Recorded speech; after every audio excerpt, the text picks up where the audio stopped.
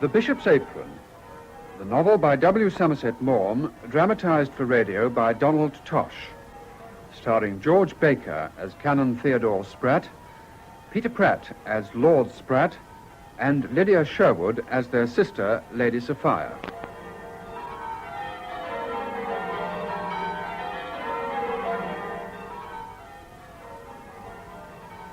It was at a time shortly after the turn of the century that a deeply concerned hush shrouded the sea of Barchester. The hush was more concerned, if less silent, in the Bishop's palace. Come in. Any word, Mr. Dean? The doctor's with his lordship now. Will he live? The doctor's not taken me into his confidence. We can merely offer our prayers for either eventuality. Barchester won't be the same if he passes over. Oh, come, Mrs. Caudle. Should Bishop Andover die, I feel sure the see of Barchester will survive. They'll not find his like. That, alas, is too true. However... Oh, dear, we may get one of them new, modern gentlemen. Should Dean Inchforth, or Canon Spratt, or even the Reverend Mr. Runcible succeed to the appointment, I'm certain Barchester will manage to teach them its ways.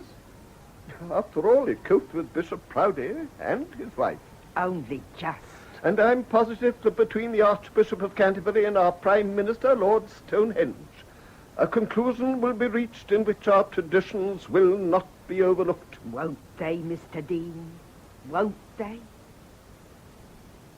Meanwhile, in London, Thomas, 2nd Earl of Beachcombe, was on his way to call upon his brother, Canon Theodore Spratt, in Kensington.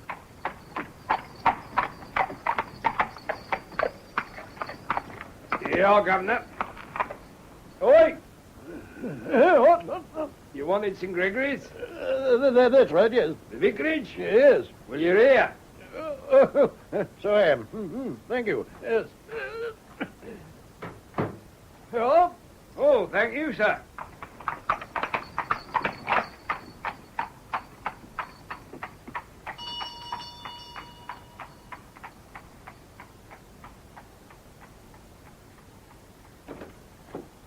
Morning, Botherby. Good morning, my lord. Is my brother expecting me to luncheon?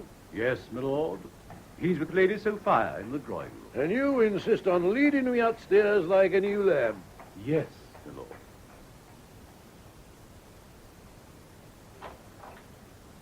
Lord Spratt. Thomas! Oh, Theo, I hope someone entertaining's coming to luncheon. I've had a deucedly dull morning. Well, I'm only your sister, Tommy, but don't I merit a greeting? Oh, sorry, Sophie. I've been so bored today. I fell asleep in my cab on the way here. Well, there's only the three of us. With Lionel and Winnie, of course. A family party. Than which I venture to think there can be nothing more charming and nothing more entertaining. Cultivating domesticity, Theo. Are you angry to be made a bishop? You take nothing seriously, Thomas. It is a failing at which I cannot but recommend you to correct yourself. Stow it. You know as well as I do the Bishop of Barchester's dangerously ill. I'm told he is dying. He's been in far from good health for a long time. I cannot help thinking that when the end comes, it will be a happy release. I met him once. I thought him a brilliant man. My dear Sophia, Andover had a certain reputation for learning. I never had a great opinion of it. You shared a college at Oxford. He was at least a generation earlier. I'm the last to say anything against a man who stands on the threshold of eternity. But if the truth must be told, he was a doddering old idiot. And a man of no family. So you expect to succeed him? I don't know who there is with any great claim upon the government, but I shouldn't be at all surprised if Lord Stonehenge offered Barchester to me. You'd look rather a toff in leggings, wouldn't he, Sophie?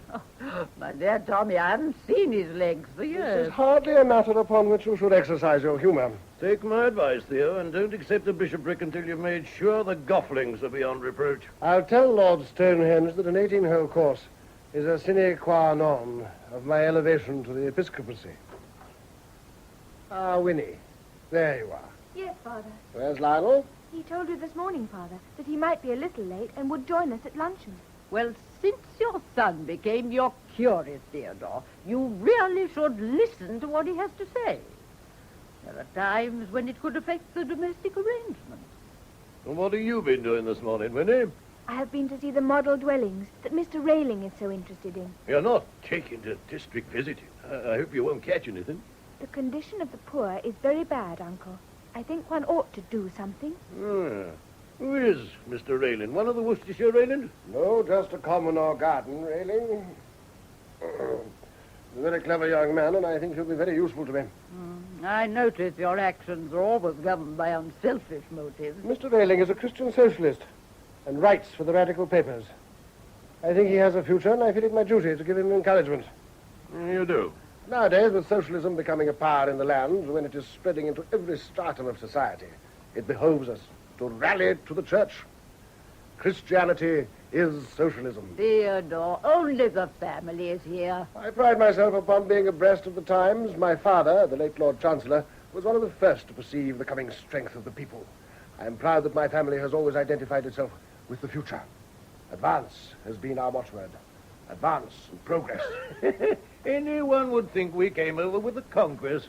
You looked out our name in Debrett. Frequently, I find it excellent reading to fall back on when there's nothing interesting in the sporting papers. Thomas. It's no go, Theo. A man with the name Spratt weren't at Hastings. I wish you would express yourself in grammatical English.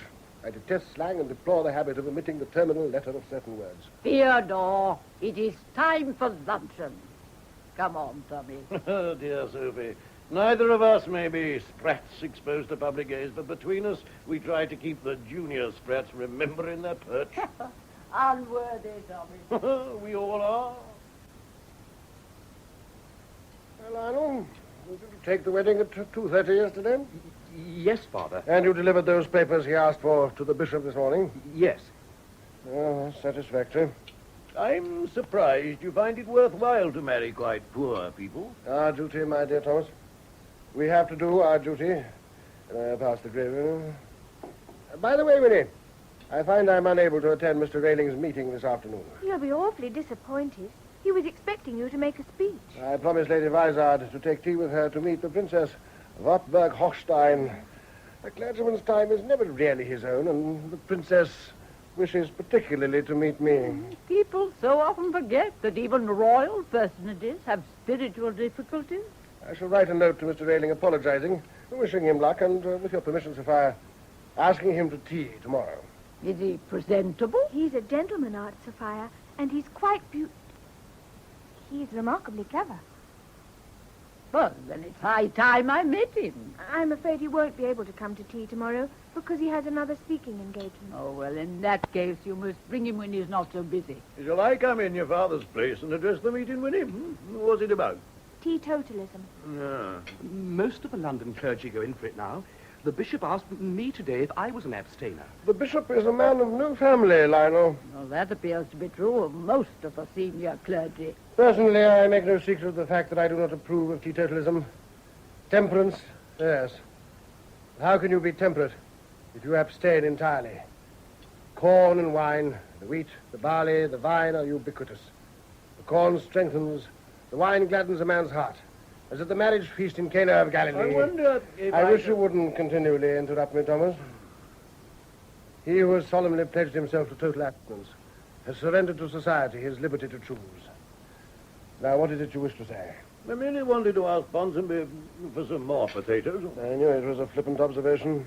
The bishop said that total abstinence in the clergy served as an example. As such, it has been a dismal failure. For many years, I have searched for one person who, being a drunkard, was so impressed by the example of his abstaining clergyman that he broke away from his vicious indulgence and became a sober man. Hock, sir. Certainly, Ponsonby, certainly. What do you think of this hock, Thomas? Not bad, I flatter myself. O quam bonum est, o quam jucundum est, oculis paternus Excuse me, Canon Spratt, sir. Yes, with us? Lord Wroxham is in the club, and he's been asking for you, sir. Lord Wroxham?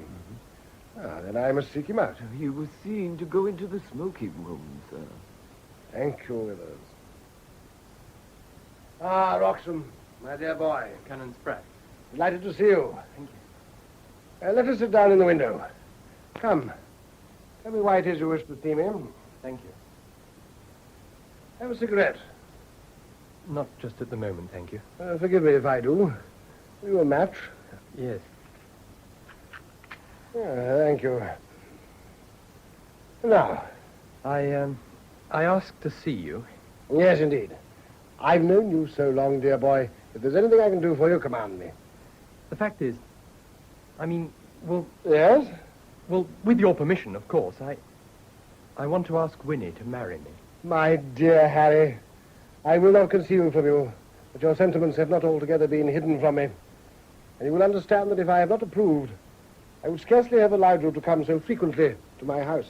Oh, yes. Yes. For many years I've had the greatest affection for you. And since you took your seat in the House of Lords, I've also esteem and admiration. Thank you. But in these matters, one is a father first and last. I have reason to believe that you are a steady young man, without vices, and with an excellent temper, than which nothing is more necessary in married life. And as to your circumstances? My income is 20,000 a year. Yeah. There are the 3 houses, as you know, and in all some 7,000 acres. Though it is true that some 2,000 of those are in Scotland. Harry, my boy. I should like to leave all the affairs about settlements in your hands, Canon. I'll do whatever you think fit. Oh, all this is very satisfactory. I'm not a man to go into pecuniary details, thank goodness. I can honestly say I'm not mercenary. And I think we can leave business details to our respective lawyers. Thank you. My dear boy, I give you my full permission to pay your addresses to Winnie. Oh, thank you. Do you think she cares for me? You need have no fear, Harry, on that point. Of course, I leave my children complete liberty of action. But I don't think I am indiscreet in assuring you that Winnie is very fond of you. I'm so glad. Come to luncheon tomorrow and have a talk with my little girl afterwards. I'll arrange it so that you can be undisturbed. That's most awfully good of you. Not at all, not at all. Now I must be running home. I only looked in to see if there were any messages for me. And it was yours, which has made me very happy. Has Father returned, Aunt Sophie? I think I heard him just now. What's wrong? Nothing. I merely have some news for him. I have had a very satisfactory afternoon. Where is Winnie? She's not yet back from hearing Mr. Railing's lecture on teetotalism. I can't still be talking. Father, have you heard? Heard? Heard what? The Bishop of Barchester is dead. What, Andover? Well, this morning you said it would be a merciful release. Oh, so it is. So it is. It is almost providential that that poor old man should depart this life on the very day that I am to meet Lord Stonehenge at dinner. Are you? Yes, at the Hollingtons. Well, you can hardly broach the subject tonight. Nonsense. Just before the election, the last time a bishopric was vacant, the Prime Minister practically assured me I would have the next. He probably did the same to half the schoolmasters of England. They have none of them half the claims I have. What about Inchthorpe?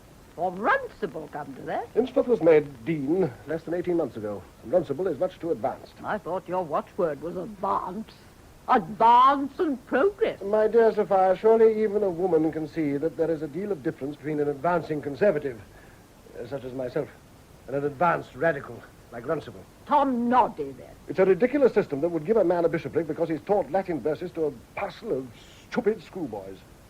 Besides, as the youngest son of the late Lord Chancellor, I think I may expect something from my country.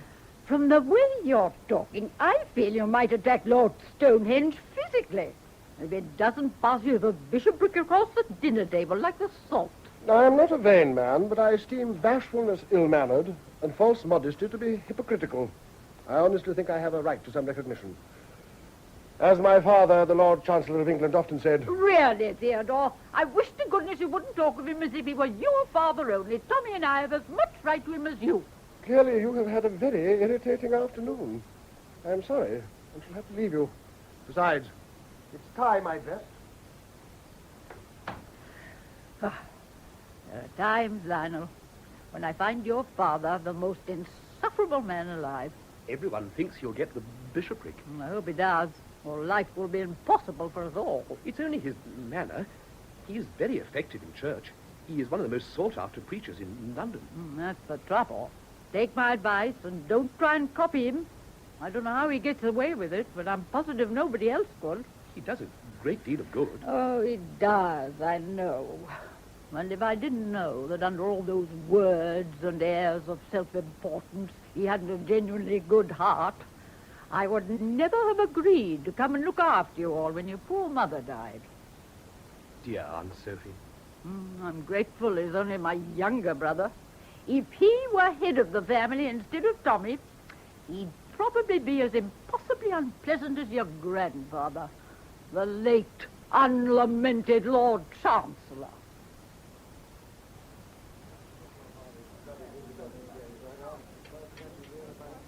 Mrs. Fitzherbert, it's a great pleasure to see you. At last you acknowledge my presence. Oh, come, Grace. We've known each other too many years with such an umbrageous tone. I had begun to feel the Prime Minister's daughter was to have all your attention throughout dinner. I was privileged to bring Lady Patricia down, but I had no idea I should be so fortunate as to have you on my other side. Besides, I believe you're about to pay me a compliment. I think you grow handsomer every day. Thank you. Now, tell me about Sophie and the children. Oh, I would much sooner talk about you. My dear Theo, as you pointed out, we've known each other far too long. Besides, for flattery to be pleasing, one must be convinced, at least for a moment, that it is sincere. And I've never concealed from you my belief that you are the most desperate humbug I've ever known. Grace, you put me at my ease at once. Now, Theo, tell me about Winnie. She's engaged to Harry Roxham. But that's marvelous news. You must be very pleased and proud. Of course. It's always satisfactory for a father to see his daughter happily married. Harry is an excellent fellow and quite comfortably off. Your understatement does you no credit. As you are fully aware, Roxham is the best party of the season. How long have they been engaged? He hasn't spoken to her yet. What? But he and I have talked it over, and he's coming to luncheon tomorrow to make his declaration. Winnie hasn't been consulted. My dear lady, do you think that she'll refuse? No. No, she's not her father's child for nothing. I look upon it as quite settled. And so there's only Lionel to dispose of. Lionel? Hasn't he said anything? Said what? Well, unless I'm very much mistaken, he will shortly propose to Gwendolen Durrant. And unless I'm equally mistaken, Gwendolen Durrant intends to accept him. You amaze me. I've never even heard of the girl. Oh, of course you have. She's the daughter of Sir John Durrant. Durrant? The brewer? And one of the leading Conservative backbenchers in the Commons. What? I'd never allow Lionel to marry anyone like that. I believe he's rather in love with her. Sir John is only a Jubilee baronet. I would assume he was a city knight. The Durrants are very nice people. And prolific. Gwendolen has 6 brothers. And Durrant was one of 10 children, 8 of whom were boys. Surely Lionel could fall in love with a girl of good family. I have it on excellent authority that Sir John proposes to give his daughter £150,000 as her marriage portion. That is a very large sum. It certainly may help the course of true love to run smoothly. It's no wonder Lionel was disinclined to take the bishop's advice to become a total abstainer. It would really be rather uncivil if he has matrimonial designs on the brewer's daughter. I don't know of anything settled yet. I merely tell you what I've observed. If you like, I'll invite the Durrants to luncheon, and you can see for yourself. Thank you. It would be delightful. Well, I'm not a man to stand in the way of his children's happiness. And if Lionel loves the girl, I'll put no obstacle in his way. Goodbye, Lady Hollington. Charming evening. Lord Stonehenge. Hasn't it been a delightful evening? I presume you're waiting for Lady Patricia. A charming conversation with her when I took her down to dinner. Oh, Spratt? I'm sorry to see that poor Andover is dead.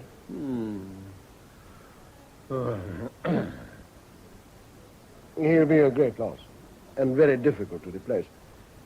They say that he was the most learned of our bishops. What did he die of? Oh, he was a very old man. My own conviction is that bishops ought to retire like ambassadors. A bishop should be a man of restless strength, active and versatile. To be a bishop, you want as much energy and resource as if you were manager of the Army and Navy Stores. Who is manager of the Army and Navy Stores? I believe Andover was appointed to Barchester by Mr. Gladstone. How very large those grapes on that table are. Yes. My father, the Lord Chancellor, used to grow very fine grapes at Beachcombe. You know, of course, that he held very decided views about the political opinions of bishops. I can't help agreeing with him. The Episcopal bench, I always think, should be a stronghold of Tory tradition. By the way, Lady Patricia persuaded me at dinner to address a Primrose meeting later this month. Here is Lady Patricia. I hope you've not been waiting in a draft, Papa. Come along. Good night, Canon Spratt. Good night, Lady Patricia. Good night, Lord Stonehenge. Very satisfactory. Thank heaven I'll never be as gross as that.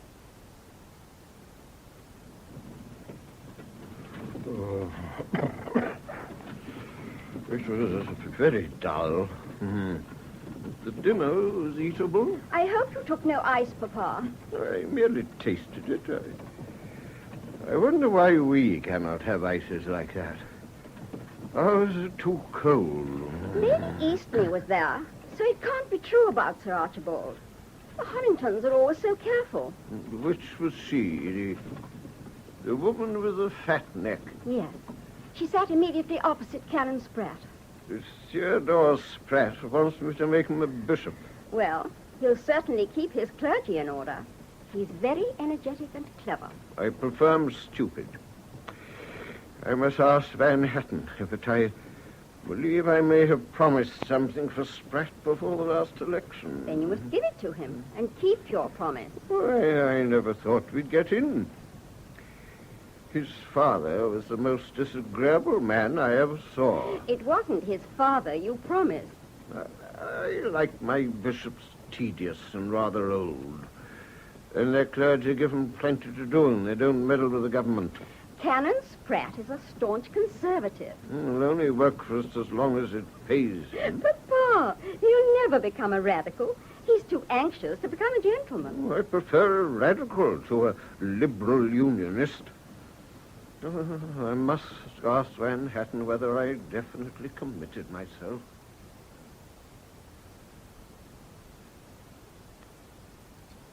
Good morning, Lionel. Aunt Sophie?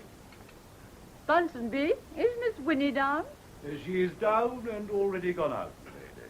So early. Do you know where she's gone, Lionel? No, but it's probably some scheme of railings. She seems to be spending a lot of time on the work of that young man. He does a great deal of good amongst the poorer classes. Did she say when she would return, Ponsonby? I understand she will be home for luncheon, milady. Good morning, Sophia. Lionel. Good morning, Father. Have you read the newspaper, Theodore? Certainly. You may have it. Thank you. I hear that in spring a young man's fancy turns lightly to thoughts of love. I presume from that you had a pleasant evening at the Hollingtons. Little bird whispered to me that Master Cupid has been busy with you, my boy. I really don't know what you mean. Are you going to deny that you've cast a favourable eye upon Miss Gwendolen Durrant? Isn't that Sir John Durrant's daughter? His colour deepens. The whisper was correct. I like her very much, Father. And I find no fault in that. But I've not said anything to her, and I've no reason to believe that she cares for me at all. Oh, good heavens, there's no way to make love, Lionel. When I was your age, I never asked if there were any reason why a young woman should care for me. I am fond of her, but I don't know if I'm the right person for her. Only a foolish lover prates about his own unworthiness. If it's a fact, let the lady find it out for herself, after marriage. You would approve my asking Miss Durrant to marry me? My dear boy, the choice is yours. I will not conceal from you that I dislike a connection with trade. But we live in a different world from that of my boyhood. And after all, the Spratts are well enough born to put up with a trifling misalliance. But I've not altogether made up my mind. Well, make it up. Don't think me cynical, but £150,000 will gild a more tarnished escutcheon than the Durrants. Besides, it's high time you were married. It's your duty to provide a male child to inherit the title. And I am assured that the Durrants run to boys. I'm not quite certain if I love her enough to marry her. Oh, don't talk such nonsense, dear boy. If you don't look sharp upon my soul, I'll cut you out and marry her myself. No, you met her last evening. Oh, but I'm going to meet her father at luncheon this week, and the girl will probably be there. Which reminds me, Thomas is coming to luncheon, and young Harry Roxham. If you'll excuse me, I have some work to do. Certainly, my boy. Go and plan your campaign. You could do far worse than Miss Durrant. And don't forget, an old and honoured name depends on you. Yes, Father.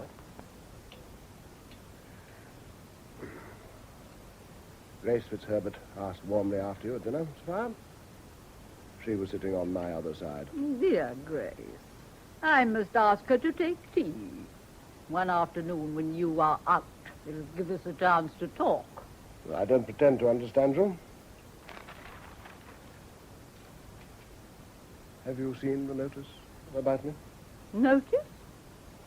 In the paper? I wish you took some interest in me. Where? Well, give it to me. Here. There is no truth in the rumor that Canon Spratt, Vicar of St. Gregory's, South Kensington, has been appointed to the vacant bishopric of Barchester.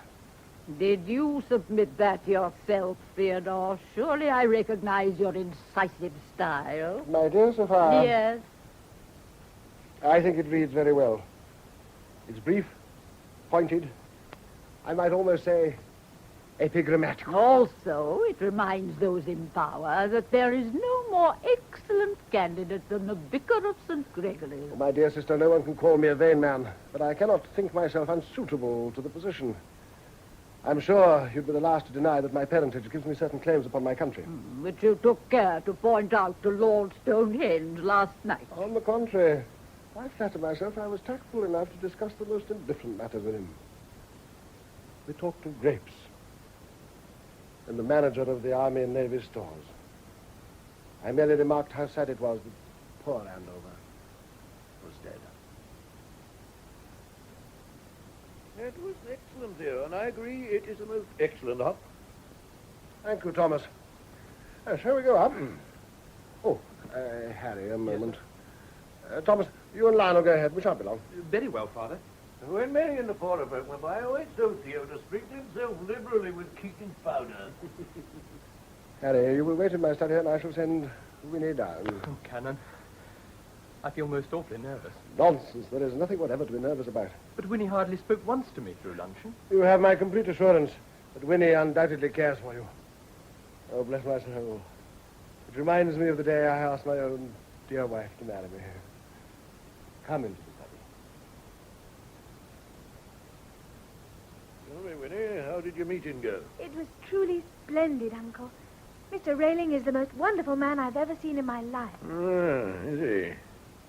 While Mr. Railing spoke, you could have heard a pin drop. And when he finished, they broke into such a storm of applause, I thought the roof would come down. Yeah. Well, I'm glad you enjoyed yourself, my dear. It isn't the enjoyment, Uncle. It's the example. Oh, there you are, Theo. But where's Harry? Is he gone? No, he's in my study. If you will excuse me, Aunt, I have a meeting with the organist. Of course. And Lionel, if you can find a tactful moment, you might tell him that the Duchess of Otterton found his playing of the voluntary a little too flamboyant last week. Yes, Father. Oh, dear me, how stupid I am. I meant to bring the paper up with me. Winnie, my love. Yes? You'll fetch it for me? Certainly, Papa. Thank you. I left it in the study. Oh. But Harry is there. Yes. I don't want to disturb him. You can't do that more than you already do. I think he has something to say to you. To me? What on earth can he want? Oh, he will tell you himself, my love. Oh, I can't see him. Oh, my dear, you must. I don't want to. I quite understand that you feel a certain bashfulness. But I must speak to you first. Oh, come, my dear. It's nothing so very terrible. Now go downstairs like a good girl, and I dare say you'll bring Harry up with you. Oh, Papa. Now go along, child. Oh, very well. Oh. A little maidenly modesty. Very charming, very pretty. It's a lovely sight, my dear Sophia. That of the typical English girl, suffused in the blushes of virginal innocence. Fiddlesticks. You're a cynic, my dear. It's a grave fault. I beg you not to preach to me, Theodore. No man is a prophet in his own country. But, Thomas, you will wonder why I sent you that urgent note asking you to luncheon. Not at all. I can quite understand that the pleasure of my company is worth a special messenger. I asked you to come in your official capacity, if I may so call it, as head of the family. My dear brother, merely by courtesy. I am unworthy. The fact is sufficiently patent without you recalling it. I should be obliged if, at this moment, when the affairs of our house are at stake, you would adopt such sobriety and decorum as you are capable. I wish I got on my coronation robes. Go on, Theodore. You will be gratified to hear that Lord Wroxham has asked my permission to pay his addresses to Winnie. In my young days, when a man wanted to marry, he asked the girl before he asked the father. I'm so old-fashioned as to consider a father the best judge of his daughter's welfare. Wroxham is a young man of the highest principles, and he naturally chose the correct course. He's a very eligible young man, and he has my full approval. Supposing she should take it into her head to marry that socialist Johnny. She told me he was the most wonderful man she'd ever seen. Young Railing, absurd. Oh, granted she's impressed by his talk, any young girl would be. My daughter knows what is due to herself and to her family. Winnie, my dear child. Papa? Where is your young man? Why haven't you brought him upstairs with you? Papa, Harry asked me to marry him. Well, I know. He did it with my full approval. Well, I hope you won't be angry. You wouldn't want me to do anything I didn't like. Now, child, what do you mean? I had to say that I couldn't. You had what? But what is this?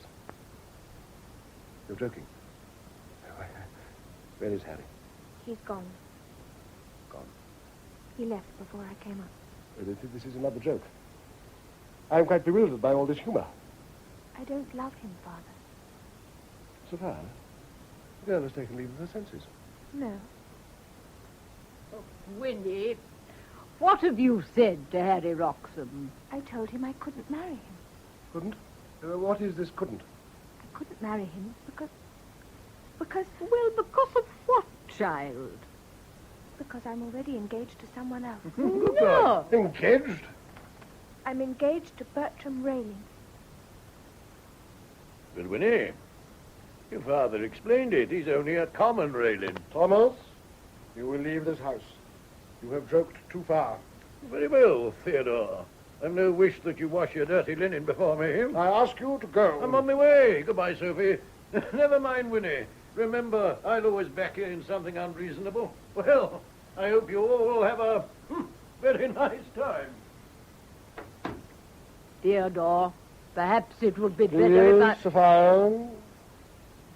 Winifred, am I to understand that you are serious? Yes. You seriously tell me you are engaged, that man, of whom no one knows anything, that penniless scribbler, that rogue and vagabond? You yourself said he was a man of great intellect. He is a charlatan. You said you greatly admired him. That merely proves that I have good manners. Oh, Theodore, you're being ridiculous. Enough. I just had to order the head of our family from the house for indecent frivolity.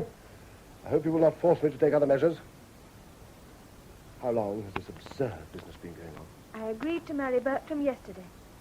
But I have not been consulted. You don't understand, Papa. Understand? Can't you see what he's done for me? He's taught me everything I know. I was a fool, vain and stupid. He has made me a woman, and one ashamed of what she was. But I'm proud now. He's the first real man I've ever met. And just what do you find in him that you cannot find in Wroxham or in me? I don't love Harry. A girl your age doesn't know what love is.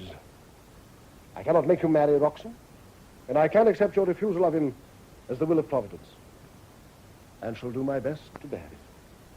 But I will not accept that it is the will of Providence that you marry Bertram Railing. I refuse to give my consent to this grotesque proposal. The man's a scoundrel, nothing better than a fortune hunter. That is not true. You have no right to abuse the man I love. I have given Bertram my solemn promise. I'm over 21 and my own mistress. And what do you mean by that? If you won't give your consent, I shall marry without it. This is my reward for all the affection lavished upon my children. For all their lives, I have sacrificed myself to their every whim. And this is my reward. Winnie, do you know anything about the young man? Has he got anything to live on? We shall both work, Aunt Sophie. And with the extra he makes from his writing, plus the little I have from my mother, we shall live like kings. In a villa in Hornsey Rise, I presume. Theodore. Well, I know it's a delicate question, but had he a father, or did he just grow? His father is dead. He was first mate on a collier trading from Newcastle. That, I should imagine, as a profession, is neither lucrative nor clean. Let us be thankful his relations are dead. He has a mother and a sister. Who are they? I don't know or care. He has told me his mother is not a highly educated woman. So I should suppose. Where are they? They have a little house in Peckham. Revolting. I wish to hear nothing more. Papa, please don't go. I know you love me, and I love you. Next to Bertram, I love you better than anyone in the world. You say you love me. How can you cause me such pain? Papa? I change nothing that I have said. I will leave you to your reflections. It is only from a regard to your sex and out of respect for the memory of your dead mother that I don't tell you I consider you more than stupid. I consider you vulgar.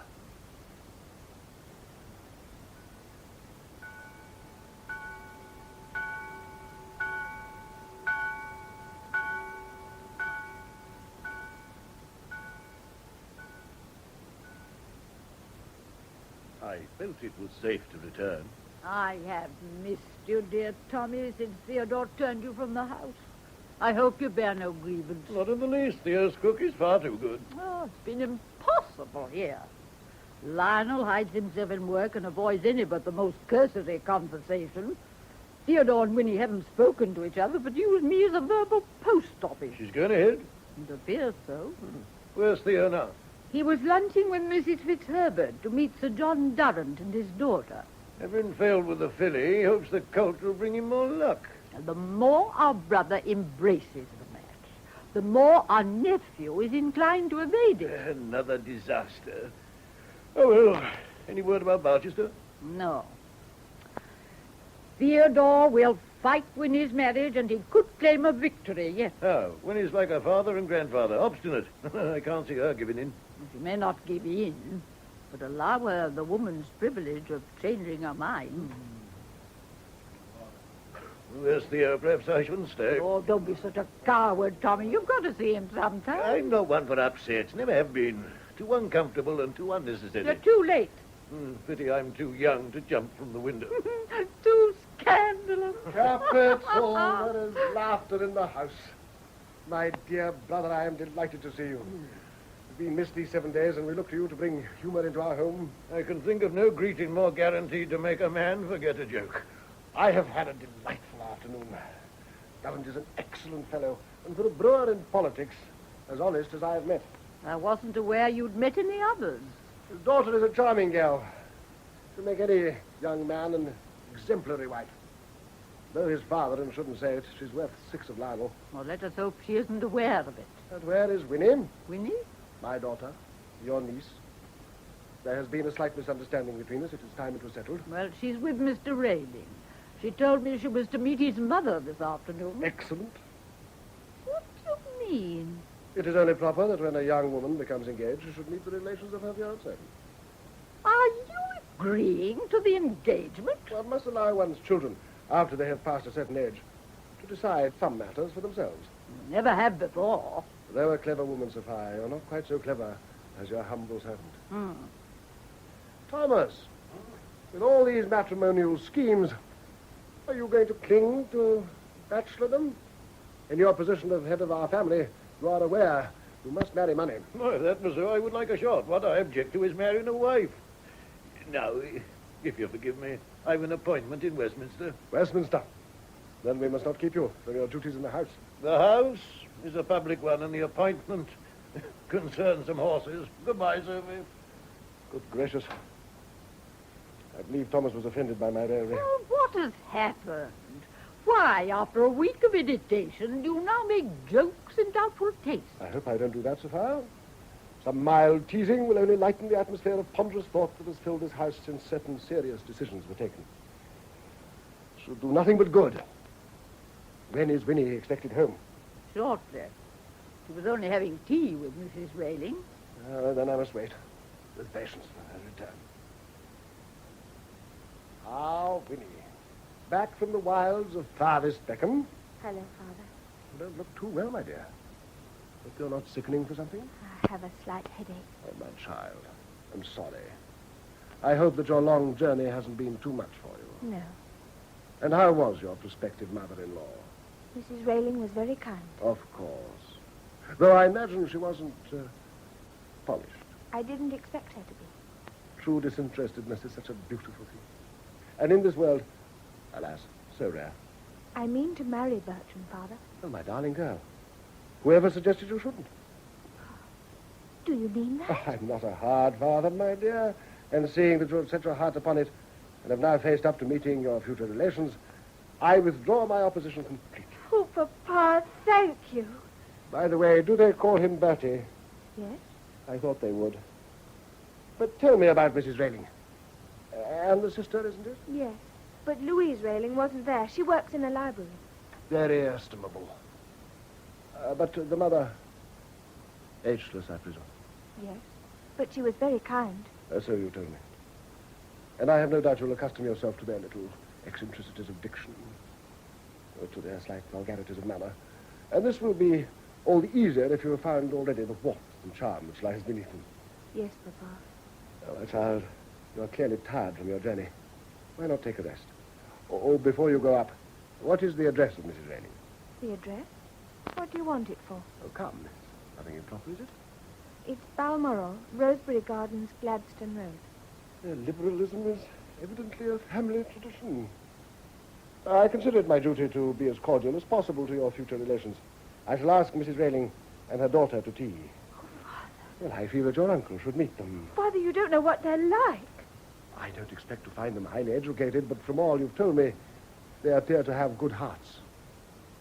I'm fully prepared to like Mrs. Railing, my dear. But, Papa, please don't ask anyone else.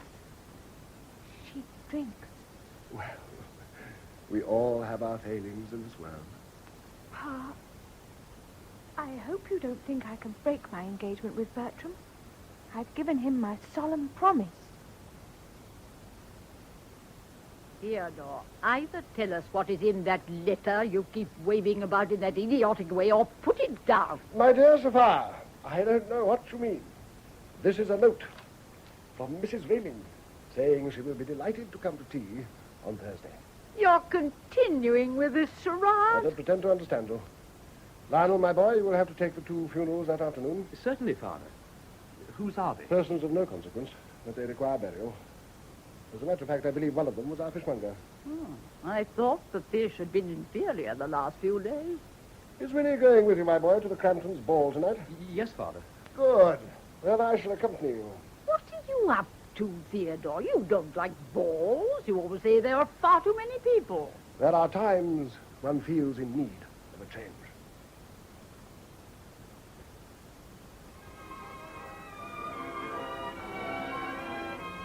Might I be able to persuade you to dance with me, Miss Black? Thank you so much. But will you excuse me a moment? I'd rather just watch. Then let me fetch you something. No, really. Thank you all the same.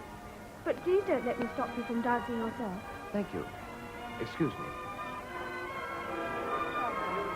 Winnie, Harry, you startled me. You're looking very delightful. Thank you. I knew I should find you here. That's why I came. You're not angry with me. I wanted to see you so badly. Good heavens, no. Why should I be angry? You've as much right to come as I. I can't keep away from you. I didn't know I loved you so much. Please, Harry. We've been friends for ages. It would be absurd if we couldn't see each other again just because of the other day. I couldn't take your answer as final. Oh, I don't want to bother you and make you miserable, but don't you think that after a time you may get to like me? I told you the other day it was impossible. I know, but then I couldn't say what I wanted. I love you so passionately that Don't it say seemed... anything more. Not just now. It's very, very kind of you. And I don't know how to thank you. But I can't marry you. Oh. May I just tell you one thing? Please. You shouldn't. It's just that if you should change your mind, ever, I shall be waiting for you. I can never love anyone else. I don't want you to make any promise or give me any encouragement, but I want you to know that I shall wait. If the time comes when you can care for me, you will find me ready and eager to be your very humble servant. I didn't know you were so kind. I'm sorry. I want you to be happy. But don't be wretched because I can't marry you. I'm not worth troubling about. Is there something the matter? I've a slight headache, that's all. Excuse me if I slip away. Goodbye, dear Harry. I shall never forget your kindness. Roxham, my dear boy, I'm delighted to see you. What a crowd, isn't there? I've been dying to find someone to have a quiet cigarette with me. Will you join me? Certainly, Danny.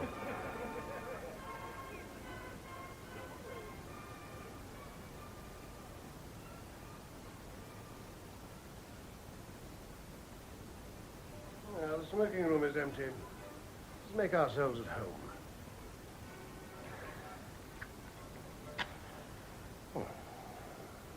I've been talking with Winnie. Have you? Well? I don't understand her. No, my dear fellow, there's nothing to understand. People say women are incomprehensible. They're nothing of the sort. I think she'd been crying. All women cry when they've nothing better to do. It's the only inexpensive form of amusement they have. I asked her to marry me. And of course she refused. Yes. That was to be expected. No girl accepts a man the first time he proposes to her. My dear Harry, the way with women is to insist. Treat them kindly but firmly. Remember, the majority never know their own minds. Between you and me, the majority haven't much mind to know. But Winnie's so different from other girls. Nonsense. Every man thinks the girl he wants to marry is different from any other. There's nothing of the kind.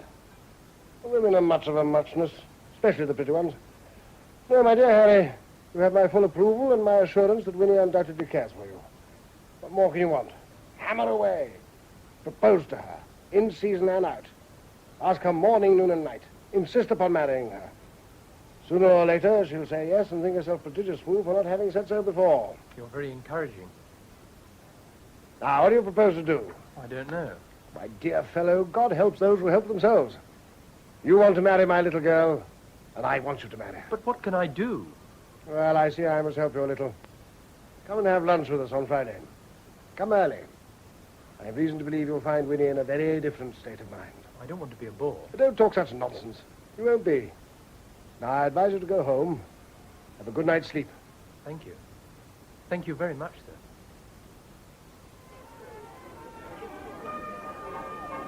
Miss Durrant. Canon. Good evening. How is it the young men are so ungallant as to leave you sitting out? I am engaged to your servant, Miss Durrant. I can't make out where he is. Lionel is a donkey. Give it to me instead. Well, I don't know that I should. Well, of course you must. I, as his father, claim it as a forfeit. Very well. Thank you. Gwendolen, I'll cut you out, dear boy. I'll cut you out. Come, Miss Durrant. You were rather unkind to him. Nonsense. It'll teach him to be more punctual. If I'd been engaged to the belle of the evening, I wouldn't have kept her waiting for a single moment. You dance better than Lionel. You mustn't think that because my hair is nearly white, that I am quite an old fossil.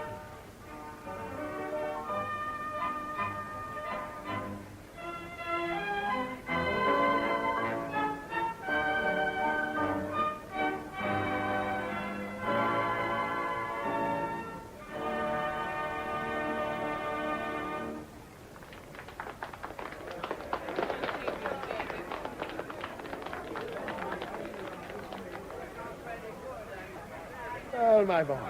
Hello, Father. Will you bear me no malice because I robbed you of your partner? Not at all. I'm not very fond of dancing. You young men are so superior these days. It's a monstrous thing when a girl's pretty feet itch for a varnished floor that she should be forced to resort to the arms of an old fogey like myself. It didn't look as if she needed much compulsion. Have you declared yourself yet? Have my paternal blessing. She's a nice girl, and I think we'll get on capitally together. No, I haven't. Well, do it, my boy. It's your duty to marry. I think you'll have to hunt a long time before you find anyone so likely to provide all that's necessary as Gwendolen Durrant. I like her very much, of course. Then go propose to her. Propose tonight. Nothing like a ball for that sort of thing. She makes me rather nervous. Fiddlesticks. Take her into the conservatory. Hold her hand. The rest will follow. For you're no son of mine. Propose to Gwendolen tonight, and perhaps I'll pay a bill or two for you in the morning. But I have no outstanding bills.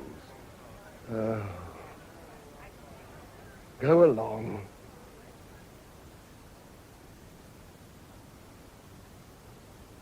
You heard? Yes. He read it like everyone else in the morning paper. The announcement that Dr. Gray had been appointed to the vacant bishopric of Barchester caused breakfast to be shrouded in a black cloud of purple vituperation. The habit seems to be catching. Well, in this house it isn't surprising. Poor Theodore. He can't have helped but Gray's headmaster of Harbins. No, there were a number of words about episcopal positions going to trumpery schoolmasters. Well, he stormed out afterwards, and though I heard him come in, I haven't seen him. Well, I told him when Andover died not to expect too much. He never listens to us, my dear. He listens. He only hears what he wants. Is the Railings tea party still going ahead? Oh, yes. This afternoon at 4 o'clock. I hope when his new relations are entertaining, or we're in for a sticky afternoon. Excuse me, milady. Sir John Durrant has called to see the canon. Isn't he in the study? No, milady. Oh. Well, show Sir John in here. And go and look for the canon. I'm sure I heard him come in. Very good, milady. Do you think Lionel's proposed at last? Oh, it's not possible. He hadn't this morning. And he's spending the day taking funerals. Sir John Durrant. Lady Sophia, I apologize for bursting in upon you like this. I had hoped to find the canon at home. Oh, Sir John. My brother is in, and he should be down directly. Do you know my elder brother, Lord Spratt? How do you do, sir? Delighted to meet you. Can we be of help? I'm afraid not. I've come to thank Canon Spratt for saving my daughter's life. Theo did? This morning, in the park. Her horse was frightened, tried to throw her, and would have bolted if it hadn't been for your brother. My dear Durrant, do forgive me. I was upstairs. Not at all, sir. I've just seen Gwendolen, and she has told me of your bravery in saving her from a nasty accident. It was nothing, I assure you. I happened to be near. I don't know how to thank you. There is no need, and I am flattered that you should call upon us. But if you will allow me to say it, I think it is incautious to let her ride alone. I've offered to accompany her tomorrow. Oh, that is most good of you, Canon. Gwendolen refuses to ride with the groom. But I'm afraid that you will find it a great bore. Not at all. I assure you it will be a great pleasure. Some time ago, my doctor advised me to take horse exercise, and I shall be only too glad to have someone so charming to ride with. It's generous of you to say so. Think no more of it. Please take a glass of sherry with us. Thank you. I trust your affairs are flourishing. In point of fact, they're not. The confounded government wants to give the local justices power to close a certain proportion of the public houses in their districts. Well, I understood that it'll have no influence on the consumption of liquor. Lord Stonehenge maintains the remaining houses will profit. Don't you believe it, Lady Sophia? 9 times out of 10, a man doesn't drink a glass of beer because he's thirsty, but because there's a public house at his elbow. The government seemed very strong on the point. Probably they've been got hold of by the faddists and abstainers, eh, Theo? Mark my words, the government doesn't know how strong we are. If they try to interfere with our trade, it will be a bad day for them. I shall fight them tooth and nail and carry the whole trade with me. The Conservative majority isn't a very large one. Precisely. It's in a wobbly state, and if they put my back up, I won't answer for the consequences. It would seem, Durrant, that you have Lord Stonehenge over a barrel. It could be, but I mustn't be tedious. Forgive me. Thank you again, Canon, for what you did for my daughter. If you'll excuse me, I'll be leaving you. Well, you must come to dinner one evening, Sir John, and bring your daughter.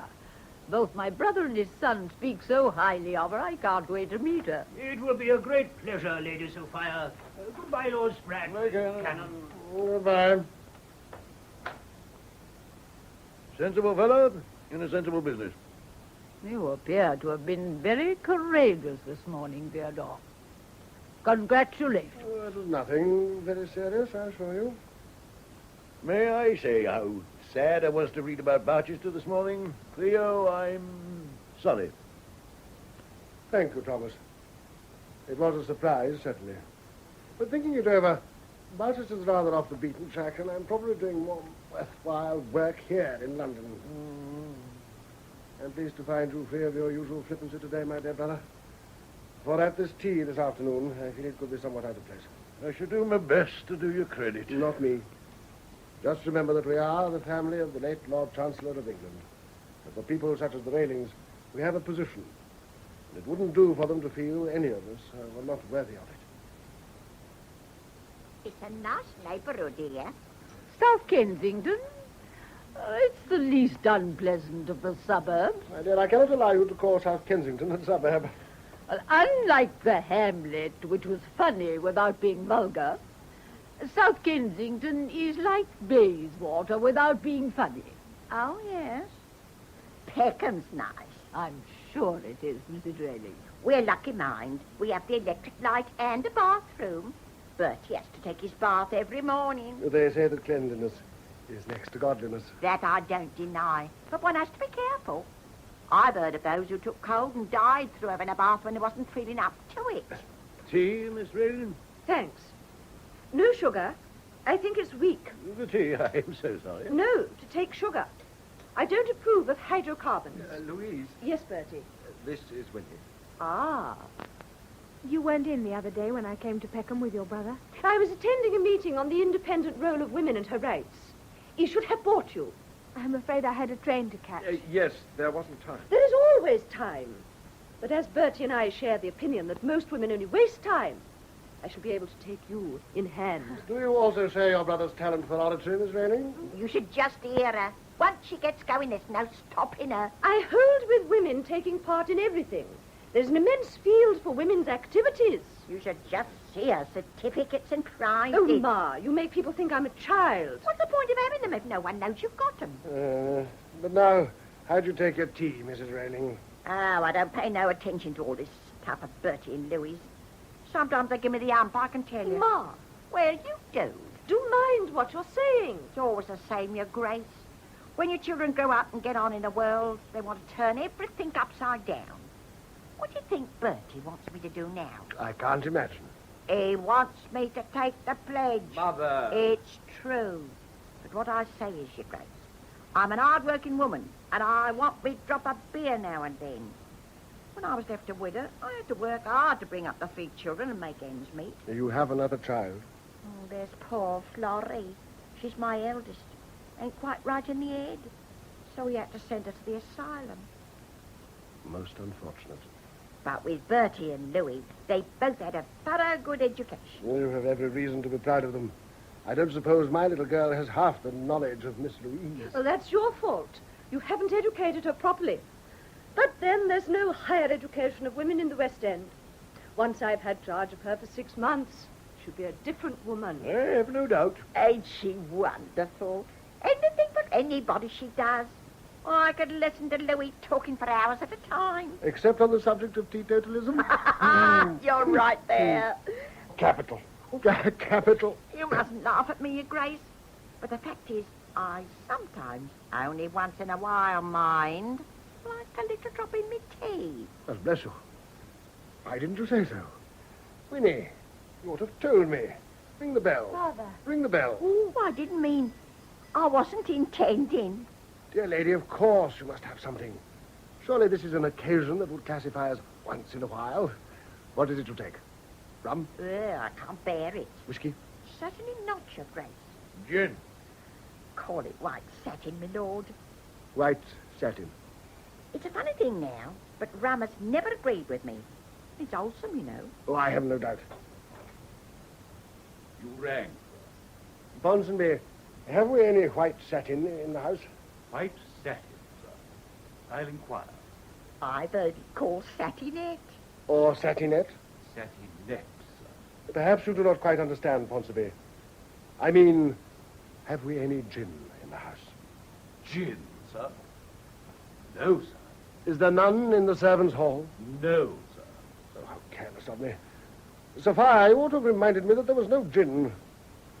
Well, Ponsonby, you will go out and get 6 pence from the nearest public house. Oh, don't send out for it. I'll never forgive myself. Oh, I assure you it's no trouble. And I should very much like to taste it. Well, then, 3 pence is ample. You're better without it, Ma. Oh, come. You mustn't grudge your mother a little treat. And it's a real treat for me. 3 pence of gin, Ponsonby. Very well, sir. That's what I like about London. There's always a public house at the corner. For once, I'm in agreement with the present government. There are far too many. I agree with Mrs. Raylan. It is most convenient. Do you? And may I ask if you have ever studied the teetotal question? Oh, no. And you, a hereditary legislator. I'd like a few words with you about the House of Lords. I'm a radical, and the House of Lords must go. I'll part from it without a tear. What moral right have you to rule over me? My dear young lady, if I do, it is entirely unaware. I'm not concerned with you personally. To you as a person, I am completely indifferent. You crush my self-esteem. I wish to discuss the matter with you as a member of the privileged class. So far as I can see, you are utterly ignorant of all the great social questions of the day. Utterly. What do you know of the housing of the workers? Nothing. Secondary education? Nothing. Taxation of the ground rents? Nothing. Precisely. Well, I don't want to know. You are a member of the upper chamber just because you're a lord. You have the power to legislate over millions of people with 10 times more knowledge, more ability, and more education than yourself. Excellent. You rub it in, Miss Rayling. How do you spend your time? Well, I... Do you study the questions of the House? Do you try to fit yourself to the task entrusted to you by the anachronism of a past age? Please, Miss Raylan, put your umbrella down. It's making me nervous. I'll be bound you spend your day in every form of degrading pursuit. Race meetings, gambling, billiards, and golf. Capital. A good straight talking to is what he's needed for years. Excuse me, sir. Ah, here's the gin. Oh, don't call it gin, Your Grace. It sounds so vulgar.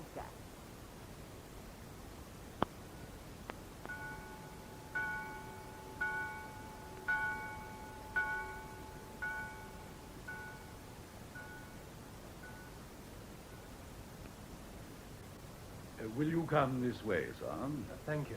Canon Spratt will join you in the drawing room presently. Lord Wroxham, Miss Winifred. Oh, hello, Harry. Hello, Winnie. You look very charming arranging those flowers. Thank you. What does it come to? He loves me not. It's not true. He loves you passionately. He always will. Won't you speak to me? What do you want me to say? Anything. Or nothing. I only want for you what you want for yourself. Oh, Harry, I'm so dreadfully unhappy. I don't know what to do. Can't you love me, Winnie? Did you mean it when you told me never to hope? Was it only a week ago I said that? 9 days. Oh, I utterly despise myself. But why? Why? Do you really care for me? You're all I care for in the world. You're my very life. I love you with all my heart and all my soul. I think I like to hear you say that. Oh, Winnie, I want someone so badly to care for me. tell me what's the matter. I may be able to help. Dear Harry, you're so kind. Far nicer than I ever thought. Please, don't torture me. Do you remember when I first saw you? You came here from Eton with Lionel, and you were dreadfully shy. But we became great friends. How angry you used to get when I beat you at tennis. You never did, except when I let you. That's what you've always said. But I didn't believe you. Do you remember when I used to punt you up and down the river? How frightened I was when you fell in. That's not true. You roared with laughter. Oh, what lovely days those were. But we used to quarrel quite dreadfully. Only for the pleasure of making it up. I wonder when you first began to like me. I've never liked you. I've always loved you. Passionately. Even when I wore a pigtail and had square-toed boots. Even then. And I always will. I can't live without you. Are you sure? Say you'll marry me. I'll do anything to make you happy. Dearest Winnie. Kiss me. I love you. My dear, how delightful to see you. I'm sorry I was delayed. Parochial business, you understand. Oh, may I tell him? Yes. Canon Spratt, Winnie has just promised to be my wife. What? Oh, my dear children, I'm delighted. All's well that ends well. I told you she was devoted to you, my boy. Trust me for knowing a woman's character. Excuse me, sir. Yes? Mr. Railing has called. He asked for Miss Winifred. Yes, he. I showed him into the study, sir. You did say you wanted to see him. I'll see him at once. How good of you to come, Railing. Delighted to see you. Winnie told me she'd be at home. My dear friend, I didn't flatter myself that you'd come to see me. In fact, I've been wanting to have a little chat with you. Of course, Canon. Very serious step that you young people are taking. Then we're wise to take it with a light heart. And as to being young, I am 28 and Winnie over 21. Yeah, true, true.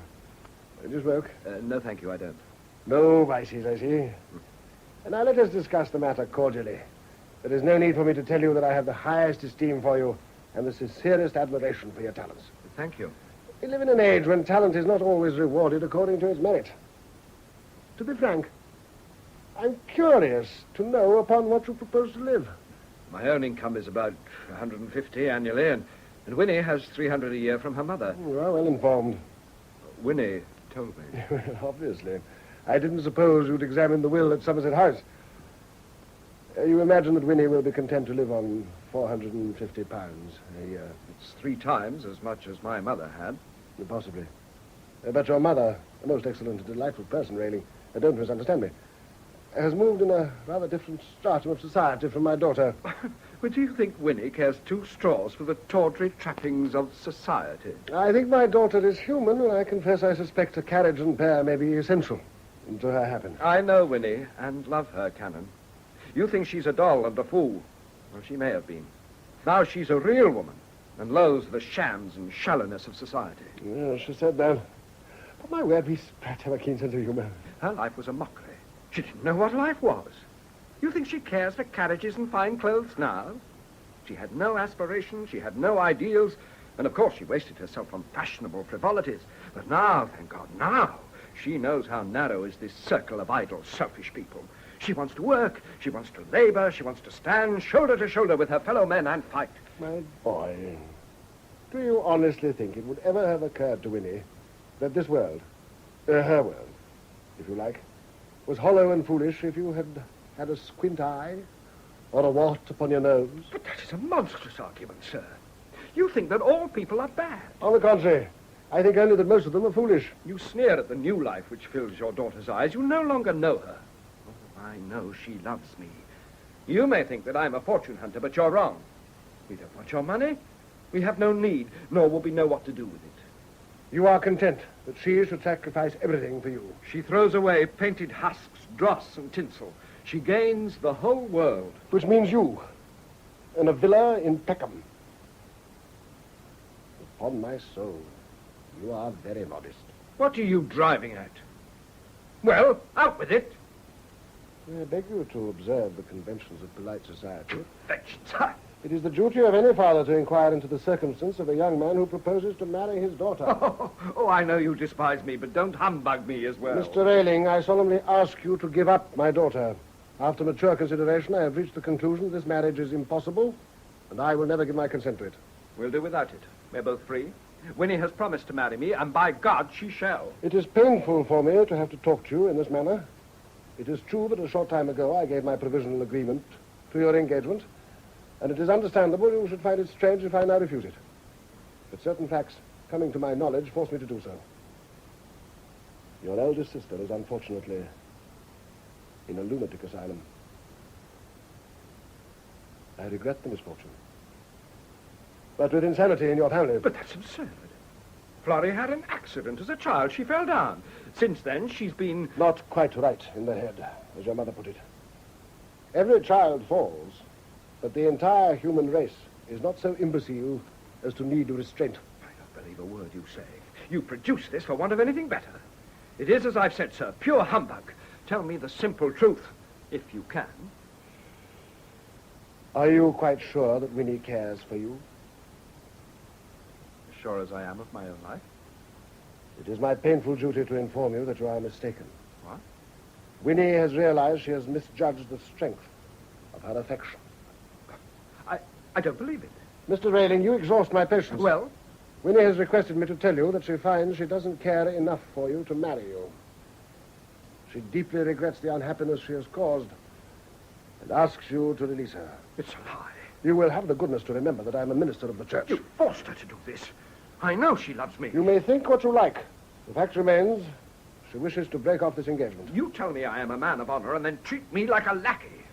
My whole life's happiness is at stake. It is not true. On my honor as a gentleman. Then let her tell me herself. She has gone out. But she was expecting me. Precisely. She chose not to be here. Doesn't that show you that I have spoken the simple truth? I wish to spare you both a painful scene. No, I can't believe you. What an escape. What an escape. Hello? Iron? You seen the paper this morning? As you insist on being the first to read it, and have not yet seen fit to pass it amongst us, I can't see how we could have. What is it, Father? A dreadful thing has happened. Dr. Gray has had an apoplectic stroke and died last night. Poor man. He hasn't enjoyed his bishopric long. I look upon it as a judgment of Providence. What on earth do you mean? I said at the time he was not fit to go to Barchester. I've no doubt the strain and excitement proved too much for him. You see, I was right. When will men learn to put a rein upon their ambition? Especially when such as you set them such a good example. You are talking nonsense again, Sophia. If you'll excuse us, I would like a few words with Lionel. Certainly. I'll go and speak to cook. Now, Lionel. Yes, Father? I think you have shilly-shallied long enough. I want to know what you intend to do with regard to Gwendolen Durrant. To do with her? Oh, good Lord, man. What a perfect fool are you? We've discussed your marriage to her ad nauseam. We've hardly spoken of it. Don't quibble. It's not fair on the girl to keep her dangling like this. Are you going to marry her or not? Well, there's no hurry. On the contrary, there's the greatest possible hurry. Why? With every reason to believe that someone else is thinking of proposing to her. Oh. Well, I don't think she cares tuppence about me. Lately, whenever I've seen her, she does nothing but talk about you. Well, there are less diverting subjects for conversation. One can have too much of a good thing. If you don't look sharp, someone will step in and cut you out. I warn you candidly. I shan't break my heart. I don't know what young men are coming to. No spirit, no enterprise. And you've been warned. So you mustn't be surprised whatever happens. Well, if you want her in the family so much, I wonder you don't marry her yourself. Well, what would you say if I did? I'd wish you luck. Well, let me tell you that a man of 50 is in the very flower of his age. Where are you going? Out!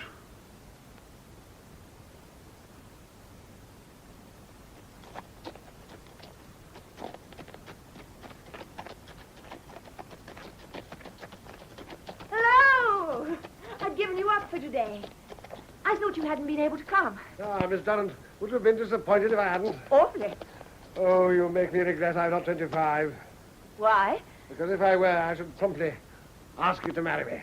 If you were, I should probably refuse you. Come on!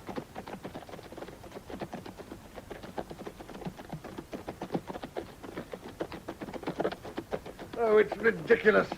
Here I am, a man you see as old as your father, yet my heart is as young as it ever was. You're not a bit like my father. He doesn't dance, but you do. And he won't ride, but you do. I never feel you're any older than I am. Nearly 50. Think you're fishing for compliments. Oh, Gwendolen. Gwendolen, I sometimes think you have worked a miracle. Oh, you can make fun of me if you like. But by your side, I feel as young as a summer morning. I admire you and love you. Do you find me ridiculous? No. No, not in the least. Benedictine, will you be my wife? Theodore. What about Lionel? Lionel? Lionel can go to the dickens.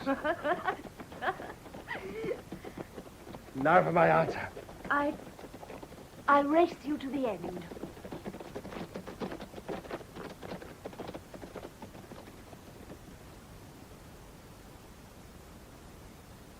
It's all settled then.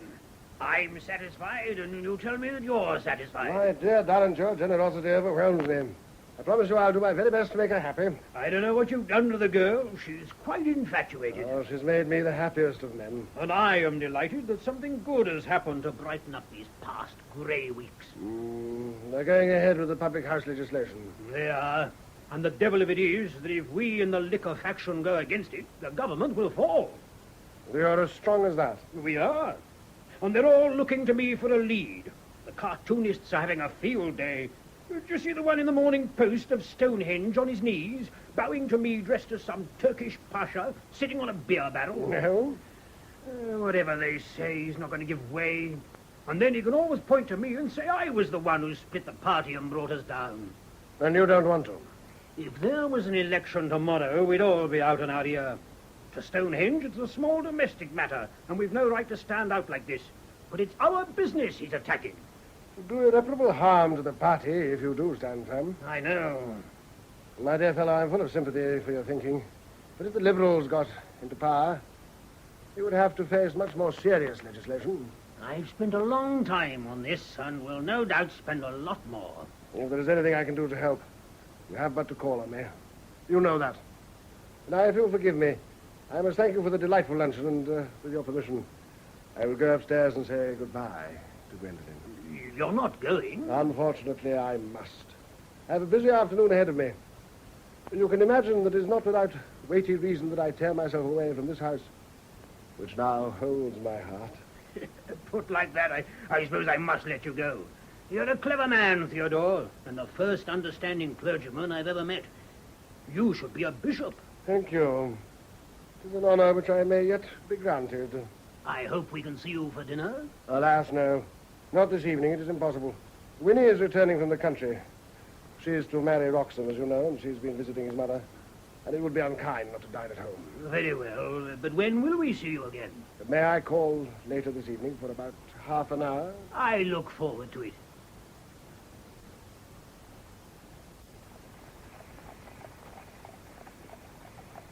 Cabby, it's half a sovereign for you if you get me to the Athenaeum in the next 3 minutes.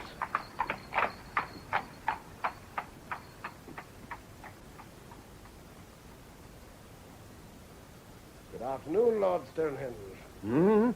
Oh, Spratt. Did you see this cartoon in the Morning Post? In a ticklish situation, this one with the brewers. Just been lunching with Durrant. He's rather sore about it. Oh, I hope he won't do anything rash. I have some influence with him, and, of course, I'm doing my best to persuade him not to kick over the traces.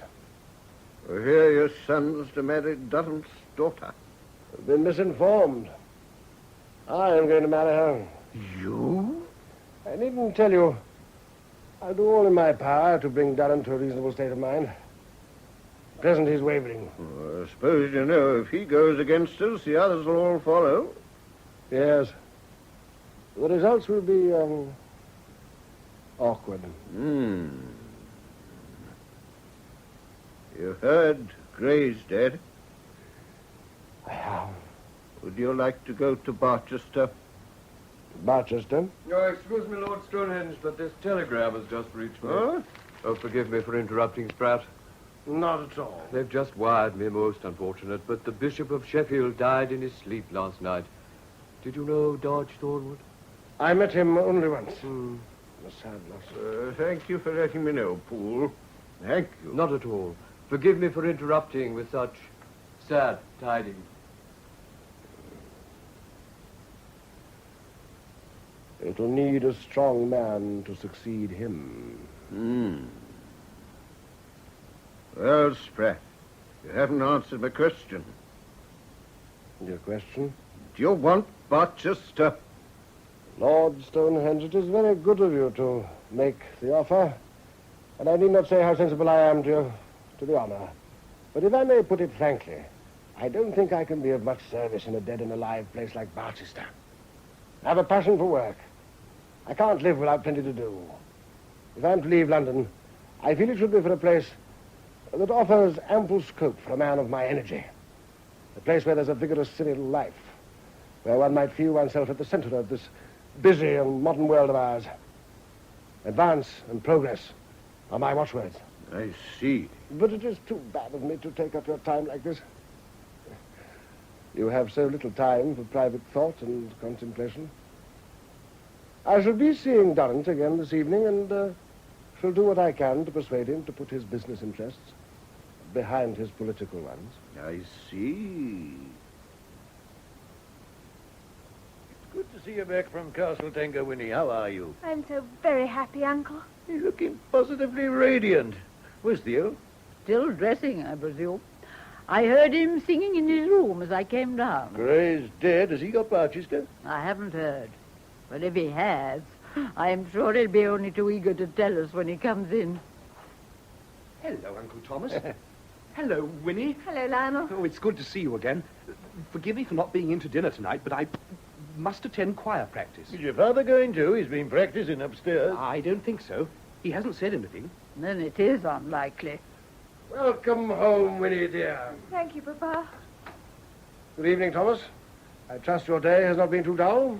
You're very cheerful, Theo. Who would not be? The family all gathered together again. How delightful. How's Harry, Winnie? He's wonderful.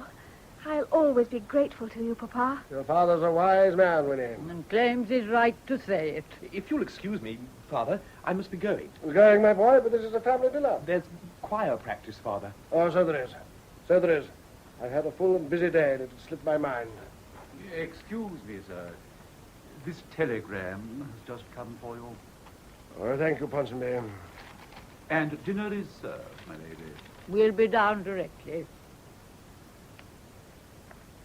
Oh. What is it, Papa?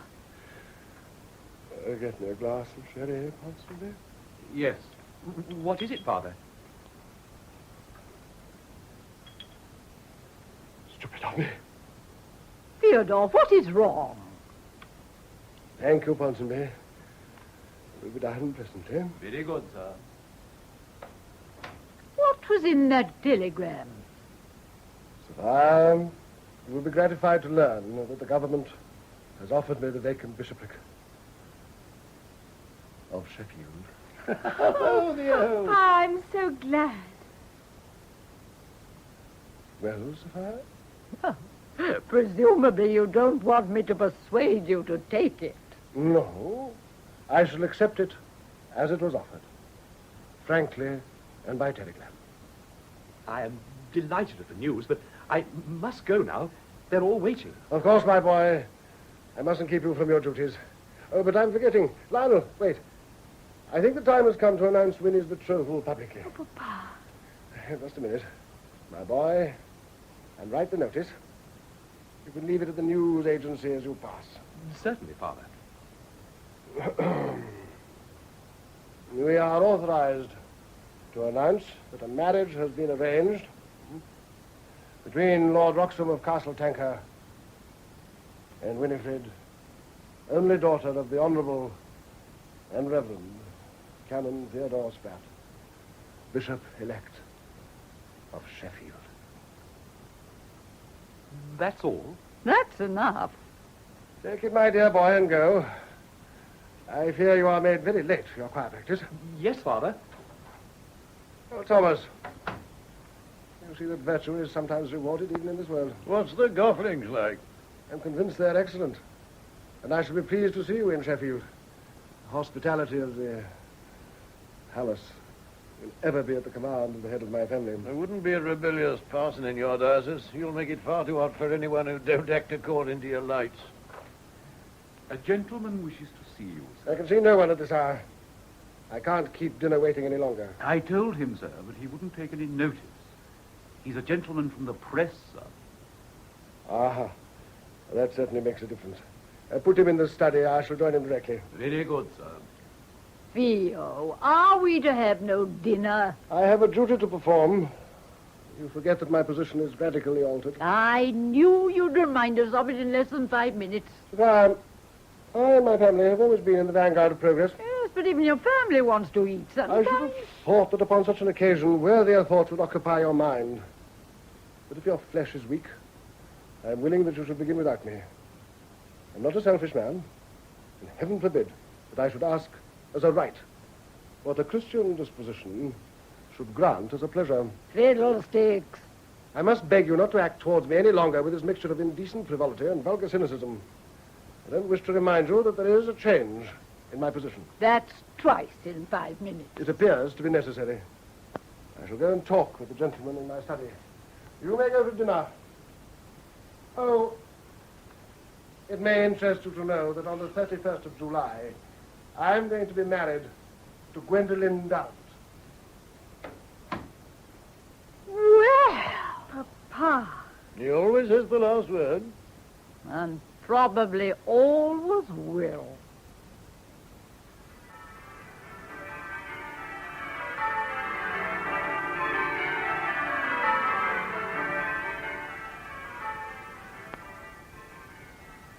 In The Bishop's Apron, you heard George Baker as Canon Theodore Spratt, Peter Pratt as Lord Spratt, and Lydia Sherwood as Lady Sophia Spratt.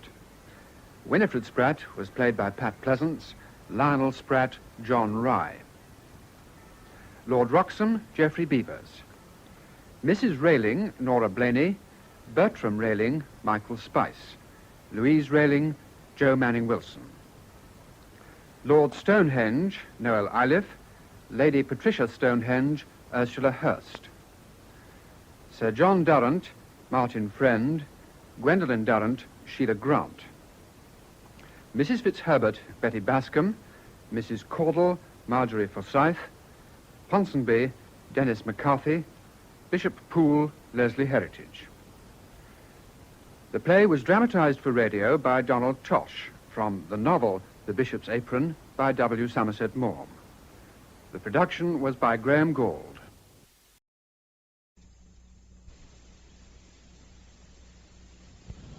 Afternoon Theatre.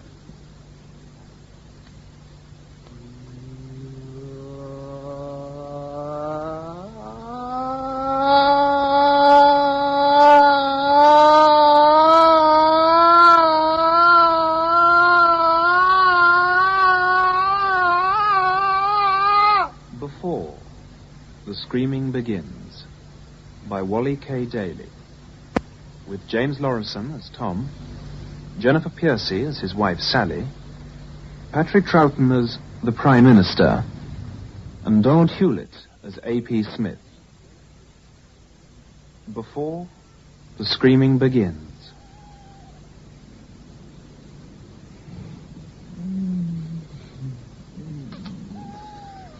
Nice. You haven't gone off me yet. Not yet. Ask me in a few years' time. I'll just try it every anniversary.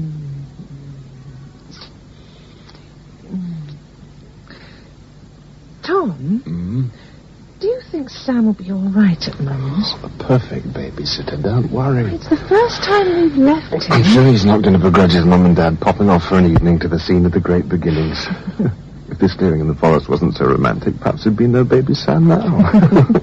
Here I proposed. Here we stopped as we passed on our wedding night. And here we've sat and watched the moon go down every anniversary for the last 5 years. And each time I've said I love you, and always meant it. A couple of years we'll bring Sam, let him into the secret.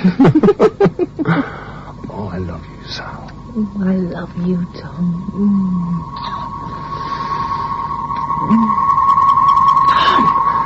What is it? Don't know. From the clearing, I think.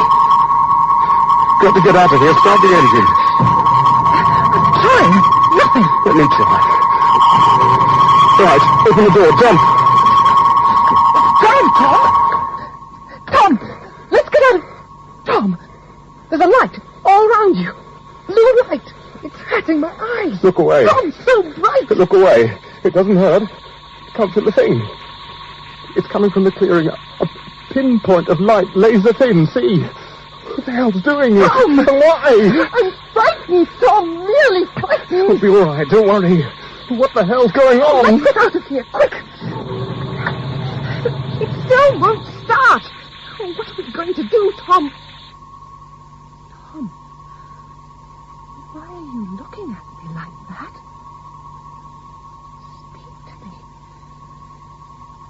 Speak to me, Tom. Please stay in the car. You are not required. You may leave in a few moments. Where are you? But I keep telling Madam, you. please try to keep calm. How can I keep calm when my husband... It's not helping at all getting hysterical about What it. am I supposed to do? Sit here smiling? My husband has just disappeared before my eyes, and you ask my name and There address. is a procedure laid down for missing persons, and it must be adhered to. Person? Oh, can't you see? Don't you understand? My husband. My husband. Oh, it's no use. Why don't you believe me? I'm sorry. I do understand, but look at it from my point of view, madam. We get some pretty amazing stories from that side of the counter, but yours really takes the cake. A pencil of light from a torch you can't see, and no husband. You must see, we've got to check you out. Make sure you're even married, for instance. We've been hoaxed before. This is no hoax. I am married, and I'm sure you are, but we've got to check. And while we're checking, there's a couple of policemen on the way to the clearing where all this is supposed to have taken place. It did take place. So there's nothing more you can do except help me to get the details down. Leave the lights on, Walt. Okay. Reckon this is the place? Yeah, gotta be. Moors Copse. Lovers' Copse, they call it, local to the house for miles. Watch the moon go down and the fairies dancing in the clearing with no one to bother you. Very poetic. Now, let's see if we can find out where they're supposed to have parked. Man, wife, and mysterious vacuum cleaner. Bleeding creep, if you ask me. Wandering around the country in the dead of night. Not what I'd join the force for. Yeah, cold feet, my little partner. In cold feet, aren't we? Two things I can't stand is owls and little green men. Give me half a dozen villains to face any time. Well, I don't believe them myself, so there's no problem. Hold it, John. Over there. Car tracks in the mud. Okay, we're on our way. Follow them in.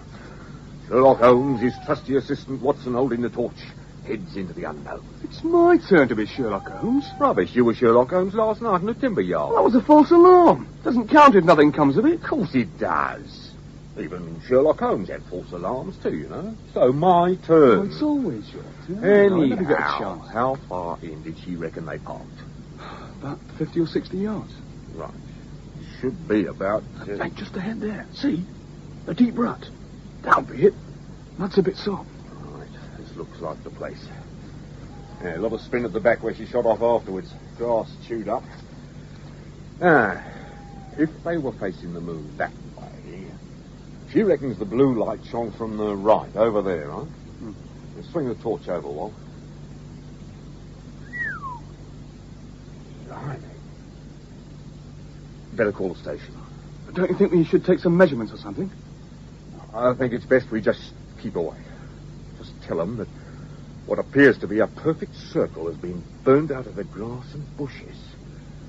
At least 10 yards in diameter.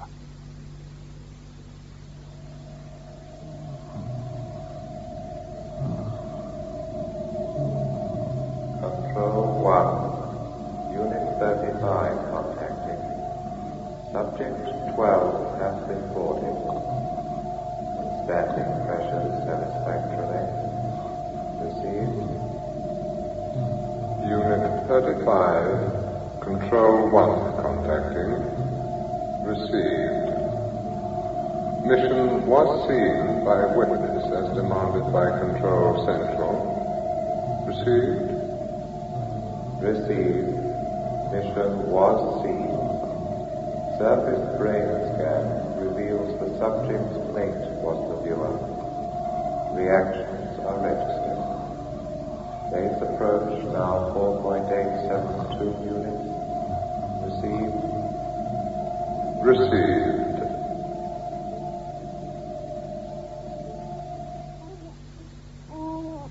Come on, then.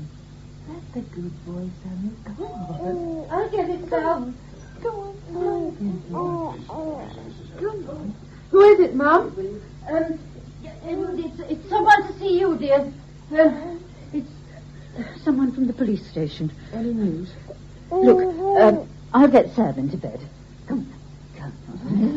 Granny's I'm frightened, Mum. Better get it over with. It's either good news or bad news or no news. And the sooner you know which, the better it'll be. Now, come on. I'll send him in, Sam. Oh, you're right. It's just that I don't want it to be bad news. Would you like to go through, please? Thank you.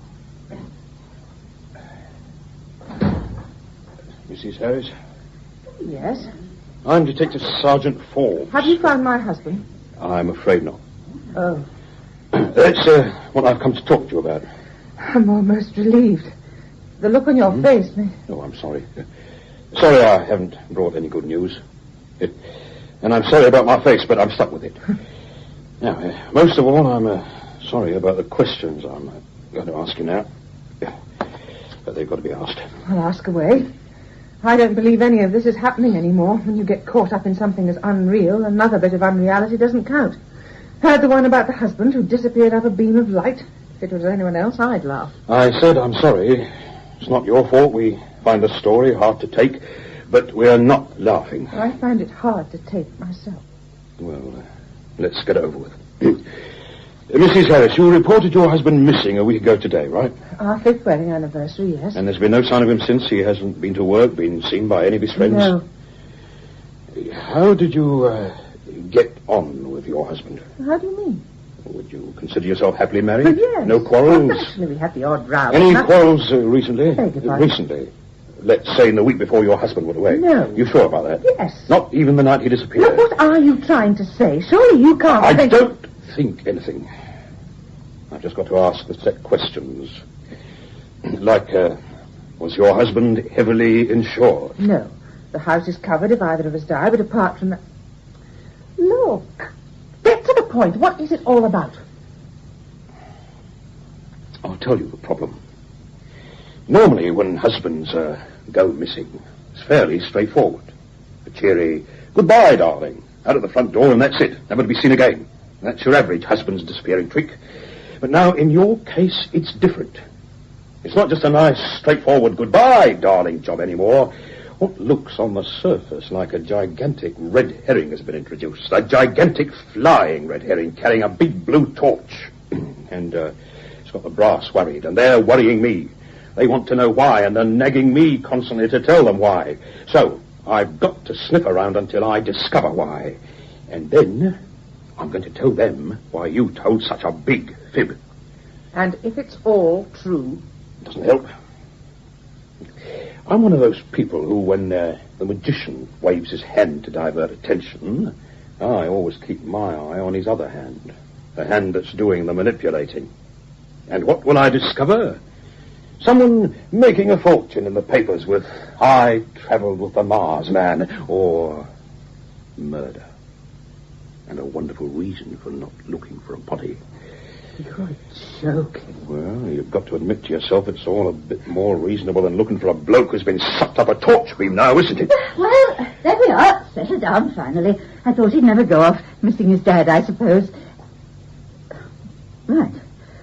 Well, I'll make us all a nice cup of tea, Okay, shall I? not for me, thank you. I better be off. Oh. Well, Mrs. Harris, I'll leave you now. You know where I'll be if you want me.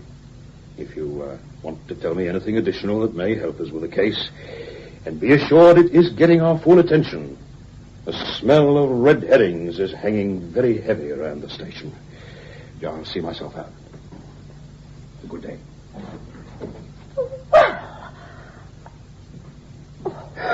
Oh, no,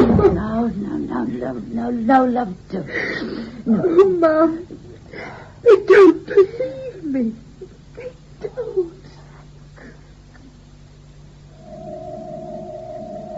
Control 1 to Unit 35. Contacting received.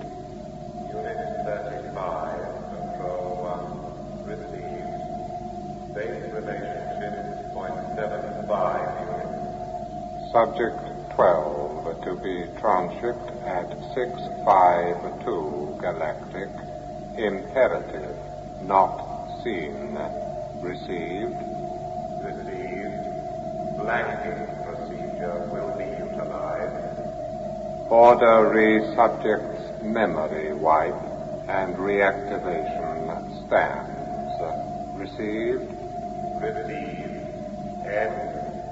End. Control 1 to Unit 37. Contacting. Sarge? Yes, what is it? There's a visitor in your office. Looks like big brass. Oh, that's all I need. Anything new on our disappearing torch beam? Nothing that smells. Keep digging. I'll go and see the brass.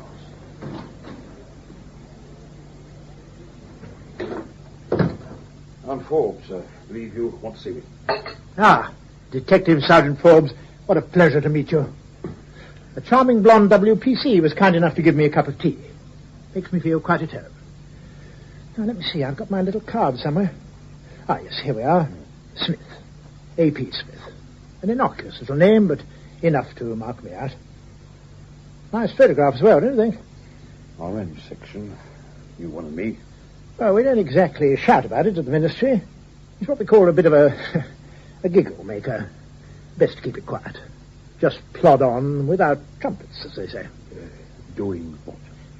Filtering, really. Yes, filtering is the word.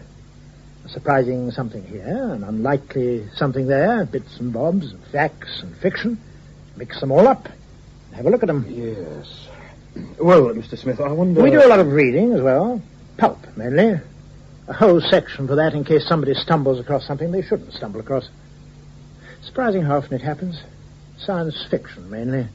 Very little fact. Check out the spoon benders. That sort of thing. Ticks. Mr. Smith, I wonder... You wonder what I'm doing here. And quite rightly so. A story in your local paper, 2 lines in the Nationals, and the ministry popping in on you. Strange world. It's your Mr. Harris I've come to chat to you about. Harris? Look, you're not buying the little green men with blue torches, are you? As I said, a surprising something here, an unlikely something there. Who knows what one finds? I admit missing persons fascinate me in any case. 120,000 people a year, and rising. You'd need Wembley Stadium to pack them in. They're fascinating, all right. But you're Mr. Harris, especially so. A missing person seen going missing, now that is a bonus. And turning up again to cash in on it, I should wonder. Oh, yes, we're pretty certain he's going to turn up again. But I don't think there's going to be any cashing in. We'll have to see about that. But you see, we have a feeling. A feeling? You mean you know something? Filtering. As I said, we filter. Nationally and internationally. And we discovered your Harris hasn't gone solo. How do you mean? There were others. All witnessed. Some sort of conspiracy throughout the country. Now, that's a touch parochial, Mr. Forbes. The world. Throughout the world. I don't believe it. Now you're talking like a detective. Detective Sergeant Forbes, and quite rightly so. But look at it from our point of view, and ask yourself the question we must ask ourselves. Oh, yes, and what's that? One simple little word. Why? You see, as far as we can ascertain, every country, major and minor, has had at least one person disappearing in this rather overly dramatic fashion. And within yards of each disappearance was found a perfect burnt circle 10 yards in diameter, in what we've come to term flying saucer shape. And all this occurred, allowing for time zones, at exactly the same time. Now, even you, Detective Sergeant Forbes, must admit that that is interesting. And you must admit as well that simple little why becomes possibly quite important.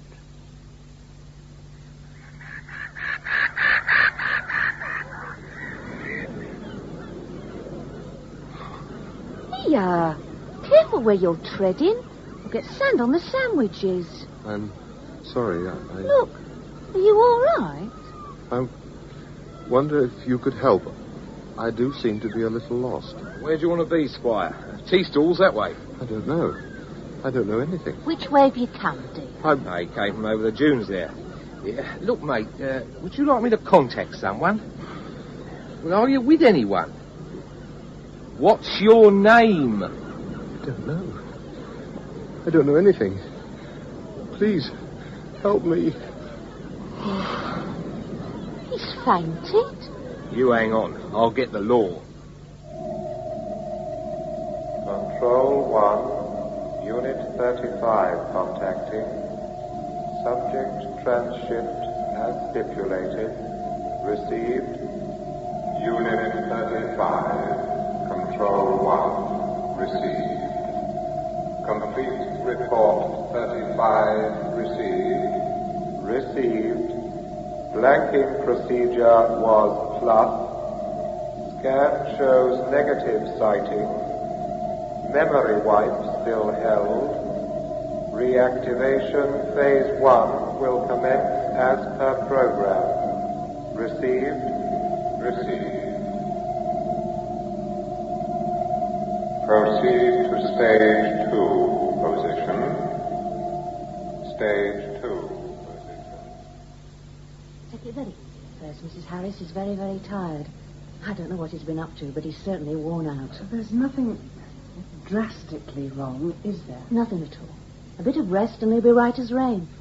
Just a touch of exhaustion, if you ask me. And with all the experts flocking in, you'd think... Aye, people from London by the trainload.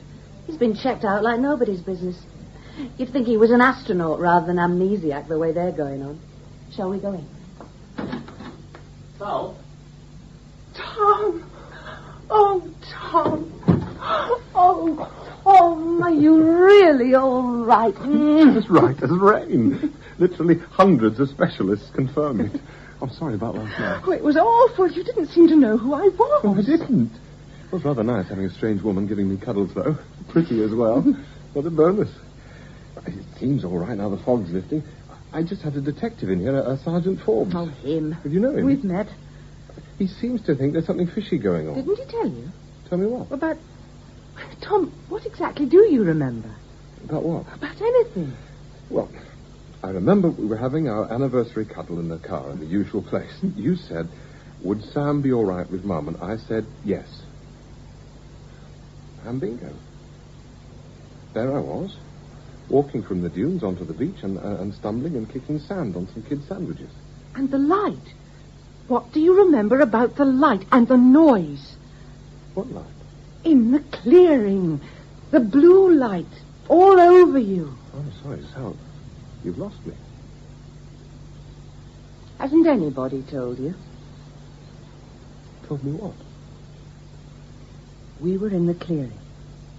There was a fantastic noise. We couldn't start the car. We couldn't get the doors open. Then there was a light shining from the copse. It shone through the window onto you, covered you like a haze. It didn't touch me at all, but it was so bright it hurt my eyes. You said, don't worry, it doesn't hurt at all. Close your eyes. And then there was a funny noise. And you disappeared.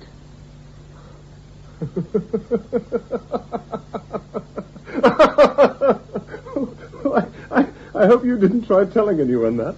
That is the funniest thing I've ever heard. It's hysterical. Tom. Oh, I'm sorry. It's not funny, Tom. It happened. Oh, but... Marks were found nearby. A large circle burnt out of the brushwood. The papers say it was a flying saucer. Hey, now, wait a minute. You can't seriously expect me to believe that I went in... I saw what happened in the car, Tom. After that, I'd believe anything. May I come in? Oh, good, Mr. Harris, you're awake. How do you do? My name's Smith, A.P. Smith. An innocuous little name, but enough to mark me out. Mrs. Harris, I believe. Nice to meet you. A lovely dress, if you don't mind me saying so. Not at all. Now, I'm sure you've got a lot of catching up to do, so I'll keep it brief. Mind if I sit down? Help yourself. Ah, that is a relief. I walked through the park to get here. Thought I'd check how spring's coming along. My feet aren't really up to it anymore, but such a lovely day I couldn't resist. Lovely day. Don't you agree it's a lovely day? No reply. Who is he, I see, writ large on both your faces, or perhaps get to the point. Whichever it is, your prayers are now answered. To the point, I will get. I don't know about you two, but I find it extremely irritating when somebody says they'll get to the point and waffle on absurdly. And what is the point? Good question. Space trips, and the reason therefore. Flights in flying saucers, and mysteries to be unraveled. I should tell you before you go any further that I don't believe. Tom, I told you what I saw. I know, love, and it isn't a question of not believing you. Obviously, we've been caught up in some sort of accident, and it's left you with some strange memories, and me with none at all. And I'm quite sure it will all finally be explained, and the explanation will be logical. I didn't dream it, you know. It was the most terribly real thing I've ever seen. You just disappeared. It's not my place to interrupt a family discussion. But for the purposes of my visit, it might make it easier if we assume, Mr. Harris, that you did disappear and that you were flown off. I'm sorry. I just find it impossible. I understand your point of view. But I inhabit a funny little world where fact and fiction sometimes get jumbled together, and it's part of my function to try to do a bit of unraveling. Now, when it comes to extraterrestrial visitings, there are those who turn every barrage balloon or wisp of cloud into alien craft, and others who, if a little green man with a goldfish bowl on his head stood in front of them saying, "Take me to your leader," I wouldn't believe him. But my department looks at them all, and 99.9% of the time is all down to barrage balloons and wisps of cloud. But the 0.1%, we have to admit, we do find fascinating. You say your department? Oh, sorry, how remiss. Here we are. Smith, AP, Ministry of Defence, my card. Defence? Yes, RM section. Rather a good photograph, don't you? I don't get it. Why the Ministry of Defence? And what's the RM section? Ah, how nice. Now we're all getting to be friends. Ladies first. RM section looks at the peculiarities that sometimes manifest themselves in this world of ours. Gentlemen second. The Ministry of Defence, because you, Mr. Harris, might be, for want of a better word, a security risk. What? An unwitting one, of course. All those lovely people who've been checking you over this morning will try to come up with something interesting physically or mentally that perhaps will give some clue as to the purpose of this alien exercise. Oh, I should mention, if it's any comfort, you weren't alone. In every country with which we have departmental contact, reports are coming in that individuals like you are being delivered safely back on their doorsteps after disappearing in similar circumstances to yourself for 10 days. And you see, the powers that be find that both fascinating and alarming. Silkin here. Oh, sir. No, sir. At the moment, Mr. Harris is still in hospital under observation. No, nothing. He's been checked out from top to toe. Yeah. Well, one of our RM men is liaising with the locals, and the general consensus of opinion is that very shortly he's going to want to leave. So we've agreed departmentally that it would be politic to take him into custody rather than... Yes, Prime Minister, but we do feel... Of course, sir. Well, we could offer him protective custody. With respect, sir, that's something we can't be absolutely sure of. No, nothing else from the Russians. There does seem to be a general clamping down all round. The Americans are obviously taking theirs very seriously. They've quarantined their chap's hometown and ringed the whole place with troops. Very ostentatious, I agree, sir. No, of course, we couldn't. Very good, sir. I'll keep you informed.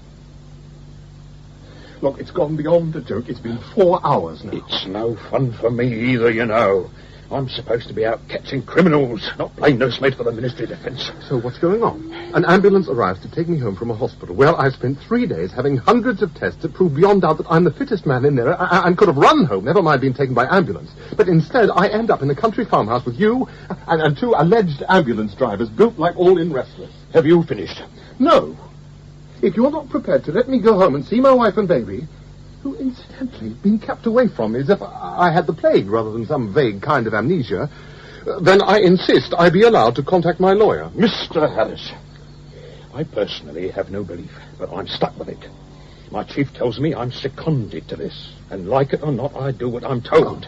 My orders are you communicate with no one, and that we sit and wait further instructions. So, you best make the most of it. Same as I'm trying to do. You can't do this. It just doesn't happen in England. It's nothing more or less than kidnapping. People trotting off up bleeding blue lights doesn't happen in England either, but apparently someone's taking your alleged trip very seriously. Well, not me. Not me either, but somebody. Now then, there's a fine greeting, I must say. Lovely day like this, and voices raised. What will the cows make of it all? I want to know what's going on and why I want to be relieved from my duties with your department, sir. Boys, one at a time. You're doing a valiant service, Mr. Forbes. The department quite rightly thought Mr. Harris should have a friendly face along with him when he took his trip into the countryside, so he wouldn't be frightened by those rather over-muscular drivers. And from the look on Mr. Harris's face, he no doubt echoes those sentiments, Mr. Forbes, but needs must. Now, I think we should just sit down, and I'll bring you up to date.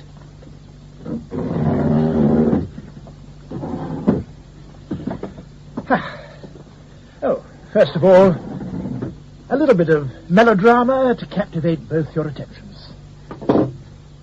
For you, Mr. Forbes. Primed, oiled, and ready to go. Safety catch on, of course. A gun? Oh, very astute and perceptive. Though the barrel, handle, and trigger's a bit of a giveaway. Forgive my little joke. Yes, a gun. Smith & Wesson 32. Same as you used on the pot shot course you attended, the report of which I read with some pleasure. Congratulations on your marksmanship. I'd be pleased if you put it away somewhere safe. Now, but no buts at the moment. Too much to do. Oh, yes, of course. You were going to ask about the holster. Here we are. Perhaps you'd be good enough to do the necessary. But...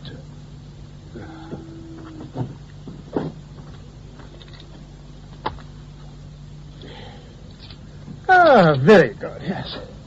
Now, the cloak and dagger deepens. Who did you vote for, Mr. Harris? Pardon? You're right, of course. Damned impertinence on my part. Trying to impress you with the brass. Let's just say there's an almost 50-50 chance that the message I've got for you comes from the leader of the party you voted for in the last election. And therefore, you probably trust his word. A little bit. Namely, the Prime Minister. What? What a monosyllabic group we are. Yes, the Prime Minister, no less. And his message to you is, come quietly. I'm sorry, I don't follow. Protective custody has been offered to you. And the Prime Minister thinks it would be a good idea all round if you concur. What does the Prime Minister know about me, and why protective custody? Both good questions. The Prime Minister knows about you belonging to a pattern of incidents on a worldwide scale, the point of which is not yet known. But he's being constantly informed. And protective custody, because our information indicates, firstly, that certain governments are in the process of trying to collect together by fair means or foul all the participants of the said incidents, hence Mr. Forbes' gun.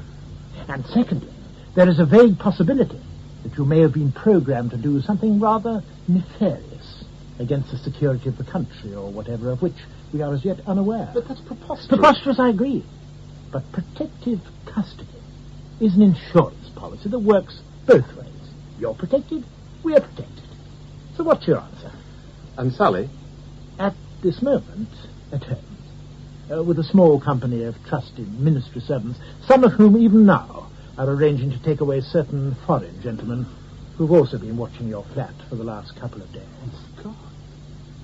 Your wife simply awaits the phone call confirming that you want them to join you. Well, another good question.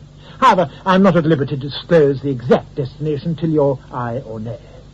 Let me simply say it's safe and a comfortable place to sit awaiting developments. And if I say nay, I've got my job to think about for a start. It's been thought of. The manager was very understanding. It seems to be moving out of my hands. You can say that again. Gentlemen, look on the bright side. We're all caught up in an adventure, the end of which no one knows. And that is, you must admit, rather exciting. What do you say, protective custody? All right. If Sal agrees, it's on. Good chap. There's a phone in the car. What about me, sir? Still seconded, Sergeant. Still seconded. Special duties. Well, Mum, I think that's everything. Yes, dear. Well, I'll say goodbye then. Are you sure you'll be all right? Yes, of course. They promised to drop me off home and keep an eye on me. Oh, Mum. Don't you worry about me, Sally. It's you and Tom who've got to watch out for yourselves. Now, you sure you don't want me to look after Sam for a few days? No, Mum. Apparently they've got very good facilities there. Wherever there is. He'll be fine. Yes, well, bye-bye, dear. Now, look after yourselves. Shall do. Come on, Samuel. We'll go and see Daddy. Wherever he is. And voila, back she slides. If I hadn't seen it with my own eyes, I wouldn't believe it. Oh, we live in a wondrous age, Mr. Forbes. A wondrous age. Not a bad trick, if I say it myself. You press your hand on a plate and a 20-foot concrete door slides effortlessly aside. Beats open sesame. Same sort of principle, Mr. Harris. The door's geared to my handprints and that of a few others. I'm told they could have made it the voice. The same individuality applies. Well, I suppose it makes it a little difficult if you've got a cold. Besides which, one would feel rather silly standing in an open field shouting open sesame at a lump of concrete. Where exactly is this place? A secret research establishment. Physical, mainly, with this bolt hole built on. Now, be patient, and all will be revealed. Shall we enter?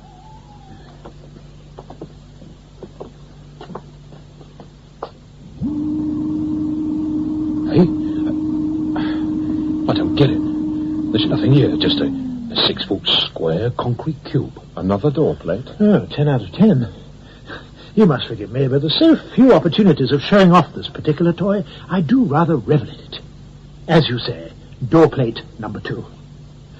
I put my hand on, like so, and the door opens in the concrete cube, and... A blooming lift. Just so. Into which we shall now step. Well, blow me down. Only one button. Only one stop. Hang on to your tummies, gentlemen.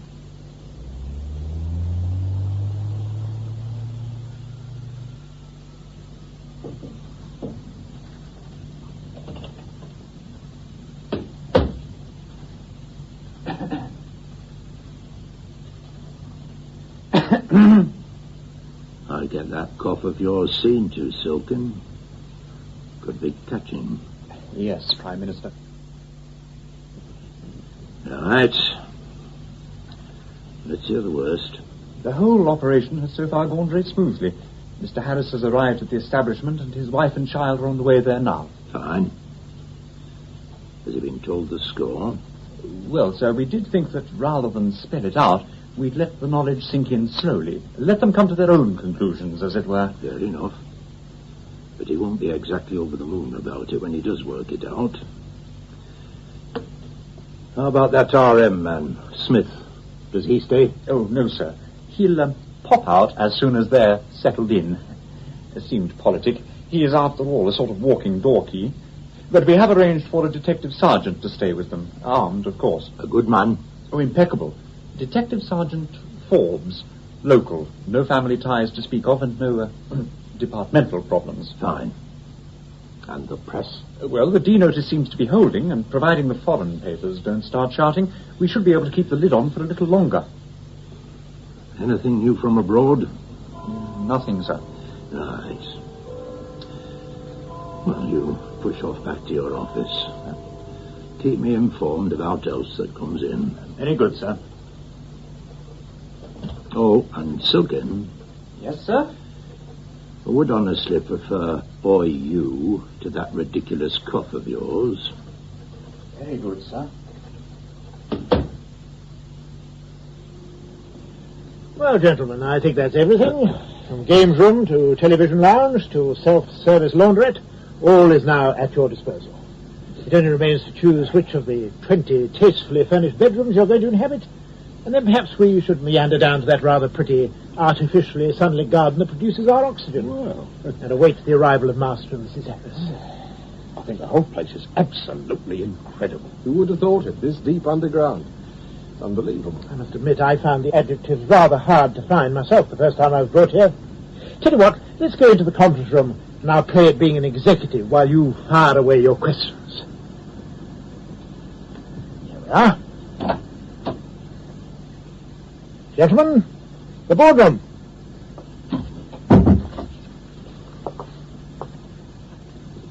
Well, very plush.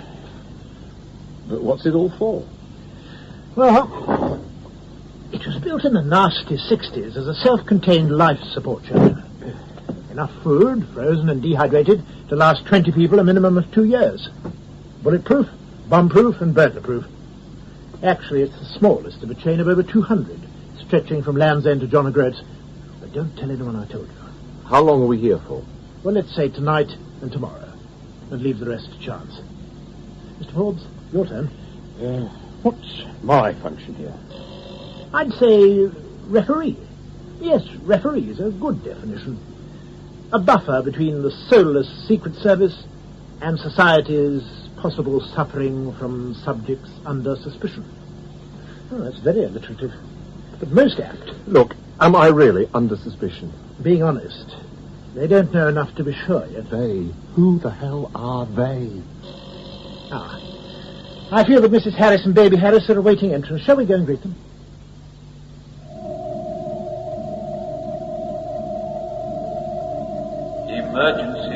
Emergency. Unit 74 to Control 1. Receiving. Control 1 to Unit 74. Receiving. State emergency. Receiving. Receiving. Subject 18.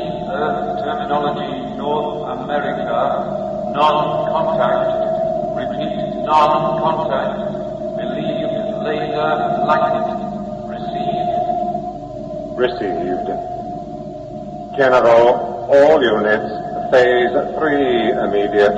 I repeat, Phase 3 immediate. Phase 3.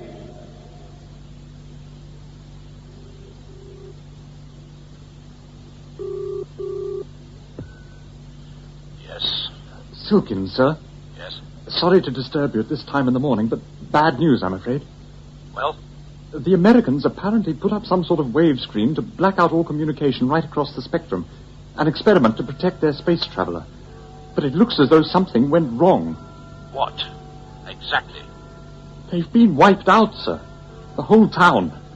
All the troops who ringed it, everyone with a 10-mile diameter wiped out. My God. How many? About 50,000. Except for one, sir. Only one came out alive. Apparently he was naked and crying. It was their space traveler, sir. The only one to escape. The only one? You're certain? No doubt, sir. Right. Get on to Smith. He knows what to do. We can't risk an accident here. No, sir. Ring me as soon as it's over. Yes, sir. Well, he's happy enough this fine synthetic morning. Pleased to see his dad, shouldn't wonder. And his mum. You pleased as well? Gurgle. That's my girl. Hello. You've changed your tune. What's the matter with you? You got wind? No, actually he wants his rattle. Ah, good thinking. Here we are. How's that? No. The one with the ducks on it, the blue one. Right, love. There we are now. How's that? Good little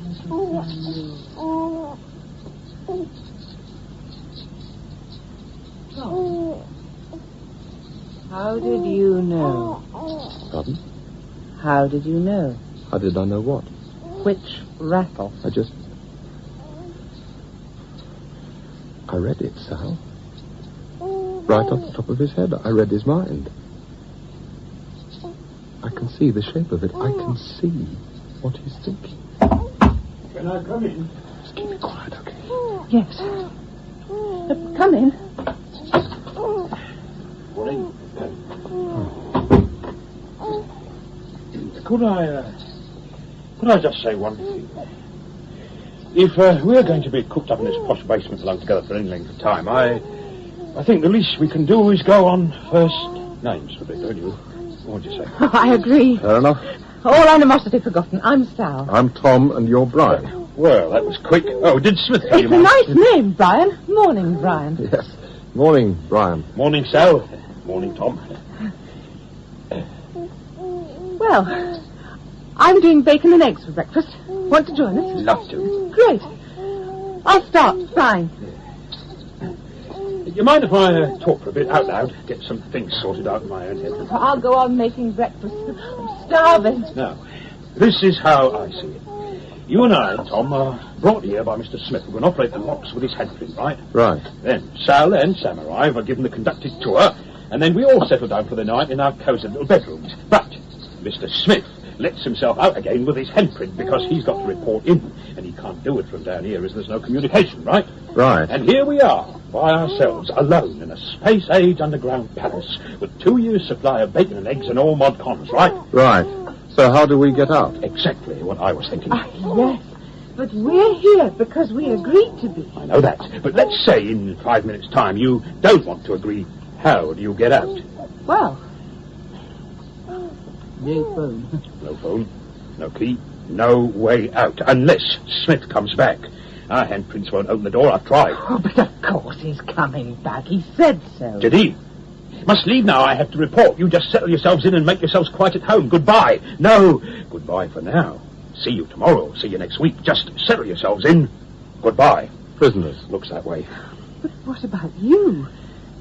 You're a policeman. Why you? But a policeman with a gun. You think you're a kind of prison warder. That, Tom, is precisely what I think. But makes good sense. Give me a gun, stick me down here with you two, and if Tom shows signs of turning into anything more than human, I'm on hand. No good leaving Smith or anyone else who can get out down here. As it is, you'll need an atom bomb to blast your way out of this place. Great place to keep someone in check. Sorry, Sal. Sorry, Tom. Looks as though we are prisoners of one sort or another. Perhaps more than prisoners. But Mr. Smith will soon tell us. And on cue, the visitor's buzzer. Just to prove you're wrong, Brian. Well, thank the Lord for that. Too many detective stories, that's my trouble. Well, I'll go to the lift and see if it's our friends. I'll be with you in a sec. Right. Sal. Things might start happening soon. Things outside my control. Try not to be too frightened. What do you mean, Tom? What's going to happen? I don't know quite, but whatever it is, whatever happens, remember, it's me inside here somewhere, and I love you. Oh, Tom, don't. There is nothing going to happen. Is Smith in the lift? He's just got in, pressing the button now. He's been sent to kill me. Doesn't want to. Has a gun with a silencer in his briefcase. He's going to ask me to go to the conference room with him. He'll ask Brian to check breakfast, get him out of the way. Tom, this is crazy. Not crazy. Frightening. I'd better go. The lift's halfway down.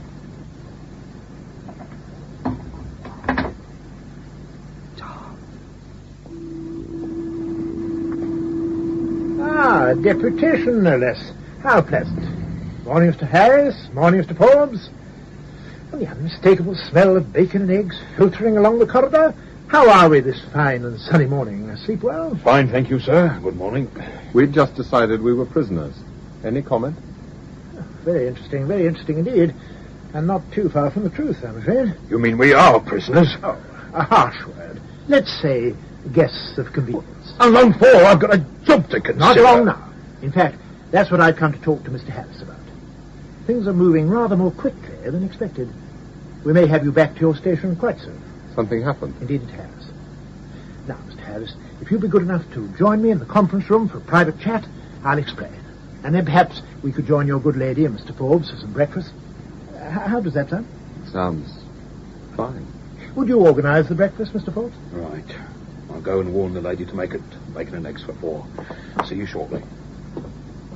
Shall we step into the conference room? Here we are. Board meeting now in progress. Your face indicates that you may have some inkling of my mission, Mr. Harris. Exactly how much do you know? Everything. But no trace of fear. It may be for the best. True. When were you aware of your new capabilities? This morning. Sort of crept up on me. Slowly at first, but it's increasing rapidly. I've developed some sort of telepathic skill. I noticed my son's mind was wide open to me. I could actually see what he was thinking, and I had to make a conscious effort not to look. You saw him in the night? I looked before I could stop myself. Perhaps it would have been best if I hadn't.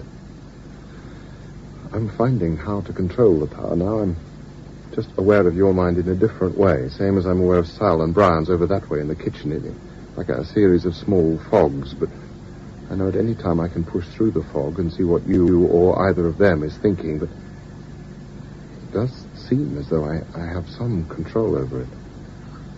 Anything else? Telekinesis. In the bathroom this morning, I knocked the glass tooth mug off the shelf and I knew it was going to smash onto the tiles. I wanted to grab it to stop it from breaking and making a noise, waking Sam.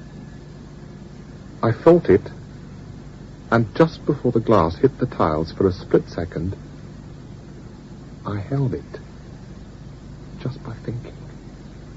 Broke its fall, and it landed without any noise.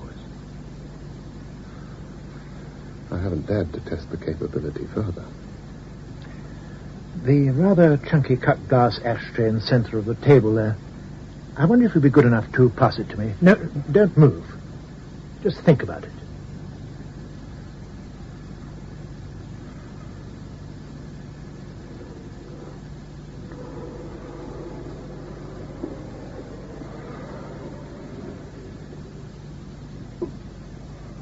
Thank you, Mr. Harris. Oh, God. It's so frightening. Yes, I'm afraid it is. You're already showing higher capabilities than I ever came across. And I presume they also are developing. Yes. But you want me to get on with it. There was, for want of a better word, an incident last night in a small town in the American Midwest.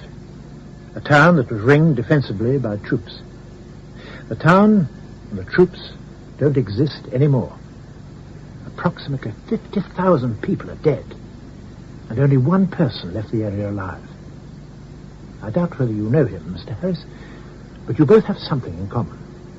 You both disappeared along a thin blue light and went for a trip in an alien spacecraft. How did it happen? One theory is that a new screening device the Americans were using backfired. But our department can't afford to take chances. So I've been sent down with this, plus a highly effective silencer. Yes. I know. Mr. Harris, the duties I've performed for my department over the years have largely been a pleasure. But I've always been aware that I could be called upon one day, as part of my duties, to undertake a certain task so onerous that even the thought would repel me. So, over the years, I've tried to wipe the knowledge of that possibility from my mind, blank it out. But now, unfortunately, the moment of truth has arrived. I've been instructed on the highest authority to kill you. As I say, the thought revolts me. But I must do it. Sorry to disturb, but the good lady says if you don't come to breakfast now, what the hell's going on here? Go outside and close the door, please, Mr. Forbes. Oh, no, you don't. Right, Mr. A.P. Mighty Smith. The gun you so kindly provided me with is now pointing at your back. So I wonder if you'd stop pointing yours at Thomas. We're making a ridiculous sight, and let me know what the hell's going on here. I'm afraid I can't do as you say, Mr. Forbes. I know that by the time your reflex lets you fire, I shall have carried out the worst assignment of my life. And hopefully your bullet in my back will still the memory. Drop your gun, Brian. No. Drop it. What the hell? Thank you. Mr. Smith? I'm really sorry about this.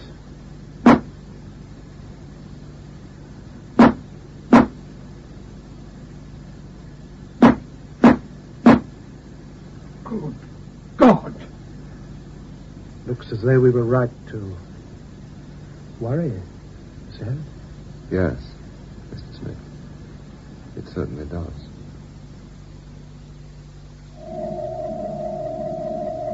Control 1 to all units. Imperative all subjects worldwide moving to prime targets by 915.5 galactic latest, irrespective of time zone. Assist from non-site zone, 2.5 units from project zone if necessitous. Indicate receive en rota. Received. Unit 2 to Control 1. Gentlemen.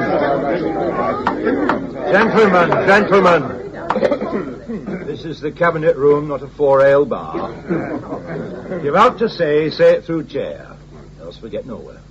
Prime Minister, we appreciate the fact that you made this an all-party meeting, but some of us are disadvantaged by not as yet being up to date with all the facts. Right. I'm disadvantaged. I give you the facts as we know them, which is not much, and you can make up your own minds from there. First of all, thanks to you all for coming. I think for the moment best bury the differences, and for the benefit of this meeting, let's forget the point scoring and think country first and party second, right? Right. Now, you've all been briefed at least that something damn funny's afoot worldwide. All countries are being fairly cagey, ourselves included, but it seems everywhere's the same. We've all got someone who's been whipped into space for 10 days and sent back home safe and dozy. I think the polite word's amnesia. Well, generally, each country's been keeping an eye on their own chap, and nothing very drastic has happened to any of them. Until last night, that is, in the United States. As you've heard, 50,000 people are dead, troops included. Now, without going into the ethics, we, and a lot of other countries, decided to get rid of our space trippers. Hang on, at least let me finish. The French have let theirs out on a very loose rein, wandering round Paris under surveillance, but with no restraints. In the early hours of this morning, he left a cafe where he'd been drinking with friends, and a car came at a hell of a lick round a corner, out of control, not to do with their security boys, Mark, you're just out of control, and hit him as he crossed the road. No messing, a full-blooded smack square on. The car disintegrated, complete write-off. 4 passengers all dead. But it didn't shift him, their blue light bloke. Oh, no. He just stood there, bemused, in the middle of the road, surrounded by carnage, till the French security boys took him in. What about our chap? Is he been held? Well, he's been held, all right. Top marks to security for skill and diplomacy. They've got him in one of those atom fallout places, and no way out except by our say-so. Trouble is, they sent one of their blokes in over an hour ago to do what should have been a 2-minute job, and he hasn't reappeared yet. So I think they've got to fear the worst and act accordingly. And do what? I've had the place ring with troops. They're going to wipe out anyone who shows his face. If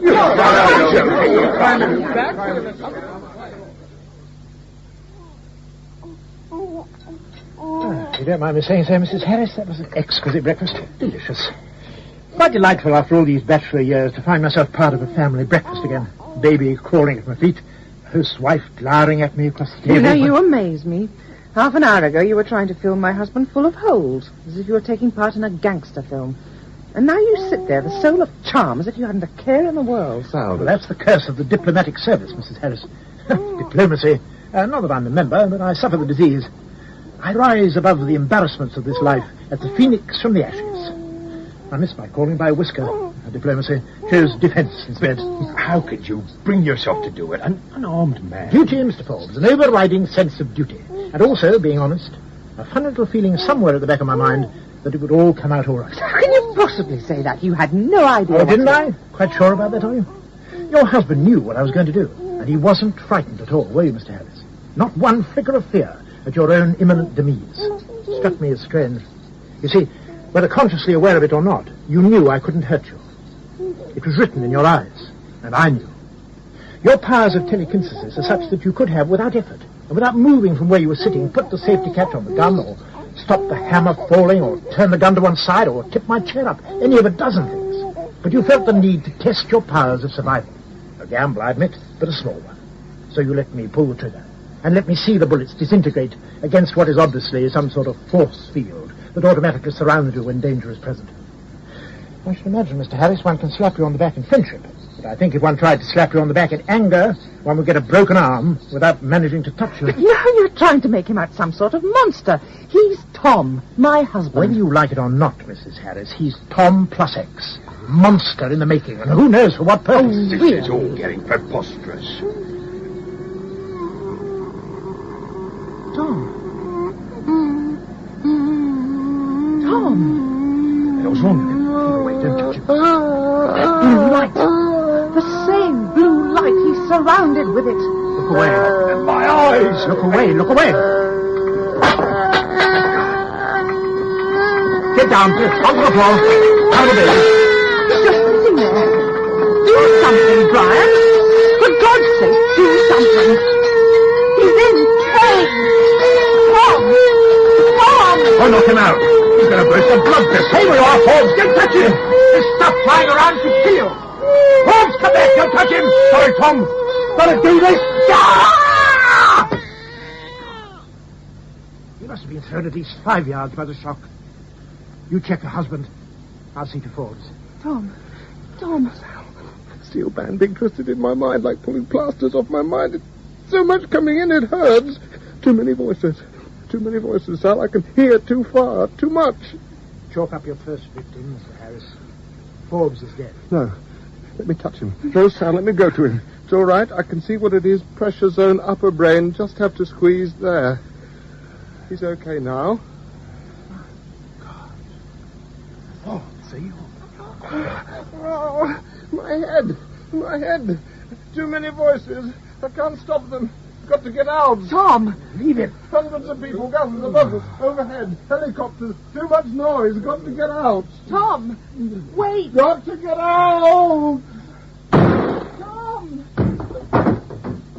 Tom! Did I see what I thought I saw? A door smashed open with a fist. Or am I still dreaming? You saw what you thought you saw, Mr. Forbes. You can't hurt him, and he can't hurt himself. The door was simply kicked out of the way by the force shield. Where does he think he's off to now? Out. He's leaving. What? There's no way of working the lift. Look, you've just been brought back from the dead, Mr. Forbes. The merest touch behind your ear, and you are back from the dead. So the lift, one of the most sophisticated pieces of electronic security known to man, will, I'm sure, be child's play to him. Or to it, as the case may be. 3 more contactors. Listen to me. I don't know what it is, but I can help, Tom. Talk to me, Tom. Let me help. No one can help. Must go. Got to get out. And let me come with you. Head so tight. Safe here. You're safe here, Sal. Tanks, soldiers outside. Want to kill me. Stay with Smith. Can't get out now. Wiped his prints. Safe. Tom! Sergeant, the lift's on the move. All right, men, your position! As the outer doors open, I shall give the command! Keep firing till I order you to cease! Hold those tanks back till I tell you!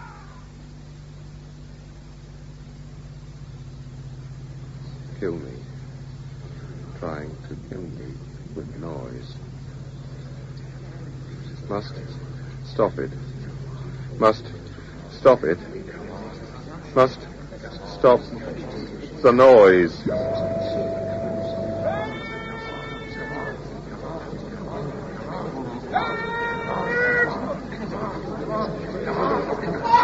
Stop thinking!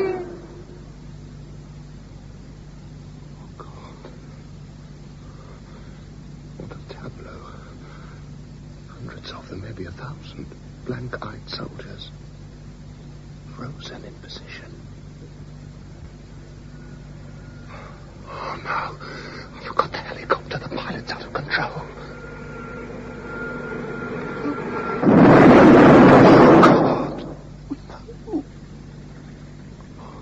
Must get away. Away. Must get away. They did what? They let him through, sir.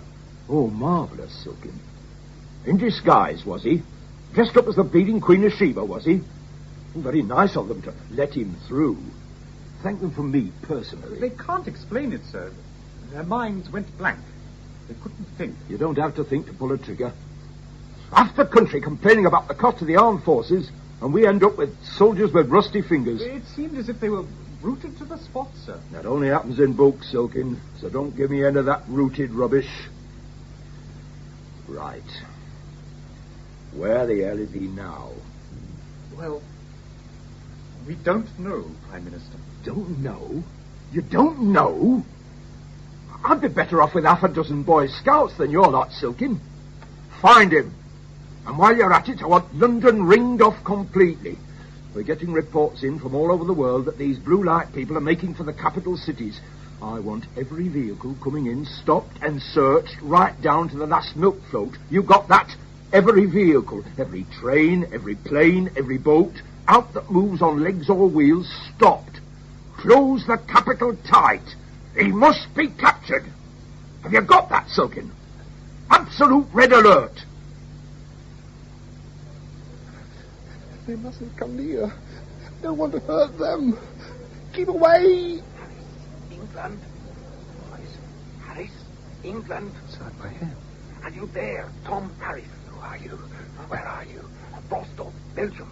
On my way to my capital, Brussels, just as you are going to London. Have I gone mad?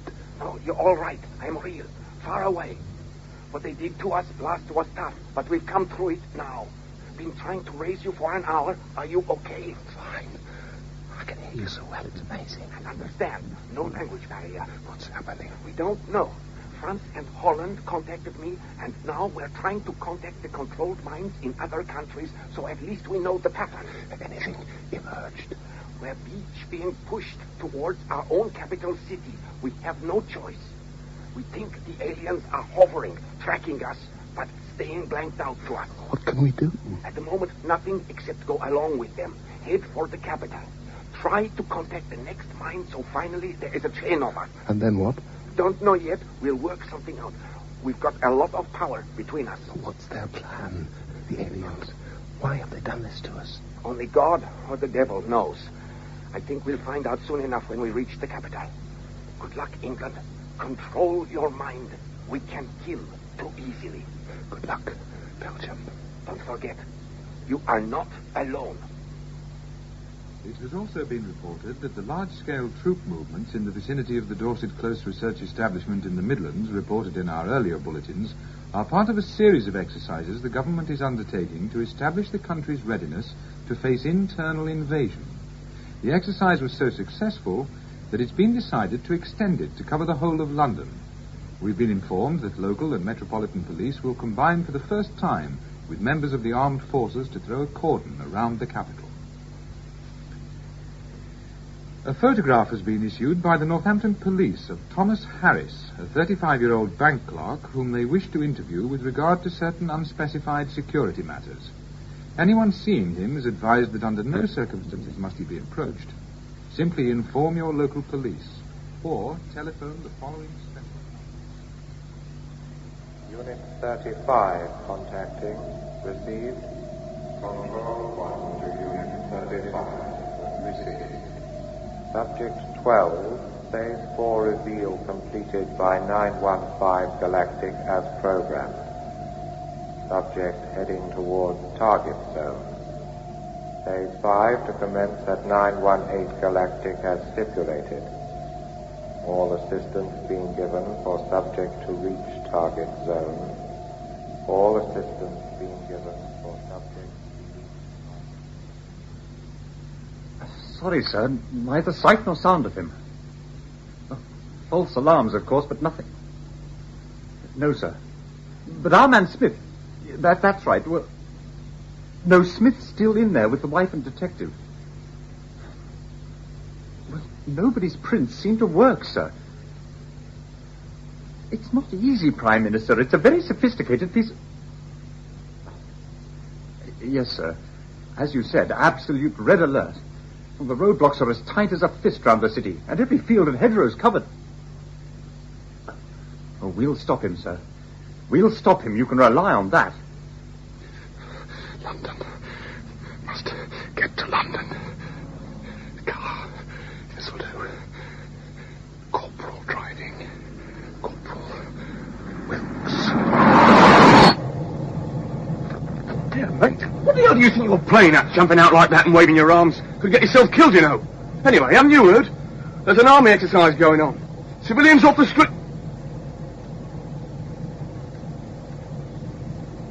Yes, sir. Any problems at roadblocks and you'll take care of them. Very good, sir. 3 major ones at mile intervals on the outskirts, sir, and 3 range patrols inside. Certainly, sir. Get the blocks over with first and worry about the patrols after. Very good, sir. If you want to lie on the floor at the back, sir, that's fine with me.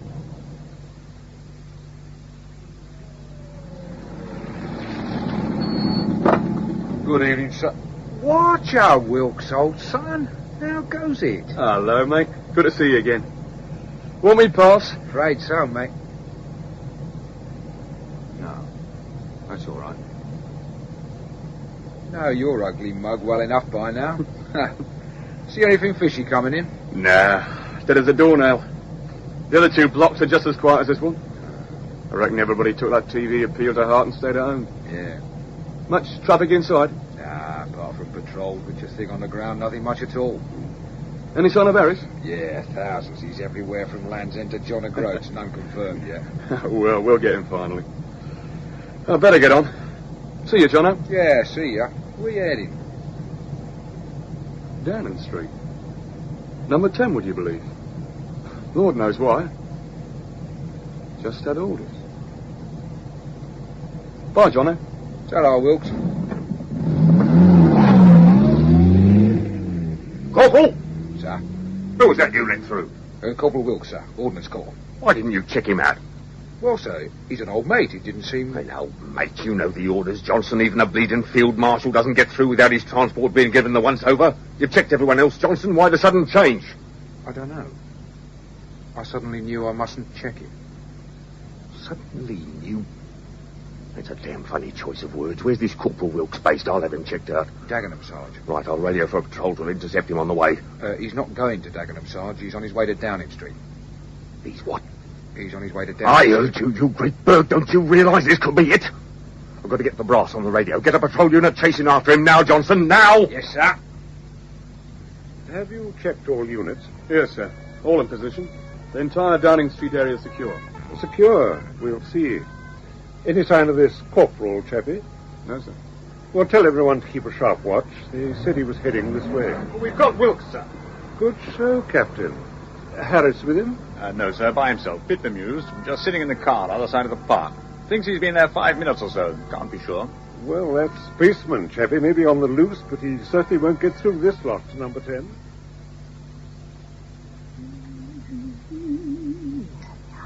Lovely cup of tea.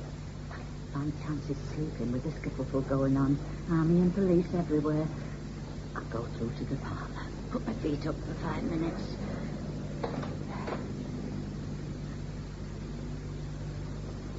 Now, where's that light switch gone to? Oh, here we are. Oh, Good evening. Don't be frightened.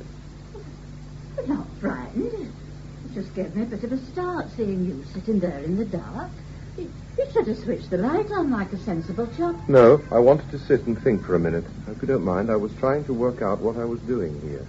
Well, now you come to mention it, I'm wondering that myself. I mean, this great barn of a place that goes with my husband's job is not exactly home from home, but I like to think of this parlour as a bit private, you know what I mean. I don't even let any of the staff in. I dust it myself, that sort of thing. You know, I like to remind myself I'm a housewife as well as the Prime Minister's wife. I honestly don't know you from Adam. Are you official? I'm Tom Harris. Tom Harris? No, I'm sorry, it doesn't ring any bells. Are you backbencher? No, I'm not in the house. I'm Tom Harris, the man who's been in space. Oh, that Tom Harris. All this noise I've been putting up with from police and army out in the street, and you're here all the time. You've got to laugh, haven't you? How'd you manage to get past them all? Hard to explain, really. Just sort of make them look the other way. A bit creepy, like being the invisible man suddenly.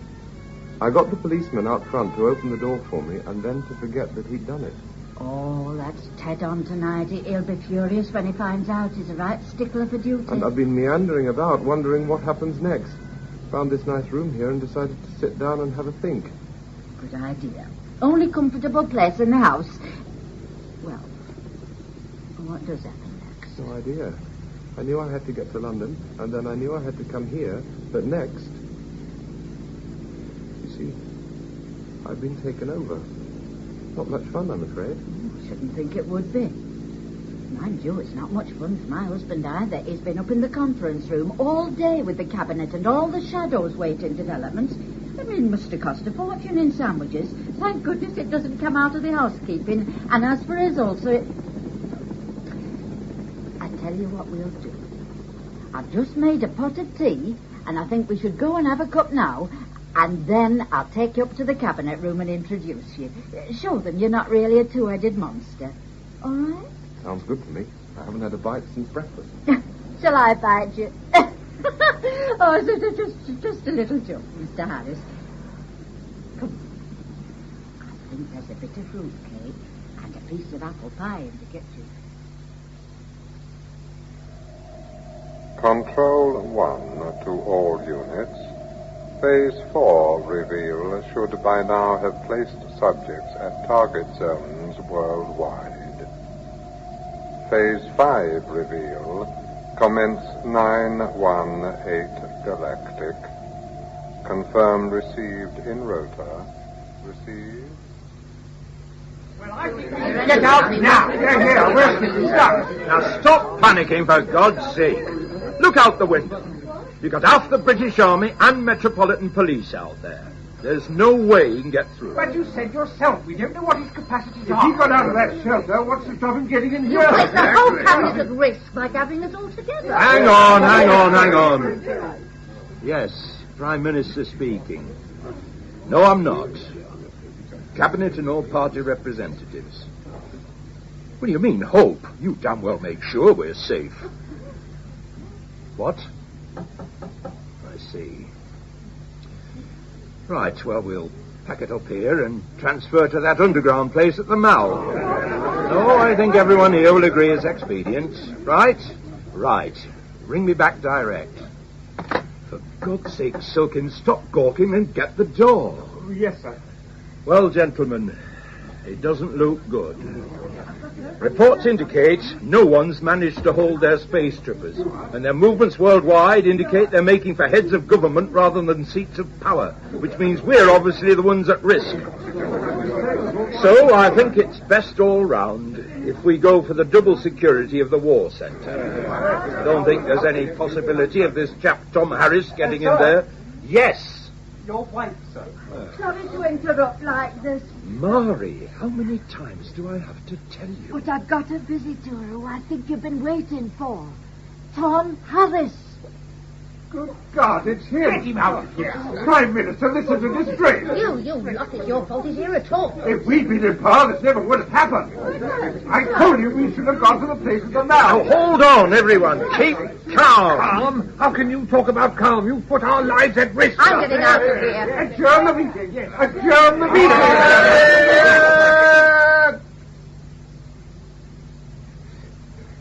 You silly, pathetic people. How can you squabble among yourselves at a time like this?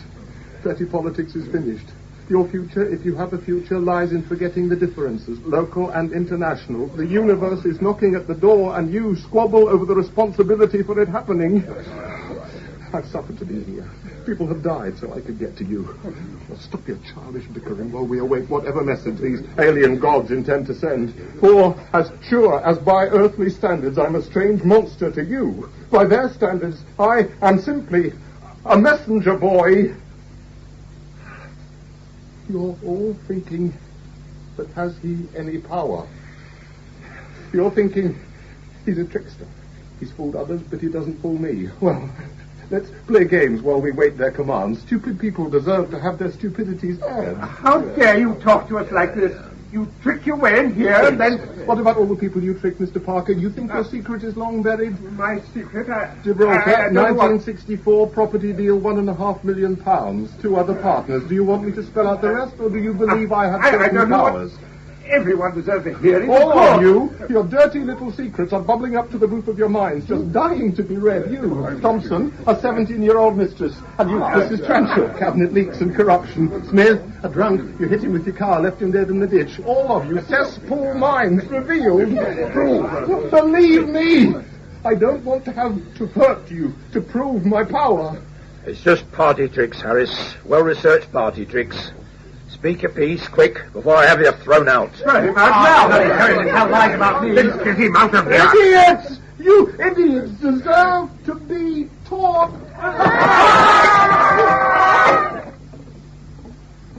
Listen. Mr. Prime Minister, I could kill you, all of you, just by thinking it. Instead, I hurt you. A little. Tricks. I could rule this country, turn it into a nation of zombies without even overstretching my powers. Thrown out, Prime Minister, there's nothing yet invented in this puny world of ours that could even scratch me. And I am frightened. What am I doing here? Why has my mind been ripped apart? What is my task? What is my message? For God's sake, aliens, tell me. Tell me. Look. Just outside the window. I don't believe it. What is it? A flying saucer. Tell me what you want. Look at the light.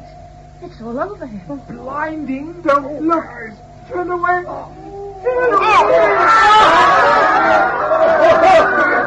We won't allow it. No, we'll never agree, you hear. We'll never agree. Go away from this world. Leave us our innocence. You can escape. We can escape. They're going to drive us mad. They want to rule. Escape, England. Look behind your mind. You can escape. You must escape now, Harris. Now. Search out the pathway. Escape, Harris. Escape. He's starting to shiver. He's evaporating.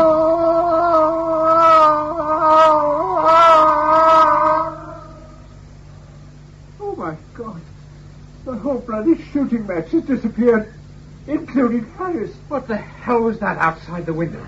It's gone now. That's all that matters. We're safe. That's not all that matters. What about poor Mr. Harris? What's happened to him? Where's he disappeared to? I bid 6 no trumps. Oh, I don't believe it. What a switch. What on earth? I'll go check. Quick, it's Tom. Tom! Lift him up. Oh, Tom. I'm okay. I haven't got long. They'll be searching. Well, who? Who will be searching? Where have you been? I'll check here. Let's get away. Mr. Harris, are you yourself at the moment, or alien? This is me, all right. How long for, God knows. They can really hurt. I escaped. How did you manage it? I heard no lift. Teleportation. Fantastic but true. One moment with Prime Minister and Cabinet at 10 Downing Street. Next moment, merely by looking behind my mind and thinking of this place, I'm here. Belgium explained it. Belgium? One of the other blue light blokes. We're in contact with each other. The aliens slipped up, made us too efficient. We can escape, fly through the paint net. But the message, Mr. Harris, what was your mission? What did they want of you? The message is simple. Mankind, as we know it, is all over. You're looking at new man. All over. New man. Thousands of years. We've been in quarantine. We had our sixth sense blanked out. All those years ago, some sort of space council adjudged us savages and blanked us out. Now, the blanket's going to be ripped off. We haven't improved at all. They're going to let us look at ourselves, mind to mind, see ourselves as we really are. Result, end of mankind. I don't understand. It can't be that bad, surely, having an extra sense. Can't it? Imagine having lived a lifetime without hearing. Noise escalates. The whole world becomes a madhouse of sound, and it doesn't matter. No legislation, no safety laws, nothing. It doesn't matter. The world is totally stone deaf. No problem. And one day, click, the whole world can hear. You think that wouldn't matter? Bedlam, death, and destruction. Surely, we just have to learn how to put our hands over our ears. How do you put your hands over your mind, Sal? That's why I was taken away. They taught me how to control what was coming in, how to put my hands over my mind, if you like. Even so, it was agony till I learned. Listen, Sal, I screamed for quiet, and the helicopter pilot died. In a short space of time, if I hadn't found the control they'd given me, I would have been driven mad. I would have been a screaming wreck. But think of the damage I'm capable of doing in that madness just by thinking about it. The other powers that come along with the mind reading are just as terrifying. Add to that the fact that I'm virtually indestructible. We'll all be the same. I'm afraid mankind as we know it is doomed. And the aliens? Presumably they made an offer to help. Oh, yes. They'll help, all right. They offered to be our warders. Warders in a world of madness. Heads of government are being given 20 weeks to decide whether they come before or after the nightmare begins. Makes no difference to the aliens. Either way, we end up their serfs. For this service, they expect and demand sole rights to trade the produce of this world in the galaxy. Friendly souls, aren't they? Elizabeth I would have loved them.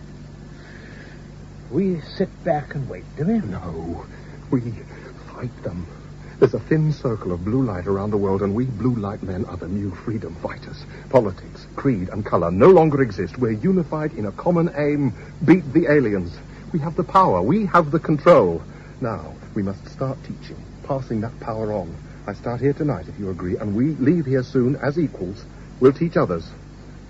In England, it starts to ripple outward from this shelter. A race, an impossible race, to educate 50 million people in 20 weeks. And that's just this country, but think of the power the aliens will face when they return. Even if we're only half successful, so many minds in unison should be able to perform miracles of defense. But what happens to the ones who don't get taught, Tom?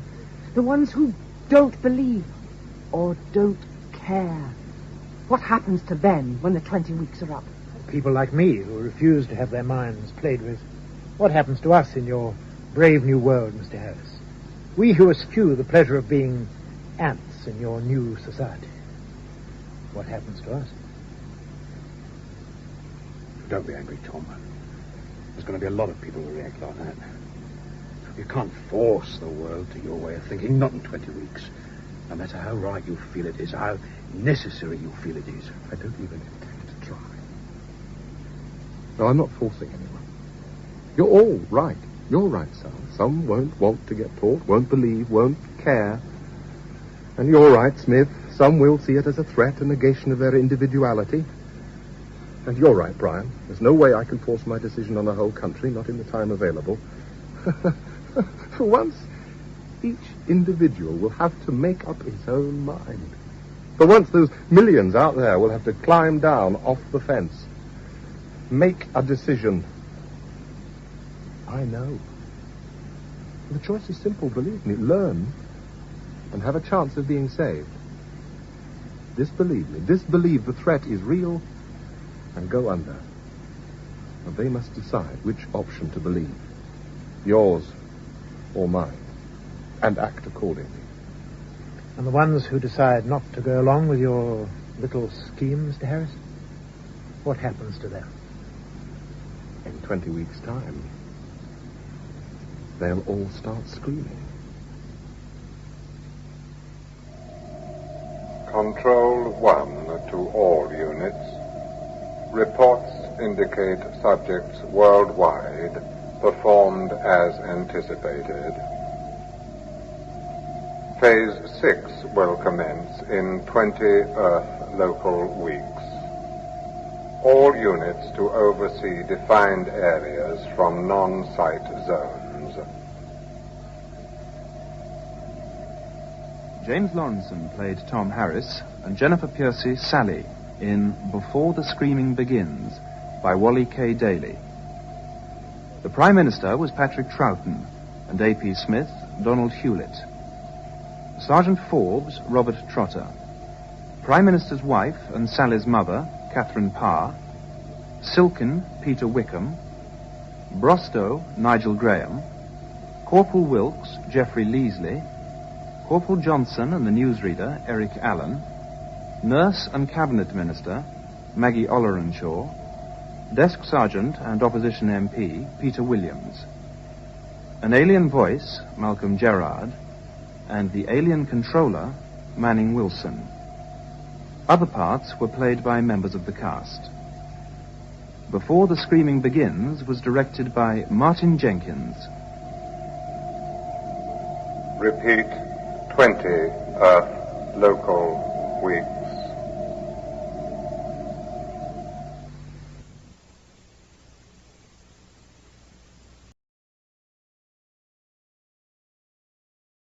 Saturday Night Theatre.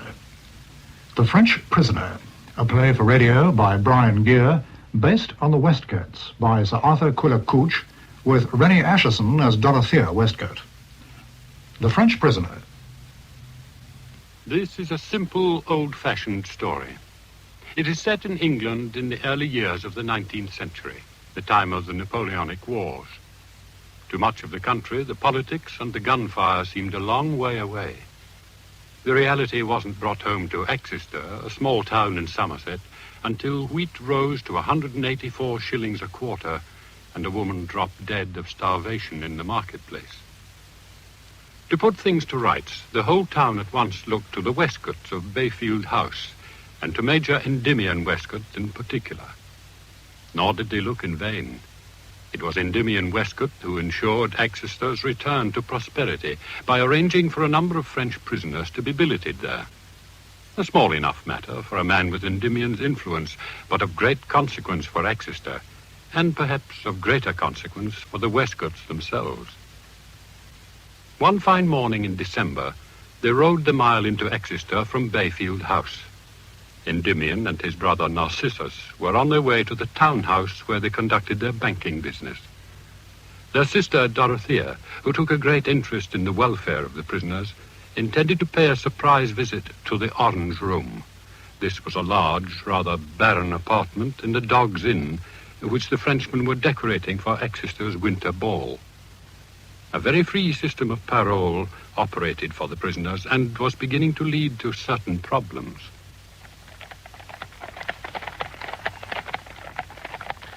Oh, and another thing, Narcissus. I've just found out where my pippins have been going. Your pippins? I'd no idea they'd been going anywhere. I've been missing them since October. You know what it is? Those dashed French prisoners. You don't mean to say the French are in the habit of climbing the hedge into our orchard? The temptation must be very great, seeing all those apples just out of reach. Well, I hope you should reprimand Endymion. You've quite alarmed me. Nonsense. I shall do nothing. Nothing? How do you know it was the prisoners? Might it not have been the town boys? I'll tell you how I know. Mudge brought me a board this morning.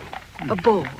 He said he found it nailed to one of the trees. Had something written on it in French. Well, that's not likely to be the town boys, now is it? What did it say? It said, Restaurant pour les aspirants. Well, how do you like that for nerve? Restaurant for the hopeful climbers, eh? Shocking. Quite shocking. I don't see how you can take it so lightly, Endymion. Because I understand them, Narcissus. Their flamboyance, their, well, I will ignore it. That's the way to deal with it. Well, here we are at the Dogs. Now, look alive there, Narcissus. Ring for the ostler. There's a good fellow. At once, brother, at once. This is what I like. An early start to the day. It will still want a few minutes of 10 when we've walked to the townhouse. Why, isn't that General Rochambeau? By Jove, so it is. Rochambeau? Good morning, gentlemen. Miss Westcott. Good morning, General. A pleasant one for the time of year, is it not? A trifle cold, perhaps, in our quarters, but what is that when it brings such roses to the face of your charming sister? Now, where the devil is that fellow? Ring again, Narcissus. Oh, yes. And what errand brings Miss Westcott to Exeter this morning? I cannot believe that you have come to inspect bonds and ledgers and bills of exchange. I thought I should like to see the preparations in the orange room. Ah, then perhaps you would permit me to escort you. That is very kind of you, General. Morning, Mr. Nivimum, Mr. Narcissus. At last. Morning. We have been kept quite 5 minutes here, you know. Oh, I'm sorry about that, sir. What with that short Andy with... Yes. We'll just take Miss Westcott's horse with Jasper and Hunter, will you? Yes. I shall want him again in about half an hour, Rogers. Very good, Miss Dorothea. Oh, yeah, me beauty. Well, then, my dear, be off with you and inspect the decorations. I entrust my sister to you, General, the more confidently because I know you cannot take her far, eh? Come, Narcissus. After I run through my letters, Dorothy, I'll step down and join you for a moment. A good day to you, General. Good day, monsieur. I must say, Narcissus, I'm quite looking forward to seeing what they make. If you will permit me to give you my arm, Miss Westcott. You have not seen the orange room since the decorations began? General, you must forgive my brother. I'm sorry he spoke as he did just now. Then he is more than forgiven. He did not stop to consider.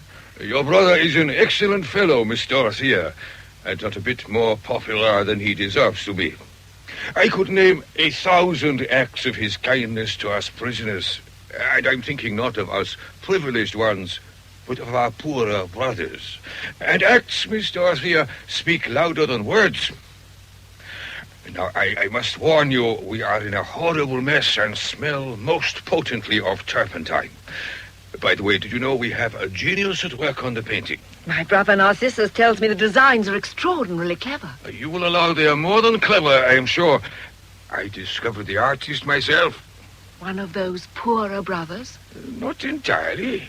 He has rich relatives, but for some reason or other, they decline to support him. And yet he seems a gentleman.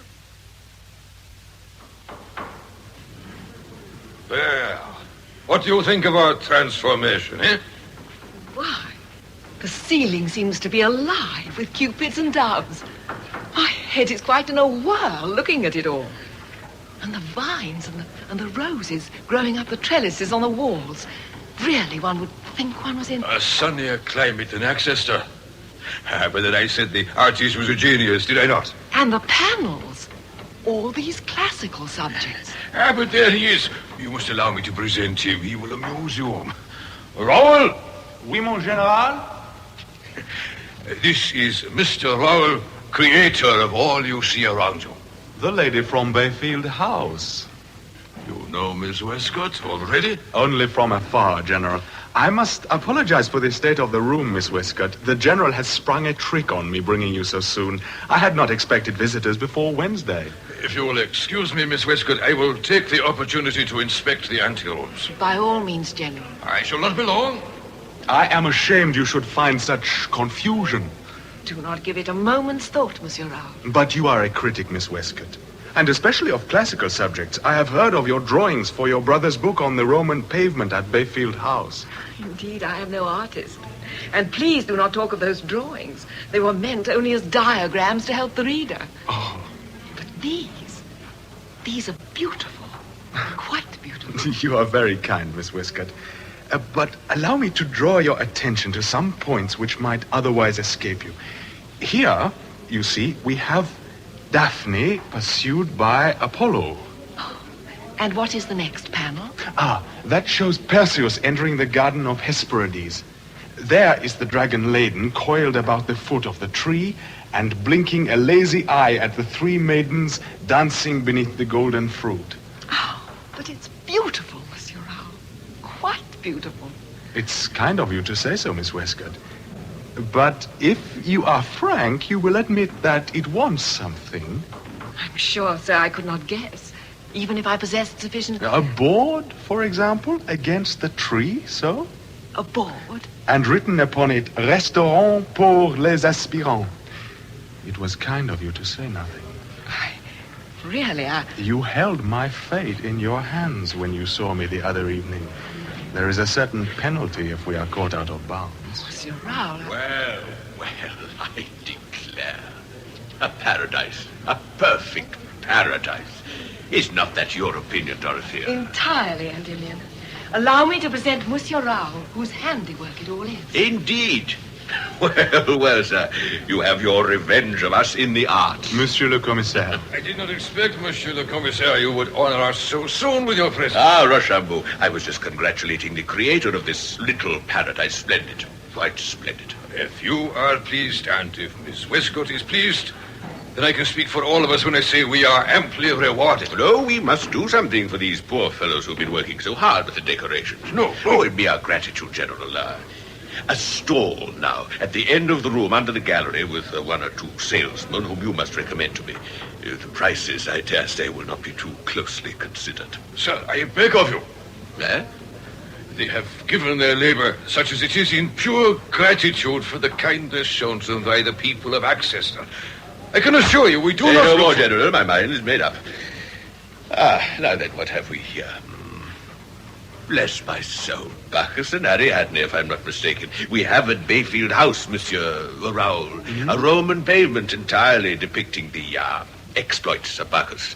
My brother has, in fact, written a book on the subject. Yes, I was just telling Miss Westcott I have heard of it. Have you, by George? Narcissus will be pleased.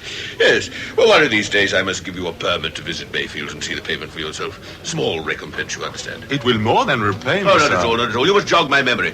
Well, now, what else have we, my grandmother was a Frenchwoman, Monsieur Raoul. That gives me a certain sympathy, shall we say. Moreover, I know what I like. Now then, this one. Ah, yes, splendid. Quite splendid.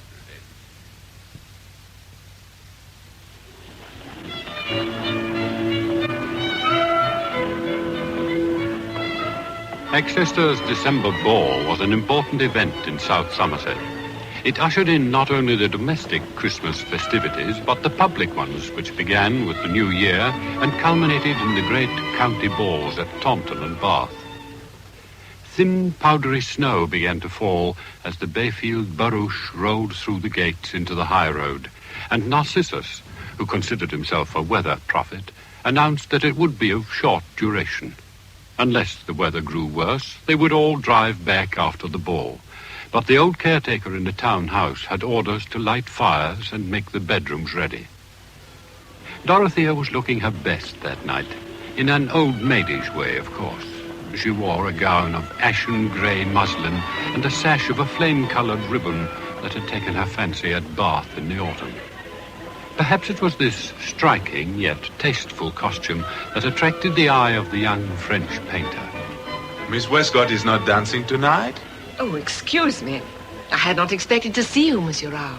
But they have given the scene painter a free ticket, and I assume it carries permission to dance, as long as I do not display in an unseemly manner the patch in the rear of my best tunic. I'm sure a uniform looks none the worse for having seen a moderate amount of service. Always so kind, Miss Westcott. But I interrupted your thoughts, did I not? I was wondering why General Rochambeau had not yet come to speak with me.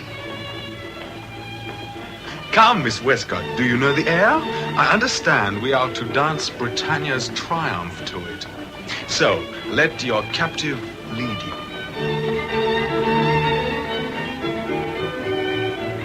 Why, Miss Westcott, if there is a better dancer in the Orange Room tonight, she must be a veritable guimard. Monsieur Rao, do you think flattery will make amends for your indiscretion? In asking you to dance? That is not what I meant, as you know very well. Upon my honor, I can think of nothing I have done. Then think of your panel of the Garden of the Hesperides.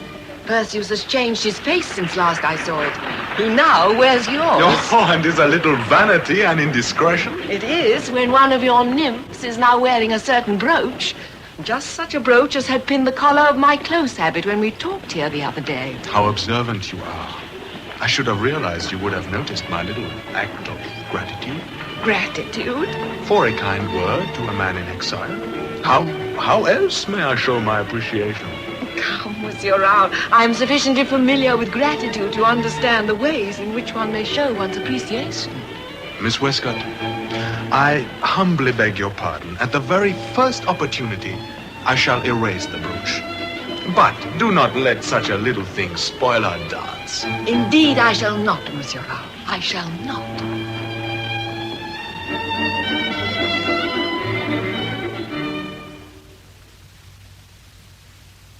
But what of your poorer comrades? Do they suffer much these winters? Sometimes they die, though your brother does his best to prevent it. It promises to be a hard season. I wish I could help in some way. But Endymion... But my brother does not approve of ladies mixing themselves up in these matters. Yet he has carried off half a dozen to the supper room, where 3 of my comrades are selling knickknacks at a side table. Is it that which has annoyed General Rochambeau? It is. Would he rather they suffered? They do not all have the resources at home to buy them little extra comforts, necessities even. There are certain things that even such a heart as yours may not understand. Ah, Monsieur Raoul. I've been looking for you. My brother is interested in your panel of Bacchus and Ariadne. I would be privileged indeed if I could discuss it with you, Monsieur Raoul. I have a very special interest in the subject, you understand? Willingly, sir, if Miss Westcott will excuse me. But of course. I have been down to the door, and it's snowing viciously. I hope, Monsieur Raoul, you've brought a greatcoat. Well, Monsieur le Commissaire, we come to you in something of a hurry. We do not always have time to collect a wardrobe against all eventualities. Of course. But wait a moment now. There are half a dozen old chair covers behind the cloakroom door. Don't hesitate to take one.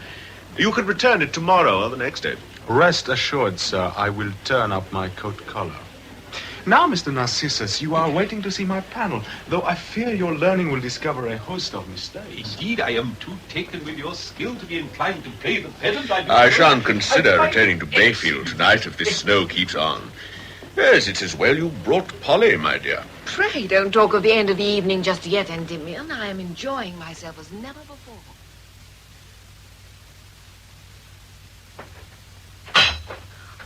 Oh, miss, you woke up. I was trying to be quiet. I'm sure it's time I was awake, Polly. Oh, it's cold in here. Yes, I'll soon have this fire going. Have they sent for Mudge? Oh, Lord, no, miss.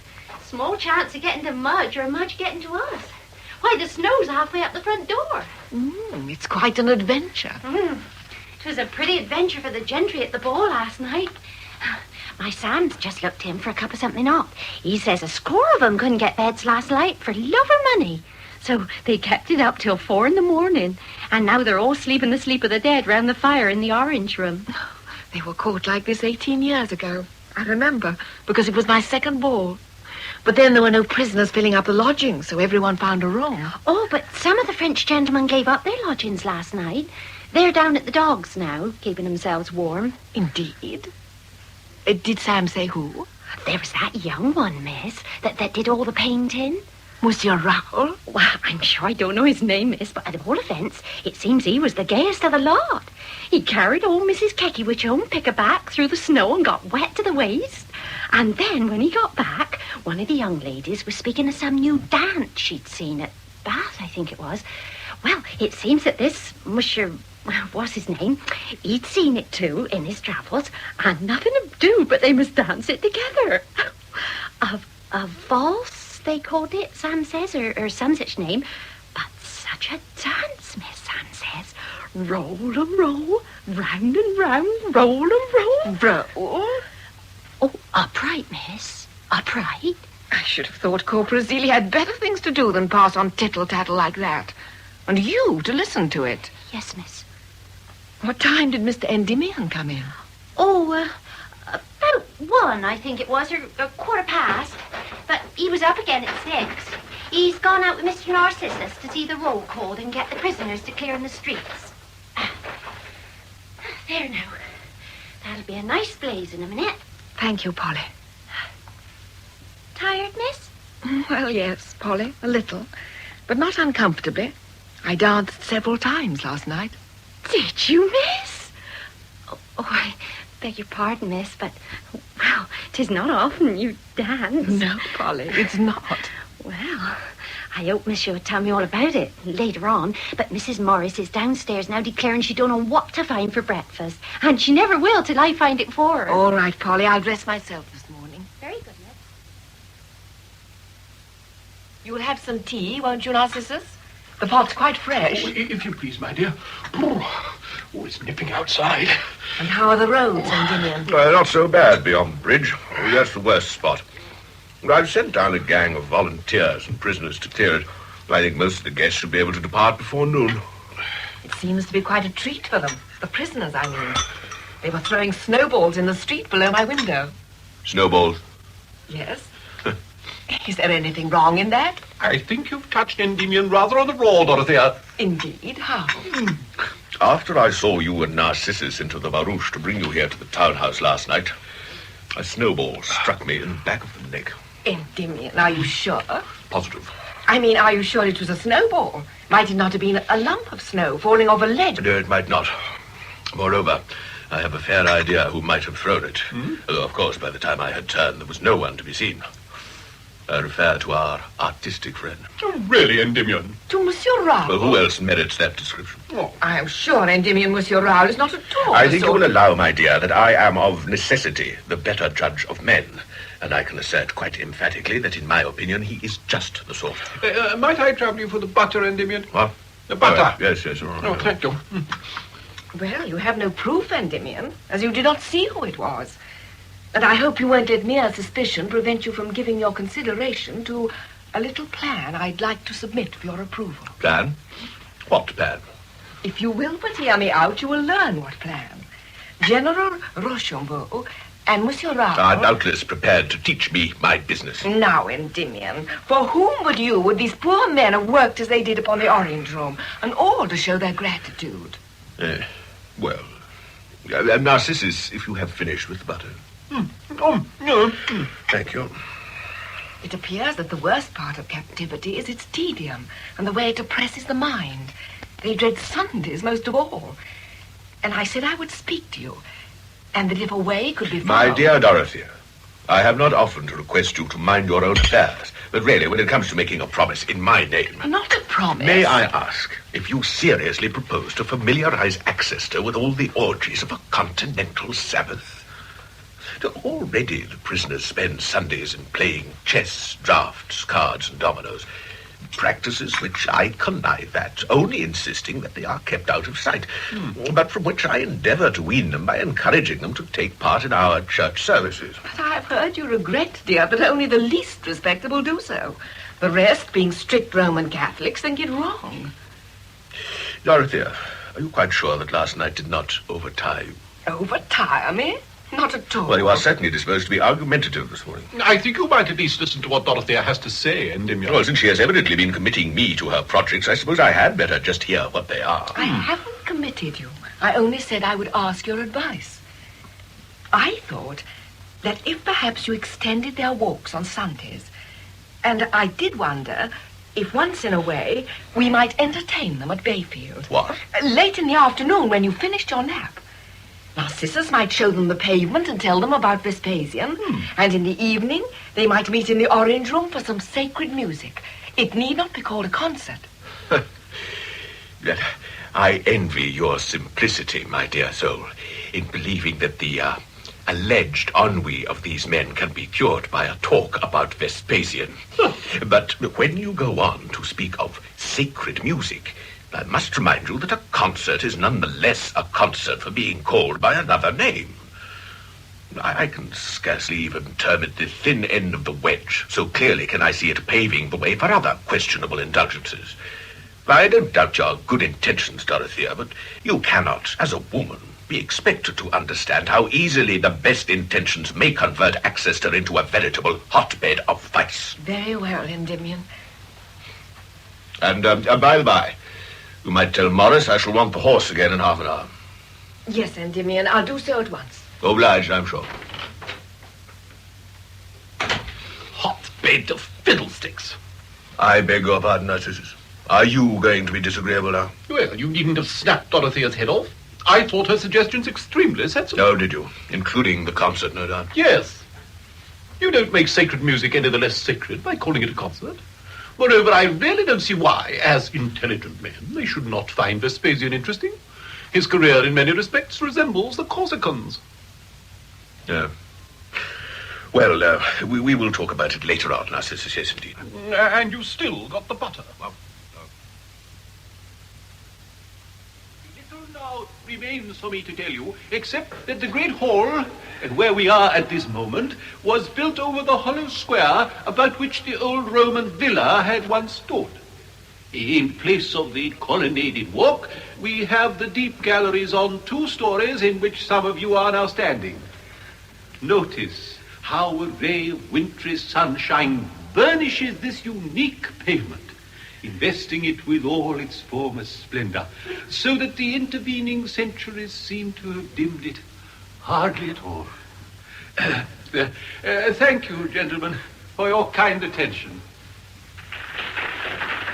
He will be served in the library, gentlemen. He will now be served in the library if you'll kindly step this way. Will you remember your promise, monsieur, and allow me to examine the pavement a little more closely? But of course, Monsieur Raoul. Pray, take your time. Merci. But it's a wonderful thing. That Ponteus. And the Maenad carrying the torn limb. I see it strikes a chord of sympathy in you. I come from the Provence, and my mother's family boasts descent from the Roman colonists. Oh, then our pavement must seem a poor trifle after your forum and amphitheater. Not at all, monsieur. The house would be remarkable anywhere. But I don't see how those southern settlers managed to endure the climate. The trees, my dear sir, the trees. I have not the slightest doubt that our Bayfield elms are the ragged survivors of an immense forest. Given this forest, we must infer a climate totally unlike ours of the present day. Damper, perhaps, but far, far milder. Within his belt of trees, the colonist would plant a garden to rival your gardens of the south. Yes, and perhaps a plant of helichrys or a rose cutting from Paestum to twine about the house pillars and comfort his exile. Narcissus. Yes, my dear? How very naughty of you. What have I done? Monsieur Raoul has had no tea. Oh. It was thoughtless of you to detain him. We were talking, Miss Westcott, of the things which brighten exile. I was hoping to show Monsieur Raoul over the sight while it is still light enough. He has such a genuine interest and knowledge. I'm sure he would appreciate it. Very well, Narcissus, if it is Monsieur Raoul's wish. Then come with me, sir. And now suppose we take the triclinium first. That will tell you whether I'm right or wrong about the climate of those days. A summer parlor facing the north and with no trace of heating tools. Monsieur Raoul was not among the long train which shook hands with Dorothea just before sunset and filed down the avenue at the heels of General Rochambeau. Narcissus was at that moment engaging Raoul's services to illustrate a new edition of his monograph on the Bayfield pavement. 20 minutes after the others had gone, Dorothea happened to look out of her boudoir window and see Monsieur Raoul striding off into the dusk.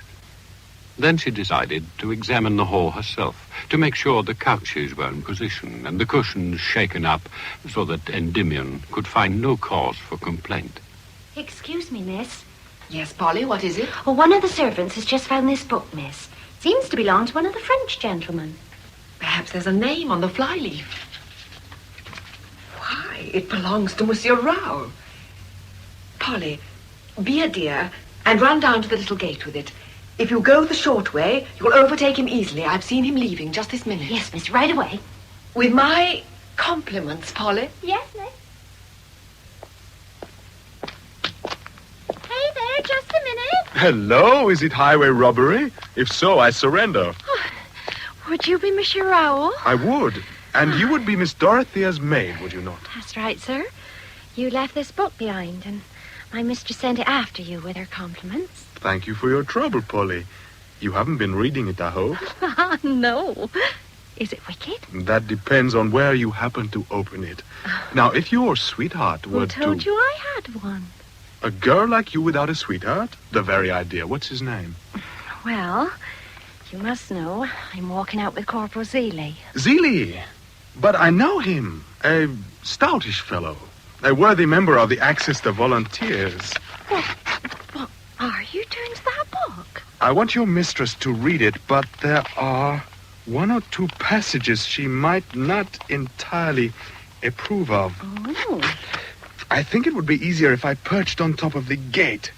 Perhaps you would be so kind as to put up an arm to prevent me from overbalancing. Indeed, I shouldn't dream of it. Oh, very well. Now then, I particularly want her to read Monsieur Rousseau's reflections on the Pont du Gard, but I don't seem to have a bookmarker. Unless you would allow me to use a lock of your hair? Are you the gentleman she danced with the night of the snowstorm? The Pont du Gard, my dear, is a Roman antiquity and has nothing to do with dancing. Well, since you won't give me that lock of hair, I must use a piece of braid from my coat. There.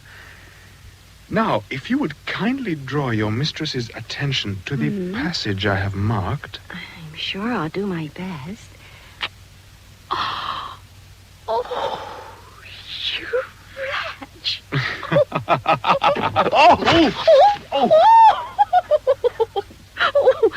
If you were yourself? Not at all. Like a cat, I land on my feet. Well, serves you right if you land on your head. Hello? Hello, here comes one of the volunteers to see why I haven't answered my name. What? I do believe... Yes, it's Corporal Zilli.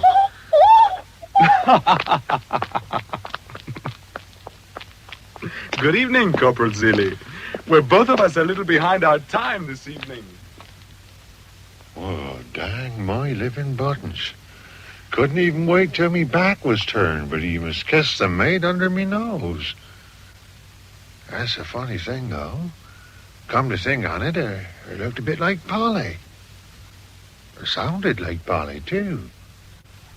Oh, dang, this Dempsey old light. I got a good mind to run after and ask who 'twas. Oh, I don't. I'll go and ask Polly. Polly's answer was short and to the point, but it would take more than the tongue of a woman to daunt a corporal of the Exeter Volunteers. Sam appeared satisfied and decided to keep a close eye on the situation, just in case. The first days of spring made their appearance. One sunny morning, Dorothea was in the coffee room at the Dogs, expecting the mail coach. The prisoners were in the town, too, waiting for the commissary to receive and distribute their letters. You must allow me, Miss Westcott, to congratulate you. Congratulate me, General? Whatever for? Why, here is winter nearly past, and thanks to your subscription lists and working parties, my poorer brothers have never gone so well fed and warmly clad in Exeter. General, you embarrass me. It is the very least I could do. Good gracious. What is that commotion? Surely not the mail coach already? I think, Miss Westcott, you had better stay here while I see what is the cause of it. If you will excuse me... Of course. I do hope nothing is wrong. Your prisoner, praise of war. Very well, sir. Perhaps this will teach you to flaunt your petty victory in front of a Frenchman. If you wish to make a fight of it, Frenchy, then here's the King George. Then we shall see which is the best of us. Is this how you keep your parole? And who the devil are you, sir? General Henri Rochambeau, monsieur. A prisoner of your king. And responsible for the conduct of my countryman here. What, another Frenchie? Where the devil's all the Englishmen? Now then, young man. What seems to be the trouble, eh? Spot of bother with one of our prisoners. I'm afraid Monsieur Rowe's patriotism has got the better of his manners, Mr. Westcott. I apologize for his disgraceful behavior. You expect me to stand by and do nothing, General? For too long, I have forgotten. I am a man and not a child. That is enough. Now then, sir. I am the commissary in charge of the prisoners here. Just you tell me what happened, would you? Well, I'm on my way to London. Got some dispatches from Plymouth. And when I saw the crowd in the market here, I thought I'd let them know we'd just taken another French vessel. So I started waving this flag and gave a few huzzas. And then this madman leapt on the chase and brought it to a halt. I see, yes. Well now, young fellow, no one is more pleased than I to hear of another victory for King George. But you see, we have a large number of French prisoners billeted here. It's rather unfortunate you should have chosen this particular spot to, make much of it. Oh, well, in that case, here I say, Frenchy, what's your name? Shake hands and beg pardon, eh? I would sooner die. Roll! You will shake hands with the young gentleman. Very well, General. As it is your command. Here, sir. My hand. And mine. No hard feelings, natural mistake, what? And now, Monsieur Raoul, I think you had better go into the coffee room of the dogs and spend a little while in regaining your senses. General. Now, Mr. Westcott, let's Not be what... another word, General. Entirely understandable, natural mistake. Think no more of it. And you, young fellow, may I offer you any hospitality before you proceed? No, thank you, sir. My dispatches are urgent. If you will not think it a discourtesy... Of course. And Godspeed, sir. Thank you, sir. Driver!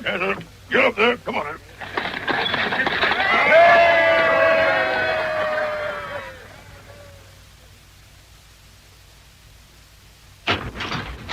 Monsieur Raoul. Miss Westcott, I did not expect... I saw what happened. If I have any regret, it is that I might have lowered myself in your estimation. It seems I was over-hasty. And that the young officer was over-jubilant. While I trifle away my time here, my country needs my services. While I paint pictures for English gentry, my countrymen are dying on land and sea. Forgive me, Miss Westcott. This is no concern of yours. And yet I almost feel as if it were. Miss Westcott, for that word of understanding, for that sip of water in a parched desert. Monsieur Raoul. Dorothea. My love. My love. It was very soon after this that Monsieur Raoul came to Bayfield to begin the new drawings for Narcissus's book. Narcissus had been delighted to find that Raoul knew something of lithography, which was then a new process and quite beyond Narcissus. Dorothea had promised to help by taking measurements, and there were many to take, for Narcissus wanted each of the tessellae drawn accurately and to scale. Eventually, he delivered himself of his last instructions and left them alone in the great hall. Dorothea, give me your hand. Oh, please, no. Monsieur Raoul. Charles, please. Oh, very well. Charles, then. I have something most important to say. But first, a kiss. No. You must listen to me. You know even better than I that this relationship of ours is quite impossible. Why impossible? I am old and you are a boy. It can lead nowhere. And since we see this so clearly, there can be no treachery to my brothers in letting our love stand where it does. I know this must be hard for you. At your age, one is less easily contented than at mine. But it must be so. Dorothea, I cannot bear you talking like this. I don't like it myself, but it's got to be done. Now, in the first place, there must be no kissing. But, Dorothea, if you love me... We shall be much alone together, Charles, while you are doing these drawings, for no one would suspect that a woman of my age and a young man... Then they would be blind and foolish. However that may be, we must not take advantage of it. If our prospects were what people call happier, why, then you might kiss me. But you would be bound to go to my brothers and tell them. And since it can all come to nothing... This war cannot last forever. It would make no difference if it ended tomorrow. Except that then I should lose you. Oh, forgive me. That was selfish.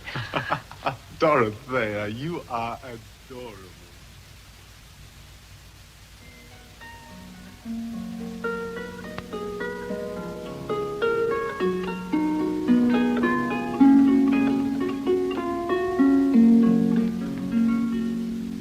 Oh, but you play beautifully. Now, you must not flatter me, Charles. If there's one thing I'm rather vain about, it is my music. But so you should be. You play with such elegance, such sensitivity. I wonder I've not heard it spoken of. Oh, but I play only for myself. Never for your guests or your brothers? Oh, no, never. I don't suppose Narcissus remembers I can play. And Endymion never does more than inquire occasionally how I progress. He never puts my skill to the test. What dolts they are, these brothers of yours. Charles. I cannot be silent. There is the one, so pompous with his importance and vain of his figure. Oh, yes, I've seen him admiring himself in the glass when he thinks no one is looking. Charles, really? And the other with his head buried in the sand, or the tessellae, I should say. What fools these Englishmen are. They think that if a woman does not look like a piece of porcelain, she is of no account. I think you are unjust, Charles. You should not expect my brothers to think of me as they do other women. I am their sister. Their half-sister, at least. Really? I did not know. My father's first wife died shortly after Narcissus was born. Some 4 years after that, my father created the only scandal in the family history. He married the daughter of a wholesale glover. No one could forgive him, for she was good-looking into the bargain. However, she died within 12 months of the marriage. And you are her child? Yes, but I'm afraid I resemble my father. He died when I was 12. That is why people laugh at me, I'm sure. I beg your pardon, why should they? I mean, that my childhood was lonely. I had no female friend or relative on whom to model myself. I have given it a lot of thought. I believe that is why I am so awkward today. But you are not awkward. You are sincere, you are good, you are honest. How can you be awkward? Charles, you are prejudiced. You love me. But others who do not love me, they see only an aging spinster who has no way with her and who throws babies into screaming fits when she chucks them under the chin. Have you never wanted babies of your own? I suppose I have had a vague sentiment that it would be delightful to have one of my own that would not scream. But in spite of that, I have no regrets. There are many whose lot is far, far worse. What harder fate can there be than never to know love, never to have children? To be poor, to be without material comforts, to lack even the basic necessities. I have seen this among the poor people round about, and I know my own fate, and I know, too, which is the more bearable. And so you are content to spend your days here at Bayfield, looking after your brothers and your garden. Visitors always praise my garden. Come, Charles, we must go downstairs into the library. I have a higher opinion than you of my brother's powers of observation, of Endymion's at least. And I am sure you would not think a musical recital was good enough reason for your presence in my woodland.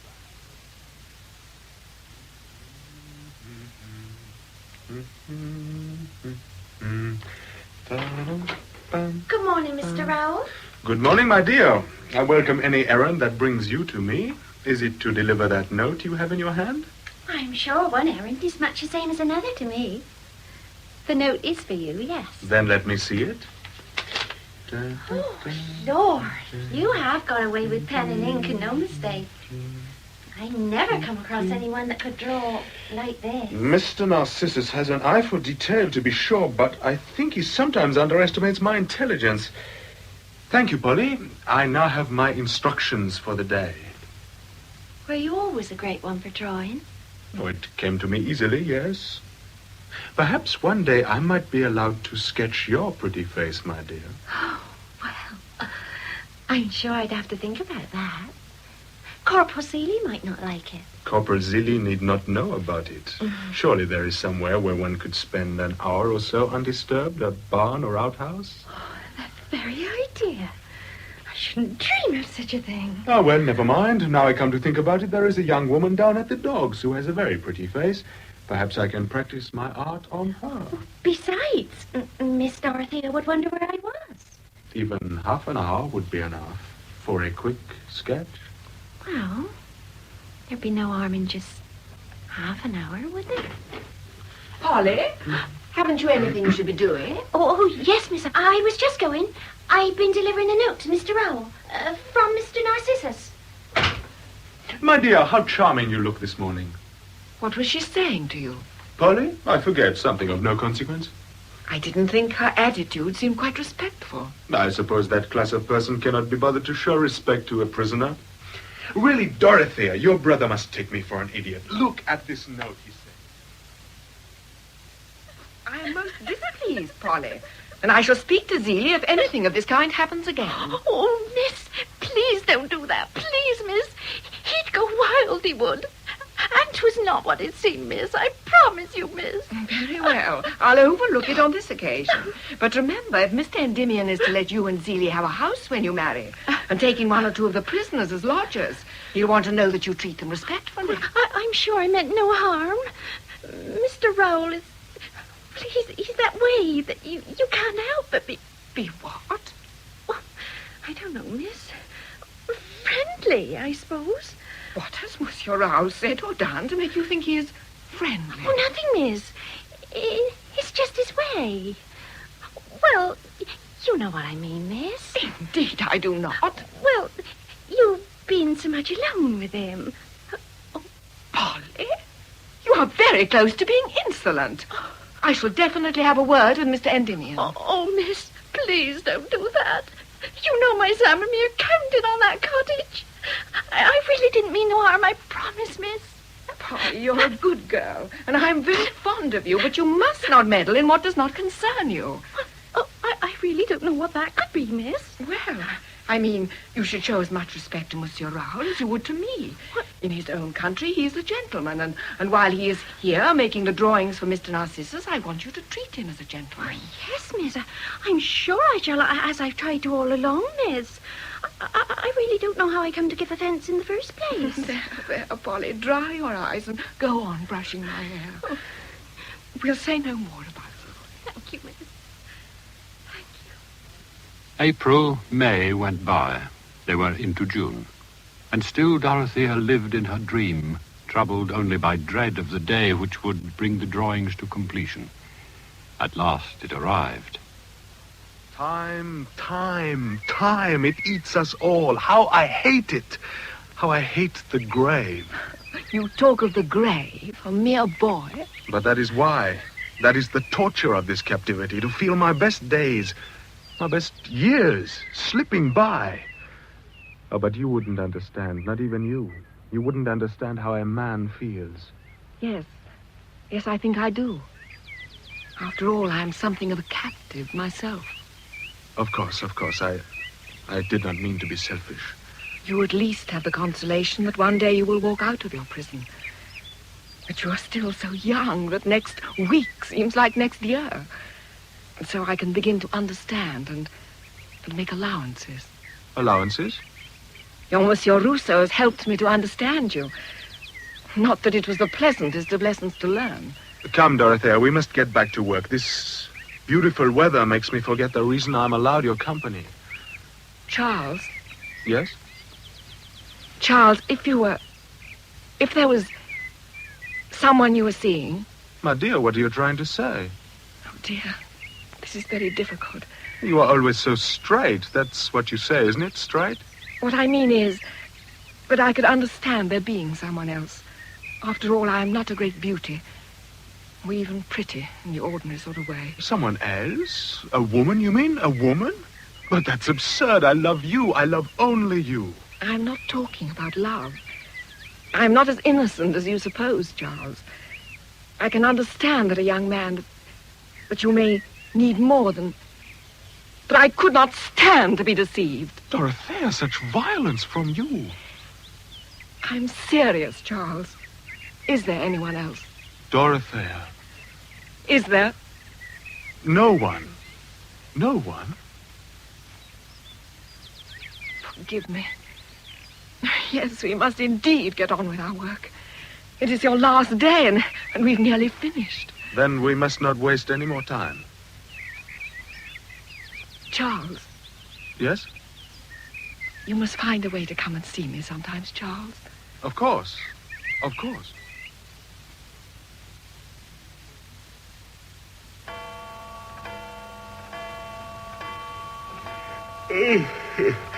Goodness gracious me. Time to retire, I think.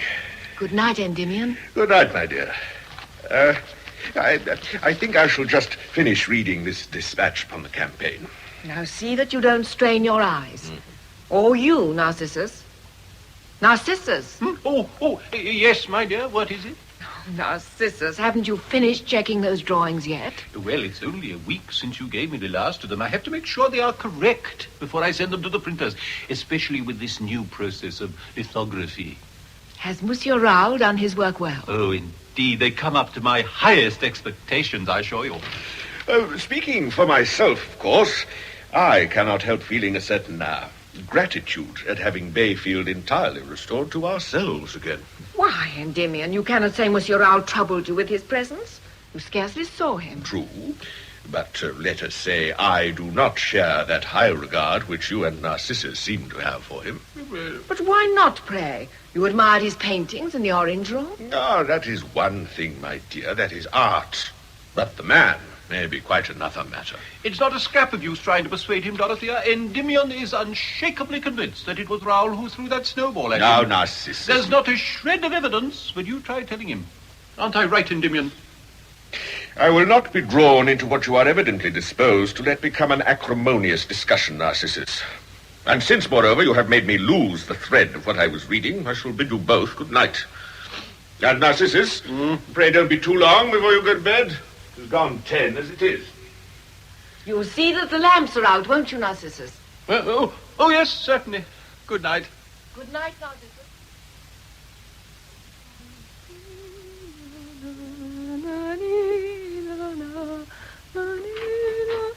Well, I don't know, I'm sure. I'd have to see about that, wouldn't I? Polly? Oh, miss. Oh, you did give me a turn. I didn't hear you. Who is under the window? To whom were you speaking? Oh, I would... Answer me, girl. You were talking to someone outside. Who is it? Monsieur Raoul, miss. Monsieur Raoul? Yes, miss. I was just drawing the blinds when he called to me. He wants to speak with you, miss. With me? Yes, miss. Well, I'll go now, shall I? You will not. You will stay here while I dismiss him. He must be out of his senses. Yes, miss. I suppose he's still there. Oh, I expect so, miss. If you was to go to the window and call him. What a predicament. I suppose there's no other course. Monsieur Raoul? There's no one there. Oh, try again, miss. I expect he's in the shadows somewhere. Dorothea! Charles!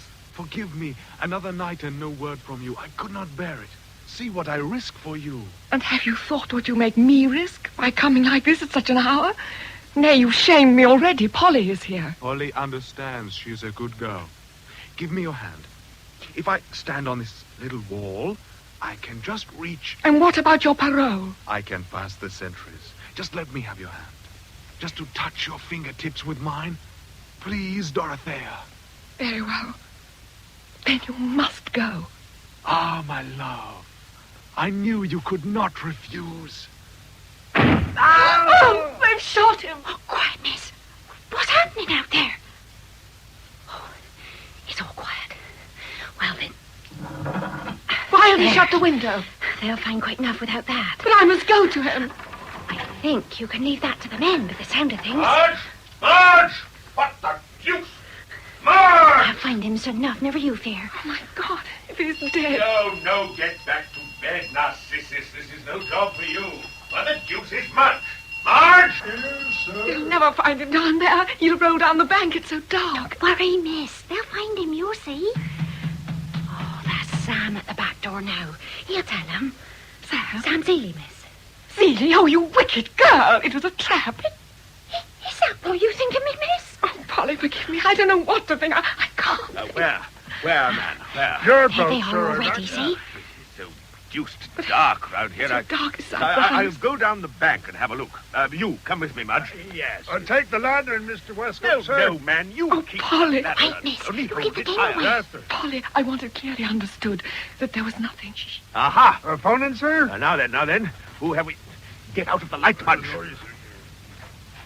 Good God.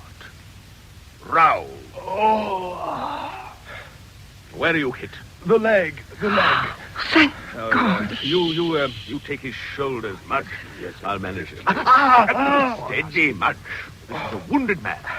And Seeley, keep the juice lantern up. Get the medicine chest, miss. Oh, of course. They'll take him to the kitchen. I shouldn't wonder. You get along there, miss. I'll get the lint and the bandages. Oh, Polly, will you be all right? Oh, you can still yell, that's for sure. Now, careful, Mudge, going round that corner. You servants, stand well back. Give us gangway there. Gangway. Now then, let me see. Yes, you, best. Run for Dr. Ibbotson, will you? Yes, miss. Well, go along then. Don't just stand there.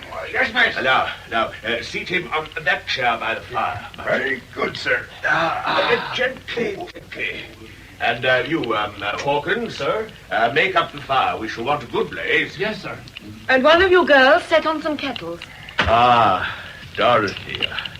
And you have the medicine chest. Let me look at him. Fetch me a chair, Polly. Here you are, miss. Marge, see the barouche is brought round. Right away, He sir. must go to the infirmary as soon as we've done what we can for him. Here's some towels, miss. Thank you, Polly. I have already unlaced the shoe and rolled down the stocking, Dorothea. And now, if I may leave the rest to you. Spread a couple of towels over my lap, Polly. Like this? That's right. Now lift his leg gently. Put his foot in my lap. There we are. Thank you, Polly. First, I must get this stocking right off. Now stand back. Stand back. You're in Miss Westcott's light. Please, stand back like good people. Are those kettles ready yet? Oh, not quite, miss. Well, pour me some warm water into a basin. I must clear away some of this blood before I can see what the damage is. A flesh wound only, I think. Nothing too serious. Thank you, Polly. Tear off a few strips of lint so that I can bathe the wound. He looks very pale. A tot of brandy might set him up. I think not, Endymion. He's not going to faint. Oh. Well, you know best in these matters, of course. I don't think I'll bother him with questions just yet. Where's Zeeley, though? Right here, sir. Well, Zeeley, you'd better step into my room and give me your account of this affair. Right, sir. Before you examine Zeeley, Monsieur le Commissaire, let me save you what trouble I can. What? I don't think I'll bother him with questions just yet. Where's Zeeley, though? Right here, sir. Well, Zeeley, you'd better step into my room and give me your account of this affair. Right, sir. Before you examine Zeeley, Monsieur le Commissaire, let me save you what trouble I can. What? Now, are you fit to speak, Raoul? It's no desire of mine to force you before you are able. I can speak, sir. I wish only to say this. I was trying to escape. Zeeley was evidently in pursuit and challenged me as I cut across the park. I didn't answer. I jumped onto that low wall to the east of the house. I thought I could run down into the trench there and double back. But as I jumped for it, he fired. That's all there is to it. Do you agree with that, Zeeley? Yes, sir. You realize, Raoul, to what you've just committed yourself? I realize that perfectly well, sir. You're standing in my light, Endymion. What? Oh, I beg your pardon. As I was saying, Raoul, I don't see what other interpretation the facts admit. But the matter is so extremely grave that it is my duty to warn you. Spare yourself, sir. I have broken my parole. That is the end of the matter. Except for the consequences, which I am ready to suffer. Well then, Zeeley, there's promotion for you in this night's work. Oh, thank you, sir. Thank you, sir. Endymion, I've mixed your brandy and water. Ah, my dear, how thoughtful you are. The sight of human blood, an aversion I have never been able to conquer. Well, there he goes to the infirmary now, and in the morning I must write my report on the business. I was proud of you tonight, Dorothea. Very proud. Dr. Ibbotson spoke most highly to me of what you had done for Raoul before he arrived. You have the nursing instinct, my dear. Any woman would have done as much. Well, I must say I'm sorry for the fellow, though I never liked him. Why he should try to escape defeats me. He is not hardly treated, after all. Perhaps we are not in the best position to understand the temptations. Well, he's safe enough in hospital for a week anyhow. And his friends, if they know what it means, will pray for that week to be prolonged. What does it mean? It means Dartmoor. I ask not for myself, dear Lord, for you know that were he a free man tomorrow, it would make no difference to our position. No, I ask only for his sake, and only because there's nothing I can do. So save him, Lord, I beg you. He is not undeserving of your mercy. For the sake of my honor, which I thought for a moment had meant nothing to him, he has committed himself to this terrible fate. More terrible, perhaps, for him than for many another. What more can I say? I can think of nothing. And what I have said seems so very little. Save him, Lord, I beg you. Save him.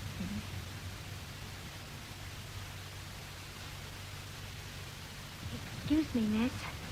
Yes, Polly, what is it? Well, miss, it's like this, see. Now that Celia's been made up to sergeant, him and me want to marry. And Parson's to cry the banns next Sunday. And you want to leave me? Well, yes, miss. Begging your pardon. I thought perhaps I could stay for a week or two after, if that'd help, to show whoever takes me place. Of course you may leave, Polly, and I will speak to Mr. Endymion about your wages and that cottage you're to have. Oh, thank you, miss. I'm sorry, though, that it should have happened like this. The way of Celia getting promoted, I mean. Let's not say anything more on that subject, Polly. No, miss. Have you...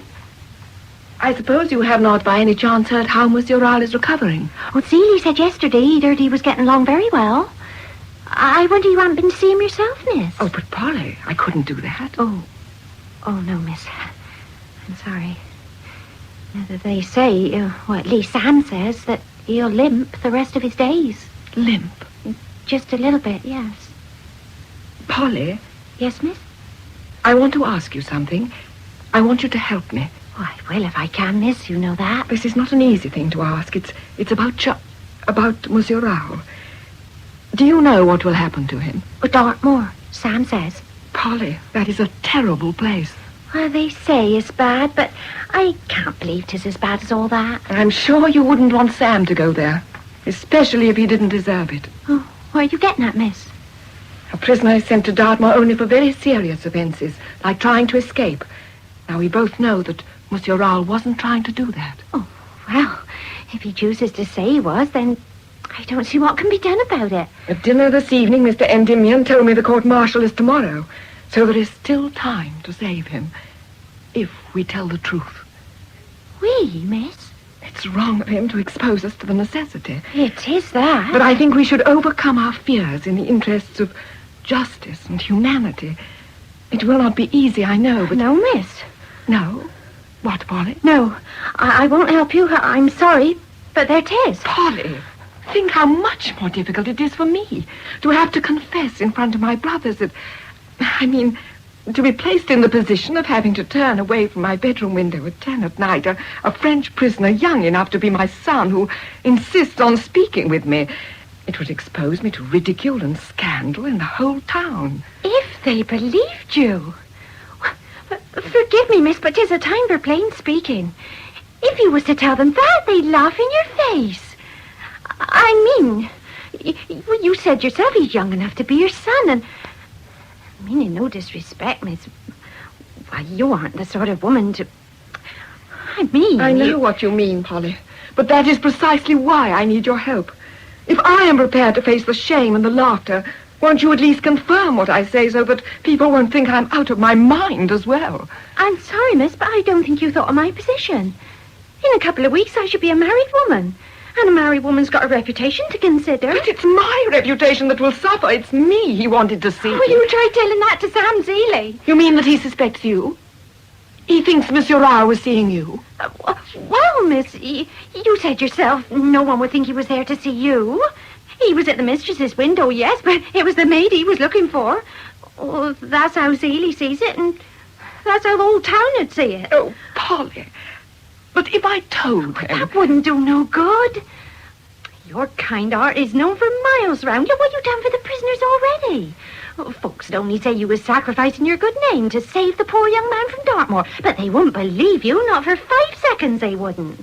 So you won't help me? Well, no, miss. I can't. It's not Sam I'm worried about. I can manage him all right. It's the town folk. I don't want to start me married life with that sort of thing hanging over me head now, do I? No, Polly. Polly? Yes, miss. Since we're speaking frankly, we may as well have this out, too. What, miss? It's very foolish of me to think of it, no doubt. But are you sure Zeeley may not be at least partly correct in his suspicions? Are you trying to... Hear me out, Polly, please. I have gone over that night often enough, God knows, in my mind. And one thing keeps nagging in my brain. When I came into this room, you were leaning out of the window speaking to Monsieur Raoul. Yes. I was telling him to go away and not be silly. It didn't sound to me as though that was what you were saying. Then, perhaps you'll be so good as to tell me just what I did say. No, Polly, I can't do that, for I didn't hear the word. Well, then you should be more careful, miss, before making accusations. But I did hear the tone of your voice. I heard it very clearly, and I can recall it very well.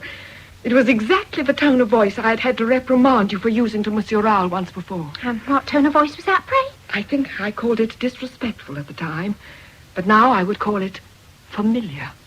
Well, miss, if you heard it familiar, then I dare say it was. But I don't see that it makes any difference to what you're asking me. It makes this difference. If Monsieur Raoul had come that night with the intention of seeing you and pretended that it was me he was looking for to spare my feelings, then you have some responsibility for what happens to him. Well, that may be your opinion, miss, but it's certainly not mine. And in any case, it was you he wanted to see. I'm sure I never gave him that much encouragement. So Raoul was tried, condemned, and sentenced in the space of 2 hours. Then he was marched past the gates of Bayfield under escort for Dartmoor, and Dorothea had not intervened. How could she? Nearly 2 weeks of lying awake at night and scheming had produced only that impractical suggestion that Polly had poured cold water on. A few weeks later, Raoul's drawings of the pavement arrived back from the printer. Narcissus was aghast at the poorness of the impressions, and he didn't have the first idea how to put things right. He gave Dorothea no peace. Evening after evening, she had to pore over the proofs with him, while every line revived memories of Raoul. But you and he spent hours together. Over the drawings, yes. But he didn't explain the lithography. He didn't?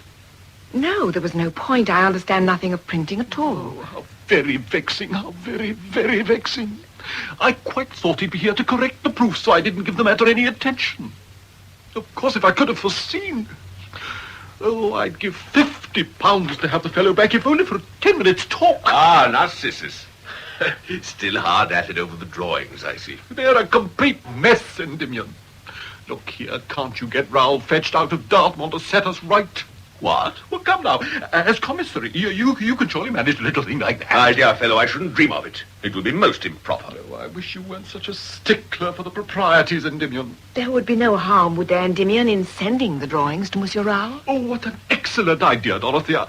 After all, the poor fellow owes us no grudge. I believe he'd be glad to do us this small service. And really, the printer has made such a mess of the stones. It could all be done in due form through the commandant of the prison. It might well relieve the monotony of Monsieur Raoul's captivity. Impossible. Quite out of the question. And I may say now, once and for all, that mention of that unhappy youth is repugnant to me. It is only by very good fortune that we escaped being compromised by him. And I have refrained from reminding you, Narcissus, that your patronage of him was indiscreet, to say the least. Indiscreet? God bless my soul. You don't suggest, I hope, that I encouraged him to escape? I suggest nothing. But I am honestly glad to be quit of him. I take some satisfaction in remembering that I detested the fellow from the first. I wasn't taken in by his airs for one moment. Well, then, if you could see what was coming, why didn't you beg him to behave himself for my sake? He's absolutely indispensable as far as these drawings are concerned. I sometimes feel, Narcissus, that your enthusiasm for antiquities blinds you to any other consideration whatsoever. Endymion, will you, or will you not, have these proofs conveyed to that young fellow for his perusal? No, I will not. And that, Narcissus, is my last word on the subject. Oh, there are times, Endymion, when you're utterly infuriating. If you were not my own brother, I would be very tempted to call you, a blockhead and a Philistine. Really? And now I shall bid you good night, before I forget that you are my brother. Narcissus, there is no need Good night, Endymion. Dorothea, would you be so kind as to return the drawings to their folder? Of course, Narcissus. Good night. Dear. It seems I somewhat upset him. But where those drawings are concerned... But Endymion, I'm bound to say it seems a great pity to spoil Narcissus' project, when with a little arranging... Now, I warn you, Dorothea, I shall not give way. For what Raoul has done, I would have had the old hulks maintained with all their severities. My one regret in the matter is that in Dartmoor he will have the consolation of herding with his betters. Endymion, that is unjust. You have no right, no cause to hold him in such scorn. No right, no cause. Did he not ingratiate himself first with you, then with Narcissus, until he was living here almost as one of the family? A privilege not even a gentleman such as General Rochambeau has been permitted. And then, spoiled, no doubt, by such petting, no sooner does he return to his proper quarters than he must attempt an escape. No, Dorothea, in this case I cannot help feeling that the punishment is particularly apt. But Endymion, he did not commit the offense for which he was sentenced. But his confession, Zeeley's statement, I assure you the court-martial was most thorough in its investigation. The court-martial was hoodwinked. Hoodwinked? Dorothea, what do you know about this matter? Monsieur Raoul's confession was false. He made it to save... Ah, I thought as much. I suspected something like this from the first, though I had no idea you knew anything of it. I thought I scented some low intrigue. Yes, Zeeley seemed uncommonly sharp-witted that night, and that was partly the reason I promoted him, to give Polly the greatest possible encouragement to marry him and leave our service. But it was not Polly. Not Polly? Dorothea, what are you driving at? Monsieur Raoul had come to see me that night. To see you? Are you quite insane? He wanted to speak with me. But just before I went into my bedroom, he'd attracted Polly's attention as she was drawing the blinds. When I went into the room, he was talking to her through the window. Why so? You surely don't need me to point out what those two were up to. No, Endymion, it was not that. My dear woman, do exert some common sense. Now, what in the name of wonder could the fellow have to discuss with you at that hour? Really, there seem no limits to your innocence. Do you really expect me to believe he would break bounds to discuss watercolors or the exploits of Vespasian with a middle-aged lady? And supposing that was what he had come for, what is there in it to deserve such scorn? Monsieur Raoul and I had many interests in common. Indeed, he showed more interest in my music in 2 short months than you have shown in the past 10 years.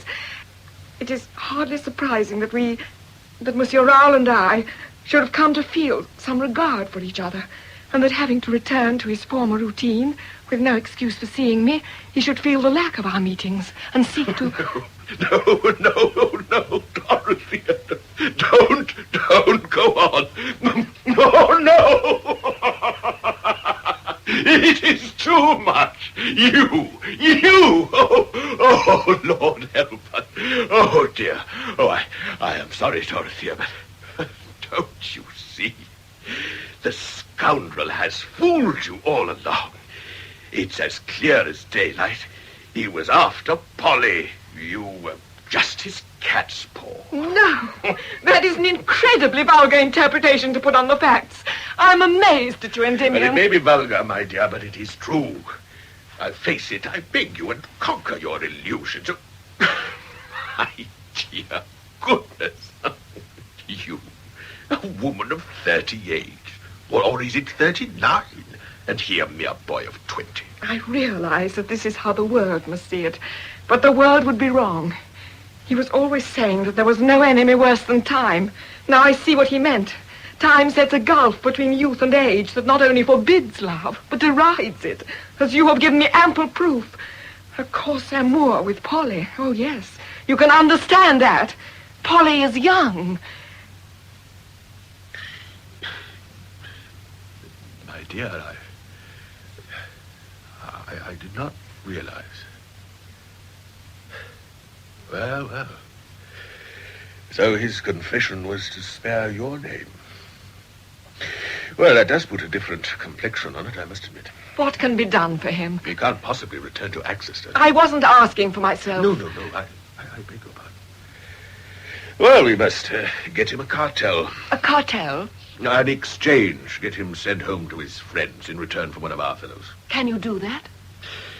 My dear, it would be a poor thing if a man who's opened his purse to support a troop of yeomanry, to mention but one consideration, could not obtain some little favor from the War Office. And does it take a long time? It can't be arranged in a day, certainly, but never fear. I will write at once. I ask because delays will prolong the punishment which you agree has not merited. Yes. Yes, well, now, as it happens, I have some slight acquaintance with the commandant at Dartmoor. I shall write and say that I hope to arrange a cartel for this man and ask him to show every possible indulgence in the meantime. Though, of course, Raoul must not be informed of his possible release or who is obtaining it for him. Yes, and it would be as well if Narcissus knew nothing of this for the time being. As you wish, Endymion. Dorothea, I behaved very thoughtlessly just now. I ask your forgiveness. You behaved only as Exeter would behave, or Somerset, or the whole kingdom. What is there to forgive? It was October before the cartel arrived. By the same post came one of the reports Endymion received on Raoul from the commandant of Dartmoor. Major Sotheby added a private note that Endymion read to Dorothea. Suffering from such a severe attack of pleurisy that a couple of days ago I feared the exchange would come too late. But today the medical officer is hopeful that he will make a full recovery, though he says he has no doubt another winter in this climate would be the end of him. Oh, Endymion, I must go to him. But what possible good can you do?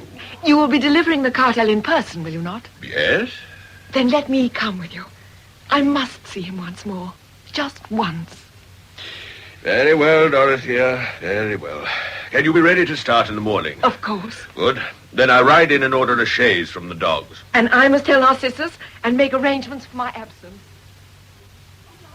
Narcissus, such news. Oh, Dorothea, you quite alarmed me. I was immersed in my half-yearly report on the cellar, and We have got a cartel of exchange for Monsieur Raoul, and I am going to Dartmoor with Endymion to deliver it. A cartel, eh? So that's what you two have been up to. I thought there was something going on. But a cartel? Then he won't be coming back to Atchison, will he? I wonder... Yes? Well, of course, I wouldn't have asked if it had been just Endymion going, but as you're going along as well, would you mind taking my proofs with you? Oh, Narcissus. See, I've got them here all nicely done up. Perhaps he would just have time to scribble a few words to the printer. And I'm sure now that he's to be released, it would not be what Endymion would call indiscreet. Very well, Narcissus. I'll do my best. Though it seems he's been very ill. He might not be strong enough to deal with anything just at present. Ill? Oh, dear. Poor fellow. Now, you will be good, won't you? And take your meals regularly. My dear Dorothy, I'm perfectly capable of looking after myself for 2 or 3 days. That night, after Dorothea and Endymion had gone to bed, it snowed. And the next morning, as they started for the west, they found the roads heavy. Beyond Chard, they grew worse. At Honiton, which they reached about midnight, it was snowing again, and the next morning they looked out on a world that was completely and forbiddingly white. The chaise ploughed on through Exeter to Moreton Hampstead, where they rested for another night. Before dawn, they were off again. Snow lay in thick drifts on the skirts of the great moor and whirled about them as the chaise climbed upwards. Day broke on a desert of howling whiteness without trees or gate or hedge. Eventually, Endymion touched Dorothea's hand and pointed out a mass of grey masonry looming up through the weather. The great war prison that held Raoul. A little before noon, they found themselves in the commandant's office. Major Westcott, my dear sir, this is indeed a... Oh, and Miss Westcott. Allow me to introduce my sister. Delighted. Hello. Dorothea, Major Sotheby. Good day, sir. But what a journey, and in such weather. My sister and I take a particular interest in this case. Of course. But you will be wanting luncheon at once. No. Thank you, my dear sir. No, we wish to see our business accomplished as soon as may be possible. By all means, entirely as you wish. You have the papers? Indeed, yes. If you care to glance through them, I think you will find all as it should be. Thank you. Yes. Then, the roads permitting, tomorrow we'll see him on his way to Plymouth, where he'll be put on board the first vessel for France. You wrote that he had been ill. Indeed, Miss Prescott. He was touch and go with him for 24 hours, but he's out of bed now and well on the mend. May we see him? Of course. He's been transferred to the convalescent ward. No doubt you and Miss Westcott prefer to break the good news to him in private. That would be most considerate if it could be arranged. I'll have him sent up to the consulting room. The doctor's finished his rounds. He'll be quite alone now. We'll step across at once, if you're kind to follow me. From the gallery here, you look right down into the convalescent ward. Your friend is below if you wish to have a peep at him. No. No, I... You prefer that he should be fished at once. I understand.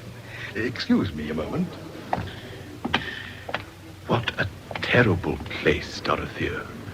The herding together of these men like cattle, without privacy or personal belongings. Nothing. Aren't you glad that we can save at least one who doesn't belong here? Dawson, run down to the wharf below and fetch up number 2672. Quick as you can, please. Sir. I know the number of each one of my children, and I never make a mistake. I think my sister would prefer a word or two with Raoul alone. Certainly. Will you step into the surgery, Miss Westcott? Thank you.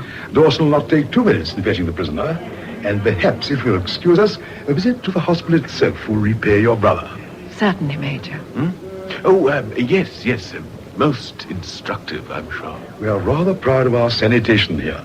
A glance over the arrangements, perhaps, Major Westcott.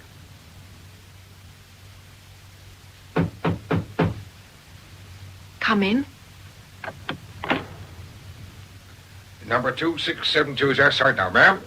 Thank you. Will you please ask him to come in? Yes, ma'am. 2672, forward march.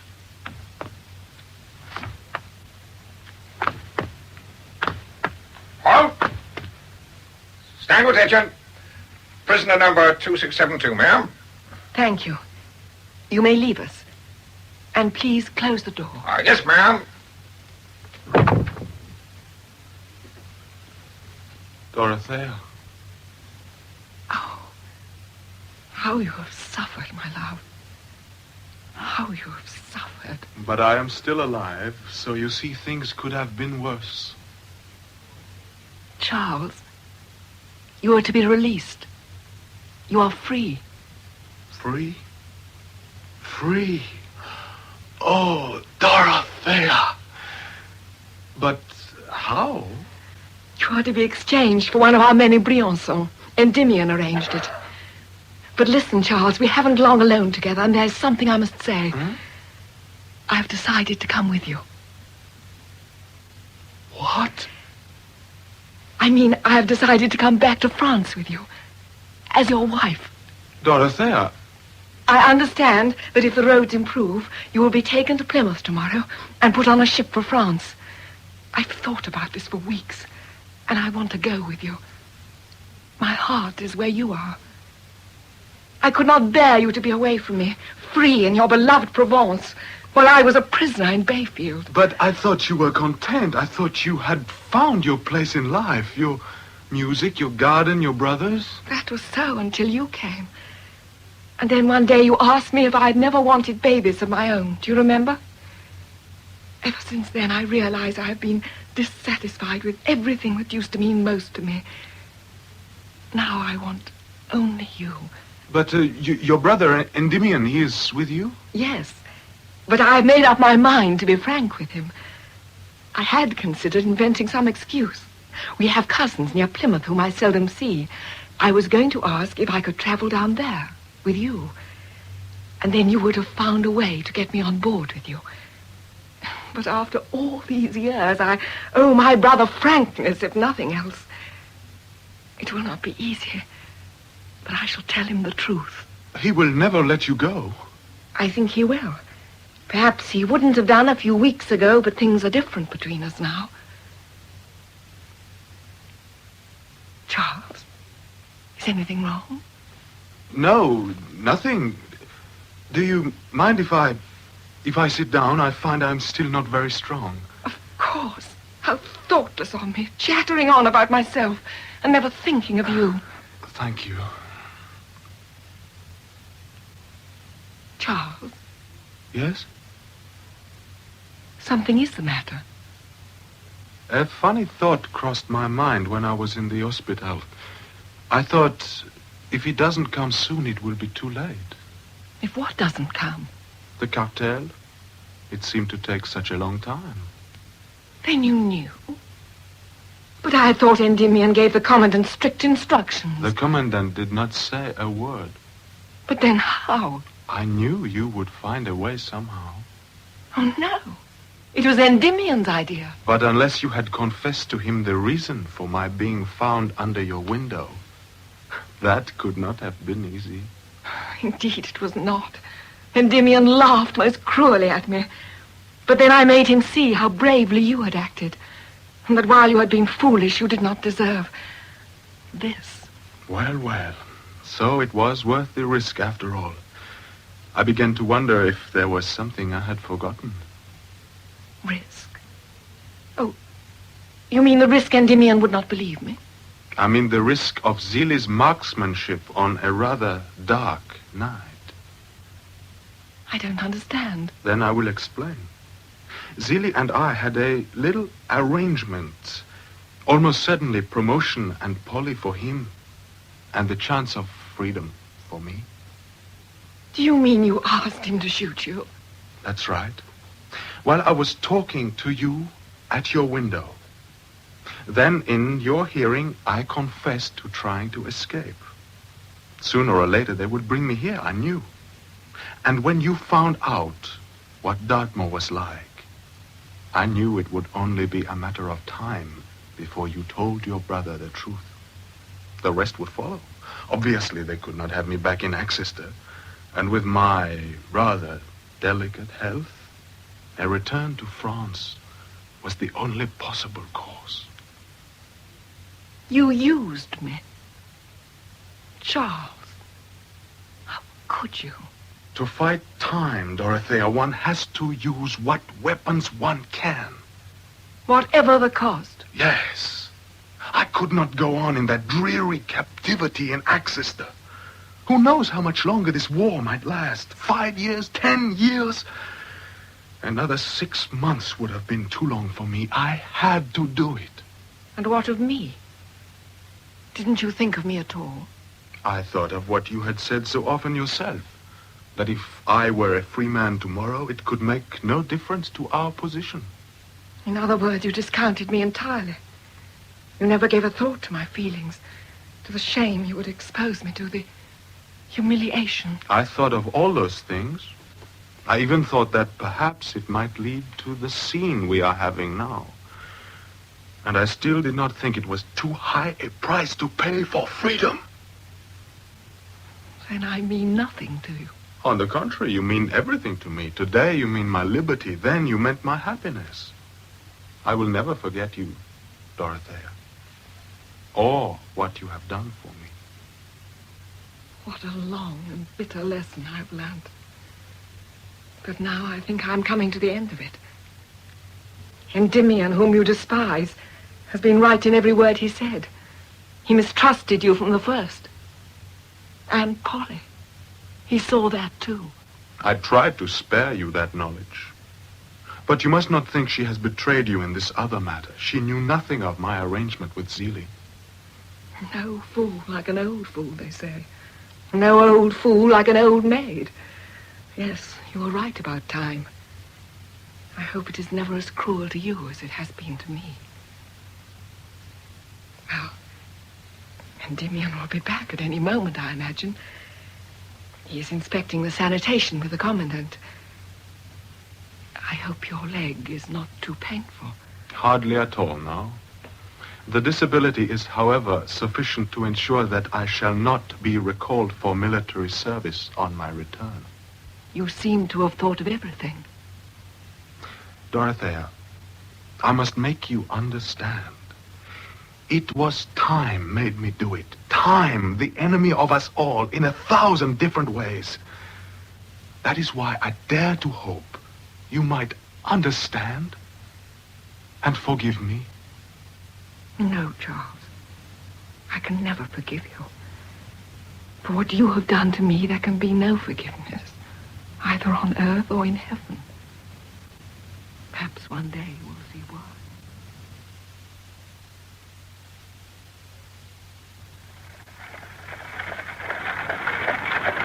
Well, my dear, for my part, I can only hope I'm spared the annoyance of seeing that young man's face again.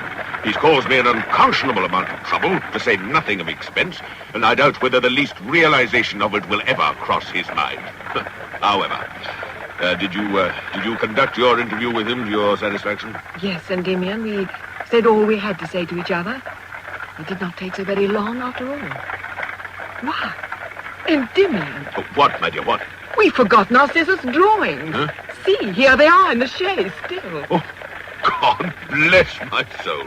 Oh, dear. Oh, he will be upset. However will we explain it? I'm blessed if I know, but you must admit, Dorothea, there is an humorous side to it, huh?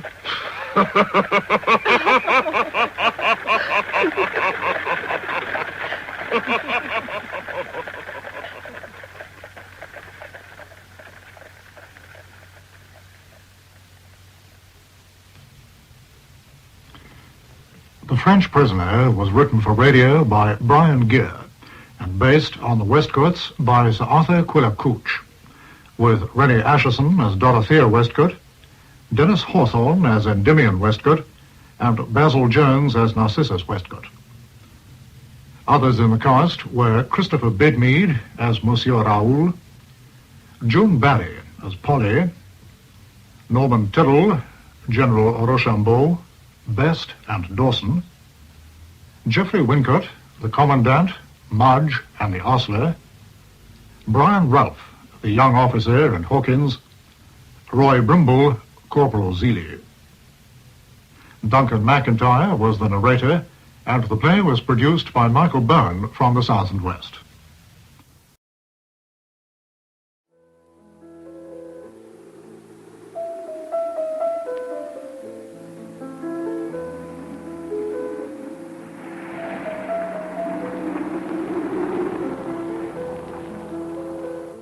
We present Sebastian Shaw as Chief Inspector Lynch in Four Elise, a play for radio by Kenneth Bird.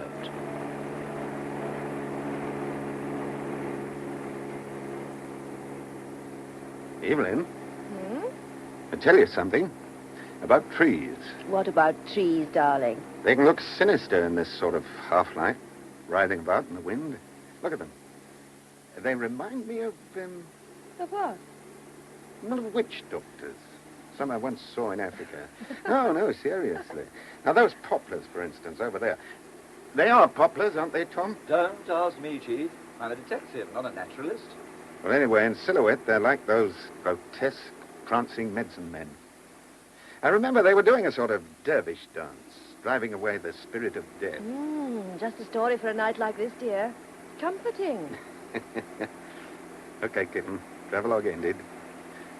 Where are we, Tom? Well, you two have a map in the back seat. I'm just the driver.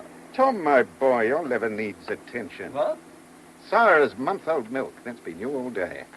With the Ringway case nicely buttoned up, I should have expected you to be ripe for merrymaking. Would you? Oh, darling, surely you know what's wrong with poor Tom. No, what? He's wishing he'd brought his wife along as well. That's not true. Business and pleasure don't... Well, anyway, it's no concern of mine. See, darling? Detective Sergeant Mansell is hurt. He knows it's against regulations for me to go with you to investigate a jewel robbery. And bright up-and-coming sergeants have great respect for regulations. Haven't they, Tom, dear? They run in their veins instead of blood. No, Evelyn. He hated to think of me waiting like a loving, dutiful wife while you two played Sherlock Holmes at Lord Ringway's home. But you wouldn't have liked him to stay in London, would you, darling? Well, we shall have to get used to the idea, shan't we? Unless you want me reduced to the ranks. Well, Tom forgets I had to wait 6 years for you to be free. And we've only been married 8 months. Yes. Well, where'd you say we were, Tom? I didn't. But a rough guess, I'd say on the Shropshire-Herefordshire border, in the English equivalent of the Burmese jungle. And I'm expecting a tree to blow on us any moment. Oh, no. Charles, darling, don't sit up like a guardsman. Relax. Put your arm round me so we can... What? What's wrong? Well, didn't you see that? A figure. Figure? Oh, a shadow, hanged if I know which. It was black, had a sort of hood. Where'd you see it? By those bushes, back there on the verge. Switch the engine off, Tom. We'll have a look. I can't let you spend the rest of your life believing in spooks just because you've seen a chap in a duffel coat. Now, that's where it was, by those gorse bushes. Darling, you aren't leaving me alone, are you? There it is. Oh! You see it? Yes. Yes, it's a black figure, all right. If you go, I'll scream. Evelyn, don't be ridiculous. Hello there. Anything the matter? Oh, God be praised. I thought you hadn't seen me. Well, my wife believed you were a ghost. Yes, this habit, disconcerting in this light. I'm sorry, but, well, we're having a bit of a nightmare at the Abbey. Wind been blowing your chimneys down? No worse than that, much worse. First, Brother Placid. Then the telephone wires down, and now that confounded car. Had a breakdown? Yes. I pushed the thing on the grass verge. But look, I've got to get to town at once. Well, if we can offer you a lift, sir. Oh, please, but terribly quickly. I don't want to take you out of your way, but I must get to the police station. Jump in. Oh, thank you. What do you want the police station for? Had a robbery? No, much worse than that. In fact, we none of us can believe it's really happened. It's so utterly senseless. Yeah? One of our community, he's been murdered. Oh, my God. Murdered? You sure? Oh, God save us, there's no doubting it, I assure you. A piece of cord, it's knotted round Brother Placid's throat. How terrible. Look, please don't think me rude, but I must beg you to hurry. As I say, there's no telephone. May I ask who you are, sir? Oh, yes, of course. Father Anselm.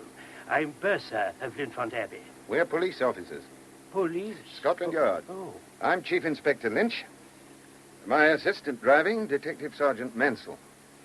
And to think of what I said when that car broke down. Well, it's a reminder, isn't it, to be resigned to the will of God. Where is the Abbey? Back the way you've come, about 2 miles. Okay, Tom, turn around. All right, sir. Forgive the intrusion, darling, but do I take it we're working again? Evelyn, I'm sorry. Yes, kitten, I'm afraid we are. I suppose it doesn't matter. We promised to look in at Mike Miller's cocktail party when we got back. No, dear, I'm afraid it doesn't. Can't the county police deal with this thing? After all, it's their murder, not yours. Well, they may want to, in which case I'll be finished in a couple of hours. But, Evelyn, I can no more ignore a case of murder than a doctor can turn up his nose at an injured man because he isn't a patient of his. There's a difference, Charles, between a man needing medical attention and one beyond it. Not to me, there isn't. And what are you going to do with me while you're chasing clues at this Abbey? I'm afraid that's quite an important point. Apart from the chapel, the rest of the building is out of bounds to your sex. That's matey, isn't it? There's the village inn at Linfont St. Peter. That's just off the main road on the left. It's isolated, I'm afraid, and rather rough and ready, But it's a roof over my head, I suppose. Yes. And for a woman, anything will do. Kitten, most likely I'll be back by the time you've downed your first gin. You'd better be, darling. Otherwise, I'll fetch you, even if I have to dress up as a Mother Superior.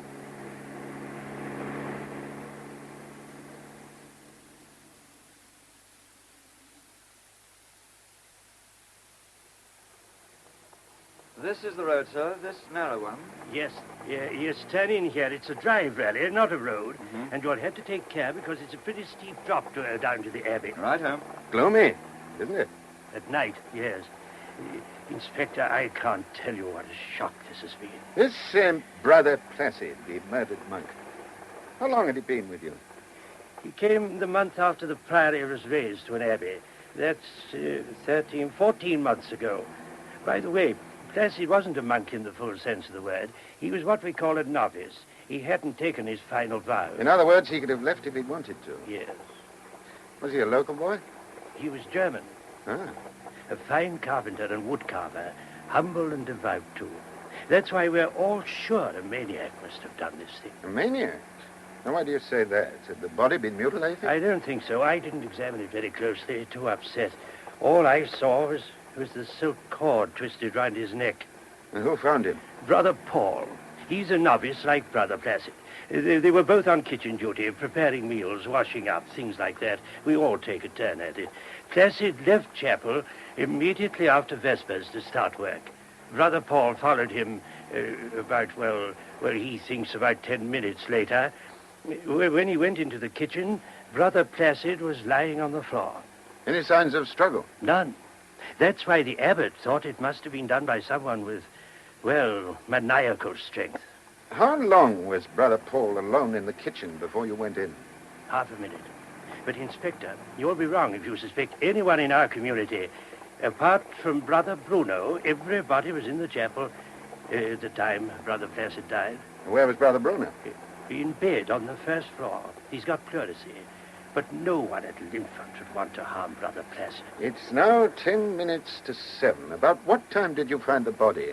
The trouble is, Inspector, none of us wears a watch. Huh? We have a clock in the monastery, but we get out of the habit of looking at it, except on Sundays when we have public services. Well, approximately.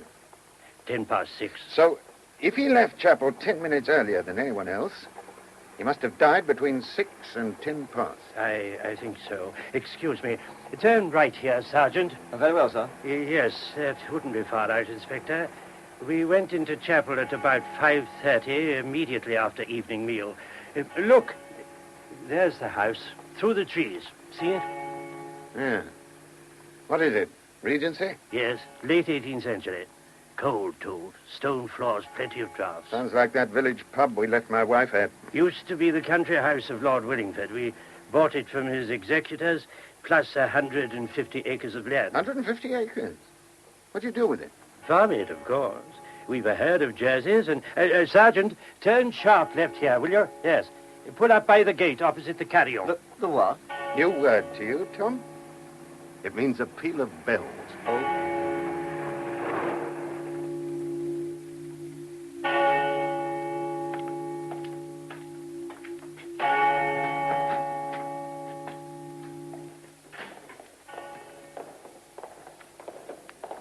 If you'll follow me, I'll take you to the abbot. Why? Has he got something to tell me? Well, no, but he's the head of our community, and naturally he'd like to receive you. Well, I don't want to be impolite, but frankly, I'd like to see the body first. It hasn't been moved, has it? Oh, no. We know quite a lot about police procedure, you know. We've got nearly all Agatha Christie's books in our library.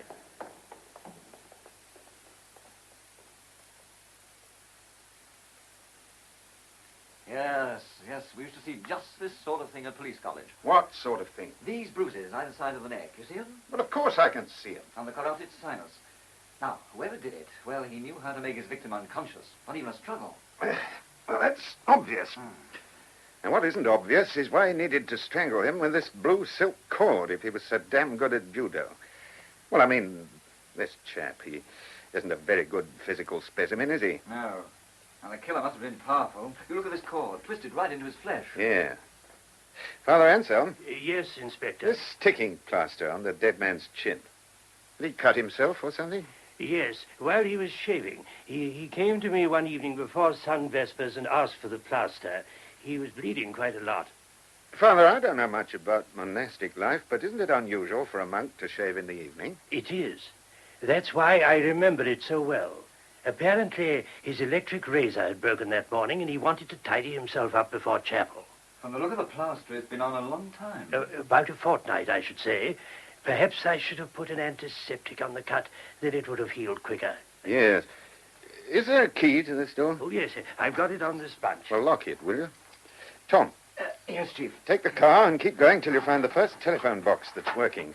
Ring county headquarters and get him to send fingerprint men, photographers, the whole circus. Yes, okay. But look, don't you want me to help you look around? I mean, 2 pairs of eyes are better. Tom.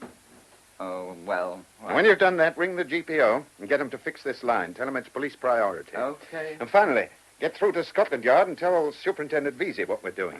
And be sure and ask him to get the okay from the local chief constable. I don't want to have to pack in this case once I'm underway, just because some local CID boy thinks he can handle it better. As you say. Poor Placid. He's the first monk to die at Linford without a celebration. Celebration? Well, we grieve at being parted from a friend, naturally. But we celebrate the fact that he's gone, we hope, to his eternal reward. Death, you see, even a violent and senseless death like this, is the fulfillment of a monk's life. Still, if I were a dead monk, I'd hate my chums for whooping it up because I'm a corpse.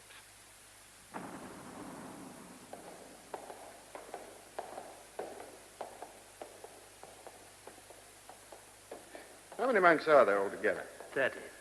Would you know if any of them were missing from chapel tonight? One was missing, Brother Bruno, the one who's sick. Yes. But what I mean is, do you count up or take any kind of roll call? Oh, no, there's nothing military about our discipline. So if one of your number hadn't gone into chapel, but had stayed in the kitchen waiting for Brother Placid, nobody would have been any the wiser. No, I suppose not. But if the murder wasn't done by a monk, it must have been done by someone who got in from outside. Yes. Now, the question is, sir, How could he have effected an entry? Now, not through these windows. They're too high up. No, and they're all like that. But there are 3 entrances. Through the chapel, that is by way of the public door, but he would have to go across the sanctuary to get into the abbey building itself. In which case you'd have seen him, because you were all in church. Yes, which leaves the main door, the one you came through, and the side entrance. That's the one at the end of the corridor to the right of the kitchens. But, Inspector, nobody could have used either between 4:30, when we came back from work, and the time I left the abbey to fetch the police. Why not, sir? Because they were locked. I saw Brother Paul do it. You see, 2 months ago, we lost a pair of silver candlesticks. The local police advised us to lock the doors after dark while we inquire. So, if a guest comes then, well, he has to come to the chapel. A guest? Anyone in need of shelter is a guest. It's part of our rule that we turn no one away. Have you any guests at the moment? No, we had one last week. And on Sunday, a businessman and a scientist are coming from London to make a retreat. What? To spend a weekend in prayer and meditation. It's a kind of spiritual therapy. Ah. And where are the monks now? In chapel, at St. Country. May we look in? What? Oh, yes, if you wish.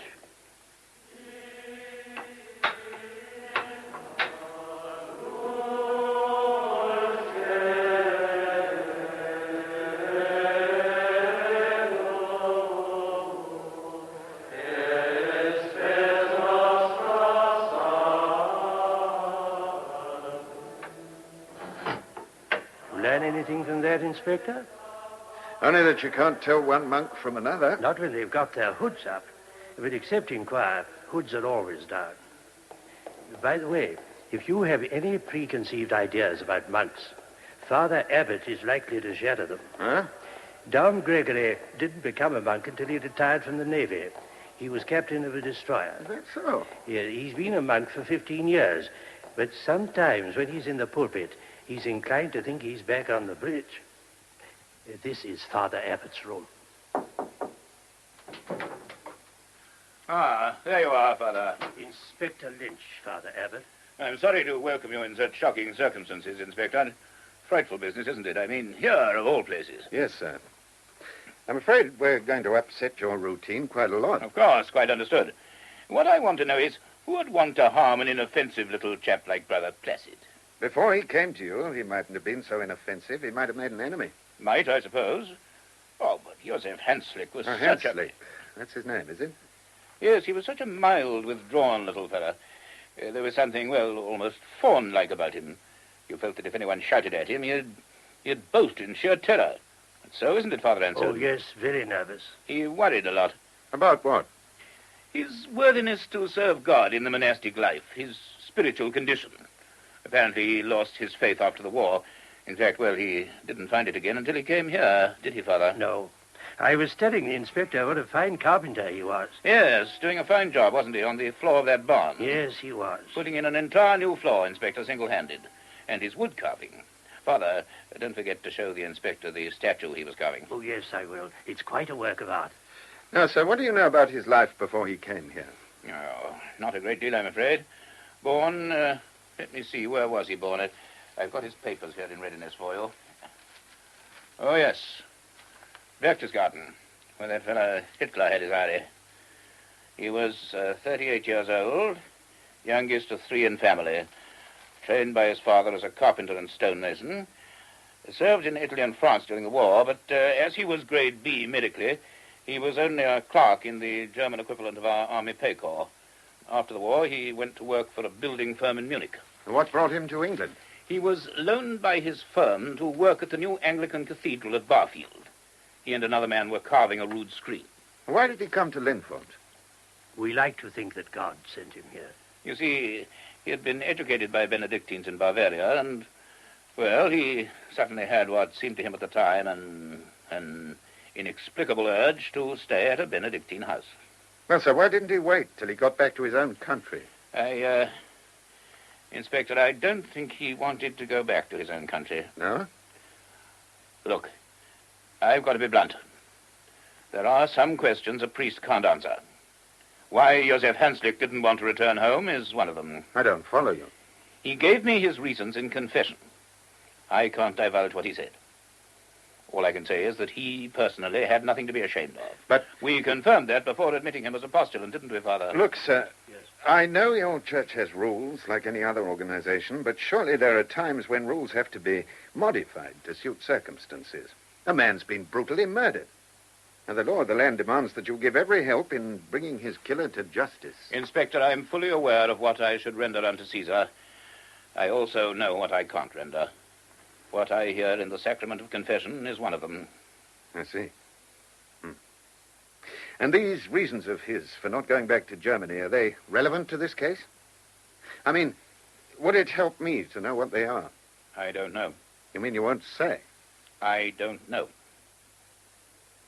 How well did Placid speak English? Oh, very well, didn't he, Father Anselm? Yeah, very well. Yes, he told me once that he had a gift for learning languages. It was the same with all his family. Well, now, here's a general question.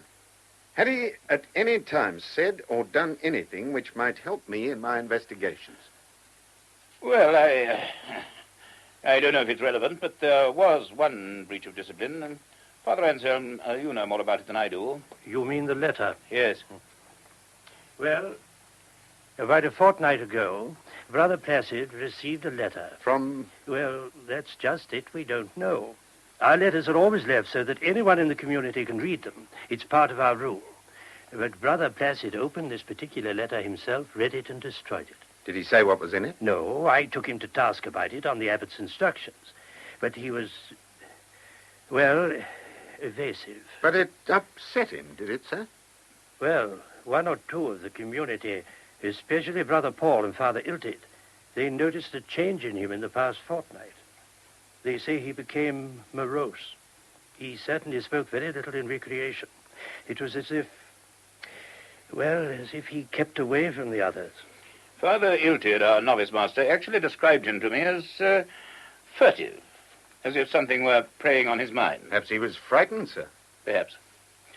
Father Anselm, 2 days after that letter, Brother Placid was taken ill, wasn't he? I seem to remember something. Oh, it was nothing serious. He felt faint as we were going to bed and had to be helped into his cell. His what? His cell. We call our bedrooms cells. Oh, good. To be fair to the poor fellow, he hadn't been up to the mark, had he? That might have made him unsociable. Come in. Ah, Tom. Father Abbott, this is my assistant, Detective Sergeant Menzel. Sergeant? Well, did you get through to County Police? Yes, and the CID chaps are on their way here with their apparatus. Superintendent Maxwell, he's the chap in charge, he said he was only too delighted to leave the case in what he called your capable hands. Evelyn isn't going to be very pleased. Oh, I dropped in and told her on my way past. You did you? What'd she say? Well, I'd better tell you that later. I also got on to AC's office at the yard. Yeah? Superintendent Hewitt was there, and he was quite happy to let the two of us go on handling it. Yes. Well, the two of us will do the best we can, won't we? That's what I told him, son. Now, this raises a question, doesn't it, Inspector? Where are you both going to spend the night? Father Anselm will be glad to put 2 guest rooms at your disposal if you wish. Of course. Well, that's very kind of you, and I'm sure Sergeant Mansell will be glad of the offer, but personally, I shall go back to my wife at the inn. Well, Chief, I hope you're in the mood for a good long tramp. What do you mean? Only that I had to walk the last mile down the drive. The girl's blown a tree across it. Well, I don't mind walking a mile, then I can use the car, can't I? No, there's no room to turn the car around. I'd give a lot to see you reversing back up that drive for a mile and a half in pitch blackness and with a miniature precipice on your right. Well, damn it, I can't leave Evelyn alone in that poky little pub. Inspector, I'm afraid the sergeant is right. It's a long way to Lincoln St. Peter. Yes, I suppose it is. Well, sir, thank you. In that case, we'd both like to stay the night. Tom, something I want you to do. Yes, sir? While we're waiting for the CID, go to Brother Placid's cell, search his belongings, and keep an eye open for any letters. You shouldn't find it a difficult job, Sergeant. No? Apart from a toothbrush and razor and a few books, monks have few personal belongings. We renounce those things when we renounce the world. Yes. Don't mind my saying so, but, well, the way you chaps live, you know, sharing everything, not owning anything, isn't it a bit like communism? To believe that, Sergeant, you have to think that the teachings of Christ and Karl Marx are the same. Yes. Well, I don't know much about either. Not really. Then you see how easy it is to misinterpret what a monk does if you don't know why he does it.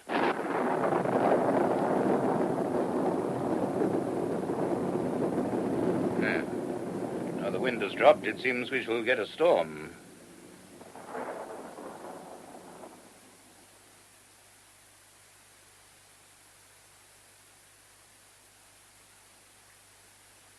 Right, Brother Paul. Now let me do a brief recap. You went straight to the kitchen after chapel, and you saw the body of Brother Placid. Yes, that's so. As you were running out of the kitchen, you collided with Father Anselm coming in. Yes, And then you returned to the chapel to tell the abbot what had happened. that's quite right. Anything more you can tell me? Yes. Before I went into chapel, I locked the front door and the side door of this main building. It was a rule of Father Anselm's. Quite so. Well, about 5 minutes after I'd found Brother Placid, I went to the side door. I thought it was important to see if it was still locked and bolted. Certainly. And was it? No. The front door was locked, but the side door was open. Open? About 2 inches. It has a noisy catch. You can even hear it on the floor above. So it seems, Inspector, as if whoever went out through that door after Placid's death knew that door had a noisy catch. Otherwise, he'd have closed it. Seems to me you've missed your real vocation. Used to be a detective. You really should.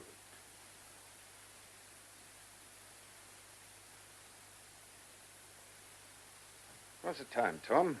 My watch has stopped. About 1:30. CID boys gone? Yeah, I've just let him out. You found nothing in Placid's cell, I suppose? No, not a thing. I even went through his books. What about the walls? Look, Chief, I'm not a rookie. I conducted the search exactly as I was taught to do it at college. Well, that's reassuring. Oh, me for bed. What time do they get up in this place? 5. 5? Do you mean that in 3.5 hours they'll be coming in with morning tea? Tea? You'll be lucky. Did you know they kept a visitor's book here? No? They do. And there's an interesting entry in it. Very interesting. Apparently... Oh, damn, there's another button off my shirt. Apparently a guest was staying here all last week. Name of Johannes Bonner. A German. Oh, and Placid was a German. Yeah. I wonder what brought him here.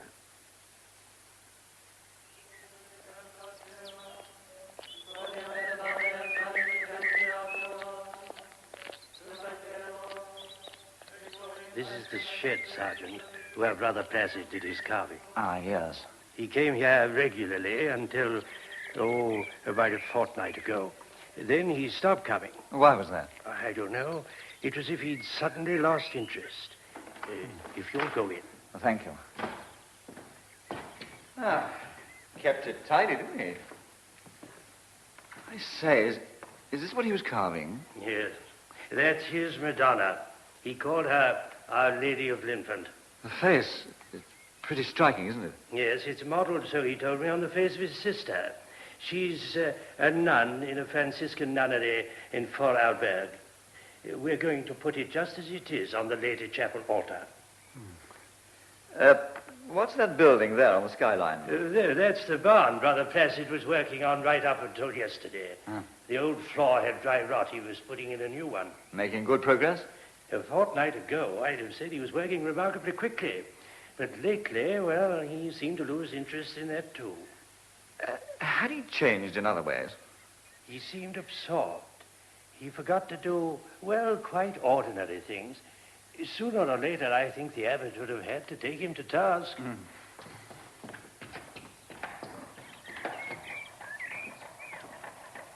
Hello? Something going on up there? Where? In the drive. Oh, I see what it is. The monks are moving that fallen tree.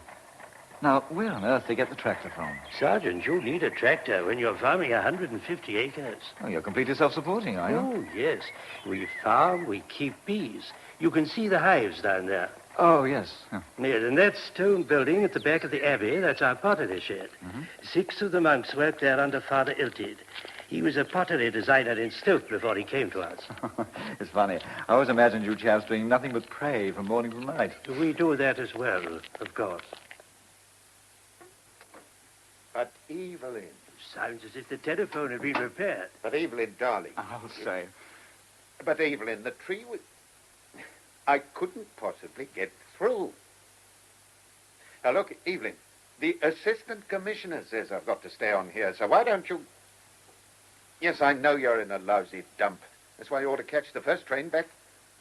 What? Well, if you won't, you... Oh, damn, she's rung off. Having trouble, Chief? What? Father Anselm, I'm beginning to understand why you chaps become monks. Oh? Right now, I feel like joining you. Tom, I want you to do something. Yeah? Ring Special Branch, get them to contact Interpol and find out all they can about Joseph Hanslick, now known as Brother Placid. Right. I want to know everything. His family, what organizations he belonged to, what he did in the war. Tell him that no detail is too insignificant and give it top priority. Okay. Hello? Oh, hello. I want London, please. Whitehall 1212. Yes, please.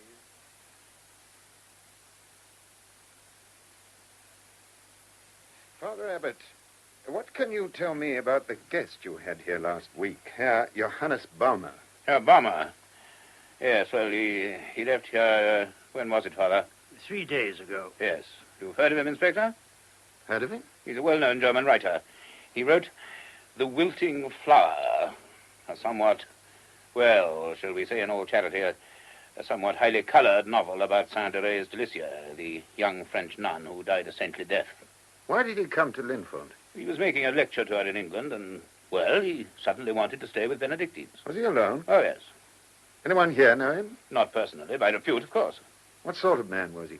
Cultured, charming, spoke English well, and a jolly good pianist, wasn't he, Father? Frankly, I couldn't believe he wasn't a concert pianist. There was an authority about his playing, a technique. It didn't matter if it was a Viennese popular song or Beethoven. I agree. Do you remember that tune he kept playing, Father Abbot? His tune, he called it.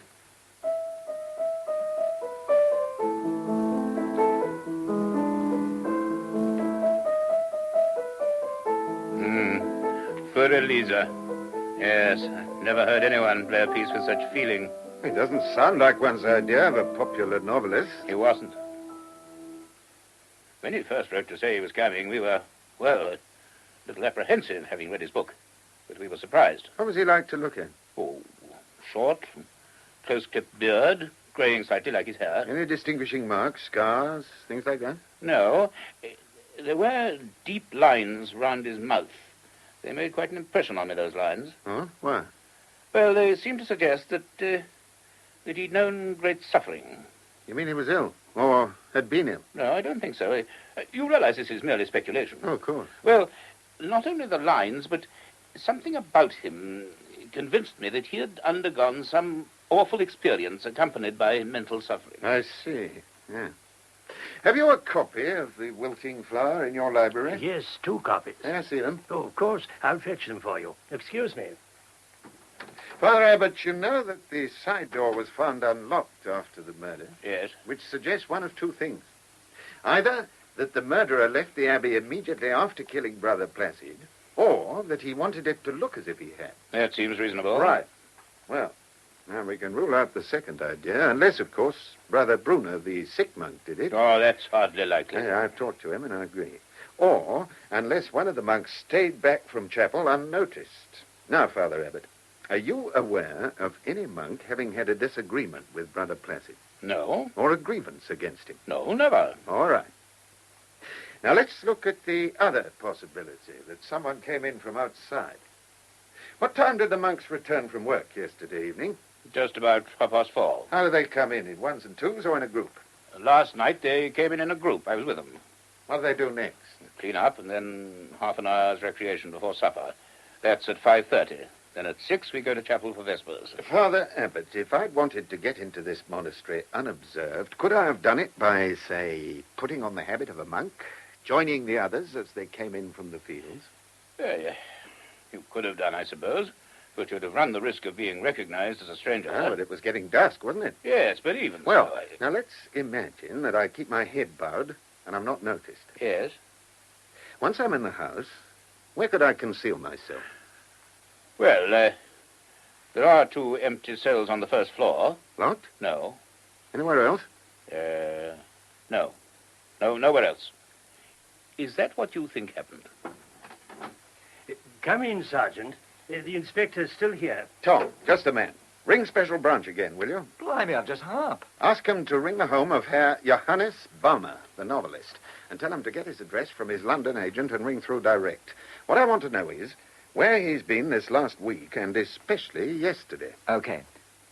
What's the theory, Chief? It isn't a theory. It's one of those hunches you were taught to despise. These the books, Father? Yes. You look puzzled, sir. Anything the matter? Well, it's rather strange, really. The paper jackets are missing.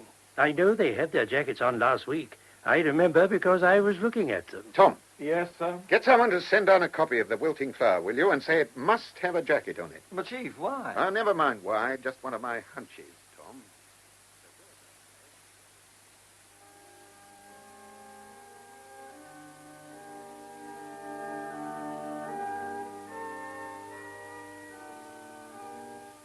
Inspector Lynch.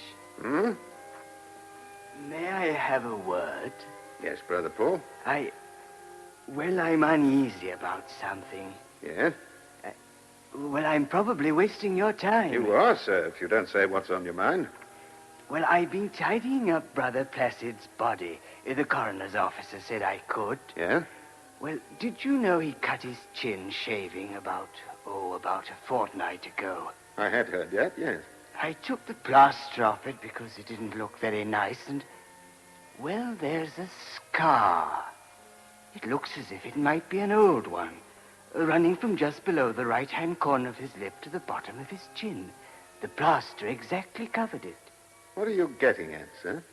Well, I knew Brother Placid very well, and I can't remember him having a scar like that.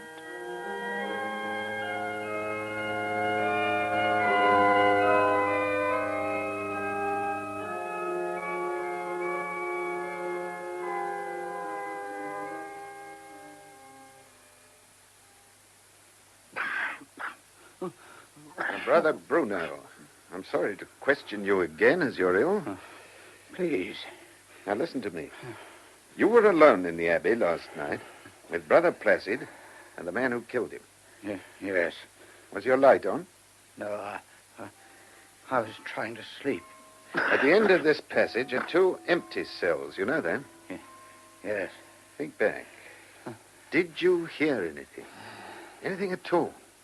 A door opening? Anyone walking about? I couldn't say. My temperature was too high. I might have had delusions. Mm-hmm. And this house, it's old.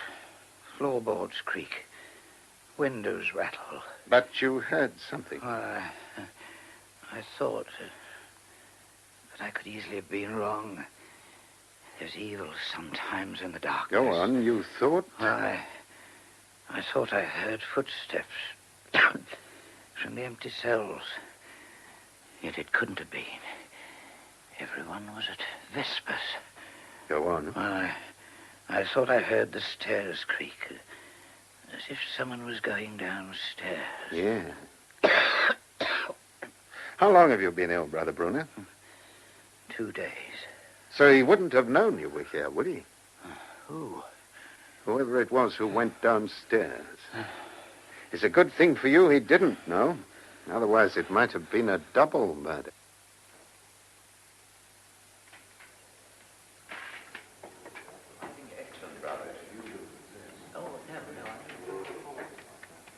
I've been looking for it, Inspector. Father Anselm and I came here to see these new pottery designs of Father Iltid's. Pretty good, eh? Very. Look, what can you tell me about Brother Placid's family?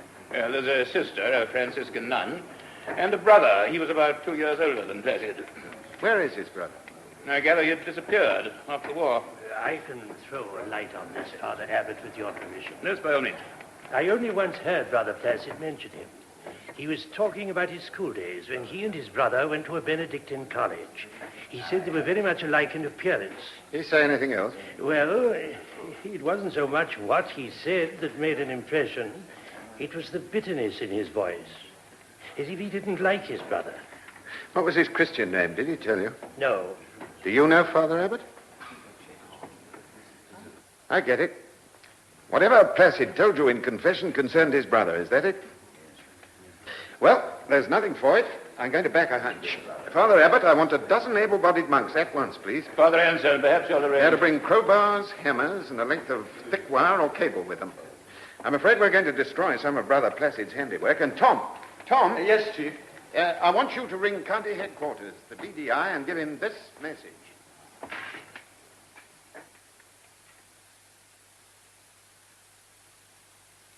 No, Inspector Norman. Sergeant Mansell here, Scotland Yard. Chief Inspector Lynch says you're to send a couple of plainclothes men to every barber shop within 10 miles radius of Linford St. Peter. Yeah. Now, look, this is the question they've got to ask. Did they, at any time between February the 2nd and 6th, give a very close haircut, pretty well a monastic cut, to a man about 5 feet 6 inches tall, with a scar extending from his right lip to the corner of his chin, and speaking with a pronounced German accent? What? Don't ask me, sir. All I know, he's got half of us scouring the Abbey grounds and the rest pulling up the floor of a barn.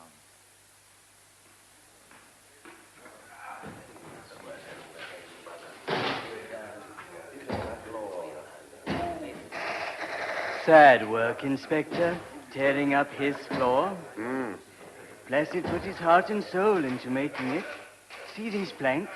Every one of them cut and shaped from trees on the estate. Is that so? We're looking for him, aren't we? What makes you think that? Scar on the chin. Brother Paul, you've been a big help to me, so I'll tell you something. This morning, the abbot showed me Joseph Hanslick's passport. The color of his eyes was given as blue. That's right. They were. Were they? Those of the corpse are brown. Chief! Here, watch that floor or you'll go through. Oh, Lord.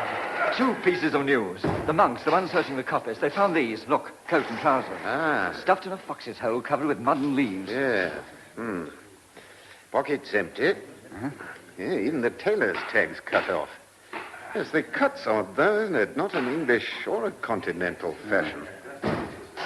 What's the other news? A man answering the description we gave went to a barber shop in Lawnfield on February the 4th. Now, the barber remembers him for his German accent and because he insisted on being cropped almost to his skull. Tom, my boy, I hate to mention it, but hunches, they work sometimes, don't they? Inspector. We found a man's body. It's naked. We can't see his face. Hardly necessary, is it, Brother Paul? It'll be the real Joseph Hanslick.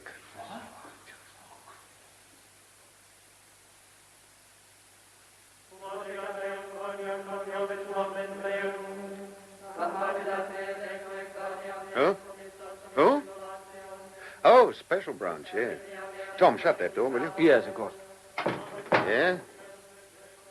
Oh, no, I'm not surprised. Right, have you anything more on Hanslick and his brother? I see. So you're following that up, are you? Right. Well, transfer me to Inspector Ryan. Anything happening? Just this slow letting in of daylight. Baumer wasn't Baumer. What do you mean?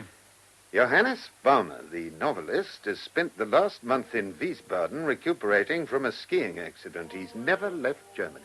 Then the man who came here was an impostor. Yes, and if I'm not mistaken, he came to find out if Brother Placid was really Brother Placid or the man he wanted to kill. And once he satisfied himself he was trailing the right victim, he found out where he could conceal himself and went away. And when he came back, 3 days later, he was disguised as a monk. Hello, Bill Ryan. Lynch here. Look, put a couple of men on to going round every ecclesiastical tailor in London, will you? Tell them to find out if in the last week a man with a German accent has had himself fitted out with a black Benedictine habit. Oh, you know, serge tunic, What's it? Scapular, that sort of thing. Yes. Now, here's his description. Short, might have a very short beard, hair medium dark and grey. Got it? Chief. What? Might be as well to try theatrical costumiers, too. You know, they hire monks' outfits. Oh, all right, yes. Bill, try theatrical costumiers as well, will you? Right, goodbye. Present for you. What is it? Copy of The Wilting Flower by Johannes Baumer. Just come from London. Well, it confirms what we already know. See that? Portrait on the back cover. Looks like a Prussian general. It's the real Johannes Baumer. That's why our imposter took the jackets off both copies. If he hadn't, someone might have spotted the difference. He took a risk, didn't he? First pretending to be Baumer, then coming back dressed as a monk. Well, risk or not, it worked both times. What I'd give a lot to know is how, in the first place, he cottoned on that Meister had murdered Placid and come here in his place. Meister? Meister? But I thought it was someone named Hanslick, Placid's brother. According to information just given me by a special branch, corpse number 1 is likely to be a chap named Meister. Christian name at present unknown.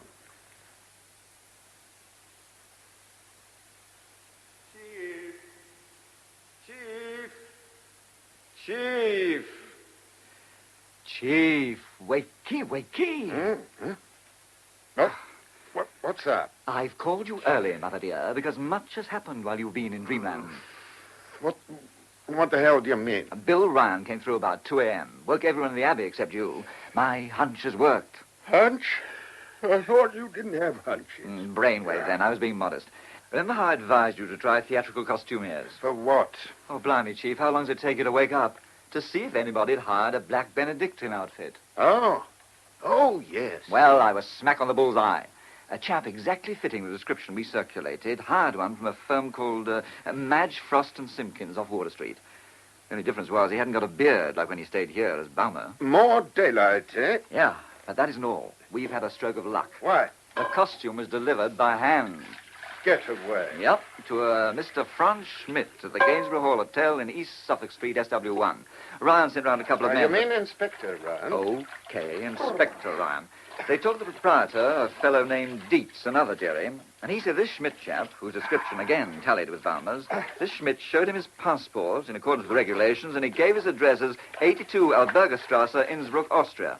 Tom, why the devil didn't you call me? Well, it wasn't necessary. I don't think you'll be able to fault what I've done. You've no right to do anything at all, not when I'm here. I told Ryan, Inspector Ryan, to get onto Interpol right away and ask him to check that address and hold Franz Schmidt if they found him there.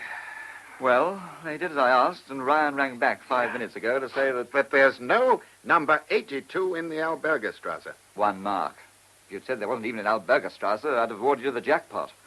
What's more, there are only 2 Franz Schmidts in the whole of Innsbruck. One's bedridden, and the other's 3 years old.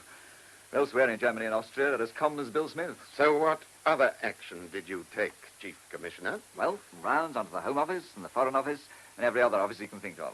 And they're getting in touch with their opposite numbers in Germany to find out if the passport's forged or not. Well, of course it's forged, you chump. If it wasn't, it'd have had his correct address, and he'd have found an excuse for not showing it to the hotel proprietor. At college, we were taught to check even the most obvious facts. College. Nursery school. What else about Schmidt? If you're looking for your shoes, they're under the bed. Ah. Baumer, alias Schmidt, went on paying for his room at the hotel even while he was away for 6 days, from February the 11th to the 17th. The dates he was down here as Baumer? Yeah.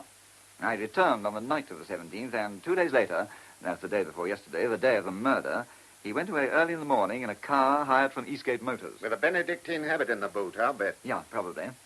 Well, he got back about 5 hours after the murder, and he checked out for good yesterday morning at 9 a.m. Now Ryan's making inquiries at every airport and seaport in the country, checking passenger lists, the whole works. Yeah. Anything else? No, except that Detective Sergeant Fox of Aliens Division will be here any moment. He's motoring down from London. What for? With a top-secret letter from Superintendent Vesey. Top secret? Containing the life history of a man named Axel Meister, wanted throughout Europe for murder.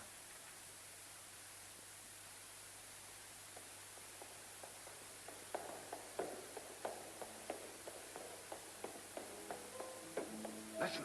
What's wrong? I can't see. Now, listen, will you? That tune.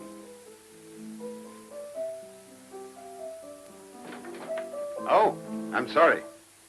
Something wrong, Inspector? Not really. It was that tune, the one Baumer kept playing. Now, what's it called? For Elisa, Elisa. by Beethoven. It was the name of Baumer's wife. I gather she died in the war. I think that's why he played it so often. Play it again, will you? Yeah.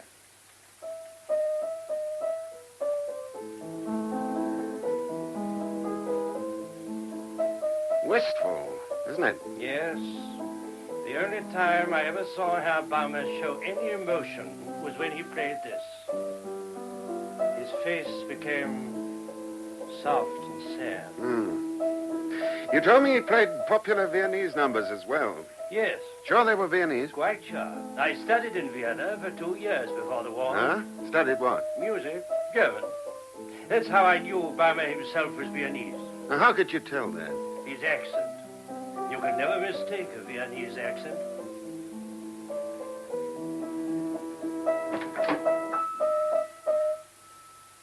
Someone to see you, Inspector. Detective Sergeant Fox, sir. Morning, Sergeant. You have a letter for me, I believe.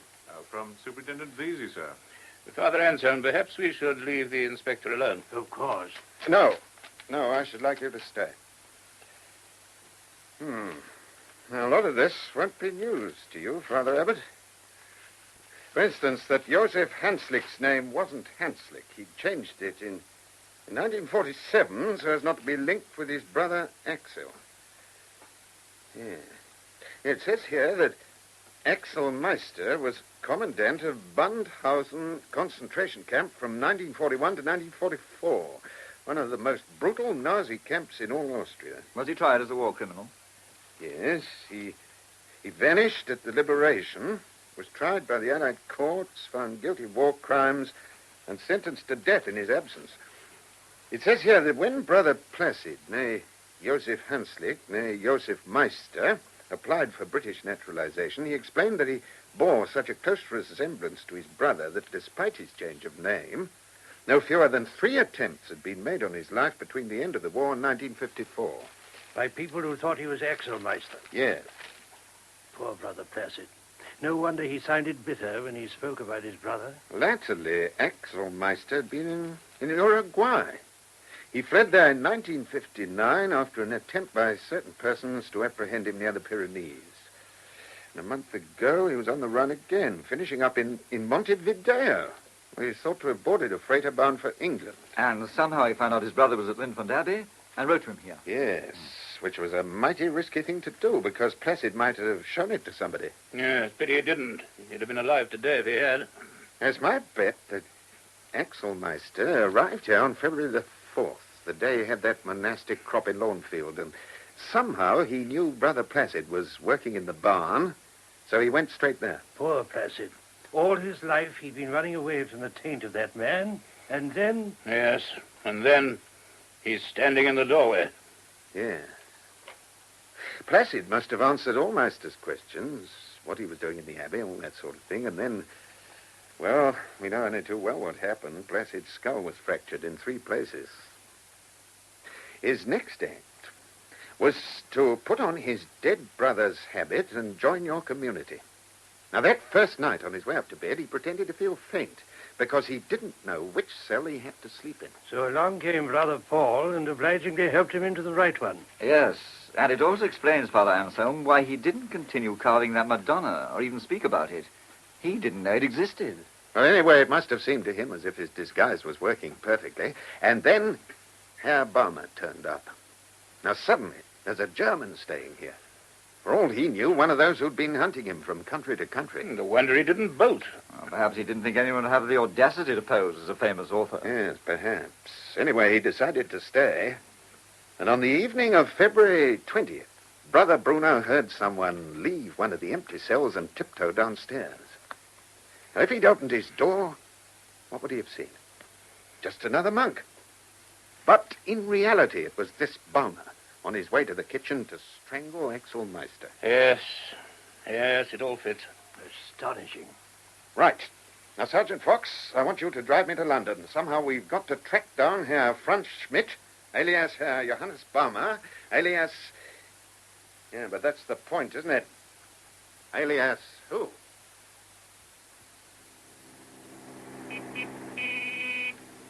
Charles. Charles, are you listening? 3 days in that wretched little pub. 3 days with no hot water, leaking roof, not enough blankets on the bed, abominable food. And what do you care? Huh. Do you know the landlord got drunk the night before last and pushed his wife downstairs? Do you? Oh, for God's sake, stop writing things in that notebook and listen to me. My dear, I've got a lot on my mind. You've got a lot in your mind. I like that. You should have heard that woman shrieking. And her husband. The language, I've never heard anything like it. I thought I was going to be murdered in my bed. And there were you 5 miles away singing hymns in a monastery. I did not sing hymns. I was busy. Well, I tell you this, Charles Lynch. This is the last time I come away with you like this. From now on, I'll be like other wives. Stay at home, watch the telly, and enjoy myself. Did you hear me? Enjoy myself.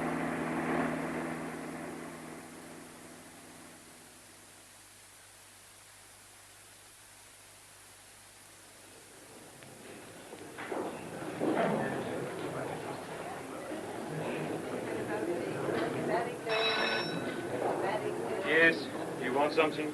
You the proprietor? Yes. Mr. Dietz? I have said so, haven't I? I am the proprietor. Chief Inspector Lynch, Scotland Yard. Mein Gott. Have I not seen enough Scotland Yard these 3 days? It is Franz Schmidt again, huh? Yes? Have I not told Scotland Yard everything? When he come, when he leave, what he say, what he look like. They search his room, take down the pictures, pull up the carpets. What more have I to do? Try a cigarette. Thank you, schön. What part of Germany do you come from? Scotland Yard, they have been into that too. Why I stay in England after I am prisoner of war, who my grandfather is, why I am born in Freiburg. Freiburg? That's a lovely place to be born in. You know it? I've been on holiday 2 or 3 times and on honeymoon last year. So, you like the Black Forest, yes? And the cathedral? Oh, magnificent. Oh, I tell you this, mein Herr, there is no cathedral like it anywhere in the world. Not nowhere. Yeah. Did you talk much to Franz Schmidt? Once, 2 times he come into my rooms. We talk about Germany and Austria. Now, could you tell from his dialect where he come from? What part of Austria? Oh, yes, I say to him, you come from Vienna, I say. I can tell it from the way you speak. What did he say? He say no, he comes from Innsbruck. And I think, it is no business of mine. But most times he plays the piano, Mozart, Beethoven, and tunes I sing as a child. Did Schmidt receive any letters? If he does, I do not see them. Nor make or receive any telephone calls? Mein Herr, I keep telling you. 1 instant, if you please. Ah. Yes, there is 1 telephone call. I forget it. It is from that box over there. What day was this? Oh, Gottes Willen. Try to remember. It is, yes, I remember. It is the night before he goes away, 4 days ago. Last Monday? Yes. The dinner, it is finished about 1 hour. He is in the box a long time, perhaps half an hour. In the end, he is shouting as if he is telephoning a very long way. And he is speaking in German.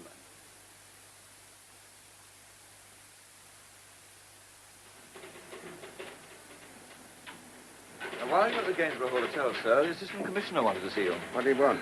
Progress report? Well, as a matter of fact, he did. As you weren't here, well, I filled in the picture on your behalf. Kind of you. Care to close the door behind you? Oh, sorry, sir. Well, did you get the answer to those 2 queries I phoned you about? Naturally. You'll be glad to know they kept a record of that call from, let's see, what was it? Oh, yes, Hinton 8422. It was a call to Vienna. Ah. Telephone number, Vienna 542931. Get it traced right away. I've already got Sergeant Fox onto it. I told him to make it a top priority. Tom, when you were at school, were you always top of the class? The smartest, slickest, quickest boy in the form? I was a good scholar. Why? Oh, nothing. And the frightening thing is that one day you're almost bound to be my boss.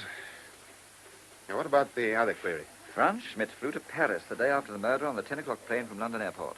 Paris? Yes, Paris. But being the smartest, slickest, quickest boy in the form, I pushed the inquiry a bit further and discovered that he boarded a German passenger plane on to Vienna. Vienna? Ah. Well, that about clinches it, doesn't it? And yet, you know, I'm a wee bit worried. Well, I don't see why. Well, that telephone call, practically throwing the game away.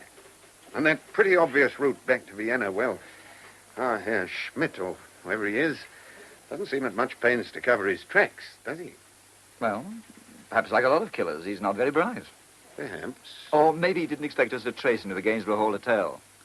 He might have thought we hadn't a gun to check on theatrical costumiers. Tom, my boy, there's something about you that... Oh, well, never mind. Anyway, it's a clear case for Interpol, isn't it, sir? Not if I can persuade the AC to let me go to Vienna myself. I say, that's a good idea. You'll need me, I suppose. No, thank you. Oh, why not, sir? Taking your wife. Hello. Yes, Lynch here. Oh, the telephone number. Tom, take this down as I call it out. Right, Chief. The what, Westwell? The Yabuka. Spell it. J-A-B-U-K-A. Near the Opera, Vienna. Thank you. Now, what made our Herr Schmidt ring up a Viennese restaurant, I wonder? And only a few hours before he strangled Axel Meister.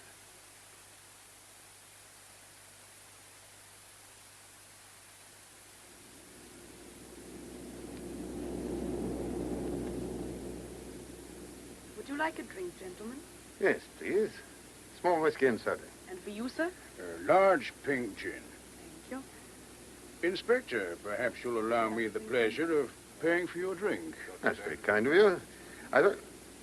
Yeah, how did you know I was an inspector? Well, it couldn't have been a wild guess now, could it? Chief Inspector Charles Lynch, isn't it? Scotland Yard? I'm used to riddles, Mr... Geary. Major Geary, retired. And so I'll try, Major, to solve your particular conundrum. Either we've met before, or you're a mind reader. No. The passenger list. Inspector, this isn't a guessing game. It's more serious than that. What is this serious matter, Major Geary?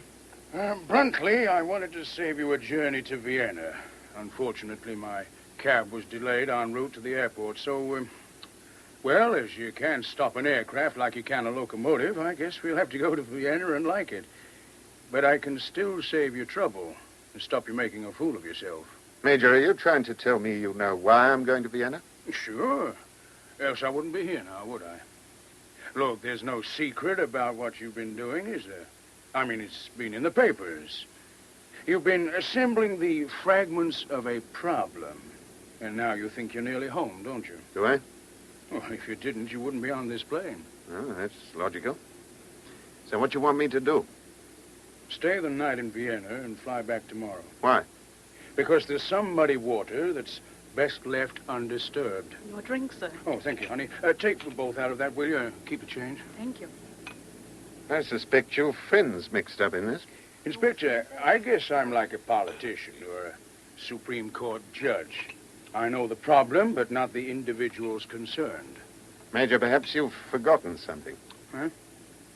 I'm looking for a murderer.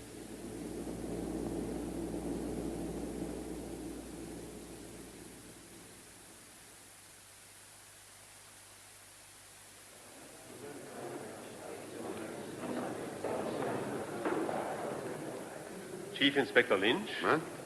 Yes, I'm Lynch. Oh, you're... Polizei-Kommissar Grimmel of the Vienna Police. Okay, Grimmel, just a man. Look, see that fellow over there at the customs, the American? Ever seen him before? Where? Oh, yeah. That is Alexander Geary. He's the correspondent in Vienna of a daily newspaper in New York. A man of much power in Austrian affairs, if you understand me. Very powerful indeed. Have you cleared customs, Herr Inspector? I have. Then let us go.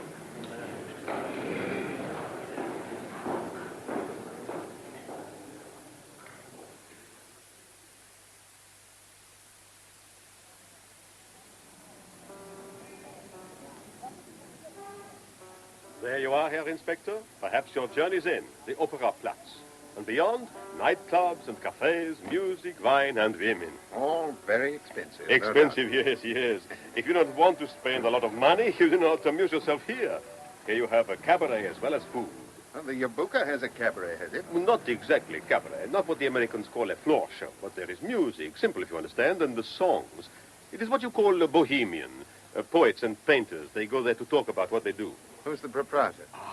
Fräulein Anna Maria Waldbrunner, a creature divine. Her omelets with prawns and mushrooms, they are the food of angels. Don't talk to me about food, Herr Grimmel. The last few days I've been living on sausages and fish. Is this at the monastery where the two men are murdered? Yeah. And this man you look for, he killed them both? No, he only killed one of them. But he's going to stand trial just the same. But correct me if I am wrong. You must first make out a prima facie case, must you not? And if you do not, then my government, they will not agree to an order of extradition. Well, we'll come to that obstacle in time. First, I got to find him. And all I've got to go on is his description and the fact that he knows someone at the Yabuka restaurant. Has it come to your thoughts that this man would not have telephoned the Yabuka if it had been the place where he lived? It would be too dangerous. Yes, but I believe Herr Schmidt rang the Yabuka because he wanted to speak to someone there so badly that he was prepared to risk everything. So, you mean a woman? Yes, a woman. Why are you stopping? Because across this courtyard is the Yabuka. See, there is the sign. The Yabuka. In summer, the people, they sit here under these balconies and drink beer and sing. And the creepers, they are hung with pink and gold lanterns. We go in?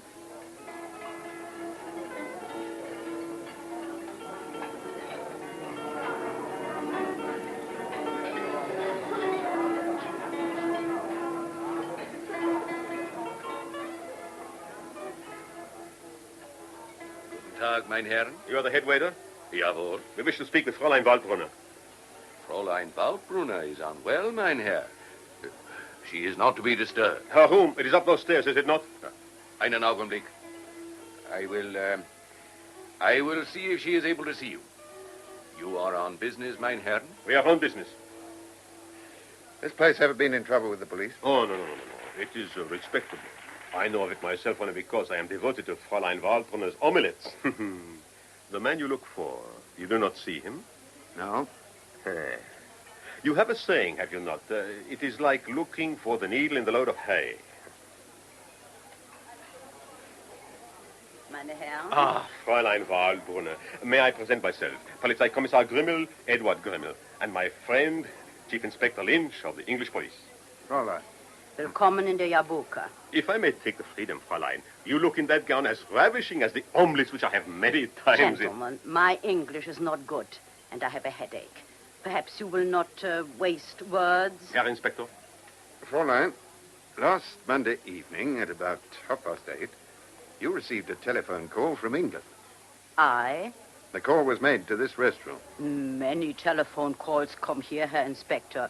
Was it a call to some particular person? Or from someone, perhaps, who wished to reserve a table? Now, do people usually ring up from England, Fräulein, to reserve a table? Perhaps not. Monday, you say. I was not here. But perhaps... Perhaps? It was a customer taking, a business call. Over there's a telephone. It is for them to use. Fräulein Waldbrunner, you don't usually ring someone you want urgently to speak to at a public restaurant. You know it was urgent. There were at least two reasons why it was unwise of the caller to telephone this number. Really? First, the call could be traced, as you see from the fact that I'm here. Two, he was on the eve of committing a murder. But das ist ja Unsinn. I do not understand this English. I think you understand me. He rang this restaurant because he knew positively that the person he wanted to speak to would be here. So? Then I will ask my manager, Friedrich Oberländler. He was at the desk on Monday. Bitte mich zu entschuldigen. Ja, gnädiges Fräulein. Very nice. As respectable as the cafe, I suppose. Who? A Fräulein. Well, not quite. No? She is not a Fräulein. There is a husband. 3-4 years ago, he went away. Went away, huh? Left her. There was the other woman, you understand? It was mad, do you not think, to have left one so beautiful. If for nothing else, my Fräulein, I would have stayed for those omelettes. Does she live alone? There are, how do you say it, two minds on the matter. And what does your mind say? As if I didn't know. That she has been in love many years, and that when her husband went away, he, this lover, he came here to live. Who is he? It is he whom you will... Fräulein. I have spoken with Mr. Oberländer. Yeah? It is true what you say. On Monday night, there was a telephone call from London. It was for a man who dined here. He was by the desk. waiting. Was he known to Herr Oberlander? Friedrich has never seen him before. Ah. So you wouldn't know his name? I will ask Friedrich if you wish. Herr Inspector, there is something strange here. Strange? I do not understand. These people, they have been coming in this few minutes. Well? But they are not artists. There's no law against it, is there? No, but they are people you would not expect to find in such a place as this. Distinguished people. Ah. Look. There is Herr Oskar Frick, a judge. A very important man in Vienna. And there is Kurt Sunderlich, professor of economics at the university.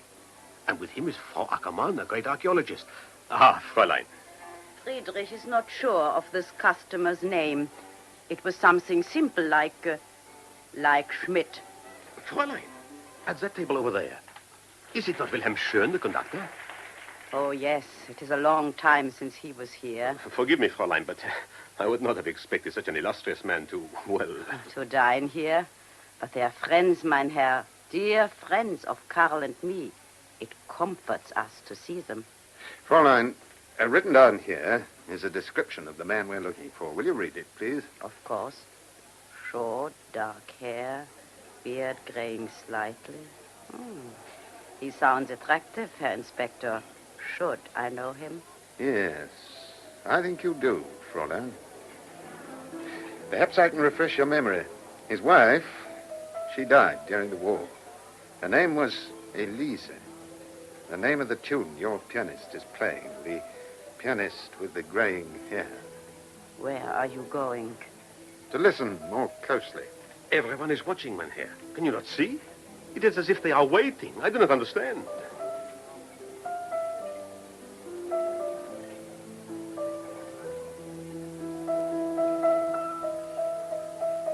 Good evening, Herr Baumer. Or is it Herr Franz Schmidt? I hope you weren't fatigued by your lecture tour in England. You are no music lover, Chief Inspector Lynch. Or you would not speak while I'm playing Beethoven. You were expecting me? Of course. And I'm displeased that you ate at the restaurant near the police headquarters instead of here. You seem well informed. I am. And perhaps you'll start putting me on equal terms, beginning with your name. Schech. Karl Schech. Pianist of the Jabuka. We've a lot to talk about, Herr Schech. Have we? Axel Meister, for instance. Axel Meister? The man with me is Herr Grimmel of the Central Police. I expect you knew that. Yes, I knew it. Well, perhaps the three of us can talk in the Fräulein's room. Not the three of us, Herr Inspector. That would be foolish. You and me. Yes, we can talk. Very well. Karl, we have many distinguished people here tonight, and they are waiting for you to play. In a few minutes, meine Liebe. First, there are matters to talk over with this gentleman from England. If you will follow me.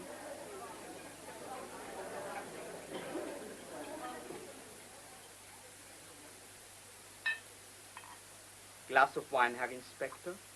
Oh, thank you. You will forgive me if I help myself. I take it that you are suspecting me of some crime. Well, as you seem to know everything, I expect you're aware that I'm waiting to charge you with murder. Murder? And may the suspected assassin ask whom he is supposed to have murdered? Axel Meister, former commandant of Bandhausen concentration camp. At the time you killed him, he was masquerading as his brother, Joseph Hanslick, otherwise known as Brother Placid, at Linfont Abbey in England. You have proof of my guilt? At least a dozen monks will be able to identify you as Herr Baumer. A theatrical costumier and the proprietor of the Gainsborough Hall Hotel can identify you as Franz Schmidt. Is that so? And tell me, Herr Inspector, what do you propose to do with me? Simple, Herr Scheck. Once you've been identified, an application will be made to your government, with whom we have an extradition agreement, for you to be sent to England to stand trial. As you say, simple, is it not? As long, of course, as my government agrees that an extradition order is, as you say, justified? Naturally. Inspector, at this moment we are alone, so I can talk freely.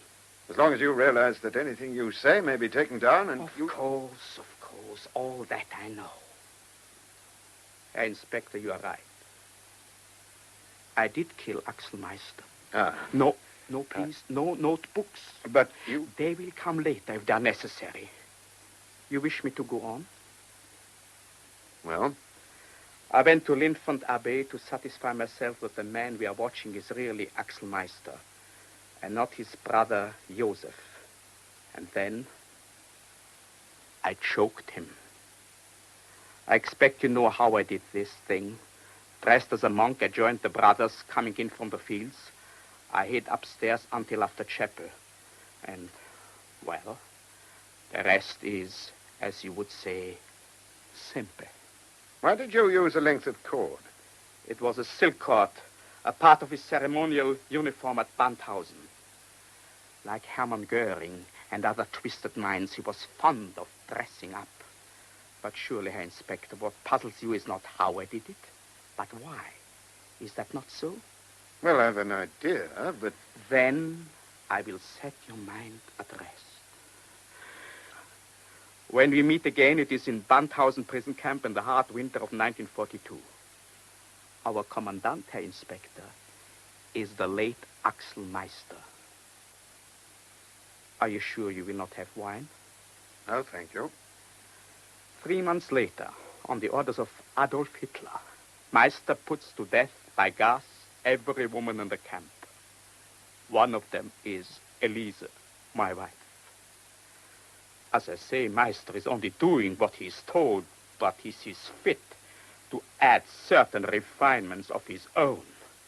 First, he makes us, the husbands, pump gas into the sealed room in which they are herded like cattle in a slaughterhouse.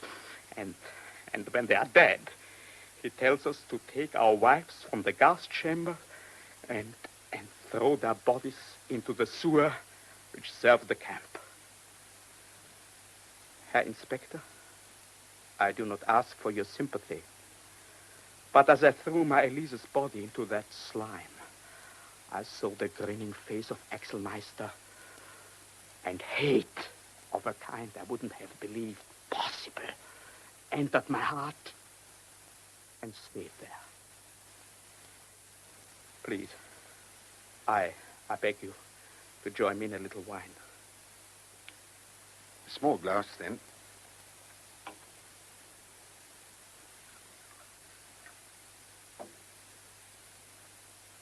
After the war, a few of us who had survived Bandhausen formed what you call a group, the old comrades of Bandhausen.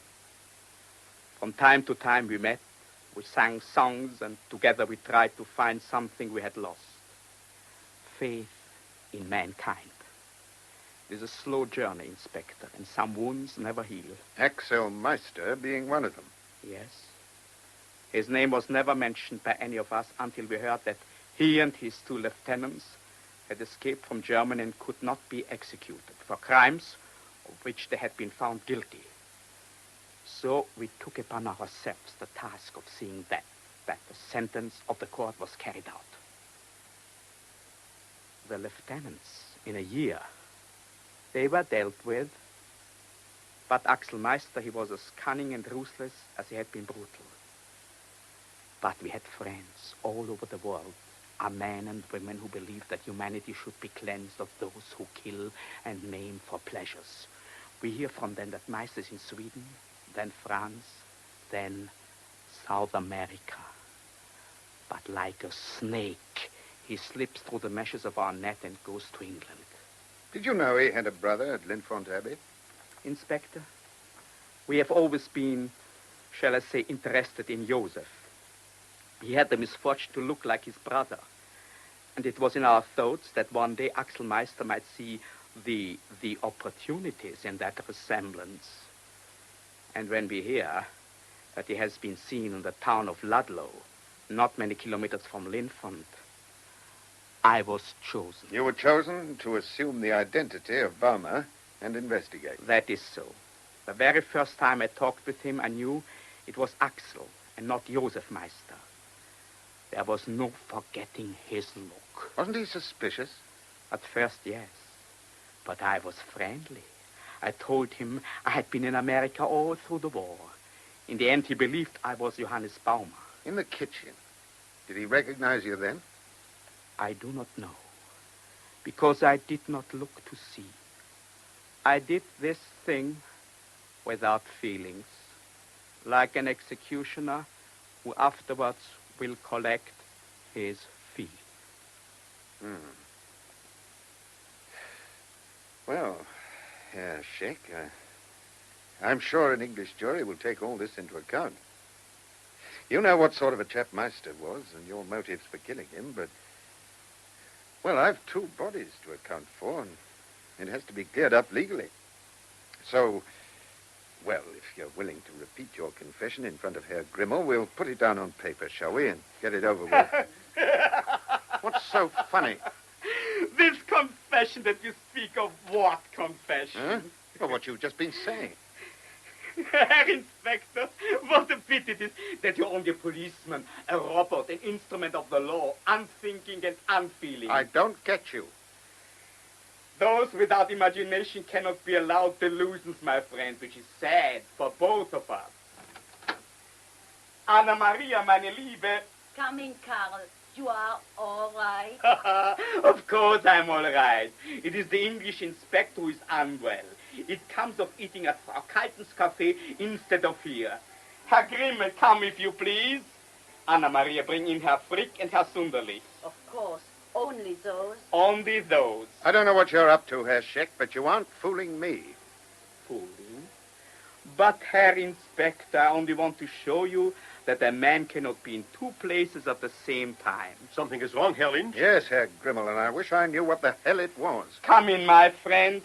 And of course, my dear chap. What is it? Now, Inspector, last Friday I'm supposed to be where? At the Gainsborough Hall Hotel in London. So, allow me to present Herr Oscar Frick, a judge of what you in England would call the Court of Appeal. Herr Frick, be so good as to tell the Inspector where I was last Friday. Last Friday? But at my house. We dined. It was a most pleasing evening. You are sure it was me? Sure? But of course I'm sure. Dr. Felbermeyer was there also. What? He brought you home, did he not? Of course. And he too would say that I was not in England. But naturally. Thank you. And this is Herr Kurt Sunderlich, professor of economics at the university. Herr Sunderlich, was I not with you on Sunday of this week? Of course. You dined with me in my rooms. After dinner, we played the violin sonata of Mozart in, what was the key? In A. Yeah, in A. Beautiful, beautiful. And on Monday, when the inspector says I was murdering someone in England? Tell him, Anna Maria, where was I then? With me. At the concert von den alten Kameraden von Bandhausen. At the concerts of the old comrades of Bandhausen, where I played the Schubert Sonata, watched by how many people, Anna? 50, 60. All of whom will swear that I was on the platform and not in England. Nicht wahr, meine Herren? And it is the same for each day, Inspector. There will always be some person or persons of distinction to say that I was here. If you do not believe me, there are, by coincidence, 12 people dining at the Jabuka at this moment who will, what is the word, testify. Yes. Yes, I'm sure there are. Anna, bring in Dr. Felbermeyer and Herr Schön and Frau Ackermann Don't and... bother. What? You do not want them to testify? No. Very wise, Herr Inspector, very wise. The evidence, there is too much for an extradition to be granted, it would seem. Your hat, Inspector. Thank you.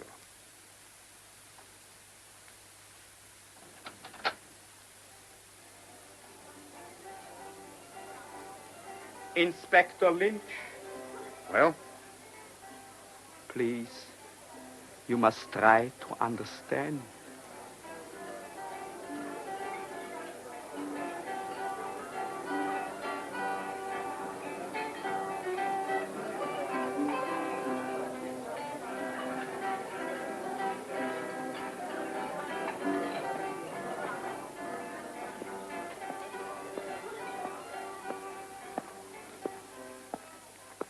Hello there. A cigarette? No, thanks. Your mission, I take it, was a failure. Well, I tried to save you disappointment, didn't I? Still, it could be for the best. Thought of that? Yes, Major, I've thought of it. Were you at Bandhausen? No. But my first wife, she was Austrian. She died there. With the others? Yeah. So I suppose you were in on this execution?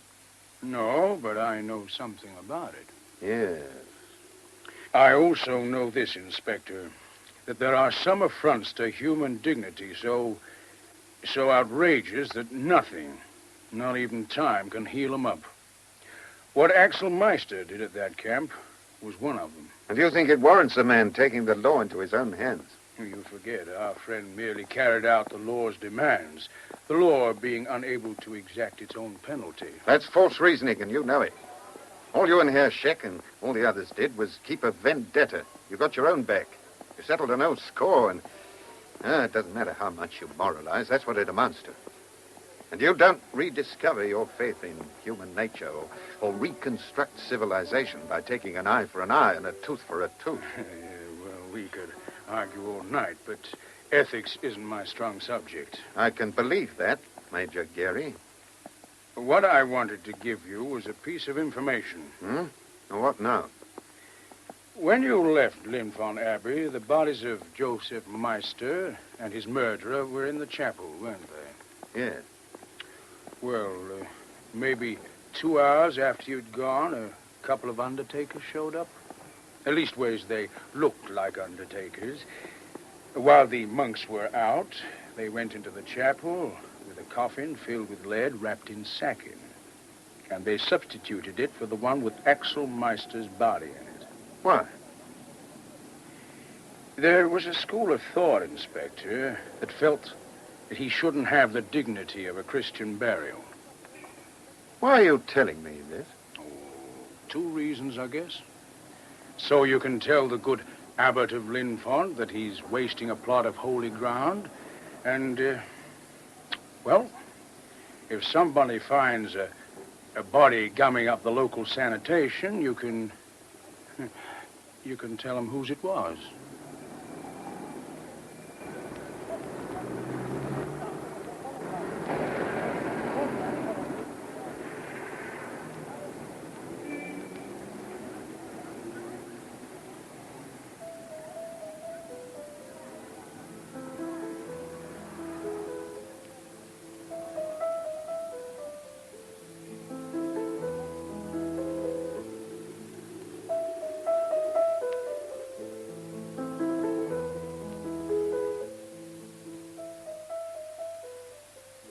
In Four Elise by Kenneth Bird, the cast was as follows.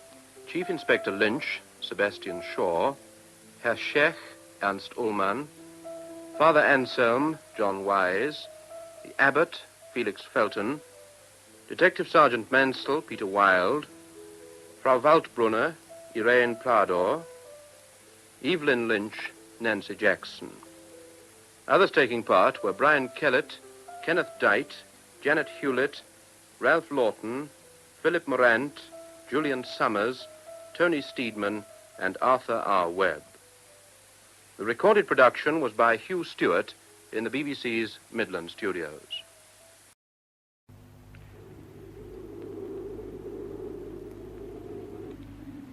Though on the sign it is written, "Don't pluck these blossoms," it is useless against the wind, which cannot read. In a radio adaptation of Richard Mason's novel The Wind Cannot Read, the part of Michael Quinn is played by Martin Jarvis, Sabby by Tsai Chin, the Brigadier by Alan Wheatley, and Fenwick by Anthony Valentine.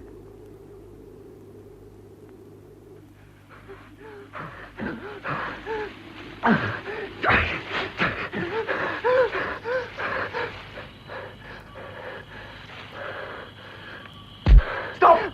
Who goes there? Friend, That makes 2 of us. where are you? In front of you. Good evening. Are you our heir? Yes, our airstrip was overrun. Any more of you? No, we got broken up. I hope you'll excuse my appearance. Yes, of course. What happened to your trousers? Dysentery. I had to go 23 times before sundown, so it seemed more practical to leave them off. Good the last time. Got anything to smoke? No, I'm afraid not. Do you know where we are? Not a clue. But if we press on south, we're bound to meet up either with our side or theirs. Those are the only alternatives. So there's a third, the jungle. Well, if you feel like that, you'd better make your own arrangements. Personally, I'm all for survival. Isn't it rather improbable that we'll ever find our own people? Improbable, perhaps. Impossible, certainly not. Now, look what I've got here. Good Lord. Where'd you get it? It was strapped to the back of a dead Japanese RT man. Are the batteries working? Faintly. Listen. And all who surrender to the mighty Imperial Army of the Japanese will be honorably treated.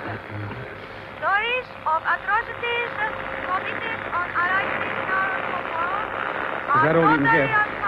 I got Thera Lynn a minute ago. Well, let's see what we can find.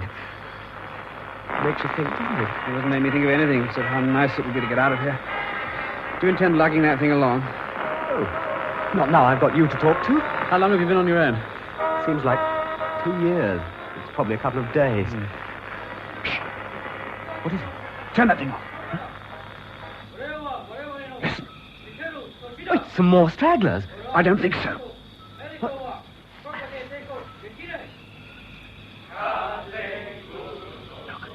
Through there. My God. There must be 40 or 50 of them. Have you ever seen live Japs before? Fortunately, no. We'll certainly never see any again if they catch sight of us. You believe the atrocity stories? I know that any soldier worth his salt is jumpy as hell in the jungle. Oh, God, shut up. Oh, it's my bloody bowels at it again. Try to hold it. I am bloody trying.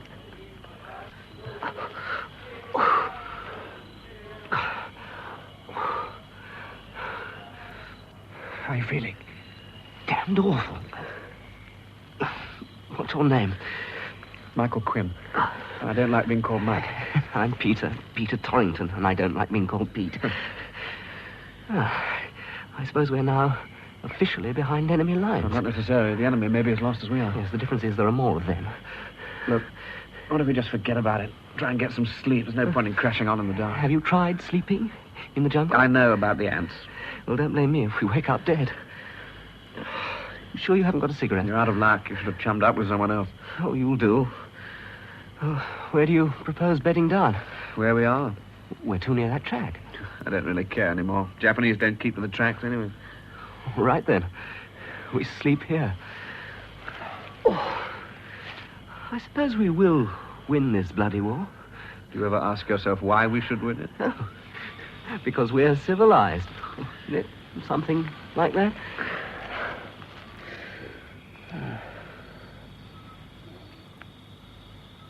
We thought we would die in that jungle.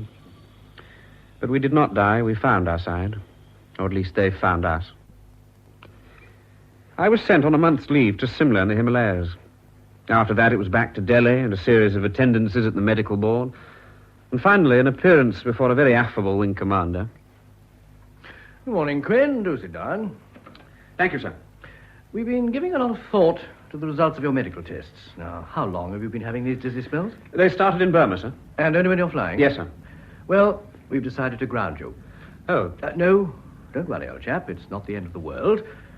You didn't actually like flying, did you? In a way, I did, sir. It seemed to have some immediate bearing on the war. Well, I'm sure we can find you something interesting. Quick promotion and staff pay. You never know, old chap. We might surprise you. Thank you, sir. Now you know the worst. Why not relax? Go and enjoy yourself.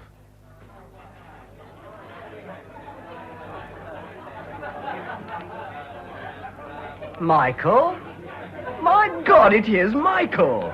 Peter, good to see you. I want you to meet a friend, Mervyn Bentle. Mervyn, this is the chap I was telling you about, Michael Quinn. Glad to meet you, old man. Hey, I hear you actually saw the enemy marching by. Oh, both of us did. Oh, I never mentioned this, Michael, but I had my eyes shut at the time. My bowels, you'll remember. You all right now? Oh, except for the odd twinges. Well, when do you plan to leave? I thought you might offer me a drink first. Oh, I mean leaving Delhi. You're going to Bombay, aren't you? Well, no one's actually invited me. I think Peter's talking about the course. Haven't you been told? No. But if it affects my immediate future, perhaps one of you tell me what you're talking about.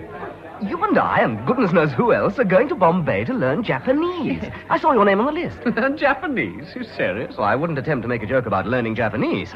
Just imagine, when His Most Excellent Majesty, whatever his name is, finally surrenders to the gunboats, there we'll be, in the Imperial Palace, hobnobbing in fluent Japanese with what remains of his general staff. I thought they all went to Eton. Well, the two who didn't, we'll be able to talk to them. Putting aside your Imperial Palace, what's really the point of this? Oh, the interrogation of prisoners. We wait until a Jap is shot down, then we ask him his name, and where is the big attack coming? It's already come. That's how we met, remember? Well, we could ask, what are your weak points? Oh, it'll all be quite safe, I'm informed. We'll do this at headquarters, and there'll be 2 Gurkha guards pinning the Japs' arms down. Japanese don't use parachutes, so there'll be no Air Force prisoners. I gather that's why so few people have been selected for the course. I tell you, Michael, it's the cushiest job this side of running a naffy canteen in Knightsbridge Barracks. There's just one snag, however. What's that? I understand we're really expected to learn the language. We've got to learn to think backwards and write upside down. And learning Japanese is the shortest cut to the madhouse ever devised by man.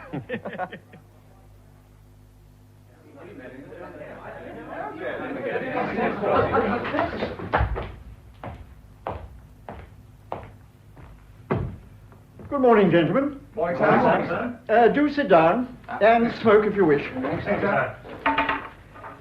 I hope you all had a pleasant journey down from Delhi. As you'll have gathered, I'm in charge of your instruction. That's why I'm badged as a brigadier, so that we'll all know who's who, although we're pretty easy with the formalities here.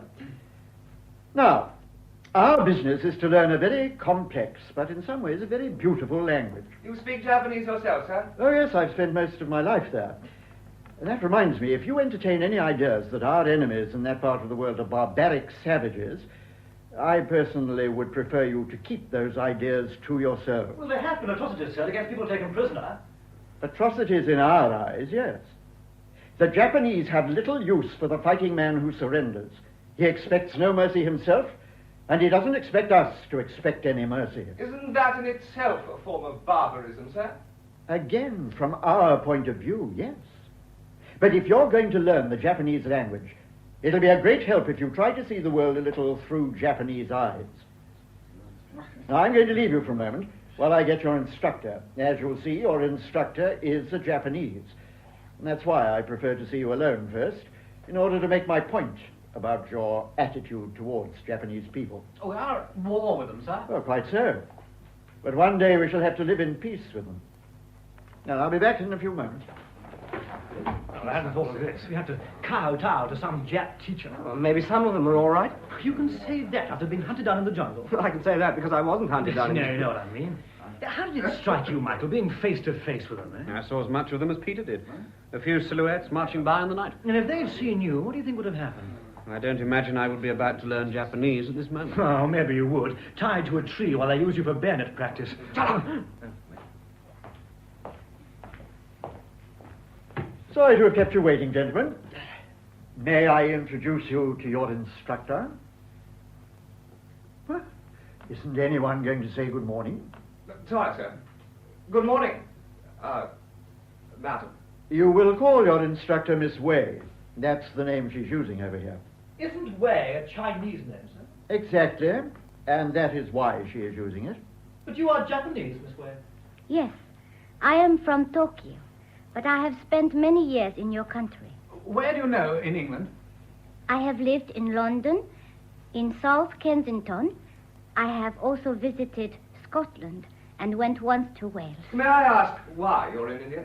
To help the Allied war effort, if that is correct English. Miss Wei has been sent here specially to teach Japanese. Well, I'm going to leave you now, but I shall come back to the class from time to time to see you're all sticking at it.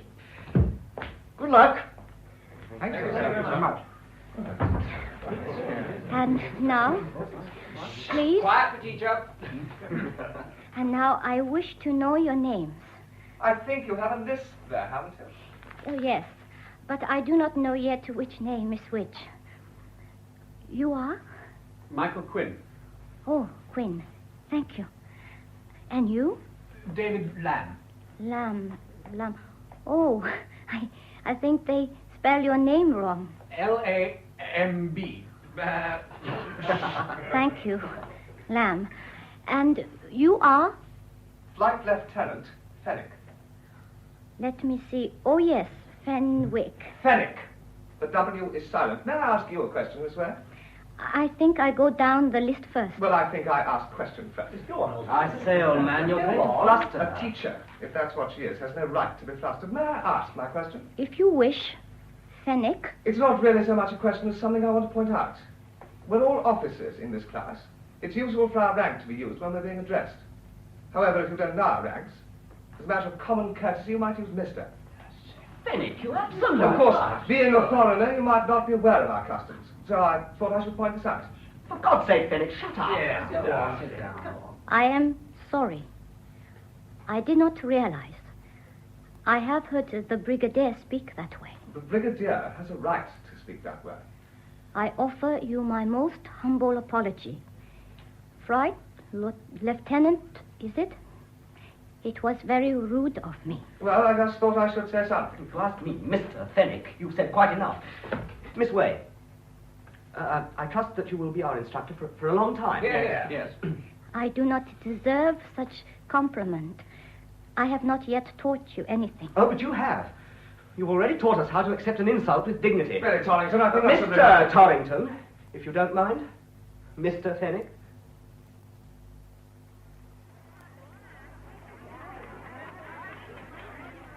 Miss Way, Oh, it is Mr. Quinn. are you in a great hurry? No, I don't think so. Only you were running. I hope it isn't because you're so pleased to escape from school. No, please do not think that. You don't mind my speaking to you in the street, out of the school? Of course not. Have you a question to ask? Something I did not explain properly in the lesson? No, it's more an apology I wish to make. That outburst of Flight Lieutenant Fenwick's about handles to our names. I cannot think how I was so stupid. Well, I just wanted to tell you that the rest of us hadn't noticed. But it was so silly of me. I did not know what I was saying. It is first time I have tried to teach, and there seem to be so many people. Only 10. At first it seemed like hundreds. You'll get used to our faces. We aren't very frightening, really. May I drop you? Drop me? You don't wish to know me. I wish very much to know you. I mean, if I can get a gari, can I drop you off where you live? I'm going to a hotel. Good, that's on my way. You know where it is? No, but it doesn't matter. But I don't want to take you out of your way, please. You take first Gary, and I'd find other Gary. Well, we've got to get one first. Hey, over here. Sorry, sir. Yes, please. What is your hotel called? The Mayfair. I have to pass right by the door. Let me help you up. You are most kind. Didn't you know all Englishmen are kind? Except when they behave like pigs. To the Mayfair, driver. Mayfair, sir. It's rather a squeeze, isn't it? Not too bad. Oh, sorry. When did you last sit next to woman? I can't really remember. Is it so obvious? No, not too obvious. Don't you hate Japanese? Well, it's obviously not an easy language. I mean Japanese people. Japanese woman. Hate is a very strong word, Miss Way. I hate bad Japanese, but I do not hate good Japanese. Then at least we both hate the same people. Oh! Why is driver mouth hurt? I hadn't noticed it was. It is all red inside. You look. Oh, yes, they chew betel nut. You can see them selling it in the bazaar. They make it into a sticky paste and spread it on a leaf. What is bazaar? Where the Indians go shopping. Can anyone go and see? I was going there now. Have you time to come with me? Yes. But perhaps you will not care to take me. Why not? You are perhaps already meeting someone. No, I'm not meeting anyone. But you are sure it is all right. Well, since I'm not meeting anyone there, and now have the opportunity to accompany a charming woman there, nothing could be more all right. I am Japanese. You are sure you won't get into trouble? You're my teacher. And if anyone wants to know, we're talking Japanese to each other. But you have only learned 20 words today. Ah, you'd be surprised what one can do with 20 words with a little skill and imagination. I say, are you feeling all right? Hi. Quite all right, thank you. But you don't look well. Oh, it is the heat. I have become accustomed to English climate. Oh. Please, do not worry about it.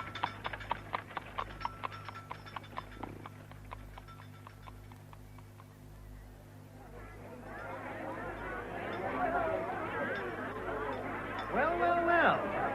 If it isn't Mr. Quinn and the Delectable in this way. Good afternoon. Mr. Bento and Mr. Perry. Good afternoon. We can cut all the formalities now, can't we? We're out of school. What brings you both to the bazaar? The same as everyone else. Maybe to buy, mainly to look. Sure, yeah. Miss Way would really like to look at something. Let me show you the beggars. Yes, if you don't mind, Mr. Quinn. No, you go along. I'll wait here.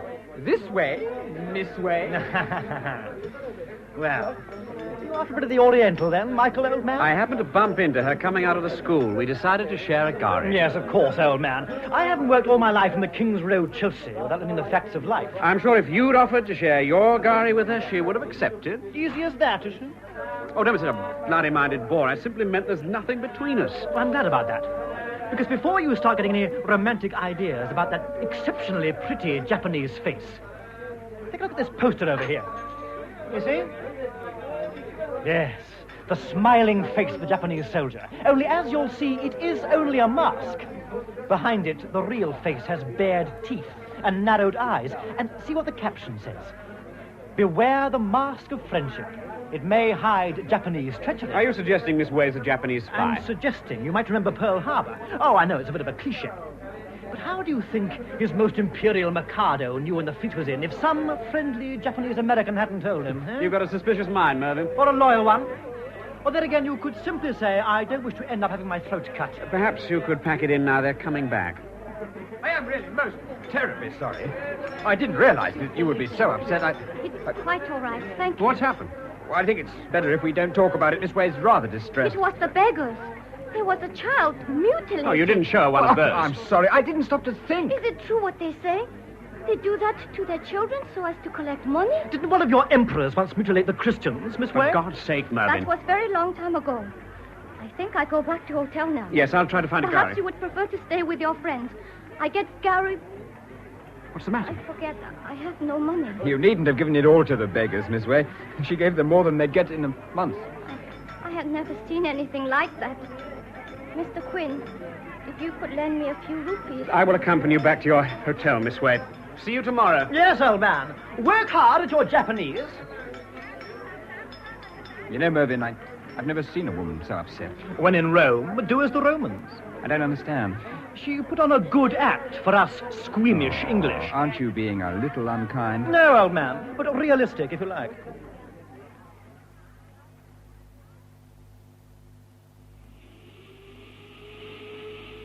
Which floor, Sahib? I want room number 43. Yes, Sahib. Third floor. Is the lady expecting you, Sahib? I don't think so. But I asked the receptionist if it was all right to go up. Do you know Miss Way? Slightly, Sahib. Do you know what's the matter with her? No, Sahib. Only that she has not left her room for 3 days. Doctor came and went. Third floor, Sahib. Down the corridor to your left. Thank you. Yes, Sahib. Come in, please. Miss Way? Mr. Quinn. Oh, you should not see me in bed. Are you angry with me? Not angry. But I should not be in bed to greet you. You're not well. How are you now? It is only little headache. I am swinging the lead. We've missed you at the school. The Brigadier's had to teach us. He speaks Japanese very finely. But he's not as good looking as you. Now I should hide face to conceal smile. Please don't hide face. What did the doctor say? He comes and gives me nasty pills. Did the Brigadier send you to scold me? He's furious with you. You are pulling leg now. That is very naughty. We were all very worried about you. Somebody has sent me beautiful flowers. Please, can you tell me if it was school people? It might be. You are teasing. I think you know who sent flowers. Is there nobody else but school people who might have sent them? There is one friend, but he has already sent nice grapes. And he sent card with his name with the grapes. No card came from the flowers. Are you Sabishi? Oh, you have learnt new word. I did not teach you, Sabishi. The Brigadier said we all looked Sabishi when you failed to turn up, and we had to have him instead. Oh, Seiji. Sorry? It means you speak compliment. Ah. Really, I am not Sabishi at all. I have got lots of reason to be happy, except for sick headache. Now I really have two friends in Bombay. I have person who sent grapes and person who sent flowers. I think person who sent flowers was you. I hope you didn't mind. Why not mine? It is nice of people to be friendly with Japanese women. Well, it doesn't matter what you are, so long as you have a good heart. No, I have got selfish heart. All I think of is me. Is that why you've come all the way out from England to help us? That is because I like English people. They have been good to me. In Japan, there is a lot of badness now. There's a lot of badness everywhere where there's war. Can I ask you a personal question? I hope so. What were you doing in England? I was spy for Imperial Japanese Navy. Every day I counted how many children's sailing boats on Serpentine in Hyde Park and sent message by balloon all the way to Tokyo. Now, be serious. I cannot be serious. When you come to visit me, I feel like I don't know the word. You're being skittish now. Be serious. All right, I tell you. My father went to Europe on business, taking me and my mother. They were angry because I would not marry the man they had chosen. They thought if we all went on trip, I would change my mind. But English people were so kind, I was happy there. My father said, now we go back, but I would not go back. Instead, I got job. Teaching Japanese? No, I was cheeky girl. In Japan, it is very great art to arrange flowers. Did you know that? I think it's all we know about Japan. In Regent Street, there is flower shop. When I saw their flowers in the window, it made my heart cry. It was not very good, and I remember all I had been taught. So I went in and said, please, let me arrange flowers. The manager did not understand, so I showed him. He was so happy and gave me job. Are you sorry you didn't go back to Japan? No. I don't want to marry anyone that I am told to. Now there's a war, and you're a long way away from home. You're on the wrong side of the line. No. I am lucky. It is my mother who is on the wrong side of the line. Now, can I ask you a very personal question? I hope so. Must I call you Mr. Quinn? Well, drop the mister if you like. Oh, you are teasing me. I mean, you take me to bazaar, and now you call at my hotel and see me in my big bed. Can I use first name? It's Michael. I know. I want to hear you say your name again. I don't even know your first name. Sabi. Rename Hanako, the flower child. But people who take me to bazaar and send me flowers without card and see me in my big bed call me Sabi. Does Sabi mean something in Japanese? Of course. Sabi is special word meaning Japanese woman who likes English man called Michael. We have no special word for Englishman who likes Japanese girl called Sabi. You are only one who visits me. What about your friend who sent the grapes? Oh, yes, of course. He visits me. May I ask who he is? I cannot say. But he is an older man. Oh. One day, perhaps, I explain. I meant no other officers learning Japanese at school have visited me. I think the others are afraid. Because I am Japanese? Like smiling mask on poster in bazaar? No, because you are too beautiful. Men are afraid of very beautiful women. I have tiny nose, Japanese nose. Charming nose. Why should men be afraid of women they think beautiful? In case they're snubbed. That is very cowardly. Are you afraid of me? Terrified. Then you are a brave man to come here. If there's something you want very much, it isn't difficult to be brave. You make me very excited.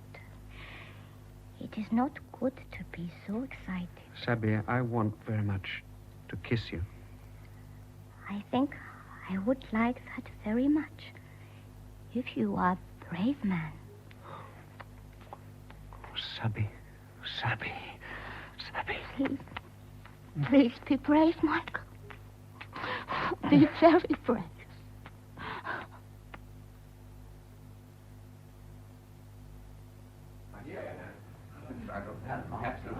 Oh, yeah. Morning, Michael. Wherever did you get to last night? I went to see some yogis. Ah, the mysterious East getting to you at last? Good morning, gentlemen. I'm sure you'll all be pleased to know that your teacher, Miss Way, is now fully recovered. Do come in, Miss Way.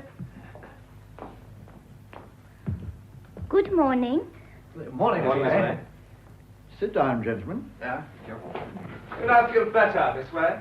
perfectly better. Thank you, Mr. Fenwick. Well, I'll leave you to Miss Way's tender mercies.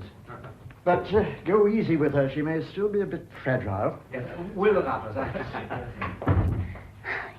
You will excuse me, please, but I must first remind myself how much you know and how well you have worked with the Brigadier.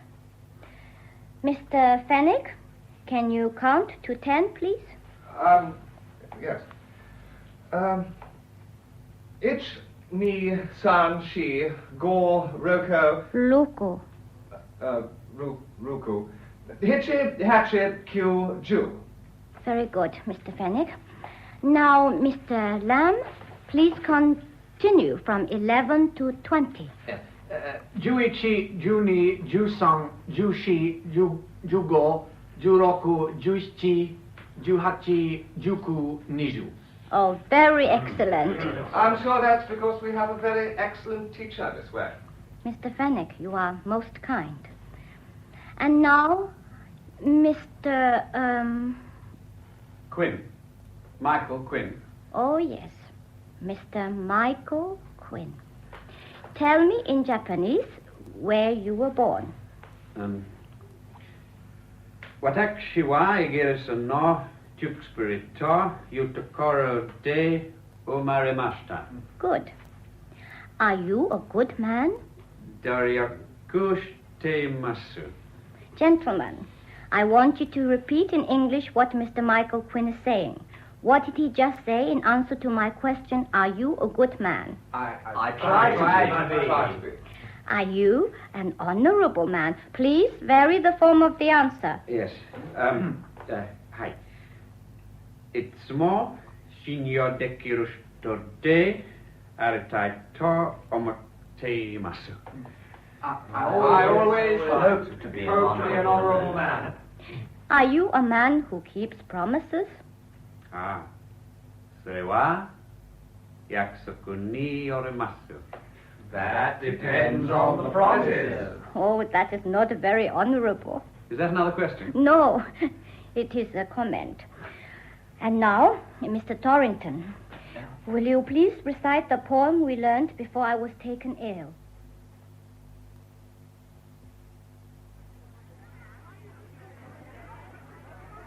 Visiting the yogis, eh? Yes, they interest me. Well, someone happened to tell me they saw you entering a certain hotel. Am I missing something? What's Michael been up to? That's just what I'm trying to find out. But there was just the glimmer of a twinkle in Miss Way's eye at class just now. I think she was glad to be back with us, that's all. All right. You keep your private life to yourself. Well, how are you fixed this evening? We've got a party to go to. Well, Well, not the yogis again. Hey, I've only just caught on to this. Is Michael having it off with Miss Way? That is obviously going to remain a state secret. Well, how about the party, Michael? Well, I really am rather busy. The delectable Miss Way. Oh. How do you feel after your first day back with us? Very fine, thank you. And did you go to see the yogis last night? Perry. Yogis? May I call a galley for you to take you to your hotel? Oh, it's very kind. I was thinking of walking. Or perhaps Mr. Quinn was going my way. I'm not sure. You were saying about this evening, Peter? Oh, well, it's entirely up to you. Don't let me ruin anything. No, I'd be glad. Then a galley for Miss Way. Hey, you! Black fella, over here on the double.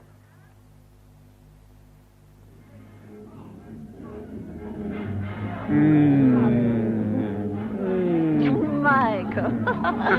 Flying Officer Quinn, try to control yourself. Come on, Rosie, don't be silly. Give me a kiss. All right. Have you never kissed your Asian woman before? There's no time to go into politics. Give me a kiss. You're drunk. Tight, yes. Drunk, no. Are you going to kiss me or not? If you very much want to. And since you run the whole country... You can have it all back. Cross my heart. Oh, what would I have to do for that? Let me make love to you. If you want to, you can. Well, don't you want to? Oh, this isn't the place. We could go back to the boarding house. After all, I do own it, and I have a private apartment. Do you entertain many of your lodgers? The question is, do they entertain me? Do I entertain you? Of course. If you wish, I've got my car outside, and we can be back in my apartment in 15 minutes. Except I don't think that you do wish. I thought it was what you wanted. That is true. Well? I don't care to have my throat cut. What do you mean? That I know about your little Japanese girl. News travels fast in the British Raj, you know. Peter told me. Is that why you invited me to this party? No. I think he expected you to bring her. I didn't get that impression. Because you are sensitive. You know, I would like you to make love to me. It's not often that I have that particular pleasure nowadays. You're not old? Shall we say past my first youth? But it would not be good for you, and I don't need fun so badly that I must make you unhappy. And why did you lead me on? Pride, perhaps. I like to think that a nice boy may still lose his head for a minute over me. But you are a silly boy. Your Miss Way is a sweet and a good girl. Peter has said so. Very beautiful, he said. I don't want to talk about her. Because you are afraid. No, you don't know anything about it, nor does Peter. I think I know. You are afraid. Afraid of what? To face things. Well, there are many things that are not worthwhile facing. Oh, yes, it's always so easy to say that. It's easy to go through life and say nothing is worthwhile to face. But it is not a good life. You know, you could perhaps make someone very happy. And not to do so is a little selfish. That's what the yogis said. You really did go to see the yogis. I thought that was covering up something else. No, I really did, but not last night. Now tell me. Why are you at this party trying to make love to a middle-aged Eurasian boarding house keeper? I don't know. But I do. You see, I'm very fond of you, Michael. I believe you are afraid to be in love with a girl who is sweet and kind, so you have taken the first chance to run away. She's Japanese. Is that all there is to the problem? Isn't that enough? There's a war on. People are being killed. It can't last forever. It has done already for the dead. But you are the living. I think you're only making an excuse about her being Japanese. Where is she now? In her hotel, I suppose, in bed. Good. We shall go in my car. Oh, Rosie, I can't. There's something I've learned, Michael, probably through running a boarding house. People need people. They need people to watch over them, to get them to work hard. And they need people to get them to enjoy themselves. Come on, get on your feet. But I can't have you drive me there. Well, then drive the car yourself. Driving frightens me anyway. Now, come on. Oh, are you two off for the night, then? You don't think I came here just for the drink, do you? I don't know why anybody came, unless it was to see me get drunk. Oh, by the way, Michael, have you heard we're all going to get a month's leave? No. Yeah? When? Him and an old boy. The problem is, who to go on leave with? Look. There's a little staff nurse over there all by herself. Why not invite her? Oh, that's an idea. Oh. Hello, little staff nurse. How'd you like to take my temperature?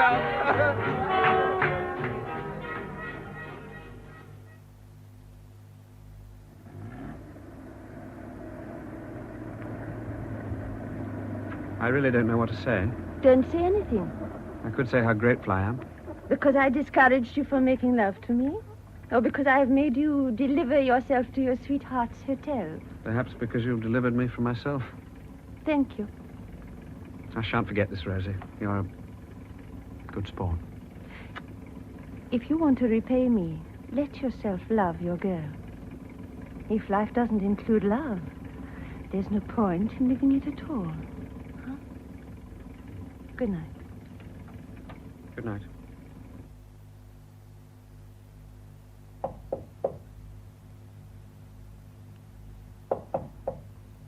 Sabby? Sabby? Who is it? It's me, Michael. Oh, I put light on. No, we have the moonlight. I am so happy. I lie here thinking of you at wicked party. It was a very moral party. I did not mean wicked party. I mean party is wicked to take you away from me. Yet you didn't complain that I was going. You are a free man. Yes. While I was there, I discovered my reason for going. For drinking and dancing? No. It's because I was a coward. Afraid of falling in love. You are still afraid? Not now, Sabby. I love you very much. You speak compliment. I speak truth. I must tell you truth. You tell me anything you want to. It is something very terrible. I did not tell you before because I think perhaps you would not love me. Nothing could be terrible enough to do that. You say that now. Perhaps you will not say that when I tell you. Well, you needn't tell me anything if you don't want to. Yes, I tell you. Then you can leave me if you think Japanese girl is no good. At least then I know why you leave me.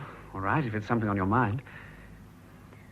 Before I told you white lie about reason why parents took me to Europe. You said it was because you wouldn't marry the man they'd chosen. Aye, but there is more.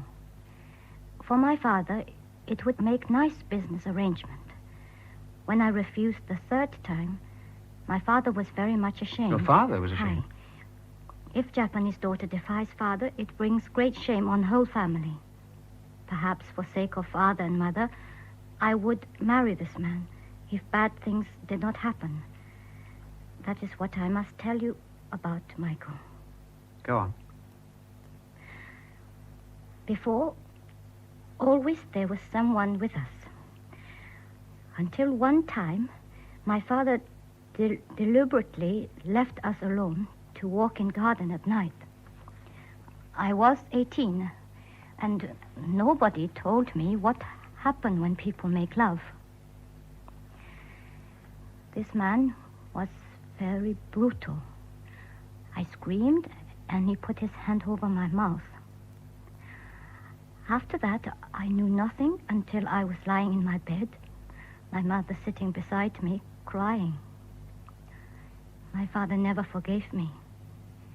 He was so ashamed, he took my mother and me to England. All the rest I have told you truthfully. Now I think you will not want to love me anymore. What if I love you even more now? That is too much for a Japanese girl with scarlet past to hope for. Sometimes our best hopes become true, Sabby. Will you marry me? Please, Michael, do not ask that. Sabby, what is it? Whatever happens, you will never have to marry me. Well, it isn't a question of have to. Can we talk of something else? All right.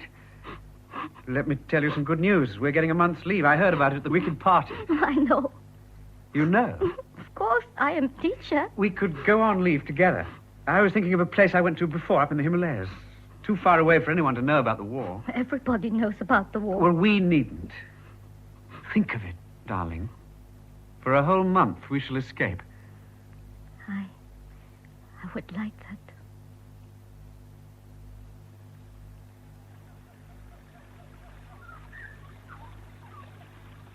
Shall I make another sandwich? No, thanks. But is there any more tea in the thermos flask? Ah, look. Yes, a little. Give me your cup. This is our last picnic. I know. What time must we catch nasty train back to Bombay? 8 o'clock tomorrow morning. Here's your tea. Thanks. I have been thinking, Michael. I do not like hotels. Oh, I thought you'd been so happy here. This is holiday hotel like in Dream. I mean, Mayfair Hotel in Bombay. Oh. When we go back, could we please find a house together for a little while? We'd have to keep it a secret. I know. It isn't easy to find a house in Bombay. I think you do not want house with me. I think I want house with you in Bombay more than anything in the world. We shall find a house. Do you still love Sappy? Yes, darling. As much as before? Oh, yes. And differently. Would you like to go back to old times? In a way, yes. Sometimes I think I'd like to go back to when I saw you in the classroom for the first time. Did you think I was horrible woman? I thought you were beautiful woman. I believe that part of me must have known then that we were going to have a month together in the Himalayas. You are inventing. At first you did not like me at all. Now, that is not true. It's also fishing. What is fishing? Well, looking for compliments. Oh, that is very bad for a Japanese woman to do. I do not wish to go fishing. Please, tell me, what you thought of very first time you saw me. I wondered what it would be like to kiss you. I'd never seen a Japanese woman before. Did you think you would try to kiss Japanese woman? Yes, I did. And why did you not kiss when you were with her in the gharry with the driver who had red teeth? Because she might have snubbed me or slapped me, and that would have been the end. She would perhaps done nothing of the kind because she was not a respectable woman. She would have done what she wanted instead of what she ought. It might have been any of her pupils. Oh, no. She knew it was special pupil. When Mr. Fenwick wasn't kind to me, you gave me a nice look. So, I knew you were special people. You were too embarrassed to notice. No. It is exactly what you notice when you are embarrassed. The nice looks. It was nicest of everybody. It is written in my diary. I can show you. You know I can't read written Japanese. Then you must believe me. I say many nice things about you in my diary. Mm. Shall we find a little house in Bombay? Yes, darling. Yes, we shall find a little house. Good. Mm. Everything is going to be lovely. There is nothing to worry about. There is one more thing, only it isn't worry. It's exactly the opposite. What is it? Now we've had our honeymoon. Will you marry me? Oh, my God. What is it, my love? I have told you, darling, you will never have to marry me. But I want to. Please do not ask me again, Michael, please. Well, is this because you're Japanese and I'm English? Look how we've been accepted by other people here. Everyone knows you're Japanese. Everyone's so fond of you. No, it is something else. Well, what happened in the Japanese summer house? You're not still worried about that? No, that is past now. Please, Michael, I want you to promise me. Never ask me to marry you. Darling, what is it? Nothing. I must take some aspirins. I have some here in the picnic basket. Do you always carry aspirins? Perhaps people get with the headache. Here they are. Oh, thermos glass is empty. Well, there's still some tea in my cup. Thank you. Say, how many are you taking? I'm used to aspirin. But Sabby, 6. You'll make yourself ill. Here, just try 2. Now, give me the others, please. They'll make you sick. Please, Michael. Give them back to me. All right. Do you know why you get headaches like this? Perhaps I worry a little. I should not let you know this. I thought you wanted me to know everything about you. Everything that matters. Now, I have taken my aspirins, and soon I shall feel all right.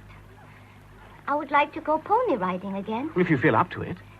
This is our last day here, Michael. This is the day that must last forever.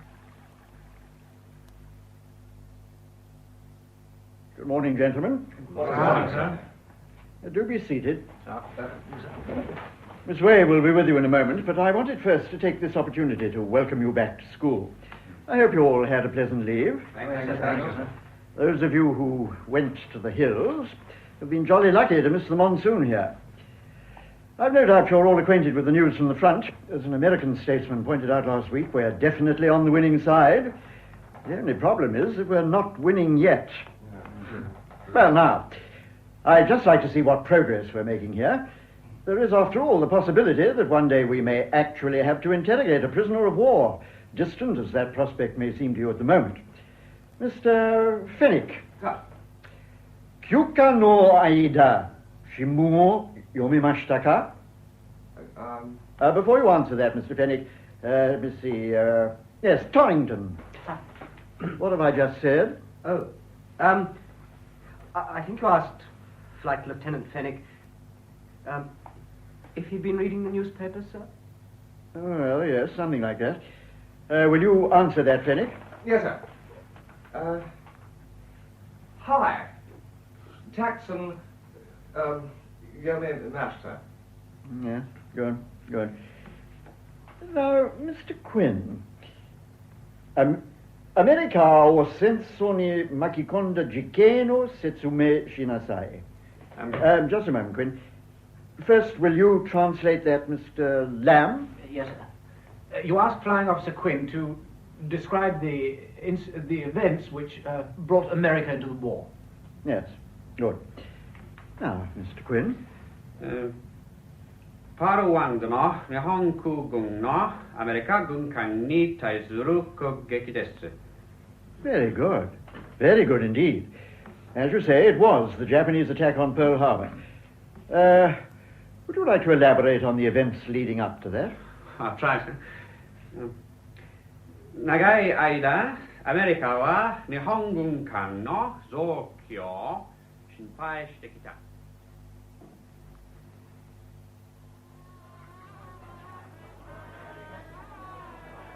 Drinking alone, Quinn? I'm waiting for someone. Do you mind if I sit at your table? Ah, well, there really isn't anywhere else. By all means, do. What will you have? Oh, it's all right. I'll get my own, thank you. Boy, Yes, sir. whiskey and soda. Certainly, sir. Remember, I want it today, not next week. Of course, sir. Well, how does it feel to be the star of the class? I didn't know I was. Oh, you're too modest, young man. Surely you noticed the brigadier beaming all over his face when you let rip with that stuff about the Japanese feeling threatened by America. I also said that America felt threatened by Japan. Oh, yes. Well, let's not argue politics. We're both on the same side. Or at least, I presume we are. I really wanted to talk to you about your startling progress with the Japanese language. Well, I've been trying hard. So we're given to understand. Fenwick, what are you getting at? Well, they tell me, those who seem to know, that the best way to learn a language is with a sleeping dictionary. What does that mean? Oh, well, surely I don't need to explain, old boy. This is just an informal chat between brother officers. I'm not making any precise insinuations. Insinuations about what? Well, haven't you got a guilty conscience about something? Not that I'm aware of. Look, Quinn, I knew a long time before the holiday that you were having an intrigue with Japanese teacher. I also know that you went away with her. I don't see that it's any business of yours. It is in a way, you know. I am senior officer attending the school. Anything about Miss Way or myself is nothing to do with you. That, as you will have gathered, is not my point of view. I have no objections to your amusing yourself. Oh, thank you very much. A number of our brother officers have found home comforts here in Bombay. That is only natural, but it is quite another matter to let yourself be seduced by a Japanese. Fenwick, would you like to leave this table before I hit Now, you? don't be a fool, Quinn. We're at war with them. They're the enemy. Our job is to kill them, not make love to them. I'm warning you, Fenwick. Get up and go, or I'll hit you where you're sitting. I wouldn't... Perhaps you'd better delay that happy moment. Your lady love is making our way. Michael. Oh, Mr. Fenwick. Michael, I'm sorry to be so unpunctual. Good afternoon, Miss Ware. Tell me, what is your real name? What do they call you in Japan? Your family name? Fenwick, don't you think you'd better hurry along to keep that appointment Yes, now? if you wish, Quinn. Oh, do have my chair, Miss Ware. Thank you. Thank you very much. Give that to the boy. If he ever remembers to bring my whiskey. Old man. No doubt I'll see you both tomorrow at class. Oh. Sleep well. What does he mean? Sleep well. It's only 5 in the afternoon. A little saying of his, don't let it worry you. How's the house hunting? We have only been back in Bombay 2 days, Michael. I know, but let's find this house as quickly as possible. What has upset you, darling? Coming back, I suppose. It's just that the sooner we have our own house with our own front door, the better. Oh, you know how much I want that, too. Sabby will seek little house with might and main. Oh, there's waiter. Can you get me, please, cold lemonade? Yes, of course. Waiter. Coming, sir. A lemonade, please, with ice, and another gin and Italian for me. Yes, sir. I have brought whiskey and soda for other, sir. Has he gone? Yes, he couldn't wait, but he left this for you. Oh, thank you, sir. I will leave whiskey and soda for you and the men, sir. No, thank you. Take it away, please. But what can I do with it, sir? It is paid for. Take it to a lavatory and pour it away. Yes, sir. To a lavatory, sir. As you say, sir.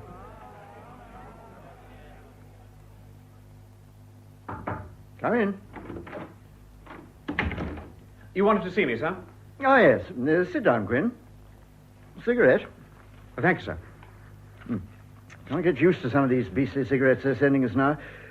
I'm sure this lot was made of straw scrapings. Well, how did the leave go? I went to Yalital with a friend. Oh, good. I believe it's very pleasant there. Do you know why I wanted to see you? No, sir. Well, it certainly wasn't to complain about your ability with Japanese. You're doing so well. Oh, thanks, sir. Yes, perhaps a little too well, Quinn, would you say? I don't quite follow, sir. No, there's a rumor afoot about you and Miss Way. May I ask who passed this rumor on to you, sir? Now, you know I can't answer that one. Would you say there's any truth in this rumor? Do I have to answer that, sir? I think you have answered it. As you'll appreciate, since the rumor has been carefully laid at my doorstep, I am duty-bound to look into it. Are you intending to take some action? You're a good man, Quinn. If I have any complaint, it is that I'm too old for Miss Way myself. She's one of the most charming women I've ever met, and to me represents all the finer qualities of the country, which we are unfortunately fighting. Not everyone regards that country as having any fine qualities, sir. I know. War-hate is a terrible thing. It's corroding all of us. However, to the matter in hand, I have 2 points of interest in this. The first is my concern that this relationship should not in any way cause embarrassment to Miss Way. I have always tried to prevent that, sir. Yes, I'm sure you have, Quinn, but please continue to be discreet at all times. Yes, sir. My second point of interest requires me to take you into my confidence. Miss Way has a guardian in England, Lord Durriston. You may have read some of his speeches in the Lords on the need for the Allies to define their war aims. I have indeed, sir. Well, Lord Durriston asked me to keep an eye on Miss Way while she's here in India. You mean you've known all along about me? Miss Way does sometimes confide in me. Well, naturally, I prefer this not to be known in the school. While she's here, she's one of the teaching staff. But because of the trust that's been vested in me by Lord Durriston, I'm put in the extraordinary position of having to ask what your intentions are. I want to marry her. Yes, that's what I gathered. You don't approve, sir? It's not really a question of my approval. She's told me about this. She doesn't want to marry you because she's afraid for your happiness. I think you should remember that she may be right. I'll risk it, sir. Well, that is the gallant line to take. No, it's not at all gallant, sir. It's what I want. There may be factors which you can't clearly see at present. I want to be able to rely on you, Quinn. In what way, sir? I want you to do your best to look after her. That's not very difficult. Well, you never know. You may have a hard time. Because she's Japanese? Partly that. It's just that I want you to promise me that come what may, you will look after her and never desert her. I give that promise, sir. Good. By the way, there's no need to tell her that we had this chat. If you prefer not, sir. No.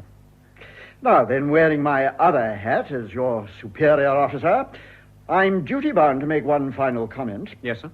It's a stupid sort of thing, really, but never threaten to hit a fellow officer in public, old man.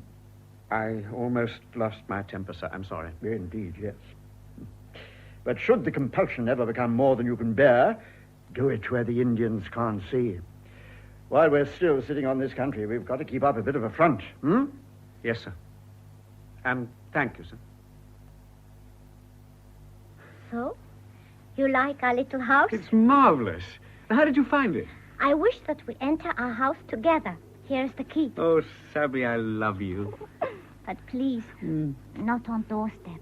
Neighbors will complain. Open door, and we love inside. All right. I open door.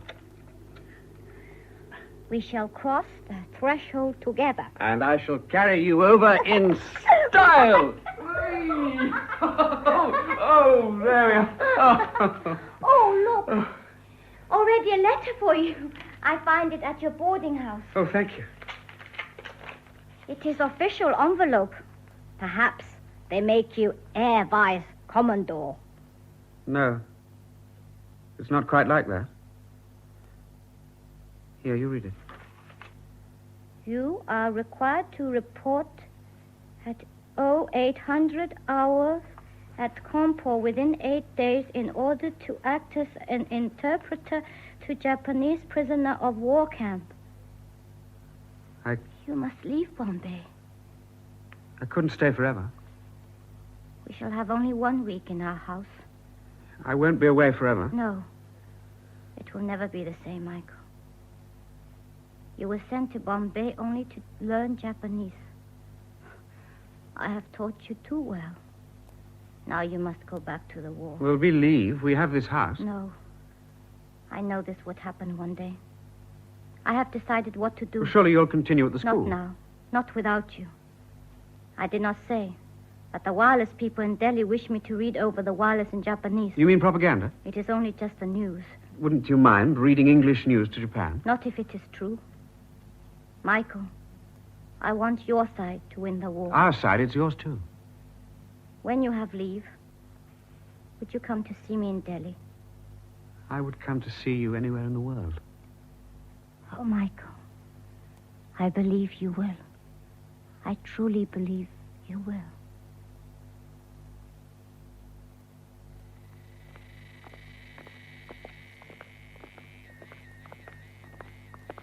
Have you seen a prisoner of war camp before, Quinn? No, sir. Well, don't start by feeling sorry for them. They're darn lucky our troopers didn't kill them out of hand. That's what they do to our chaps, you know. You lost a brother, didn't you? In Singapore, sir. Yeah, Dad showed that.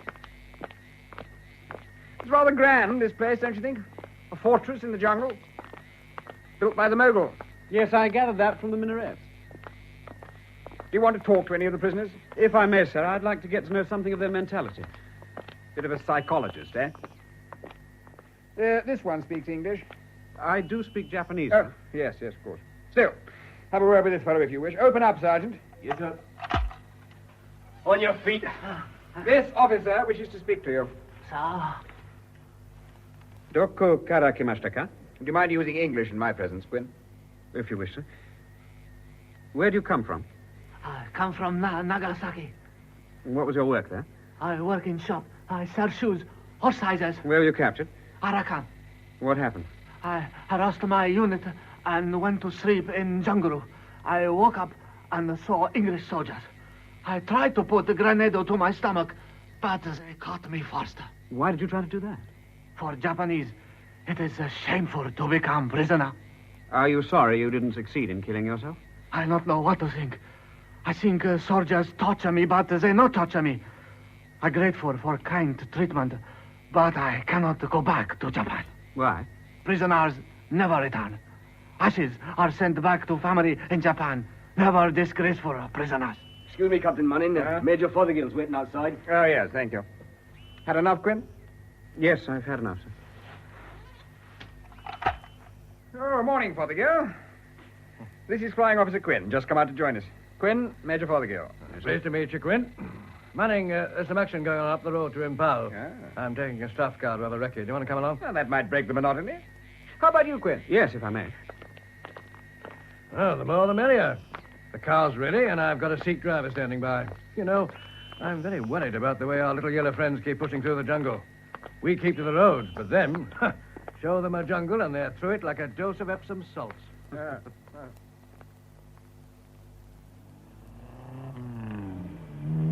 You all right in the front there, Quinn? Yes, thank you, sir. I must say there are plenty of our chaps around. That convoy we just passed is on its way to Impal. They've got the wind up there.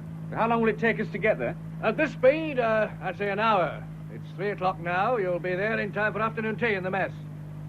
Avidar, your car radio, could it pick up Delhi from here? I think so, sir. You switch on there.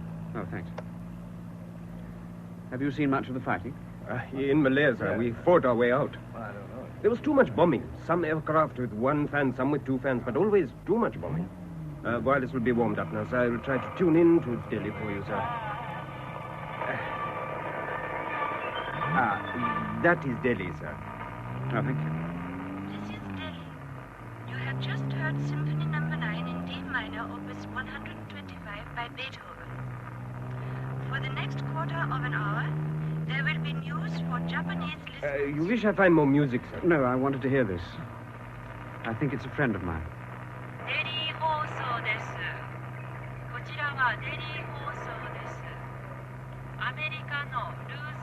Actually, do you really understand this stuff? Fairly well, sir.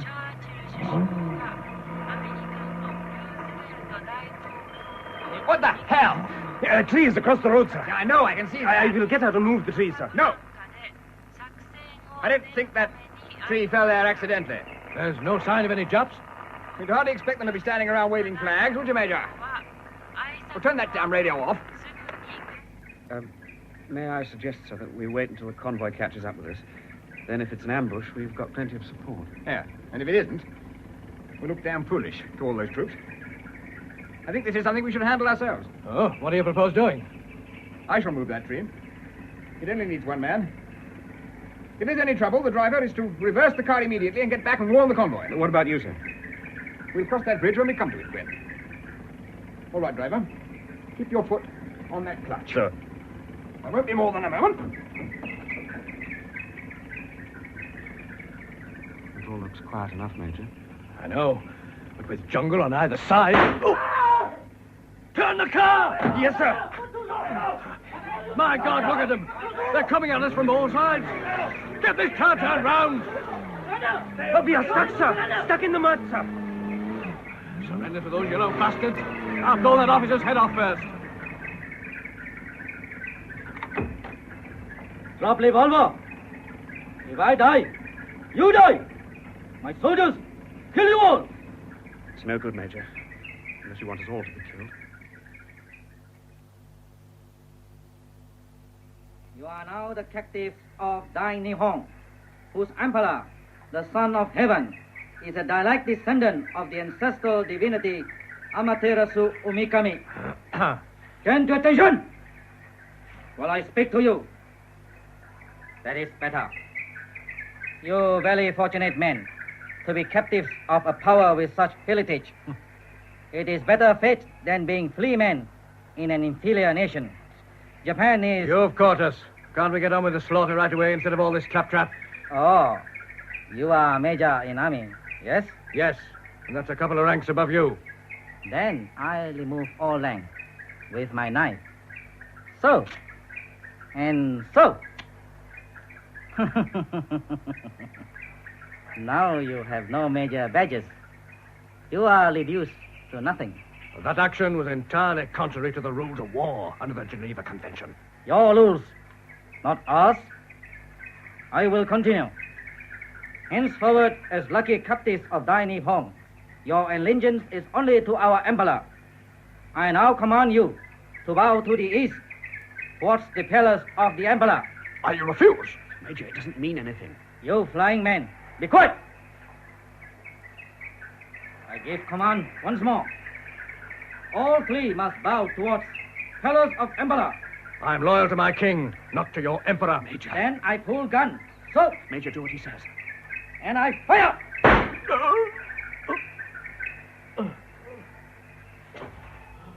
Do not touch fallen men. But all prisoners of Japan receive clemency. It is the order of our emperor. I will now stop men from suffering. Major is now dead, and at this instant has joined his ancestors. He is now happy man, if they forgive him for becoming prisoner. I now command you both to bow towards palace of emperor.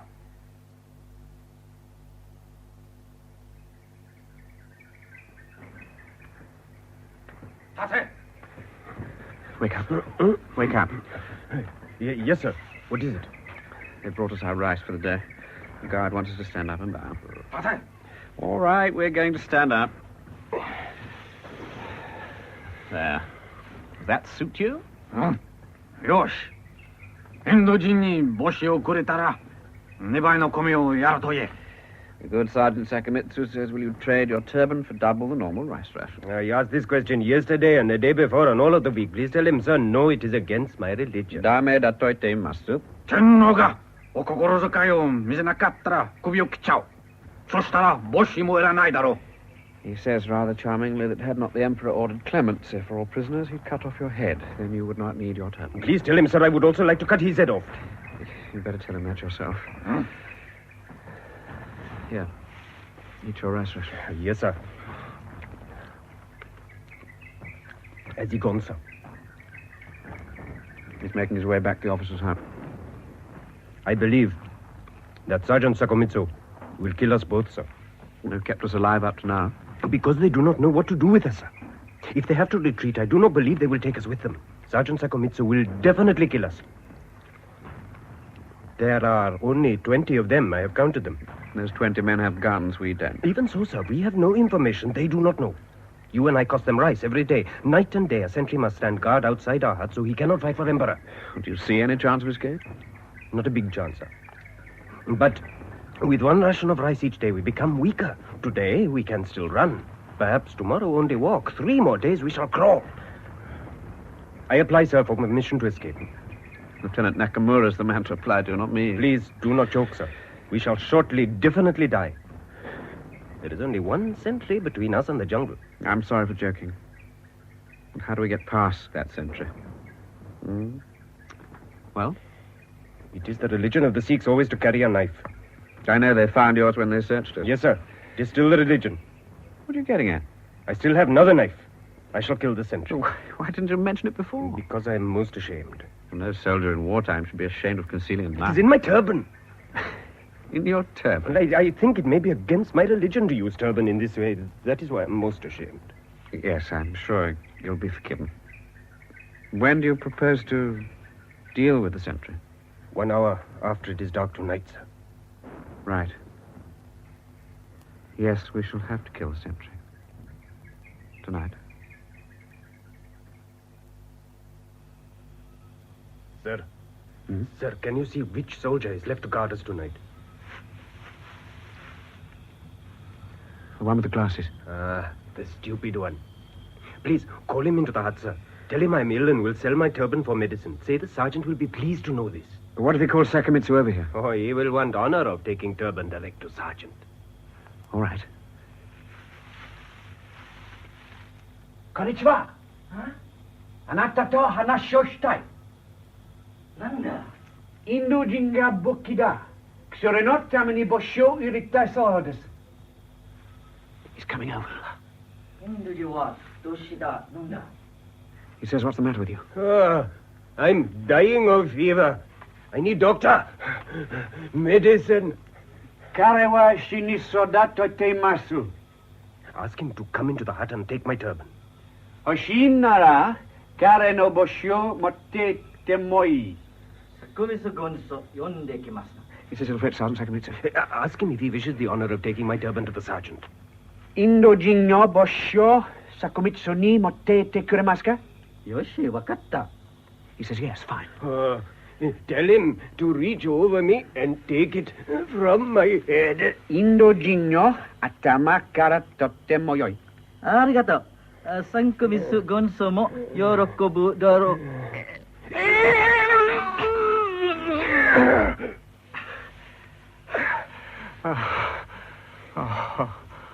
Now, please, now be very quiet, sir. Now, sir, quickly, into the jungle.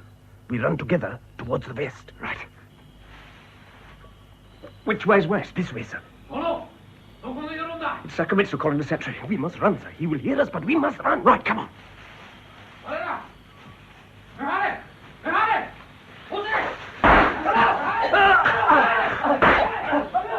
Where are you hit? In legs, sir. You must run. Here, get your arm around my shoulder. You yourself are wounded, sir. Huh? Oh, it's not much. Now, come on.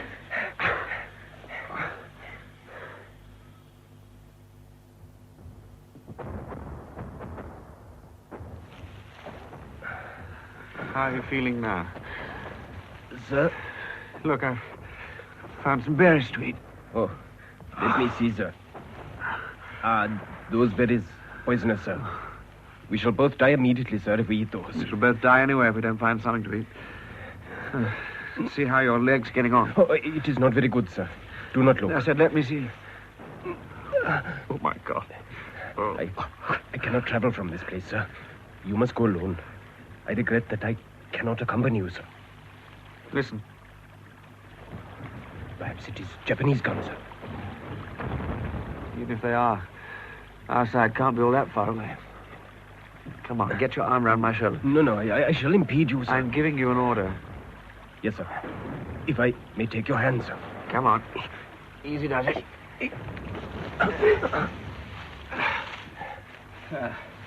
Now, try hopping on one foot. That's it. You see, we may find our own people before dark. There'll be food, doctors, medicine.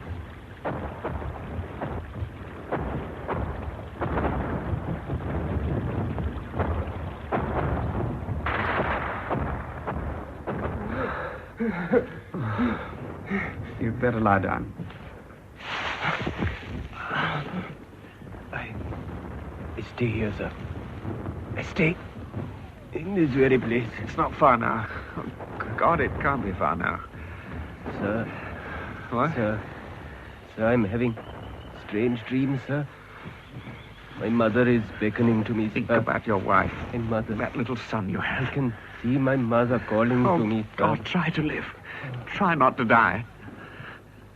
Sir. Yes. You will take things from my pocket. Yes. Send them to my wife. Of course I will. Please, try to live. Please, try. Oh, God. If you exist, why do you let men kill each other? Why are you letting this man die?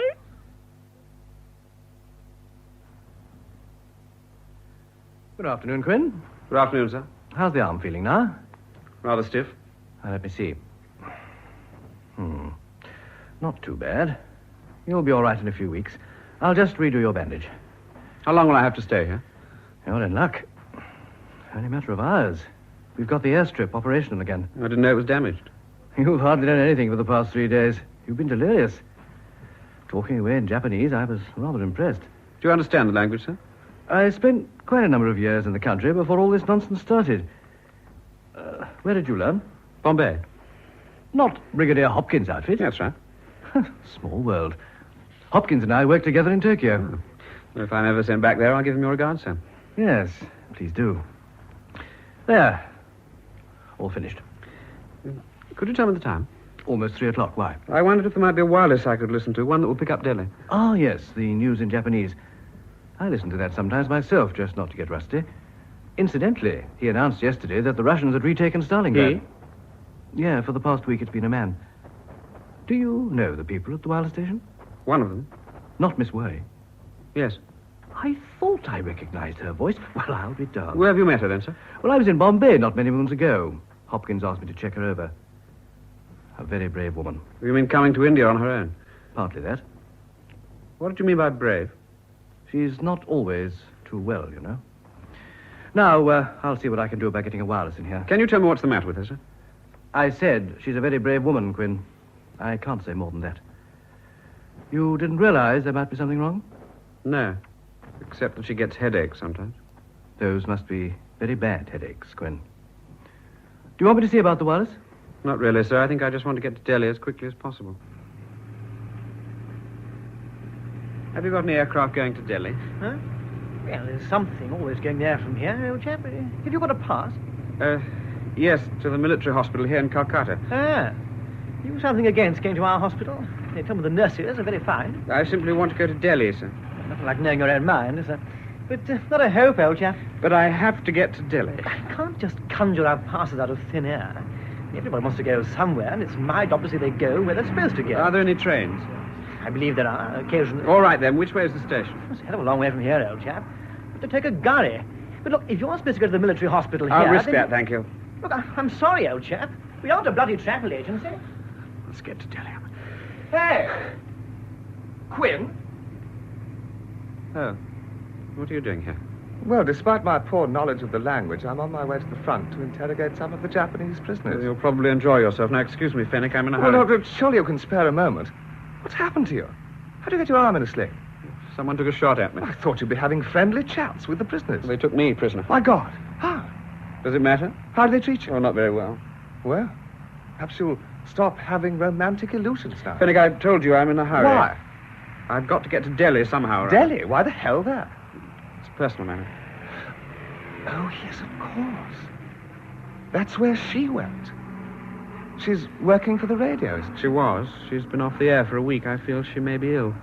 You mean after what you've been through with the Japs? I don't understand you. I've got to see her. You're really serious, aren't you? Perhaps I'll see you again sometime. Goodbye, Fenwick. Well, look, just a minute. Look, if you've got to see her, I mean, why can't you get a plane? I haven't got a pass. Was that the chap over there? Yes, but it's no use. Well, let me try. You wait here. Now, what's all this about refusing that officer a flight to Delhi? What? Oh, him. Well, he hasn't got a pass. Then issue him one.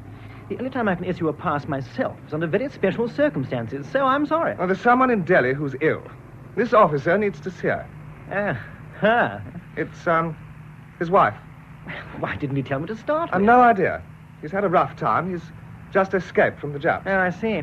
You sure he didn't, drop his pass? Oh, for heaven's sake, we're not playing games. Aren't we? You're sure this pass lying on my desk, isn't it? I tell you, he hasn't a pass. Well, this one's been lying here for some time. What's his name? Quinn, but I've just told you... Is that one N or two? Yeah, it's two N's. Flight Lieutenant Michael Quinn. Some people are very careless, you know. You should always see that your name's on your pass. There, that seems to be all in order. Thank you. Thank you very much. And you better tell your friend there's a plane in 5 minutes. Yes. Yes, I will. Here you are. One part. Oh. How did you do it? I said you had to see your wife. I see. Well, I'm grateful. There's a plane in 5 minutes, and remember me to Miss Way? Of course. Operator, can I help you? Can you please connect me with the radio station? Yes, sir. Civilian or military? The civilian, Radio Delhi. Yes, sir. Have money ready, please. I have no money, but it's very urgent. You have no money, sir. I cannot make telephone calls. Listen, I think someone is ill, and I've just escaped as a prisoner of the Japanese, and if you don't make telephone call, I shall come round personally to the telephone exchange and knock your head in. Not because you make personal threats, sir, but because you have compassionate reason, I shall make telephone call now. I'm very sorry for what I just said. There is no need to apologize, sir. Here is your number now. Radio Delhi speaking. Could I speak to Miss Way, please? Who is that speaking? My name is Quinn. I'm a friend of Miss Way. Miss Way is in hospital, Mr. Quinn. She collapsed over a week ago, didn't you know? No, I've been away. What's the matter with her? I don't know that I can discuss the station's personnel over the telephone, Mr. Quinn. I suggest you go to the hospital. Where is it? The King George Hospital, but I don't know that you'll be able to see her. Well, how ill is she? I think you should ask at the hospital, Mr. Quinn. All right, thank you. She's along here, Mr. Quinn. What's happened to her? She's had a serious operation. I should warn you, her head's all bandaged up. You mustn't stay very long, Mr. Quinn, and she mustn't be excited. It must only be a few minutes, Mr. Quinn. Yes, I understand.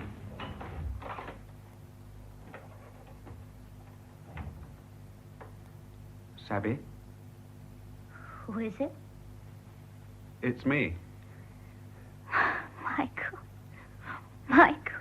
It's all right. I'm here. I'm here. Oh. You're crying, my darling. I'm so happy. Sabby, what have they done to you? What have they done to your arm? Oh, it's only a little wound. You've been hurt, darling. The only thing that hurt was worrying about you. You knew this was going to happen. You knew, didn't you, all along? Yes, I knew. You ought to have told me. I did not want anything to spoil happiness. It was just selfishness, you see. Wanting all the time to keep happiness. I did not want to think of end. I ought to have told you about end. There isn't an end. Yes, there has to be an end. Please don't mind, darling, because it has been beautiful, and I love you very much. I love you. And could you please lean to kiss me? I'm awfully dirty. My poor darling. You've been in jungle again. Was it bad? I'm not in jungle anymore. I'm with Sabby. I'm going to kiss her and make her well. You're just the same, darling. Soft, warm. No, I am different. There is no hair under bandage. Do you hate Sabby without hair? Your hair will grow again. Second time's always more beautiful. You just say that. You're the only person I've ever loved for everything about me. Won't you love anybody again for everything? No, no one but you. Please, will you love somebody else and be happy? I don't mind. Darling, when we're married, No, I'm going to... Please don't say that. You promised you would not talk about that. We are not going to get married. Didn't you want to marry me? Yes, yes, darling. That is what I wanted with all my heart. Then we shall get married. After the war, where would you like to live? Michael, you don't understand. We're going to get married, Sabby. Where'd you like to live? I love English countryside. Then it'll be a very old house in Gloucestershire with fine old beams and a good smell. In winter, we'll sit in front of a huge log fire. What will happen in summer? Oh, in summer, the garden will be full of gorgeous flowers. You'll spend all your time walking amongst them. And perhaps I'll run a little store on the roadside and sell plums and apples and very lurid coloured drinks. Can I help, too? Well, you can give teas in the garden. Everybody will stop at our house just to see you. Because I am a curiosity. No, because you're beautiful like the flowers. Darling, you're crying. No. It's only a little escaped tear. There's no need for tears anymore now. It is because I am very happy. Don't I look happy, darling? Yes. You look happy. Because I have been in love. You are in love. Michael, come closer. I'll get into trouble for dirtying your sheets. Come closer, darling. Sabby. What is it? It has been the most beautiful and heavenly thing that ever happened. Like having lovely dreams. It has not been like living at all. Sabby? Sabby?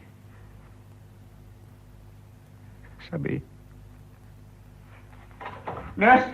Nurse? Mr. Quinn, I was just coming to tell you that you're a few minutes. Nurse, she's unconscious. I was just speaking to her. She was saying something. We were talking. Mr. Quinn.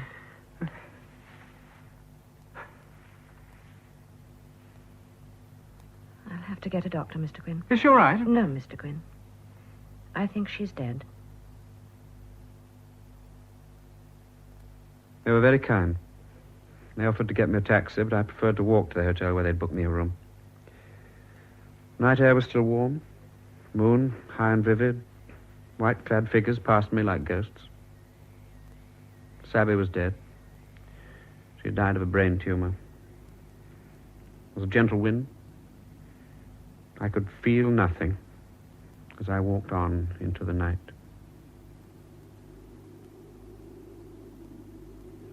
Though on the sign it is written, don't pluck these blossoms. It is useless against the wind, which cannot read.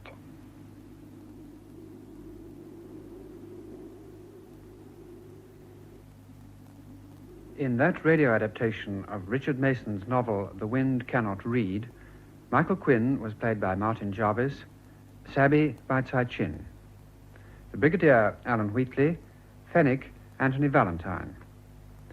Peter, Sean Barrett, Mervyn and Norris, Nigel Lambert, Perry and Captain Manning, John Pullen, the Wing Commander, Major Fothergill and Doctor, Peter Tuddenham, Rosie, Barbara Mitchell, Lamb, Japanese prisoner of war, and Sergeant Sakomitsu, Andrew Sachs, Nakamura and Kono, Christopher Kum, the Sikh, David Spencer, the woman radio announcer, and the nurse, Joe Manning Wilson.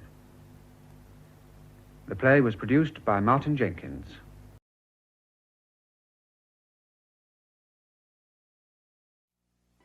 Banquo's murderer discovered by Samuel Johnson, Doctor of Laws, and his companion James Boswell.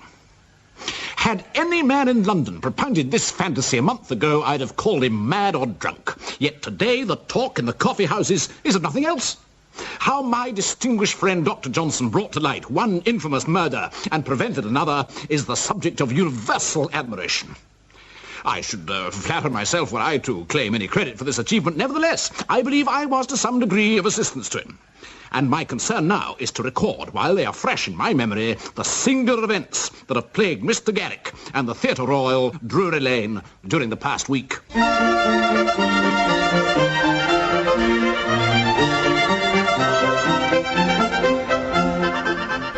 We present Leo McKern as Dr. Samuel Johnson and Edward D'Souza as James Boswell, with Lawrence Payne as David Garrick in Dr. Johnson Investigates, a play by Richard Brayshaw.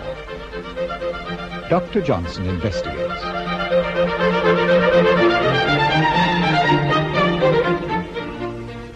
It began one evening at the Somerset Coffee House in the Strand.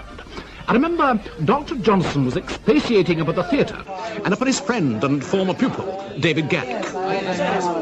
Why, sir, artifice and experience. The actor must employ artifice, yet the passions he portrays must spring from human experience. You mean, Johnson, that the actor must truly feel the emotions he expresses? By no means, Bossy. He must counterfeit, he must imitate, but that imitation springs from nature. This is the actor's craft. Art and nature. A modicum of both and a preponderance of neither. Just so, sir. There are some players, accomplished ones too, who become so adept at counterfeiting that they cannot distinguish between what is true and what is fictitious. Fact and fantasy become so commingled in their minds that they pass from one to the other unawares. You may converse with them for an hour at a time without discovering their real feelings. For example, sir, even now, conspiracy, regicide, and armed insurrection are impending on the stage at Drury Lane. But who is to comprehend what hidden passions truly activate the protagonist? Exactly, Bossy. For all we know, Macbeth may be more exercised in his mind by the payment of his tailor than by the murder of the King of Scotland.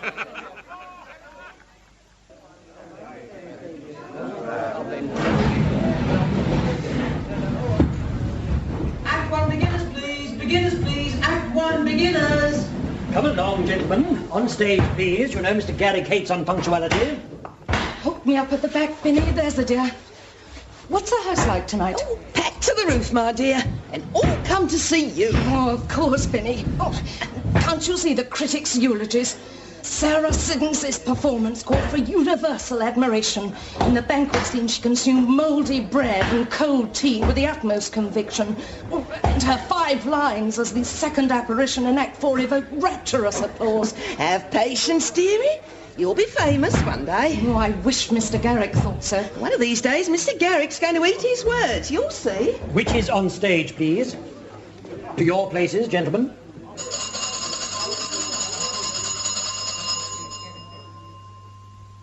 Everyone ready, please. Quiet, everybody, quiet. Curtain going up.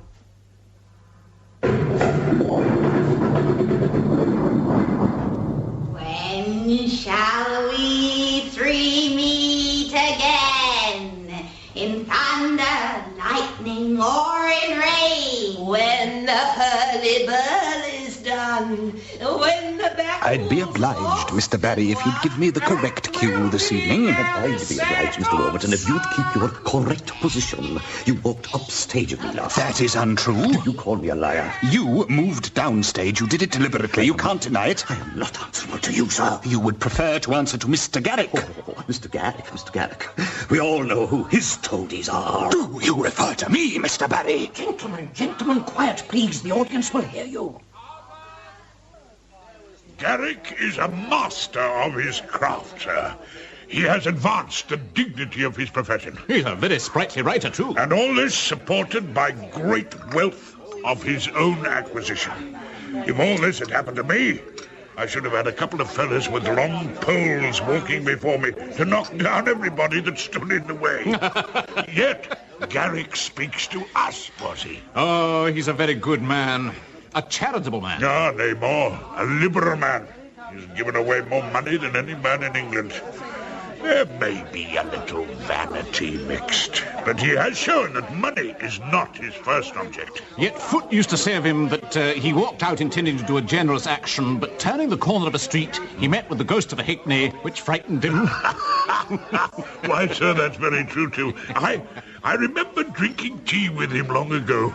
Peg Woffington made it, and he grumbled at her for making it too strong. He then began to feel money in his purse and didn't know when he should have enough of it. He has enough now, sir. There's no question. Oh, he has much money, but not enough. No man ever had enough. You're pleased to be cynical, sir. No, sir. Veracious. If money purchased freedom from care, Davy would be a happy man. But he has his worries. I hear there are troubles in the company. Oh, there are always troubles in the company. Players are contentious folk. Barry, for instance, there's an overweening rogue. Oh, they say Spranger Barry's a fine Macbeth. Well, that we shall judge for ourselves tomorrow night. Come, we must bestir ourselves. It's nearly 9 o'clock. Davy promised to meet us at the Prince's Tavern after he'd seen the curtain rise. Barry, this is too much. Last night the wrong cue, and tonight you cut my final speech completely. A trifling error, Warburton. I always forget the naked frailty speech. I can't think why. That's a lie, sir. You did it on purpose. I find it hard to concentrate, sir, when I'm being upstaged. After all, I am the lead. Oh, you admit it was deliberate? I admit nothing of the sort. Now, kindly withdraw. You know this is my quick change. I'll not be dismissed, sir. I demand an apology. Mr. Warburton, sir. I am inexpressibly grieved by the loss of your immortal speech. Had you as many lines as you have hairs, I would not wish them a fairer death. Now, pray excuse me. You're pleased to be flippant, sir. I see you're determined to provoke me. The provocation is yours, sir. You presume on your reputation as a swordsman. You want a pretext, don't you? You seek my challenge so that you have a choice of weapons. Why should I quarrel with you? As to that, Mr. Warburton, you know best. Professional jealousy, perhaps? Oh, no, sir. I know an inferior actor when I see one. Well said, sir. And isn't the mirror your worst enemy? Then it must be personal jealousy. What do you mean by that? I mean, sir, your attitude to my wife. What of your wife, Mr. Barry? She does not relish your odious attentions. Do You accuse me? I am not accusing, Mr. Warburton. I am after stating a fact. Sure, it's a letter you are. A goat. A fumbler with other men's wives. Oh, your wife flatters herself. I've no great desire to catch the pox. Why, you, I take it, are less fastidious. Why, you damned scoundrel. Never take your soul. Is that good enough for you? Thank you, Mr. Barry. That will do admirably. My seconds will call upon you. Mr. Barry, Mr. Warburton, please. On stage for Act 3, Scene 1. Mr. Barry and Mr. Warburton, please. Johnson, she said, you smell. No, madam, I replied, you smell. I stink.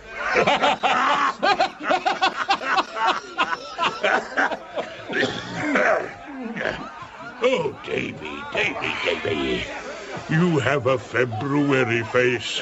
What's amiss? You may well ask. There's been more trouble with Rafferty. I've had to dismiss him. We'll have a new property master on Monday. Rafferty, is he the one He's who... the one who drinks, yes. He was blind drunk last night. Set the wrong goblet in the banquet scene. I had a special one made, you see, with a square base so it wouldn't roll. Yeah. Rafferty sets one with a round base. In comes Banquo's ghost. Spranger hurls down the cup. It rolls down stage, bounces over the footlights and cuts the eye of a footman standing in the pit. And what was Spranger's next line? Tell me that. I know it, Davy. Thou hast no speculation in those eyes which thou dost glare with. Exactly. And the whole house roared. Oh, confound Rafferty. Confound Macbeth. There are times when I hate it. Oh, for shame, Davy. 'Tis a noble play. It's a damned unlucky one, and there's an end on't. Consider this week. A drunken property master, George Warburton, and his gallantries. Tom and Meg Blunt fighting like the Kilkenny cats. And nothing but quarrels, fightings, tantrums and jealousies. Where's it all going to end? Tom, you must leave the dressing room. I'll not quarrel with you during the play. How can I give a performance when I'm upset? Devil take it, madam. A man has a right to know where his wife's been all day. I've told you. I was at the market. Then I walked in the park. Alone? Yes, Tom, alone. Then I came straight here to the theatre. And I must starve while you take your solitary walks abroad. What of your duty to your husband? What, sir, of your duty to your wife? How dare you mention that again? Just you listen to me. No, Tom, you listen to me. I've had enough of your tantrums and jealousies. You can do as you please. Spend your time drinking with your cronies and playing cards with George Warburton with no thought for me. I must sit in our lodgings awaiting your beck and call. Well, I'll endure it no longer. But you're my wife. I'm an actress in my own right. I'm not just Mrs. Blunt. You know very well Mr. Garrick engaged you only because you're my husband. That's a lie, madam. A monstrous lie. God's life, I was playing leads when you were wearing pinafores. I need no assistance from you. You make that very plain. It's not a wife you require, but a slave. Well, I'll not be treated like that. Once and for all, Meg. Oh, let me go. You're hurting my arm. Listen to what I say, woman. Are you coming? Oh, forgive me, I didn't mean to intrude. It's all right, George. Tom and I have finished our little talk. Go on, Tom. You mustn't keep the cards waiting, must you? As you please, madam. We'll discuss it later. Yes. Come on, George. Now then, listen. End of the intermission, ladies and gentlemen. End of the intermission. Act 4, please. Act 4. End of the intermission. Playing very small tonight, Mr. Payne. Damn me, Warburton, I've no option. Right, gentlemen. This turn wins. And it's... Good God. Oh, damned hard luck, Payne. 9 of hearts. Well, that's a sovereign for Blunt. Oh, thank you. 2 shillings from Payne. You have the devil's own luck, Blunt. Lucky in cards and in love, eh, Tom? Yes. Oh, what's the matter? Look like you've seen a ghost. It's nothing, George. Nothing. Very well. No, I'm all right. Oh, come on, make haste. Payne's on stage in a few minutes' time. Ah, yes, so he is. Well, here's your chance, Mr. Payne. Last 4 cards in the case. Bottom one's in hock. Call for the next 3? No, thank you. Oh, come on, man. Don't forget the house pays 4 to 1. If I win, and takes 5 to 1 if I lose. Oh, come, so be a man. Faint heart never won Pharaoh. Warburton, how much am I in? Let's see. I've got the reckoning here somewhere. Yes, well, I'll make it £18.07. What? Well, it's here. You can see for yourself. Good God, man, I didn't realise. I can't. Can't what, Mr. Payne? I can't go on. That's my limit. Oh, come, Mr. Payne. Surely you can go a little further. I'll make you an offer. Double or quits on the last 3. I daren't. Oh, come on, man. Here are the cards already played. It's got to be 3 out of the remaining 4. Yes, but in what order? Oh, I'll double the odds in your favour. How? Call the turn. Go on, call. Then I'll tell you what I'll do. Ace, 10 and king. I'll give you double or quits for 2 aces and a 10. A generous offer, Mr. Payne. Are you on? Very well. Turn up the cards.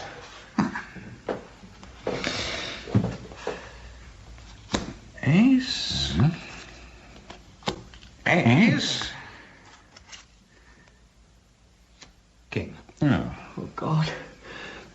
I'm broke. I can't pay. Those who can't pay don't play, Mr. Payne. And you played. I don't understand it. That king was played earlier. Oh, nonsense, Mr. Payne. You could see for yourself. It wasn't on display. That's what I don't understand. Do you accuse Warburton of dishonesty? Do you call him a cheat, sir? I don't know. Oh, God.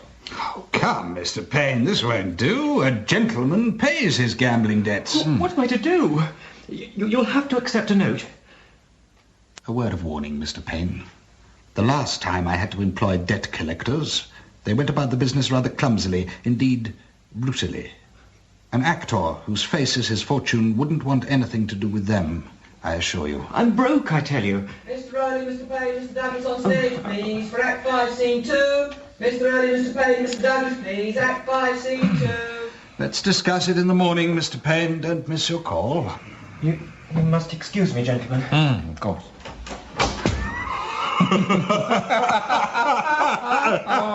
Oh, poor little Mr. Payne, a lamb to the slaughter. Don't push him too hard, George. Why not? He'll pay. Gad, he must.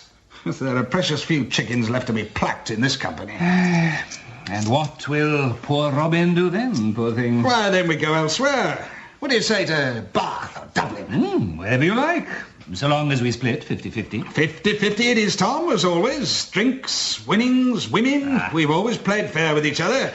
That is, until you got married. We can still share drinks and winnings, George. Aye, so we can. Do you never wonder, Tom, why Duncan and Banquo get murdered so early in the play?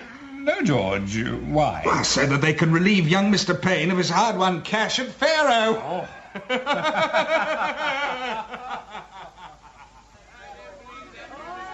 The lines must flow. They must roll off the tongue. Shakespeare wrote in verse, not in prose. Yeah, very true, Davy, but he also wrote sense, and the sense is as important as the sound. But the player's first purpose is to please the ear. The players, sir, have got a kind of rant with which they run on without any regard either to accent or emphasis. Oh, come, Johnson, this is to deny them intelligence. I simply affirm that actors are creatures of habit.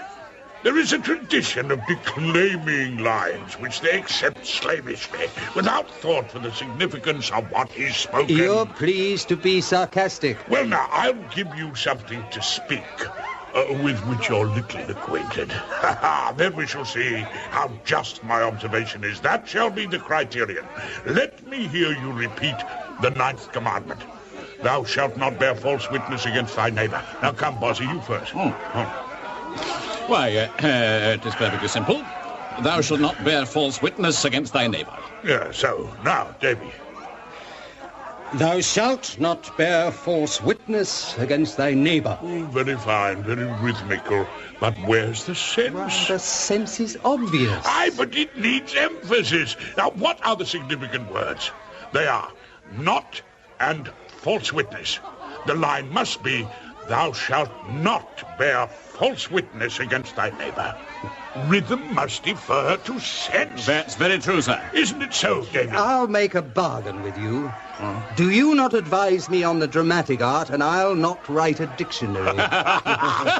Well said, Davy. Let the cobbler keep to his last. Well, shall we see you tomorrow night? Aye. We'll meet here at the Prince's Tavern after the performance. There are 2 seats for you in the circle. Bates will attend to you. We look forward to the play with anticipation. I hope you won't be disappointed. Tell me, David, how is your new juvenile faring? Oh, Buzzy. The little Siddons? Oh, there's another bad bargain. Oh, they say she's very beautiful. Well, maybe. But she'll never make an actress. Good night, David. Oh, he's in a black mood tonight. A man whose fortune depends on popular acclaim stands ever on the edge of a precipice. He didn't take kindly to your instruction. Thou shalt not bear false witness against thy neighbour. Actors and clergymen, Bozzy, actors and clergymen, full of sound and fury, signifying nothing. Mrs. Blunt, I'll not be spoken to like that. It's always fitted perfect. It doesn't fit now. You'll have to alter it. I can't go altering costumes every day. You'll have to do it yourself. You're the wardrobe mistress. It's your job. When I made that costume a month ago, it was a perfect fit. You said so yourself. It's you what's put on weight. Damn your eyes, you stupid old cow. Oh! Well, really? Whatever next? 20 years in the business and no one ever spoke to me like that before. Oh. Hello, Binny. All finished for tonight? Oh, just about, Miss Sarah. Oh, what's the matter? You look upset. Well, it's that Mrs. Blunt. I don't know what's come over her. She comes raging in here.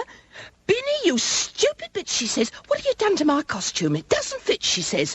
Well, in a proper state she was. Well, it's nothing to do with me. I ain't touched her costume. Oh, she's not herself. She's got something on her mind. Well, I must say, there's no way to carry on. Well, after all, everyone's got their troubles. Oh, well, don't be too upset, Binny. Oh. I'm sure she didn't mean it. She'll be round first thing tomorrow to apologise. Just you see.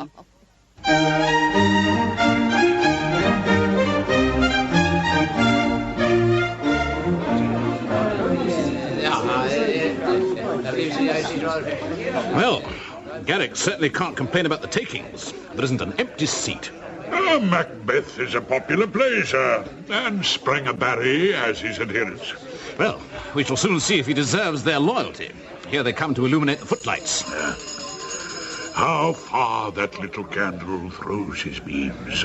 So shines a good deed in a naughty world.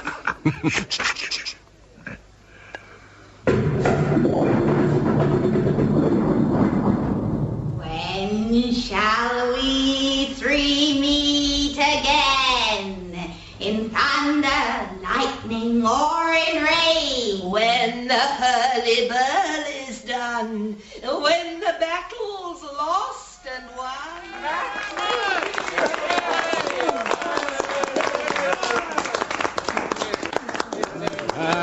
Barry's in good voice tonight. Aye, sir, he has the grand manner. He has an air of command, but his performance lacks sensitivity. It's scarcely surprising. Davy claims that Macbeth's an impossible part to perform. In what respect? Why, sir, he's several characters all rolled into one. He's a successful soldier and so impervious to human suffering. Yet he is also a poet, a man of sentiment and sentiments. He sees visions. He has scruples. He lacks the singleness of purpose exhibited by his wife. The visionary and the man of action are scarcely reconcilable. Well, sir, I played the role when I was at university. It never presented me with any difficulty. Why, Bozzy, that says much for your command of the histrionic art. We must tell Davy that his doubts are unfounded. His horses go about almost a mile. But he does usually, so all men do. From hence to the palace gate, make it their walk. A light! A light! 'Tis he! Stand to it. It will be rain tonight. Let it come down! Oh, treachery! Oh!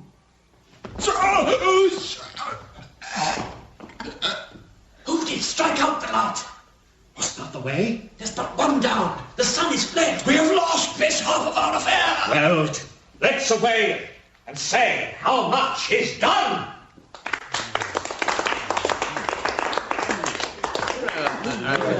Oh, well, Marty. What do you think of that? I thought it was a most unconvincing scene. Oh, yet Warburton's a good actor. Whoever saw a murdered man fall like that? He toppled over like a tree. Oh, have you ever seen a man murdered, sir? Well, no, sir, but I never saw it done like that on the stage before. And there was a pause, as if someone had missed a line. You're right, sir. Banquo bids Fleance escape and revenge. He must have forgotten. Something's amiss, Bossy. See, Davy's coming through the curtains. Ladies and gentlemen, I beg your indulgence. There has been a mishap. Mr. Warburton has suffered an injury. Ladies and gentlemen, quiet, please. Quiet. I beg you. Come, Bossy. We must go behind the scenes. Davy needs help.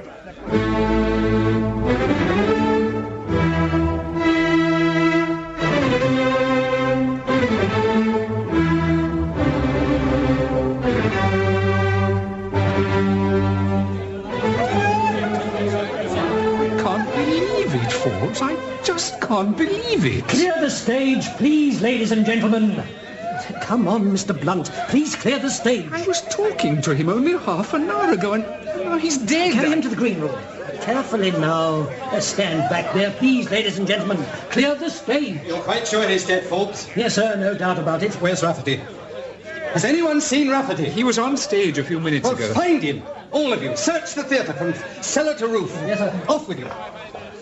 Oh, Samuel Bossie, almighty God, what a calamity. Did you see it happen? Aye, Davy, we saw it. Aye, we did. It was the third murderer. Who plays the part? Rafferty. Now he's disappeared. Mr. Garrick, he's here. Rafferty, come quickly.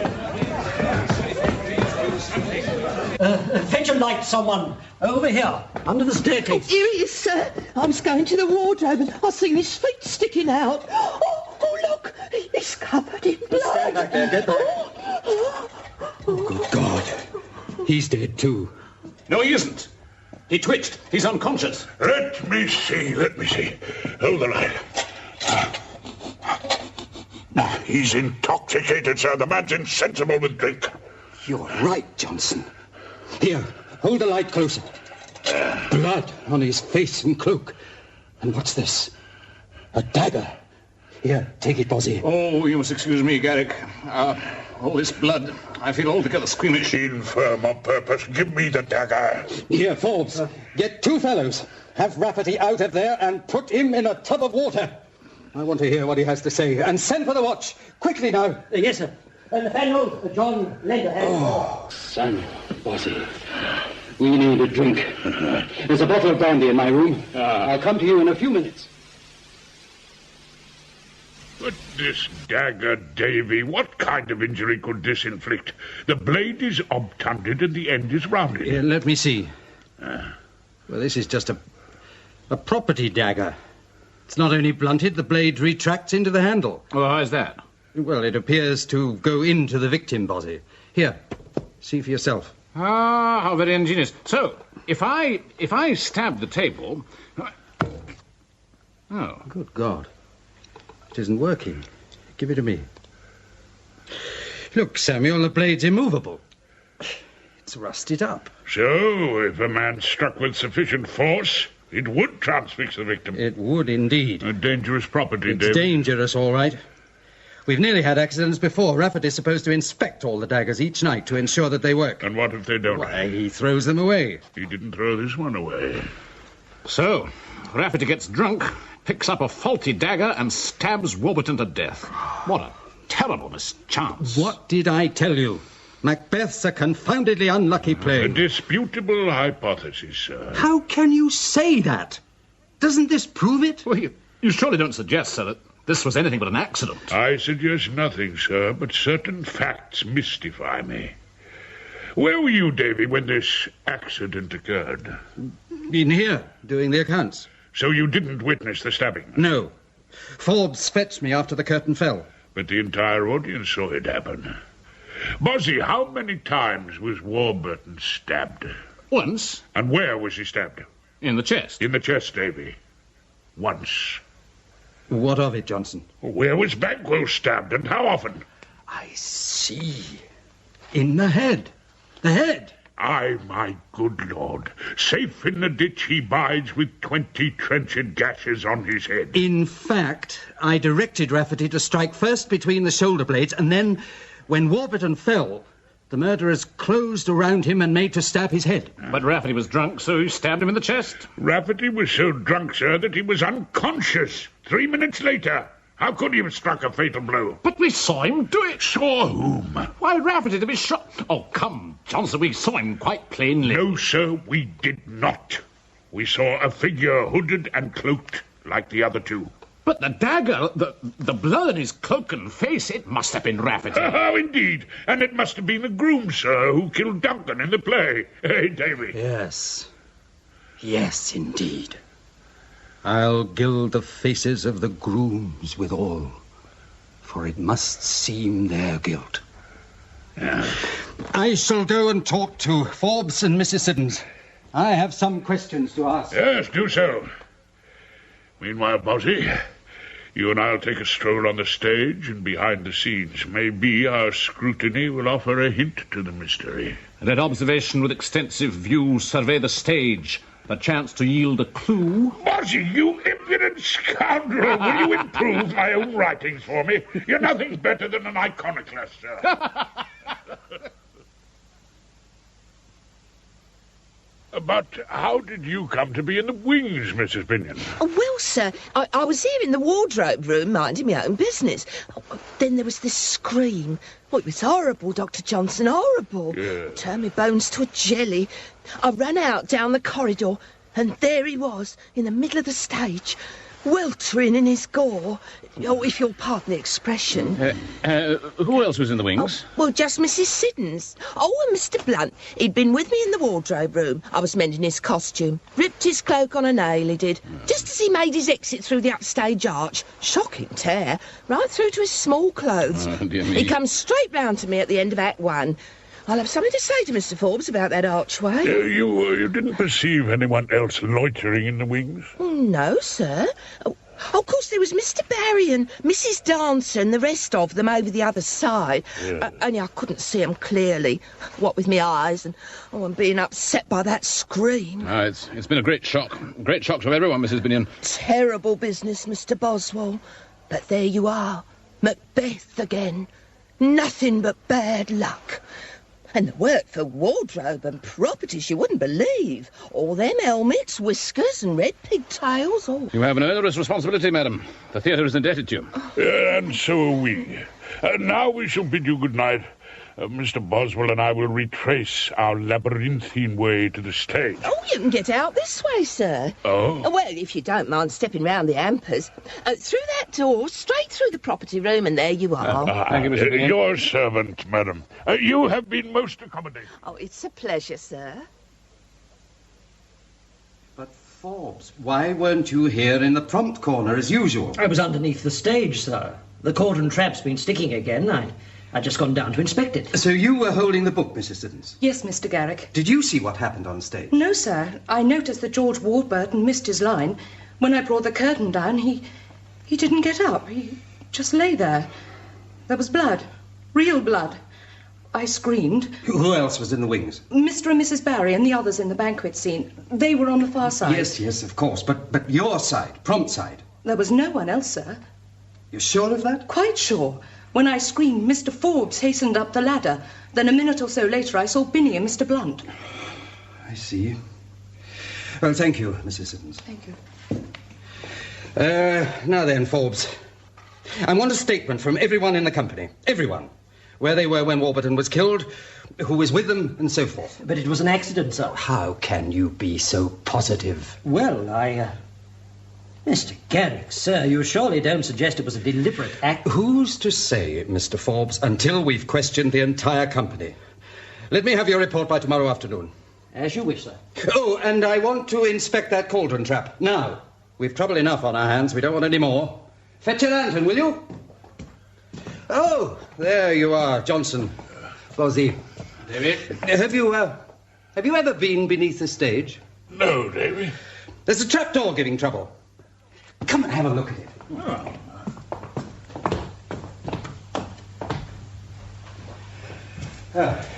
This way. You'll have to take care down the ladder. Bosey first. Right.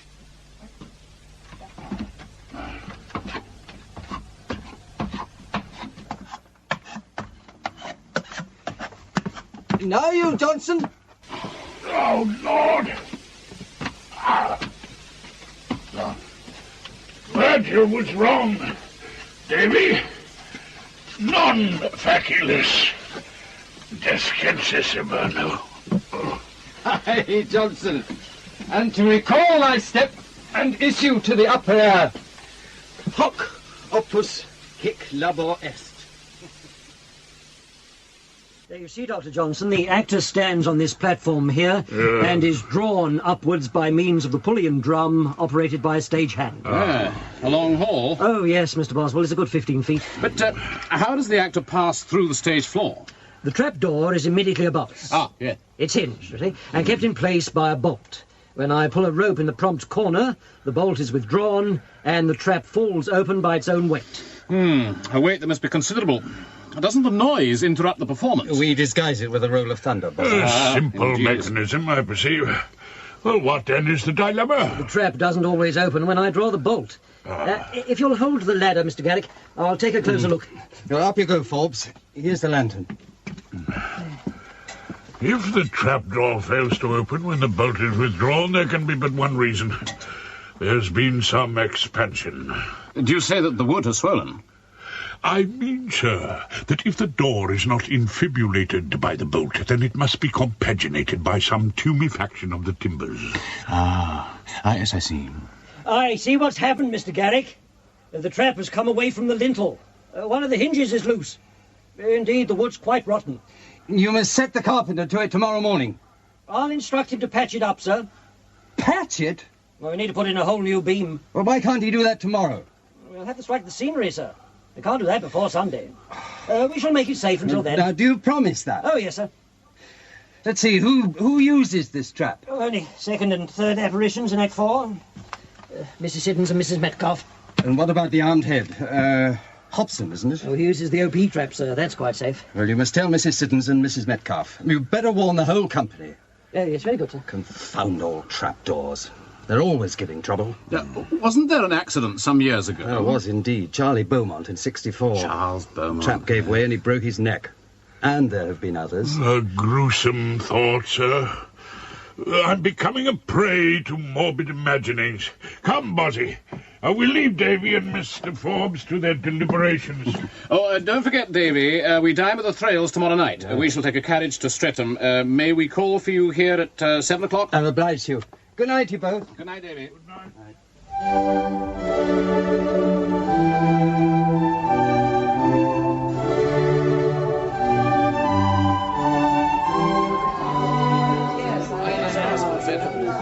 And his brush was working like... Oh, certainly.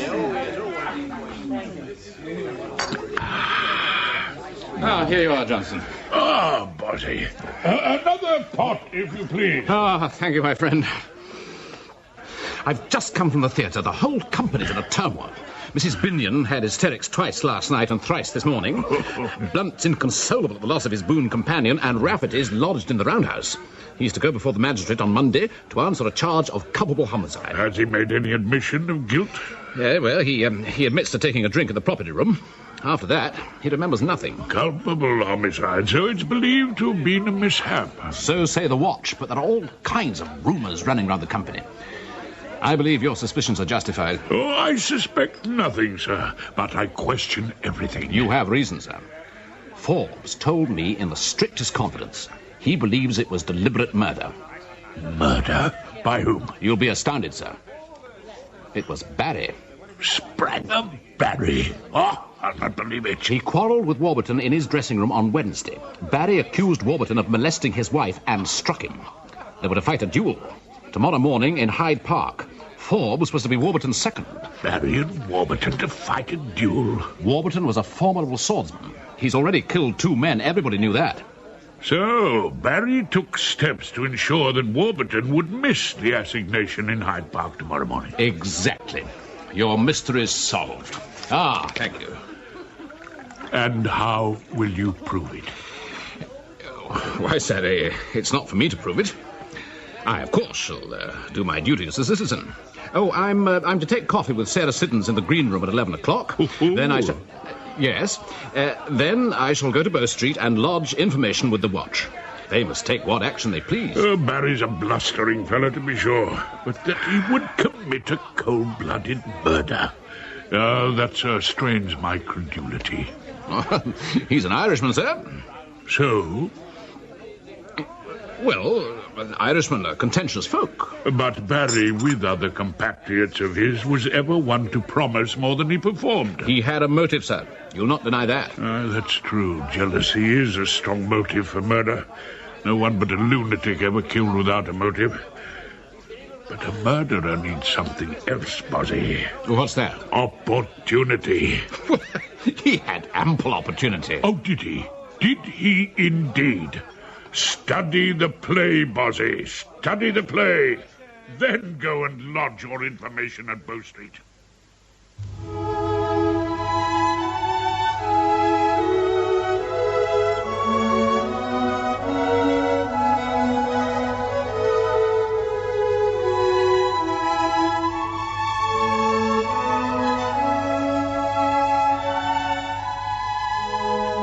Everybody says your performance of Portia was exquisite, Mrs. Siddons. You're a flatterer, sir. I failed miserably. Oh, I'll not believe it, ma'am. And I wish Macbeth offered equal scope for your talents. It's an ill-starred production, Mr. Boswell, and the company's an unhappy one. People are quarrelsome and spiteful. Aren't they so in all theatrical companies? Oh, there are a few such wherever you go. But here in London, at the Pinnacle, people are fighting for their existence. It's like a mountain summit. A few hardy souls have struggled to the top, where they jostle and shove. Each can only keep his place by pushing someone else over the edge. The art of survival comes before the art of the theatre. Well, that's an uncomfortable thought. It had never occurred to me. You must find it disconcerting, for, I perceive, you're a very sensitive person. Oversensitive, Mr. Boswell. But I'm growing a lobster shell of indifference to protect me from all but the most disarming companions. Of whom I hope you'll regard me as one. If I can be of service to you at any time, I do hope you'll call upon me. Oh, you're very kind. I confess, I felt lonely since I came to London. Lonely and frightened. Frightened? There are undercurrents of feeling in the company. There are mishaps. Every time I step onto the cauldron trap, I fear another accident. And now, last night, it was horrible. My dear, it's but natural you should feel like this. Count on me for assistance, I beg you. Tonight, Dr. Johnson, Mr. Garrick and I are engaged to dine at Streatham, but tomorrow and subsequently I am free to devote myself entirely to your interests, should you require me. Thank you, Mr. Boswell. I'm greatly obliged to you.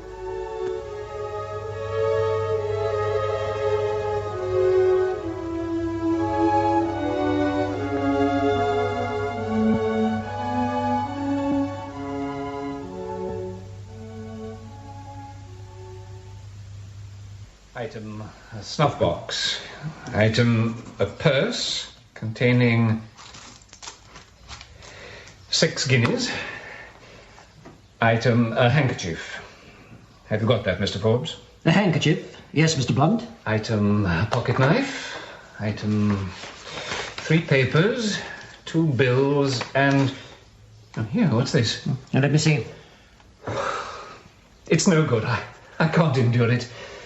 George lies dead, and here we are in his dressing room making an inventory of his possessions as if he'd never lived.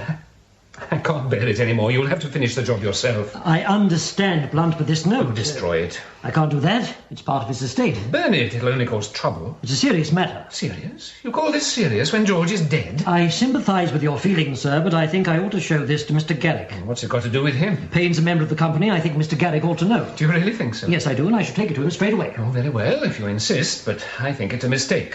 Much better to burn it and forget all about it.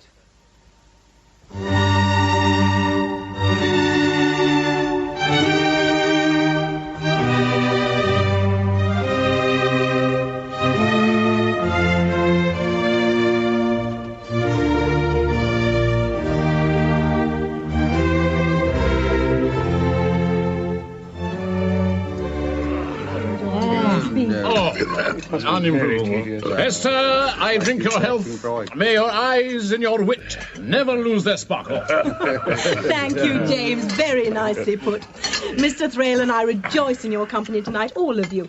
Davy, fresh from his triumphs at the theatre, and Samuel and James, the most engaging companions in London. We believe our greatest good fortune is in our friends. That is not a question of fortune, madam. Friendship doesn't happen by chance. It must be made. And being made has to be kept in constant repair. Oh, come now, David. Say what you will, the play has an ugly reputation. Accidents, injuries, even fatalities have happened over and over again. Could it not be that mishaps attract our attention only when they occur in Macbeth? That when they happen in other plays, nobody notices I doubt it, ma'am. I very much doubt it. To prove your hypothesis, I should want a list of all the mishaps in every play performed in London during the past 5 years.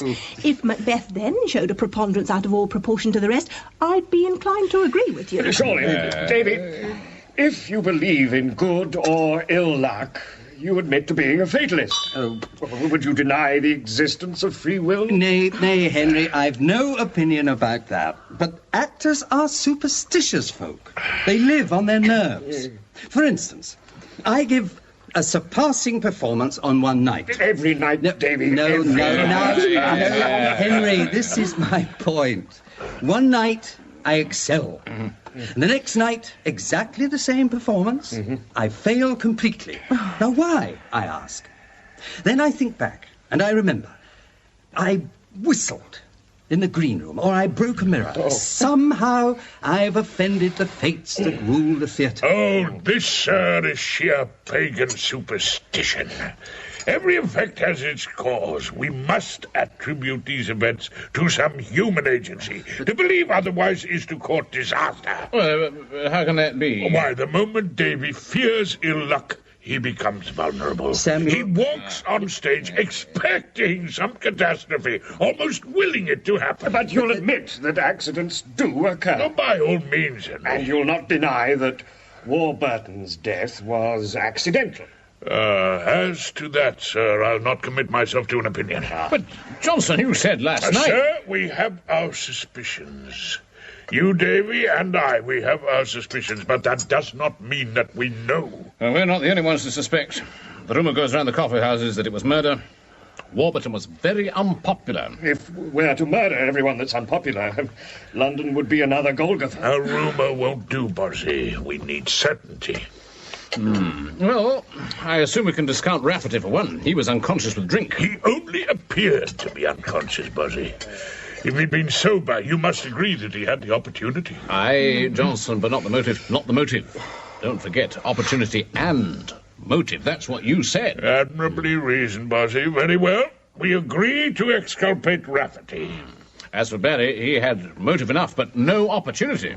I took your advice, Johnson. I studied the play. And what did you find? Why, that Barry was on the stage at the end of the previous scene and again at the start of the succeeding one. He couldn't possibly have crossed the stage in time to disguise himself and enter with the other murderers. Yeah, so we assume that Rafferty and Sprenger Barry are above suspicion.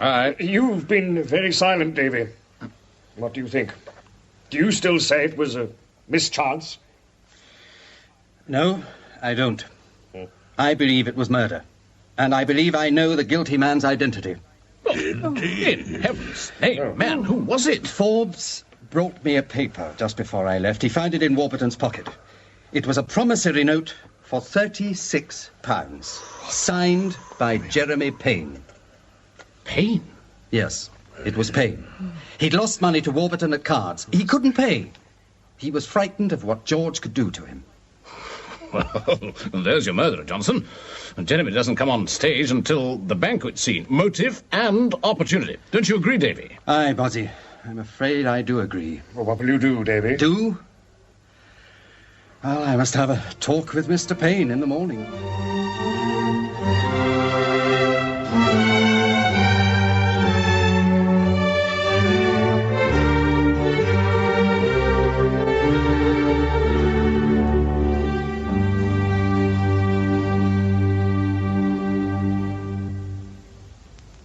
I assure you, Mr. Garrick, I had every intention of paying Warburton. The road to hell, Mr. Payne, is notoriously paved with good intentions. But you must believe me. I don't mind admitting to you, sir, that I was frightened of him. He was a dangerous man to cross. He threatened to send his bully boys to call on me. Oh, did he? It looks to me, Mr. Payne, as if Warburton's death came at an opportune moment for you. I'll not deny, sir. Why, what do you mean? Do you accuse me? I make no accusations, Mr. Payne, yet. But you must admit that you stood to gain by his death. Why, that's a monstrous implication. I'd never do such a thing. You must believe me. Mr. Payne, I don't know what to believe.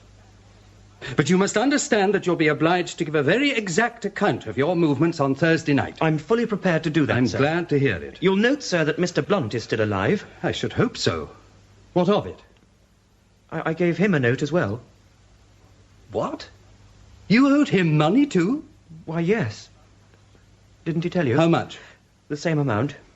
£36. Oh, really, Mr. Payne? How did you come to lose such sums? They both offered me double or quits on different turns of the last 3 cards in the box. Took the wager? Well, yes, it was 2-1 in my favour. Mr.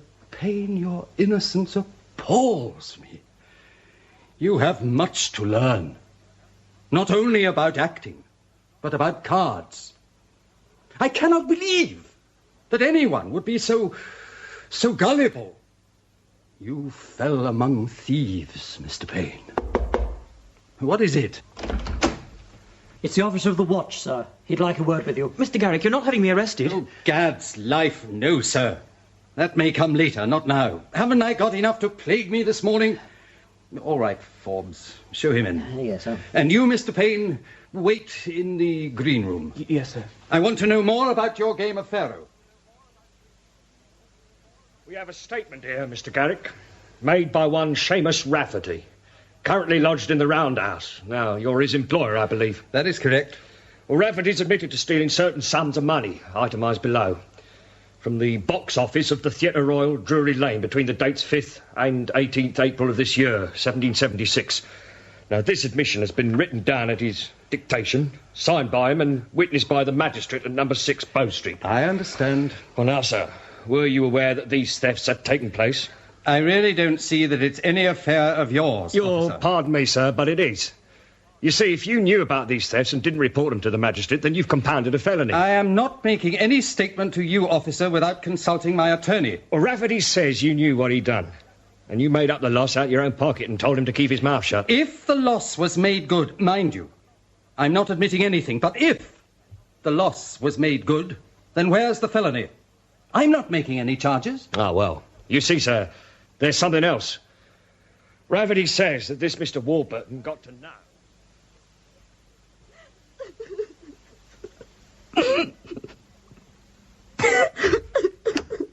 Who's there? Who is it? Who is it? Why, Meg. Meg Blunt. What are you doing alone in the green room at this time in the morning? What is it, dear? What's the matter? It's nothing, Sarah. Oh, please, Meg, please tell me. Are you sick? No, it's nothing. Leave me alone, please. Oh, come on, dear. Dry your eyes. Tell me what it is. I can't. You must. Tell me. Tell Sarah. Is it Thomas? Have you had another fall? Tell me. Tell Sarah. I can't. I daren't. Let me help. There's nothing you can do. How do you know? Nobody can help. Oh, trust me, Meg. Please trust me. I can't. It'll only put you in danger, too. Danger? What danger? Oh, please go away. Please leave me alone. Well, you needn't worry about me. I can look after myself. Meg, you must tell me. You won't understand. How can I if you won't tell me what it is? Come on, dear. You must share the burden. I just don't know where to start.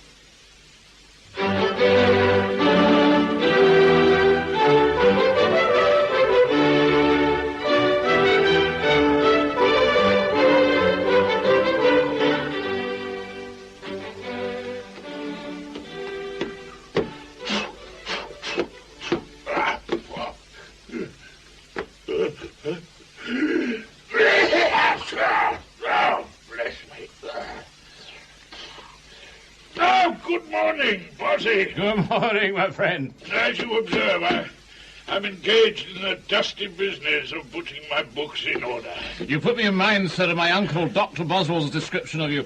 A robust genius born to grapple with whole libraries. Grappling with libraries is exhausting work, sir. I'll come down. Your interruption is welcome. The task was becoming irksome. Well, there, move the volumes off that chair, Bossy. Be seated, be seated. I've got great news, Johnson. The mystery's solved. It was Rafferty after all. Oh, indeed, so? I thought we'd absolved him for lack of motive. Ah, but he had a motive. Listen to this. The officer of the watch has been talking with Davy. Rafferty's confessed to stealing money from the box office earlier this year. Davy wanted the matter kept secret, but Warburton found out and was blackmailing Rafferty, threatened to report him to the justices. Rafferty admits he was getting desperate. He was losing half his weekly pay by extortion. But has he admitted to the murder? Why, no, not yet, but isn't it obvious? He had motive and opportunity. He had only to sham drunkenness. Well, anyone can do that, and after all, he'd had plenty of practice. It's Rafferty without a doubt. Bossy, let us examine this business critically and objectively. Now, firstly, let us dispose of fatalism. It is an hypocrisy of misery. What has this affair to do with liberty and necessity? Accidents happen in Macbeth, but in other plays, too. Do you suppose that Warburton would be alive now if he'd been appearing in Hamlet? No, sir, of course not. No, very well. Now, consider the play. Duncan is murdered. The regicide seeks to conceal his guilt by placing suspicion on drunken servants. He then has Banquo assassinated. And here we come to the mystery of the third murderer. Well, what's so mysterious about him? Why, sir, he shouldn't be there at all. See for yourself. Well, there. Here's a copy of the play. There, now, read me the opening lines of Act 3, Scene 3. Act 3, Scene 1, Scene 2, 3, yes. Enter three murderers. First murderer, but who did bid thee join with us? Third murderer, Macbeth. Second murderer, he needs not our mistrust, since he delivers our offices and what we have to do to the direction just. Macbeth has already planned a deed with the first two villains. They do not expect a third accomplice, and are surprised when he appears. Well, you're right, Johnson. I never realized that before. So, despite careful preparation, a third murderer joins the other two ruffians. And someone extinguishes the torch, enabling Fleance to escape and the witch's prophecy to be fulfilled. Very suspicious circumstance. It is indeed. Oh, the critics have wrangled endlessly about the identity of the third murderer. Some say it was Macbeth himself, come to see that the task was faithfully accomplished. Others claim he was one of the witches, sent to ensure failure.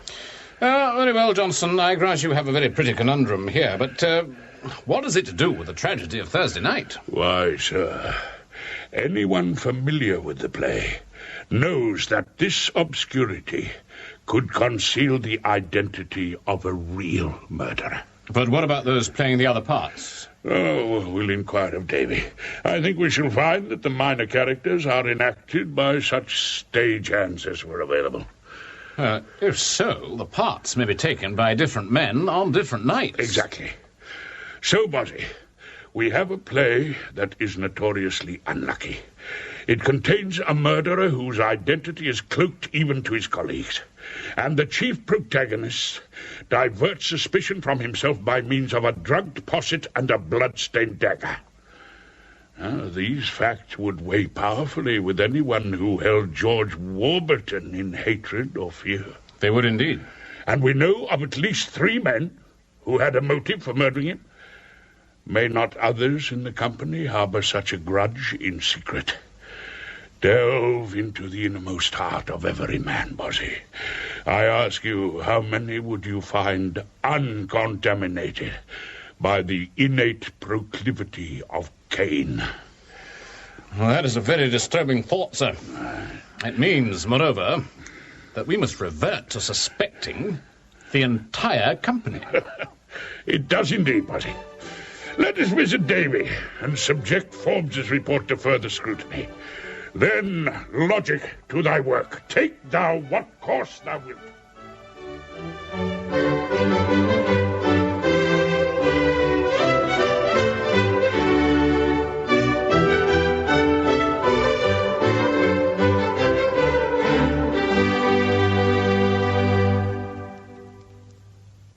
It's a common enough practice, Johnson. Fewer walking gentlemen I have to pay, the better I'm pleased. The stage assistants carry spears, take small parts, and join in crowd scenes. Do they interchange parts? How do you mean, Bozzy? Could the third murderer be played one night by John Doe and the next night by Richard Roe? Oh, yes, indeed. It's a practice I tried to stop at one time. I even fined them for it, but they got the better of me. John Doe would be required by the stage management, or he was ill, so Richard Roe walked on from it. While John Doe recovered from his indisposition in the nearest hostelry. Exactly. I see. Now for the evidence. Now, what, briefly, is the disposition of the premises behind the scenes, Davy? Well, sir, above the stage is the fly loft. At stage level on the OP side... the OP, that's opposite prompt? Correct. The audience is left side. On the OP side there are the wings, and behind them the green room and the scenery store. On the other side... the prompt side? Where else? The dressing rooms and this room are on the first floor. At stage level, the wings, property room, and the wardrobe room. And the wardrobe room. These are entered from the corridor running from the prompt corner to the stage door. But there's also a way from the wardrobe to the stage via the property room. Mrs. Binion directed. So she did, Bozzy. Now, according to Forbes's report, Haggard, Crane, and Edwards confirm each other's presence in the fly loft. In the first floor dressing rooms, Jeremy Payne. Does anyone corroborate that? No, Bozzy. At stage level, Binney and Blunt were in the wardrobe room. Backstage, we have Rafferty, unconscious under the staircase. Opposite prompt, Barry, Mrs. Dancer, the stagehands, and the players for the banquet scene. Now, these are all vouched for. On the prompt side, visible to the others, was Mrs. Siddons. On stage were Warburton, John, Nathaniel, and the murderer. In the green room, their testimonies agree with the rest of the company. And Forbes was underneath the stage. And you, Davy, here in your room? Yes. You have only my word for that. So, you're a possible suspect. Oh, possible, Bozzy, but improbable. Oh, thank you, Johnson, for your improbability. So, apart from Davy, the only ones whose testimony is unsupported by others are Rafferty, Payne, and Forbes. Well, I tell you, it must have been Rafferty. Do you agree, Davy? No. I still think it was Payne. You have reasons? Proof? Reasons, but no proof. Which could apply equally to Rafferty. Agreed. What is your judgment? My judgment, sir, is not yet formulated. I have, I confess, a strong suspicion amounting almost to certainty. But I have yet to make comprobation. Oh, for heaven's sake. Come on, man. Tell us which of these 3 incur your suspicion. No, sir. Why not? Your question, sir, does not admit of an answer. I suspect none. Oh, for heaven's sake, and for good reason. Consider this. No man with the ingenuity to plan this assassination would omit to fabricate an appearance of innocence. He would be at pains to establish the fact that he was elsewhere when the enormity was perpetrated. But surely the converse does not prove his innocence. No, by no means, but we may presuppose a strong probability in this case. Now, thus far will I be categorical with you. Our quarry is one whose movements are apparently accounted for. But he has made one mistake. Murder will out. Holy Writ and the classical authors are agreed that divine providence does not permit homicide to go untraced. Now, my suspect committed one error, made one statement unsubstantiated by the facts. Re-examine Forbes's report. Then let us consider how we may extrude a confession from the wretch, for we shall never prove his culpability save from his own lips. Come in. Forgive my intrusion, Mr. Garrick, but Mrs. Blunt has disappeared. She's nowhere to be found. She's due on stage in 30 minutes. Oh, the devil. Have you searched the theatre? Oh, yes, sir, we've looked everywhere. Mr. Blunt's distracted. Well, send him to me, please. And you'd better ask Mrs. Metcalfe to take the part. Yes, sir. Oh, another confounded misfortune. Will the line stretch out to the crack of doom? Poor Davy. When sorrows come, they come not single spies, but in battalions. Indeed, indeed. Say that again. What do you mean? Go on, repeat what you just said. When sorrows come, they come not single spies, but in battalions. And where does the emphasis fall, sir? What? I see. Well, I suppose on single. Exactly. They come not single spies. Exactly. These misfortunes are not single or disjunct. They are interconnected. Why has Meg Blunt disappeared? Really, Johnson, how should I know? She may have fallen out with her husband. Davy? I don't know. She may have been unhappy. She had a furious quarrel with the wardrobe mistress. Why? Well, on some trivial matter. She said her costume wouldn't fit. Exactly. Her costume wouldn't fit. What of it, sir? Why wouldn't it fit? Well, how can I tell? The woman is pregnant, sir. Pregnant? But that's impossible. Why? Well, because her husband is impotent. Huh? Is no other man capable of making her pregnant? Merciful heavens, Johnson, you don't suggest... And if she is pregnant by another man, how can she face her husband? She's probably gone in search of an abortionist. Mr. Garrick, sir, you must help me. I'm desperate. My wife has disappeared. Yourself, Mr. Blunt. We shall do all we can to find your wife. But she's left without a trace. No note, no message. She's never done this before. Have you informed the watch? Well, Oh, excuse me interrupting, sir. Now, Binny, if you please, I'll attend to you later. It's urgent, sir. Very urgent. I've a note for Mr. Boswell from Mrs. Siddons. Thank you, Mrs. Binion. Well, she said to give it to him straight away. Well. Why? It's urgent, all right. She says... We'll hear it later, Bossy.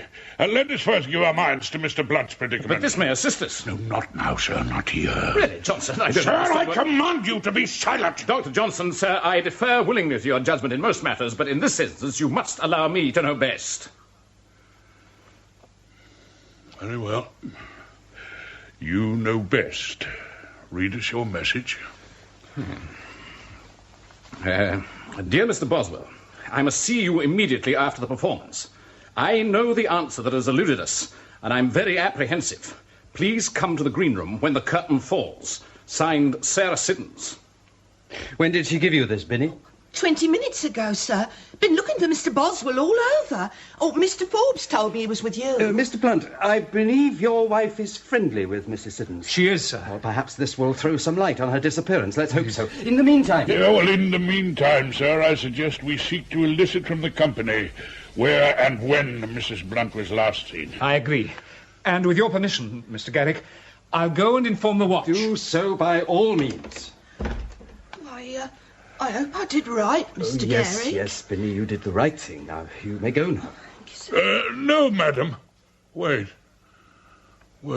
just a little.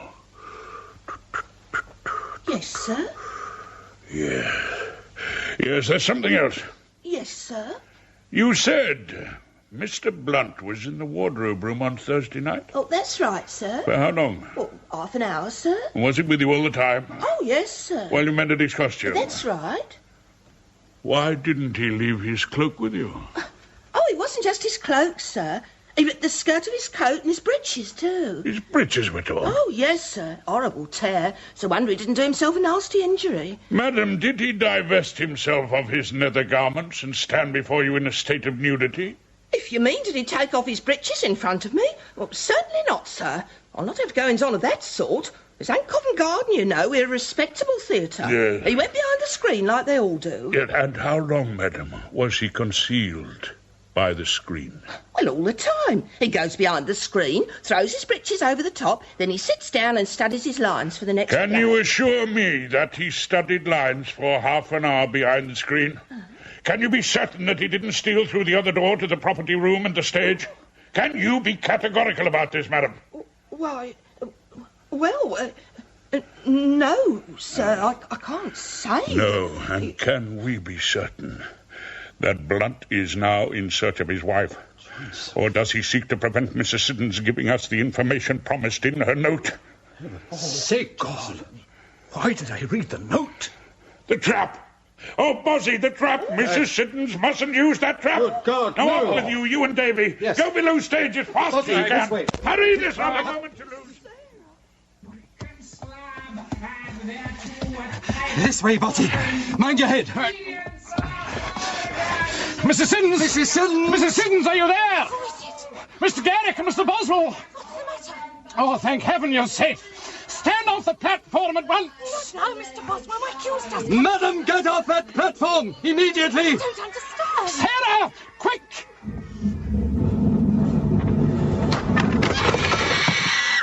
The lantern, Botty!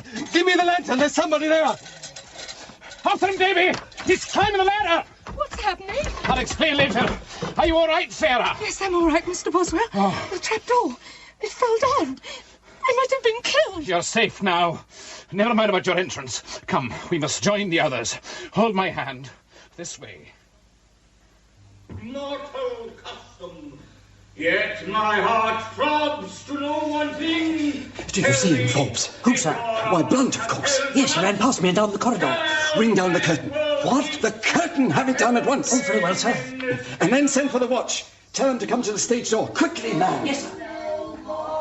I will be satisfied. Deny me this, and an eternal curse fall on you. Let me know. What the devil's going on? No second or third apparition. And now, the curtain down in the middle of I'm us. stopping the performance, Barry. No time to explain. Go before the curtain and apologize. Say what you like, but clear the theatre. Now make haste. We have a madman at large.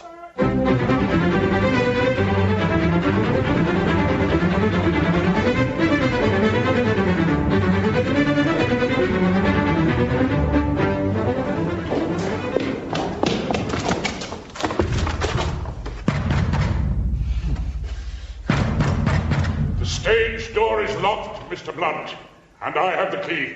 Dr. Johnson, what are you doing here?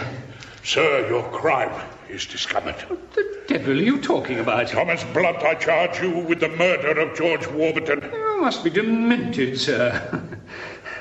Come, give me the key. I'm in great haste. There's no escape, sir. The watch have been summoned. This is madness. Why should I kill my best friend? Because you discovered his affair with your wife. That's preposterous, sir. Even if that were true, I was in the wardrobe room when George was stabbed. No, sir, you were not. But you were at pains to make it appear so.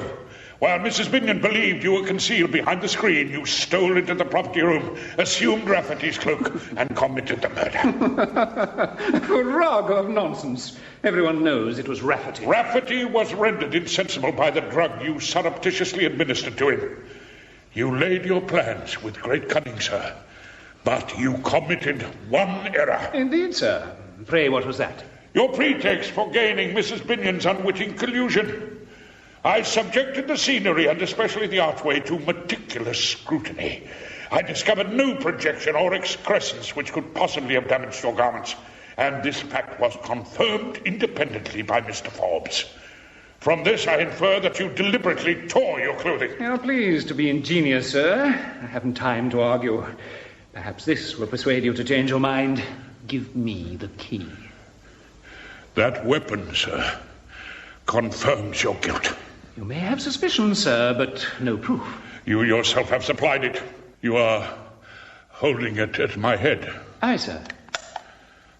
And I'll blow your brains out unless you give me the key. No, sir. I will not. Have you no fear of death, Dr. Johnson? Oh, yes, Mr. Blunt. I fear death. The thought of it constrains me to lie awake at night and to tremble. You have but to pull that trigger, and my terrors are resolved one way or the other, forever. But you, sir, how will you do? Who must stand before your Creator with the brand of Cain upon your brow. And until that dreadful day, how will your conscience allow you to sustain the intolerable weight of murder? Come, sir, give me your weapon and submit to justice. I won't. I can't. Stand back. Stand away or I fire. Johnson! Are you there? Oh, don't come any further, Davy. Stay where you are, all of you. He's armed with a pistol. Blunt! Thomas Blunt! Throw down your weapon before you do any more mischief. The watch are here to arrest you. Blunt! Blunt, can you hear me? I hear you. I despise you. I despise you all. Traitors, letters, goats and monkeys. Come, sir, surrender yourself. I beg you. Never. Never. Better be with the dead, whom we, to gain our peace, have sent to peace, than on the torture of the mind to lie in restless ecstasy. No, Blunt, no!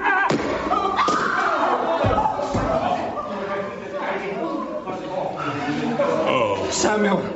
Samuel, are you safe? Are you unhurt? Oh, yes. Davy, I am unhurt. I'm shaken, God knows, but unhurt. Oh, thank heavens for that. I feared for your life. He was desperate. Once a man has resolved to kill himself, he has nothing to fear. Is Mrs. Siddons safe? Aye, we got there just in time. Blunt had prized the hinges off the trapdoor. It was held in place by the bolt alone. When that was drawn, the whole thing descended. Her death would have been certain had we delayed. I brought the curtain down, and Barry is making my apologies. I think, Davy, a modest libation of your brandy would restore my equanimity. Of course, Johnson, of course. Go to my room and help yourself. I'll fetch Bozzy and Mrs. Siddons. I imagine they would be glad of a drink, too.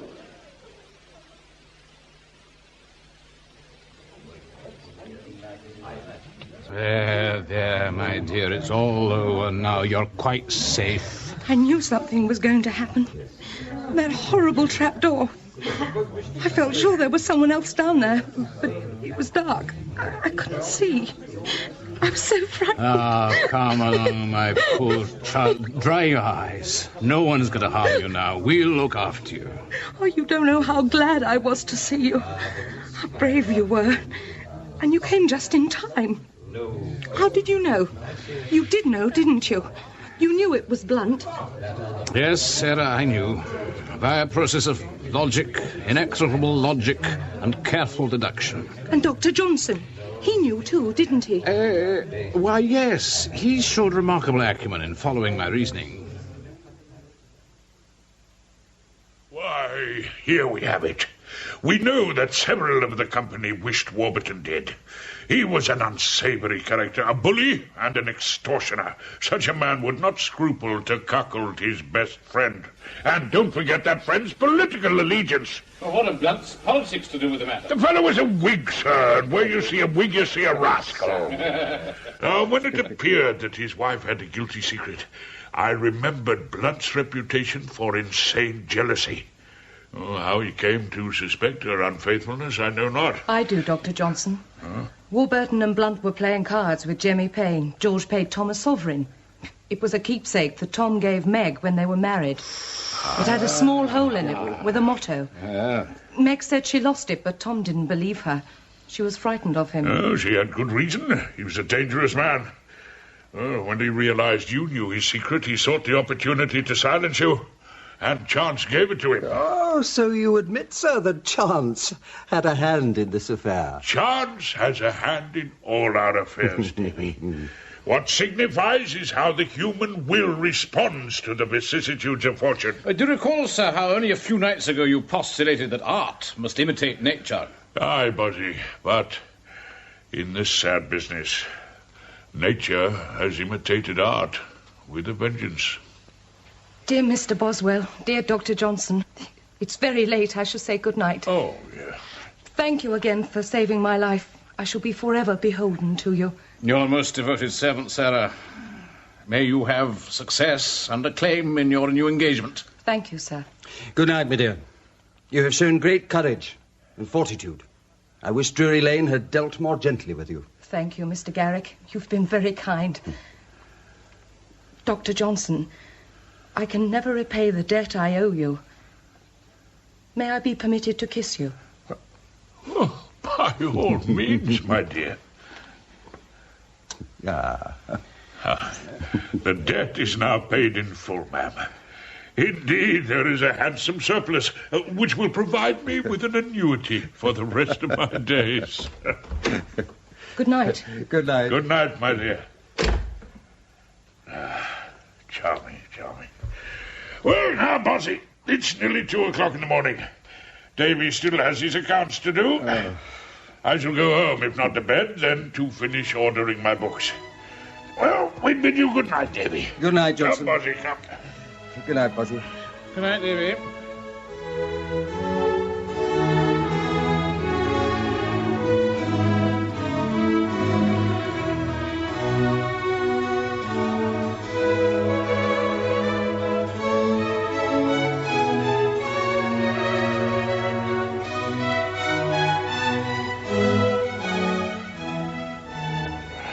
Well, Bossy, here we are at number 8. Is all well with you? I believe so, sir.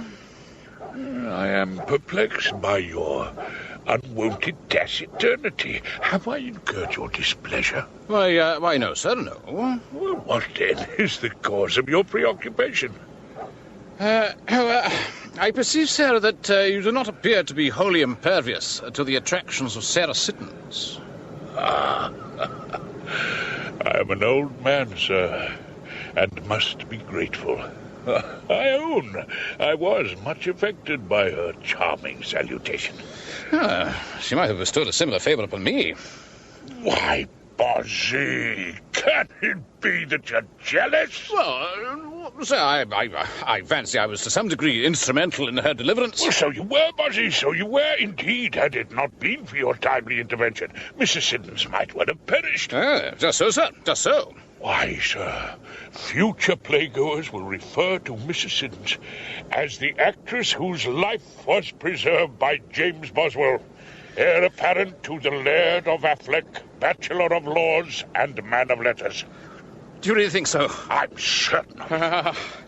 Sarah Siddons and the Laird of Affleck.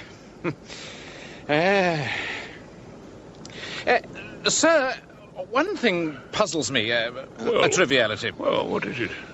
When Blunt emerged from the wardrobe room half-clad, did he not risk conspicuity? Even in these degenerate days, a man deprived of his breeches invites attention. Why, sir, may not a man wear 2 pairs of breeches as easily as one? Of course, Johnson. How did you know? Oh, mere conjecture, Bossy. Well, now I shall bid you good night. Will you call on me tomorrow? My dear sir, we must meet tomorrow and every day.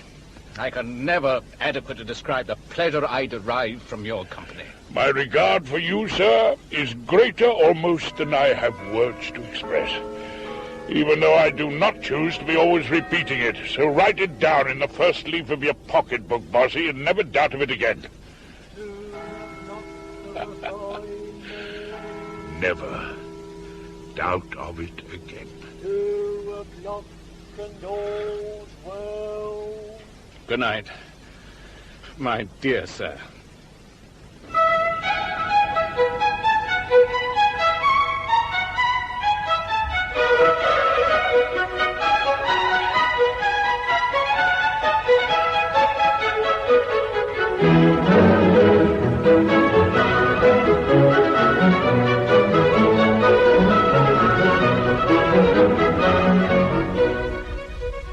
Leo McKern was Dr. Johnson, Edward D'Souza, James Boswell, and Lawrence Payne, David Garrick, in Dr. Johnson Investigates by Richard Brayshaw.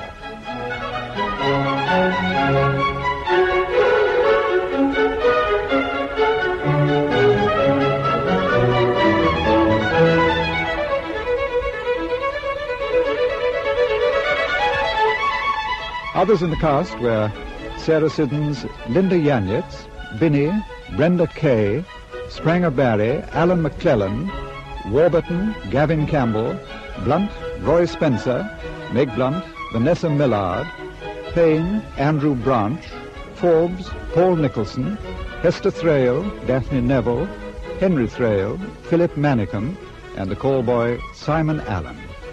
The programme, which came from Bristol, was directed by Brian Miller.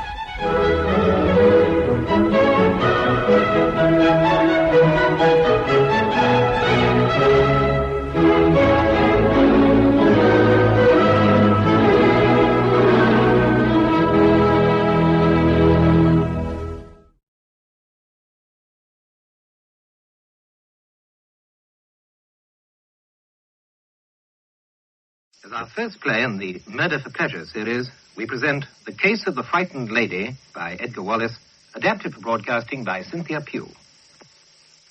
And as I was saying, Totty, I don't like the look of it at all. Oh, blast. Tanner speaking. Oh, good morning, sir. The Marks Priory case. Yes, I'm working on it now, sir. Sergeant Ferriby's just come back from his preliminary inquiry. Have I seen what? Oh, the piece in the paper this morning. Yes, I have indeed. Well, sir, we're doing our best. I can't say more. Complicated, I'll say it is. All right, sir, I'll come and see you as soon as I've had Ferriby's complete report. Thank you, sir. Goodbye. Oh, damn these pressed busybodies. Been on the chief's tail, have they, Inspector? You're right, they have. Now, where the hell is Ferriby? I thought he was coming straight up. Probably stuck in the lift. Oh, there you are, Ferriby. Well, come along inside. Oh, I'm sorry if I'm late, sir. I caught the first train, but it wasn't all that early. I thought country folk got up with the lark. To milk the cows, my good Totty, not to travel by train to the wicked city. All right, Ferriby, sit down and tell me how you got on. Totty, you can take notes. Very good, sir. Well, sir, I spent a couple of days in the village and did a bit of snooping round the park where the murder was committed. What you mean is where the body was found. Uh-huh. Oh, it's not necessarily the same thing, my lad. All right, go on. At the same time, I checked up on Briggs's statement. Briggs? Oh, the lag who said he knew something about the murder. That's right. Says he was in the village on the night of the murder and that he actually saw the victim. Have you seen Briggs yet, sir? I'm having him sent over from Wormwood Scrubs. He should be here any moment. All right, go on, Ferriby. Who else is in the picture? Well, I didn't actually go up to the Priory, sir, but I met Miss Crane down in the village. Miss Isla Crane, Lady Lebanon's niece? Yes, that's right, sir. A very pretty, charming young lady. And frightened out of her wits, if you ask me. Frightened? Why? Well, your guess is as good as mine, Toddy. But one reason may be that she's got to marry young Lord Lebanon. Got to? Who says so? She told me so herself, sir. It's obvious she can't see anything in him. Well, nobody could. He's such a little weakling. There's the title, don't forget, chum. Title? Well, that wouldn't influence a girl like Miss Crane. No, charming, intelligent, beautiful. It looks as if you've fallen for her yourself. All right, that'll do, Toddy. Kindly keep your wisecracks for when you're off duty. When? And let's stick to the point. So, Miss Crane's frightened, is she? Of someone or something. All right, note that, Totty. Yes, sir. We've got to get a move on over this case. The chief's been on to me already over this newspaper article this morning. Did you see it, Ferriby? No, sir. My train left before the papers arrived. Oh, where did I... Ah, here we are. Read it out, will you? It'll help recap what we got so far. There is no further development in the Marks Priory mystery. Those 7 weeks have passed since the young chauffeur, William Studd, was found strangled on the lawn not 100 yards from the house. Studd had evidently been returning from a fancy dress ball which had been held in the village hall that evening. He was dressed in Indian costume. This is the 15th crime since the beginning of the year that the police have failed to solve. You can skip that bit if you don't mind. What puzzles me is why the Indian get-up. He'd been to a dance, Totty, a fancy dress affair. But why Indians? Why not a Pierrot? Something original. Why was he killed at all? Well, it wasn't a jealous husband or anything of that kind. I checked most carefully. He hadn't even got a girlfriend. The body was found by Dr. Amersham. Yes. What was he doing in the Priory garden at 2 o'clock in the morning? That's what I'd like to know. Ask me, why don't you? You?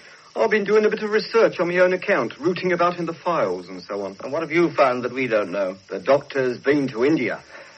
My good Totty, even the village policeman knows that. Yes, but... Dr. Amersham went out at Lady Lebanon's request to bring her son back to this country. Young Lord Lebanon had had a serious go of fever. Ah, but here's another thing. Well? Amersham's got a record. What? It's on the file. Drive into the public danger, fine £10, licence endorsed. That doesn't make the man a hardened criminal. But if you really want to make yourself useful, Totty, take a look outside and see if there's any sign of Briggs yet. Very good, sir. Thomas Henry Briggs, alias Waters, alias Thomas, alias Smith. That's the fellow. He's done time all over the world, and now he's serving the first part of a sentence in Wormwood Scrubs for uttering forged banknotes. What on earth was he doing in a little Sussex village? I'd have thought his kind of racket went better with back streets in big cities. Maybe he was on his way to Brighton, or even the continent. Oh, yes. Anyway, he must have had some reason for making this statement. Well, he may have read about the case in the paper. They do see them inside, don't they? Oh, yes. He asked to see the governor and made this statement, which I've got in front of me, but I have a feeling it isn't complete. Briggs is here, sir. Oh, right, bring him in. Okay, Constable, we'll take care of him. Come along, Briggs. Well, don't hurry me, Constable. Oh, I've had enough to put up with, what with this early start and all. Oh, I feel quite faint. Could I have some brandy, do you think? Never lose hope, do you, chum? You can have a cigarette, Briggs. Unlock those handcuffs, Totty. But I'm afraid that's the most we can do for you. Oh, that's better. Here, have a light. That's all, Governor. Now then, Briggs, I want you to expand a little on this statement of yours. Expand? You were in the village of Marks Thornton on the night of the murder. I was, sir, more's a pity. That's what I made the statement about, see? Always been on the side of law, I have. All right. Get on with your story. Yes, sir. Well, I went there for a few days for a change of air. Oh? I'd been poorly, see. I've been that way once before, and it's a nice little place, I thought. I put up at the White Hart. The gentleman called in his car. Now, if he put them counterfeit notes in my bag, sir, he put them there without me knowing anything about it. Innocent I am, innocent as an unborn babe. Nonsense. You went down there to collect some notes from a snide merchant. Don't know what you're talking about. Listen, I haven't brought you here to discuss the rights and wrongs of your sentence. I want you to tell me what you know about the Marks Priory murder. If you don't know anything about it, you can go back to the Scrubs. Well, sir, after the gentleman had called at the White Hart, I went for a bit of a stroll. It was late at night and pretty dark. I was sitting on a stile smoking my pipe when I saw a figure come along, and it gave me a regular turn. Oh, why? All in white it was, dressed up like an Indian. Yeah, that'd be the man who was murdered. Was he alone? Yes, sir. He passed me by without a sound, and then turned off up a little lane. It ran along beside the field where I was sitting on the stile, if you follow me. I do, just. All right, go on. About 5 minutes after, I'd finished my pipe and I was just knocking it out when I heard a scream. Fair made my blood run cold, it did. Where did it come from? It seemed to come from the wood at the far end of the field. I hopped off the stile and looked around. I saw a man coming towards me across the field. The moon had come out through the clouds and I could see him quite plain. What did he look like? About my age he'd be, with a little brown beard, and he was puffing rather, as though he was out of breath. I shouted, "Who's there?" And he called back, "It's all right, it's Dr. Hamersham. Here, could I have another cigarette?" Have one of mine. Oh, thank you, Sergeant. Just a minute. There's nothing in this statement of yours about Dr. Amersham. Ah, well, now, sir, I didn't put everything in my statement, sir. Why? Because I thought if I did, you wouldn't want to see me, and I had never seen Scotland Yard before. What you mean is you wanted a day out? Oh, no, sir. Well, go on. What about Dr. Amersham? The thing is, I've got a wonderful memory for voices, and as soon as this chap spoke, I remembered him. You'd met him before? That's right, sir. In Calcutta. We was in the same prison together. Dr. Amersham was in prison? Yes. I suppose you mean he was the prison doctor? No. Him and me was awaiting trial together. He was an army doctor, see, and he got into trouble over a cheque. Little matter of forging another officer's name. Talk about coincidence. What do you mean? I was up for the same sort of thing, only he got off. I did hear the authorities squared it to avoid a scandal. You're not inventing this by any chance? True as I'm sitting here, sir. Lester Charles Amersham, that was his name. He was dismissed from the army. Cashier, do you mean? Oh, have it your own way. Don't know what became of him after that. Some said he'd gone off to Madras and married a half-caste woman. But it was all hushed up, like I said. But he was guilty, all right. And that's the fellow I saw on the night of the murder. I see. Well, thank you, Briggs. That's all very interesting. If you'll go along now with Sergeant Totty, he'll see you get a cup of tea before they take you back to the scrubs. Tea? Talk about gravity. That'll do. Come along now. No justice, no sense of common decency. Well, he's given us food for thought, sir. He has indeed. Oh, Lord. I've got a lecture to the new recruits in 20 minutes' time. The super asked me to talk to them about a typical case. As if any case was typical. Well, why not talk to them about the one you're on now, sir? Be a change from ancient history like Crippen. My dear Ferriby, I wasn't quite old enough to be on that one. No, of course not. But wouldn't it be more, interesting for them to be in on one that isn't solved, yes? You could call it The Case of the Frightened Lady. That'd make them sit up and take notice. I believe you've got something there. Yes, it would refresh your memory to recap what we've got so far, and they might even have some ideas of their own. I doubt it. What a dim-looking lot if ever I saw any. But I haven't had time to prepare anything else, so I think I'll take your advice. Come in. Excuse me, sir. Could you see Lord Lebanon? Lord Lebanon? Is he here, then?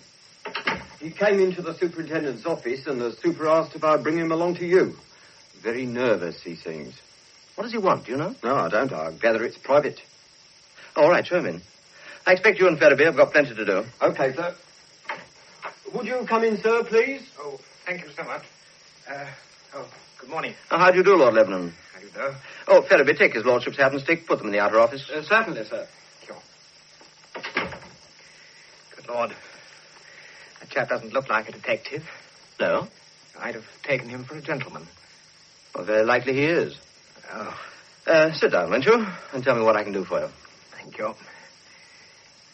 I take it you are the fellow in charge of this case. I seem to have seen you before. You have indeed, Lord Lebanon. I met you when I was down at Mark's Priory. My name's Tanner, Chief Inspector Tanner. Oh, yes, of course. I remember now. I say, do you mind seeing if there's anybody outside that door? People don't listen outside doors of Scotland Yard, you know. Really? How on earth do you find anything out of them? We have our methods. Why do you ask? Well... People listen outside doors in your home. Is that what you mean? It's not altogether unusual. This is very embarrassing. Embarrassing? Well, you see, I only made up my mind last night to come to Scotland Yard, and I'm here. I don't know how to begin. Well, let me begin, then. I certainly never expected to see you here, but since you are, I hope you'll be able to help me clear up one or two little mysteries which puzzle me. Oh? But you understand I've no right whatever to question you, but, well, since you've come of your own accord, I hope you'll help me. Go on. Well, now, there are quite a number of people at Mark's Priory who are under suspicion. Including my mother? In a sense, yes. I think she must know a great deal more than she's told us so far, but I'm thinking more particularly of a guest in your house, Dr. Amersham. He's a mystery man to me, too, to be frank. I detest him. Oh, why?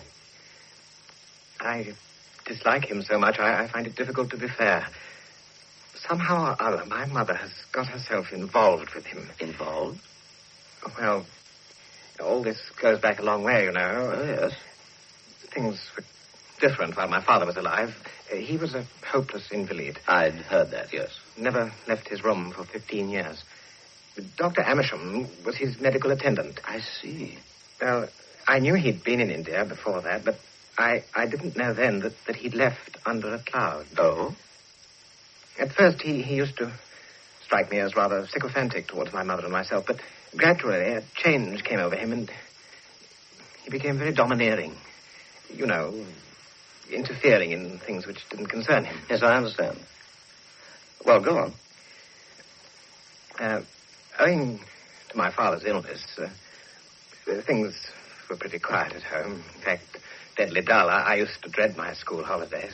I'm afraid I've none of the family pride that both my mother and my father had. Mother in particular. To her, every stone of the Priory is sacred and family tradition. Well, I believe she'd die in defense of it. Well, that feeling's not unusual in old families. But to live with it, I tell you, it's stifling. So, when my regiment was ordered out to India, I was delighted to go, and I had a wonderful time out there. Well, when Father died, I suppose I ought to have come home, but I was enjoying myself, so I didn't. Then I had this bad attack of fever, and Mother sent Dr. Amersham out to bring me back. Did you find things very much changed? Terribly. Amersham was practically the master of Mark's Priory. And there were two great American toughs who were supposed to be footmen. One's called Gilder, and the other Brooks. Whatever they are, they certainly aren't footmen. What other changes did you find? Well, there's my mother. She seems to be entirely under the domination of these two fellows. I can't imagine why. And finally, there's Miss Crane. Oh, Miss Isla Crane? Yes. I see. Isn't she some sort of relation of yours? That's right. A distant cousin. She's lived with us for years. Her family's desperately poor, and Mother has always made her some sort of an allowance. As a matter of fact, I'm going to marry her. Really? I don't particularly want to. Oh? Oh, she's very pretty and all that, but I don't want to marry anybody. But Mother says I've got to. Got to? Why? I don't know. She's a very nice girl, but there's something odd about her now. Well, how do you mean? Well, she's frightened, Mr. Tanner. Terrified. Ever since that infernal murder, she'd been scared out of her wits. Well, it's not altogether surprising. She walks in her sleep. I've seen her. I was having a quiet drink in the hall before going to bed, and suddenly, there she was, walking slowly down the stairs in her nightdress, and her eyes wide open, staring at nothing. It was terrifying. What exactly is she frightened of, do you think? I don't know. Perhaps it's those two American fellows. They certainly give me the creeps. You know, if I go out of my room at night, I don't sleep very well since my illness. There they are, hanging about in the corridor. It gets on my nerves, I can tell you. And, what about Dr. Amersham? I loathe him, as I said before. Apart from the way in which he seems to dominate my mother, there was that scandal in India. Something about a forged check, I believe. No, it wasn't. Oh? No, it was to do with a Eurasian girl. I said, do you mind seeing if there's anybody outside the door? My dear Lord Lebanon, I assure you there isn't. Oh! And who might you be? You must excuse me, sir. Gilder. His lordship left home without his cigarette case. I took the liberty of bringing it to him. How did you know I was here? Oh, I happened to be passing this building. I saw you going in. Why were you listening at the door, and who allowed you to come up? Well, the policeman on the door said his lordship had gone to see Inspector Tanner. Well, I guess I didn't remember which room he said, so I was trying to recognize his lordship's voice before disturbing you, sir. Your case, my lord. Good day, gentlemen. Well, talk about cool. Give me a reception desk. Jackson? Inspector Tanner here. A man just left my office, a big American chap. Have him followed and report to me where he goes. Oh. Which one was that? Gilder. I tell you, one or other of them is always following me about. Well, we've disposed of him for the moment. Let's go back to what you were telling me about Dr. Amersham and the Eurasian girl. Well, she was found in his bungalow, strangled. What? It's true. And what's more, there was a piece of red cotton cloth round her neck, just like the stuff they found round my poor chauffeur, Stud. Very interesting. And is that why you came here, to tell me this? Partly. And also, I don't particularly want to die, Mr. Tanner. Do you think there's a chance of your being killed, then? I don't know, but there's something going on that I don't understand. I mean, Stud's death, he was really my only friend in the house. These two American thugs, my fiancé, who was obviously frightened. It all adds up to something, but I don't know what it is. Who's the heir to your property? Well, I always thought some cousin in America, but not long ago, Mother told me that, in fact, Isla is the heir. Miss Crane? That's right. I see. Mr. Tanner, there's a whole lot more I could tell you. Couldn't you come down to Mark's Priory yourself? I mean, I've got diaries and notes I could show you. They'd give you much more detail than I've been able to remember. Besides, you'd feel the atmosphere, and you'd know I wasn't exaggerating. I'll come down at the end of this week. Oh, thank you. You won't breathe a word to my mother about all this, will you? I don't want her to think I've been disloyal to her. Probably she's as much under Amersham's thumb as I am. Don't worry, I'll be the soul of discretion. Yes? Excuse me, sir, but the men have gone into the lecture hall. I thought I ought to tell you. Right, Toddy. Well, if you'll excuse me, Lord Lebanon, I've got to cope with a bunch of new recruits. I'll see you at the weekend. In the meantime, try not to worry. Thank you, Inspector. Goodbye. Goodbye. Well, so much for the household at Mark's Priory. Now, I want you to listen very carefully. On the night of August the 18th, there was a fancy-dress ball down in the village. Stud, the chauffeur, and 3 other servants attended that ball dressed in homemade costumes. Stud chose that of an Indian. Why, sir? Why? Well, he'd been a soldier and had served in India. He may have brought back an Indian costume. Anyway, he knew how to make himself look like an Indian. Okay? Okay. Now, Stud left the ball rather late and was seen by the village constable. He was also seen, just before he went into the field, by a man whom I interviewed this morning. Stud was found next morning, strangled with this. Now, as you can see, it's a piece of red cotton cloth of Indian manufacture. Now, notice the little metal tag in the corner. It's the trademark of the maker. Now, the body was found between 2 groups of rhododendrons and had evidently been dragged there by the murderer. Now, the only other person in the field that night, and why he was there nobody knows, but I'm going to find out, was Dr. Amersham. He had also at one time served in India. Yes, what is it, Sergeant Totty? Beg pardon, sir. Urgent message. Well, it can wait a minute. Amersham had a bad record. And when you come to examine the murder of Stud, you have to realize that not only was the doctor in Mark's Thornton, but that he was actually in the field and seen there a few minutes after the murder was committed. In fact, everything points to him. Not now, it don't. Will you shut up?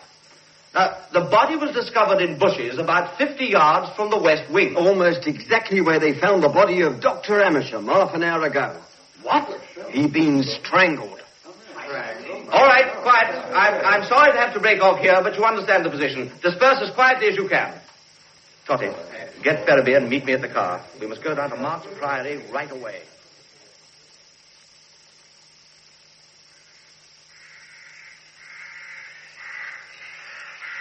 Hey, Brooks, Yeah, how much longer we gotta hang around here? I don't know. All I know is Lady L said to repair to the scene of the crime and wait and see what happens. Wants us to keep an eye on the text from London and then report back to her. That's right. To London. What I wouldn't give to be there. This place gets me down. Oh, we're paid well to be here. Anyway, we couldn't go back to the States. You know very well there'd be a hot seat waiting for the pair of us. What, still? After all these years? You know the FBI. They never let up on a case. God, the police are just the same in England. You can be sure of that. Well, that's what I don't like about it, Gilda.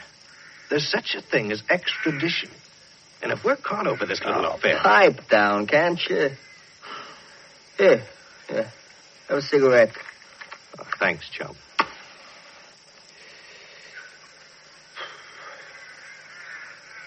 Beats me, you know. What does? His lordship running off this morning like that. Lady L was mad as hell when I told her. Yeah. It's lucky we spotted him making for the station. You know, I only just managed to nip into the train as it was pulling out. He nearly spotted me at Victoria. I had to pretend to be tying my shoelace. What made you think he was going to Scotland Yard? I didn't know where he was going. He got into a taxi. Well, luckily, there was another one on the rank, so I hopped in and I said, follow that cab. I thought that only happened in the movies. Yeah. Oh, I nearly dropped dead when I realized where we landed up. Scotland Yard. I sure didn't want to go in there. Well, I pitched a yarn to the fellow at the desk, and he swallowed it. Were you followed back here, do you think? Nah. I told you before, these guys, they're pretty slow off the mark. Well, look at the time they're taking to get here. Well, I wish they'd step on it. It's cold hanging around in this wood. You got cold feet, that's what's the matter with you. Is that a car? Listen. No. Now you think too much, Brooks. All you got to do is keep calm like me. Don't shake like that. Nobody's going to kill you. That's a car coming now. Yeah. I'll take a peek through the hedge. See if I can see them. Yeah, this'll be them. It's a big black sedan with a wireless aerial. They're cruising slowly along looking for the gate. We better get under cover. Stop out your cigarette, you fool. They might see the smoke. Yeah, okay. Come on in here. The cover's nice and thick. We can get out through the wood when the coast's clear. Nip back to the house.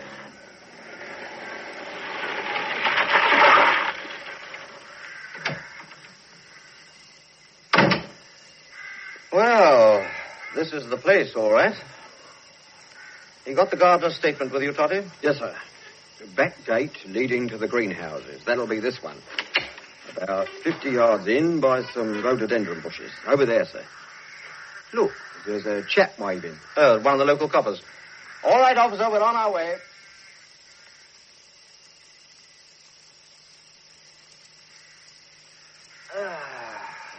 Well, it's a clear case of strangulation. You got the photographs, Totty? Yes, sir. Made a good job of them, that local chap did. Could you come over here a moment, sir? What is it, Fellaby? While you were seeing the doctors off with the corpse, I was having a look round. Do you see these wheel marks? I do indeed. Looks as though the car had been driven off the gravel onto the grass for quite a distance. And then look, you can see where it came off the grass and back onto the gravel again, pointing towards the house. There's a patch of oil along the road, sir, and I found a couple of matches and a broken cigarette. Look.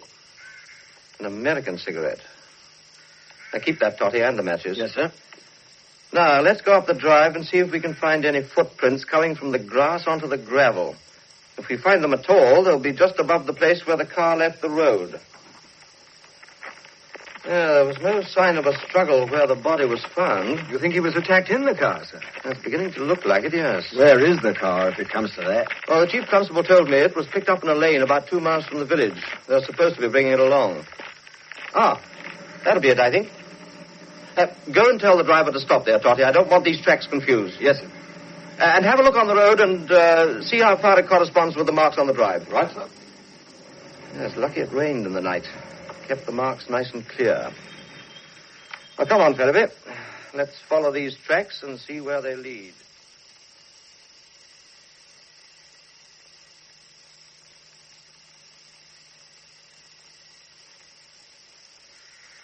Well, Toddy, any luck? It's the same car, sir, no doubt about it. There's a chip out of one of the tyre treads. Plain as anything it is. Did you find any footprints in the car? No, but there's a deep scratch on the boot. Here, look.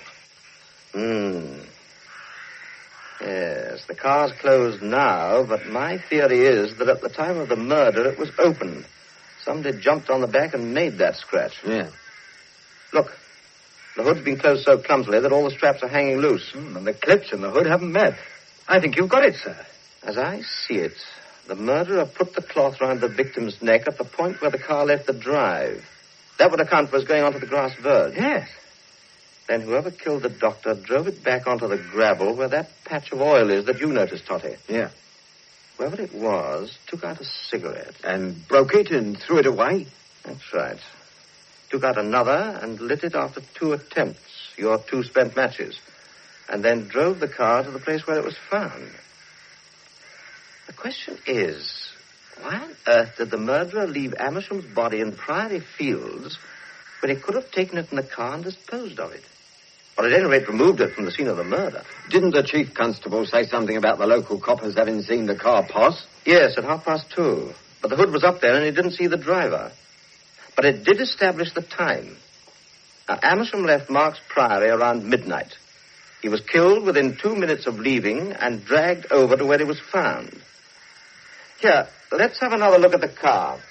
The dashboard clock's been smashed. And there's some mud scratches on the windscreen. Now, when the cloth went round his neck, he must have thrown his foot up to get a purchase. Those are his footprints you can see on the windscreen. There's a deep mark on the carpet just here, like a heel print. Yes, that's where he was pulled out of the car. Let's go back and look at that oil patch again. Yes, I thought so. Look, there's a long mark in the grass. It leads straight to the bushes where the body was found. Yeah, that's that then. Now, I think it's about time to put in an appearance at Mark's Priory. Come on, you two. Come on. Yeah, come on, Brooks. We've seen all there is to see. We better get back to her ladyship.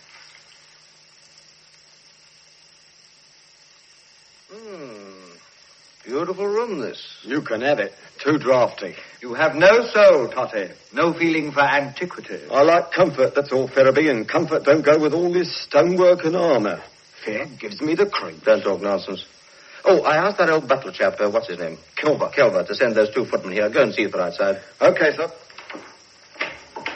Yeah, there we are. Come in, will you, both of you? Now, come over here where I can see you. Ah, I've seen you before, haven't I, Gilda? Yeah. How long have you been here? 8 years. You were here in the days of the late Lord Lebanon. Yes, sir. A footman? Yes, sir.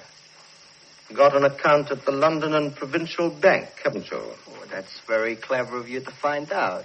Yeah, I have. Very unusual, isn't it, for a footman to have an account at the London Bank? Well, some of us are thrifty. A pretty substantial balance, I hope. 3,000 or 4,000 pounds. Oh? Well, I've speculated rather wisely. What's your salary here? It's quite a good one. All right, Gilda. Now, your name's Brooks. Yeah. An American citizen, too? Yeah. But I haven't got a bank account. Some of us American citizens have lost a lot of money lately. You been here very long? 6 years. As a footman? Sure. Why is a man like you in service? Well, I guess I'm naturally servile. What's that scar on your face? Huh? Oh, that was done a few years ago. I got in a little rough house. Were you a footman then? I guess I was. I'd like to talk to you later. Sure. Does that apply to me also, Captain? No. Do you know this house very well? Every inch of it. Well, Lady Lebanon said I might see over it. Perhaps you could show me around. Yeah. If I can spare the time. I think we can arrange that. All right, you can go, both of you. Okay. If they're footmen, I'm... Ah, here's old Kelver now. Have you all you require, Inspector? Yes, thank you, Kelver. Tell me, what do they do, those 2 men? They wait on her ladyship, on his lordship, and on Miss Grave. Oh, is that the lady I saw on the lawn? Yes. Ask her if she would mind seeing me, will you, Ferriby? Yes, sir. Kelver, you heard nothing last night? No, sir. No scream or shout or anything? No, sir. You remember the night the chauffeur Stud was killed? Yes, sir. I remember it. You heard nothing then? No, sir. If you remember, I told you when you were here at the time. That is her ladyship's desk. Yes, I know. To your knowledge, were there any visitors here, in this room, last night? No, sir. None of the servants, for instance, told you about somebody calling quite late? No, sir. Will that be all, sir? For the moment, yes. Very good, sir. Totty, how often must I tell you not to do that? Shh. Look, coming down the stairs, Lady Macbeth herself. Oh, yes. Good afternoon, Lady Lebanon. Ah, Mr. Tanner, isn't it? That's right. This is my assistant, Sergeant Totty. Oh, yes. Tell me, Inspector, will you finish your inquiries today? I don't think so. I have booked rooms for you at the White Hart. Oh, thank you. I had already booked them. Oh. You told me I might look over the house. Of course. I'll ring for Brooks. He will show you around the house. But the man appears to have been killed in the park. Man? Dr. Amersham. Yes, he was killed in the park. Well, this house is in the park. It's quite possible somebody may have heard something. It would be interesting to find out. Very. You rang, my lady? Oh, Brooks, show Mr. Tanner over the house, will you? Sure, my lady. You will excuse me, Lady Lebanon. Certainly. Come along, Sergeant. Now, I can get rid of that scarf. The fire's burning nicely. There.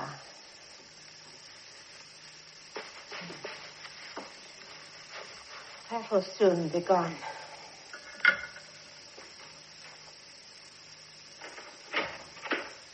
Oh, Calvin, come in here a moment, will you? Yes, my lady. Shut the door. When are those detectives going? They gave me the impression they wouldn't be leaving for some considerable time. Where is Miss Crane? She was on the lawn, I understand. One of the gentlemen went out to bring her in. One of the police officers? Yes, my lady, the young-looking one. Ask her to be good enough to come to me. Yes, my lady. If your ladyship will pardon me, I did wish to speak to you on rather an unpleasant matter. Oh? Unpleasant for me, that is to say. Well? Tomorrow is the end of the month, and I would like your ladyship, with all due respect, to accept my notice. Your notice? Why? Your ladyship is aware of the very distressing happenings, sensational, if I may call them so, that have brought us a great deal of undesirable publicity. That is hardly any affair of yours, Kelfer. Pardon me, my lady. In all the years of my service, I've never had my name associated with matters which were, your ladyship will pardon me if I describe them as being of vulgar public interest. Tell me, Kelfer, in what way do these affairs affect you? Ladies and gentlemen, look askance at an upper servant who has figured even indirectly in a murder case. 2 murder cases, my lady. Very well, Kelfer. I presume you would like to leave at the end of next month. If your ladyship pleases. I suppose Brooks and Gilder have something to do with this. I'm almost reconciled, or shall I say hardened, to these 2 persons. If they're rude to you. Oh, I assure your ladyship that they've always been most polite, and with the limited means at their disposal, obliging. I assure your ladyship that I have no criticism to offer. Very well, Kelfer. Now go and find Miss Crane for me.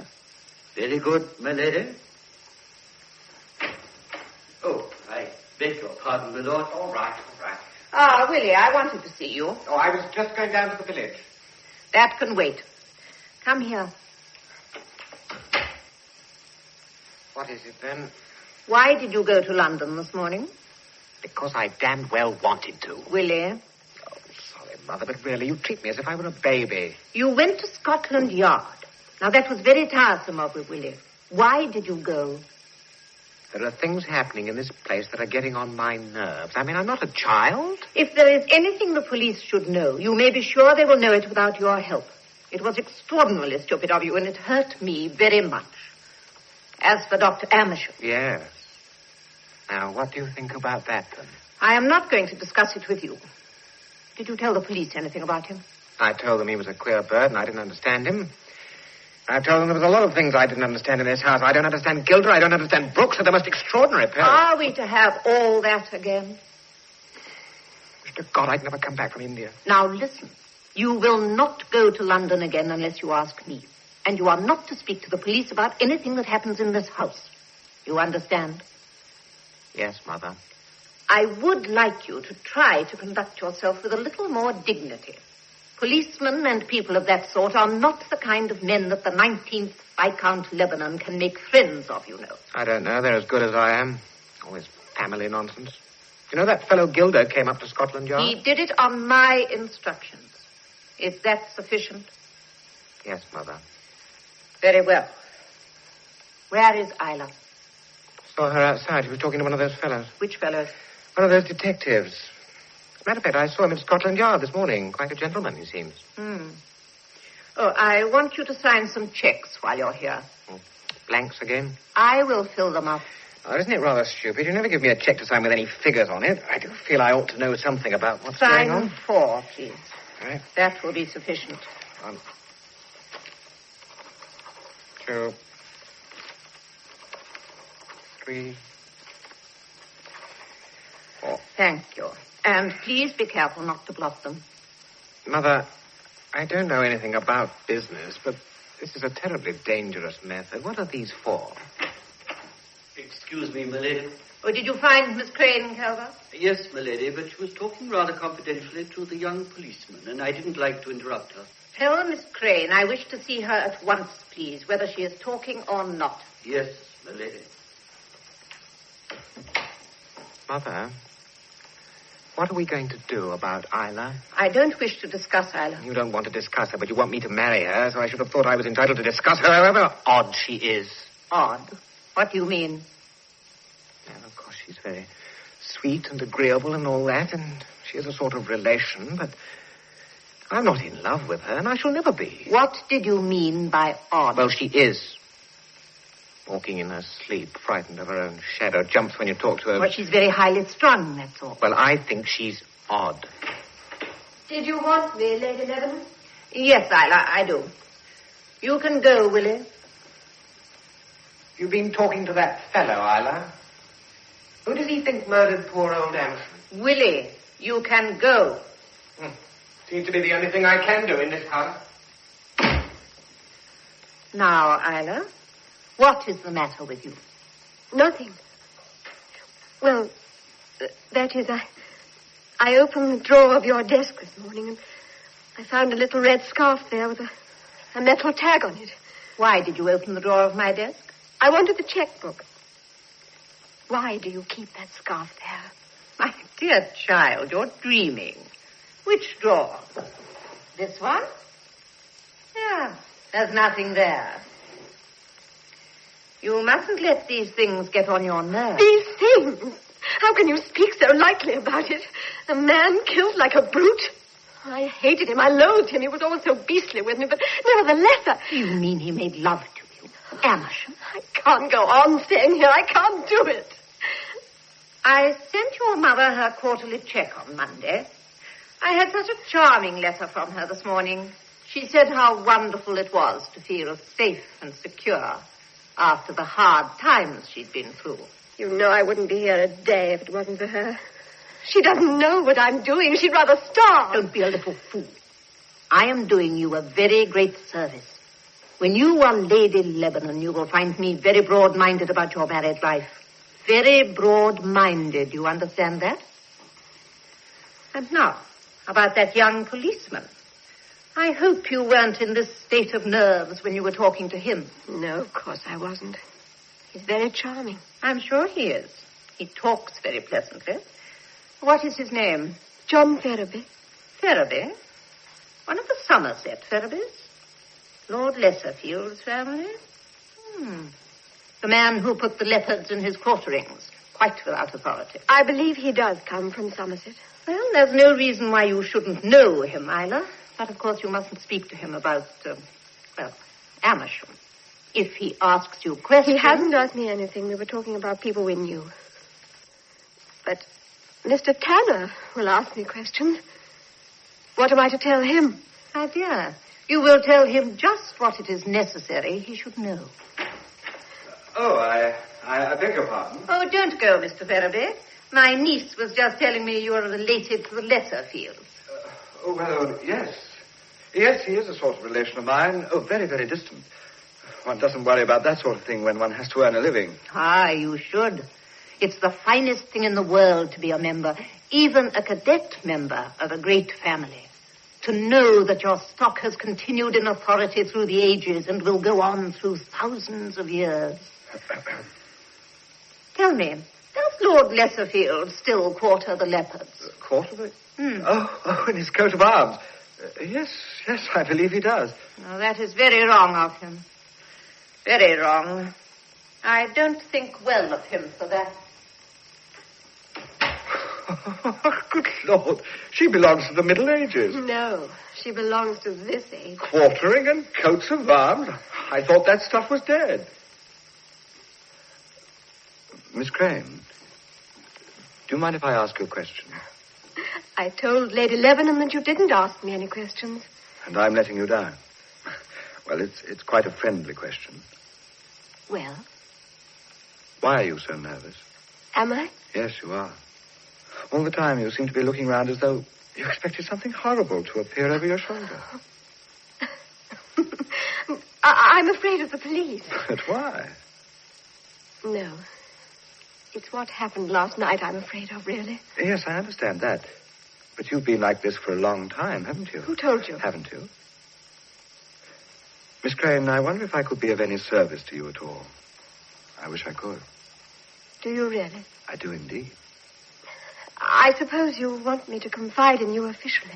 Well, I ought to say yes. My job is to worm out every little secret you've got, but I'd hate myself if I did it. Well, I have no secrets. Do you know, you're not my idea of a policeman. Oh, that may be rude or complimentary. I think I'd rather it were rude. And Sergeant Totty isn't my idea of a sergeant. Sergeant Totty's a very brave fellow.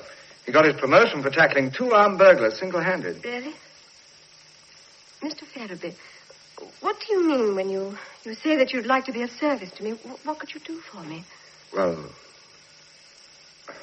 Well, I could probably take away the cause of your fear. You're not really frightened of the police, are you? Of you? Well, I wasn't thinking as an individual, but as part of the machine. You can't very well be afraid of me. Why not? I don't know. I suppose you could be, but you're much too sensible. Now, you're not really afraid of me, are you? No. Nor of the police. Nor of anything. What is it? There's someone on the stairs. Oh, I'll go and see. No. Well, there's nobody there. Are all you people afraid of being spied on? When Lord Lebanon came to Scotland Yard, he had the same fear. Miss Crane, there's something in this house that's got you all down. What is it? Come away from that desk, please. There's nothing there. There's nothing there. Was there something there? No. Well, what could there be? What a fool I am. Why, I don't wonder you think I'm a nervous wreck. Tell me, is Mr. Tanner very clever? Best detective at Scotland Yard, I should think. He's got an uncanny instinct for the truth. I wonder, do you think he suspects anybody? Everybody, I should imagine.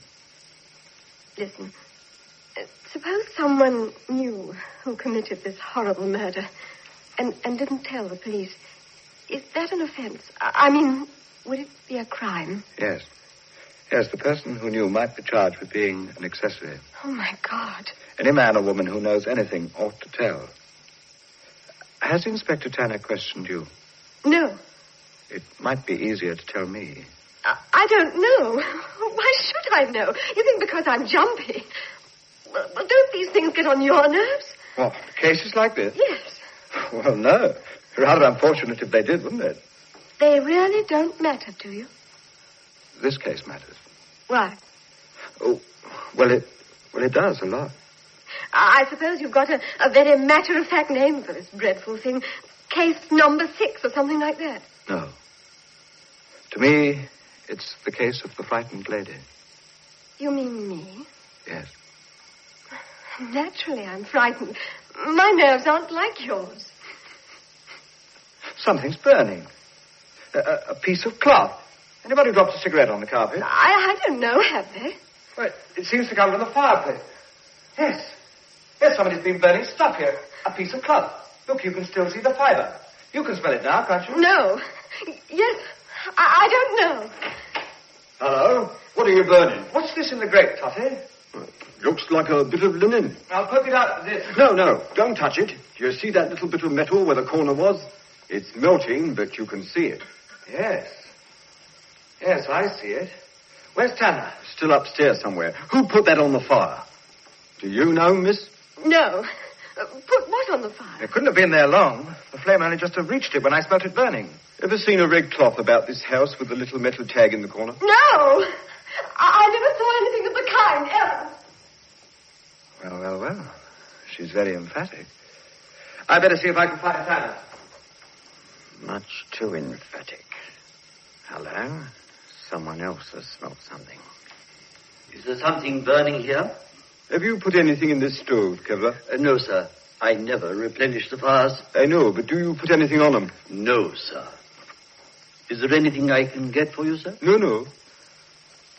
Nice old house, this. Have you been here long? 18 months, sir, but I'm leaving next month. To better yourself? It would hardly be respectful to her ladyship to say I was. But I don't like this part of the country. To be perfectly frank with you, sir, it hardly adds to my prestige to be associated with this crime. Naturally. Nice lot of servants here? Oh, yes, sir. 2 fine, strapping footmen. As you say, sir, they are very strapping. Good servants, I suppose?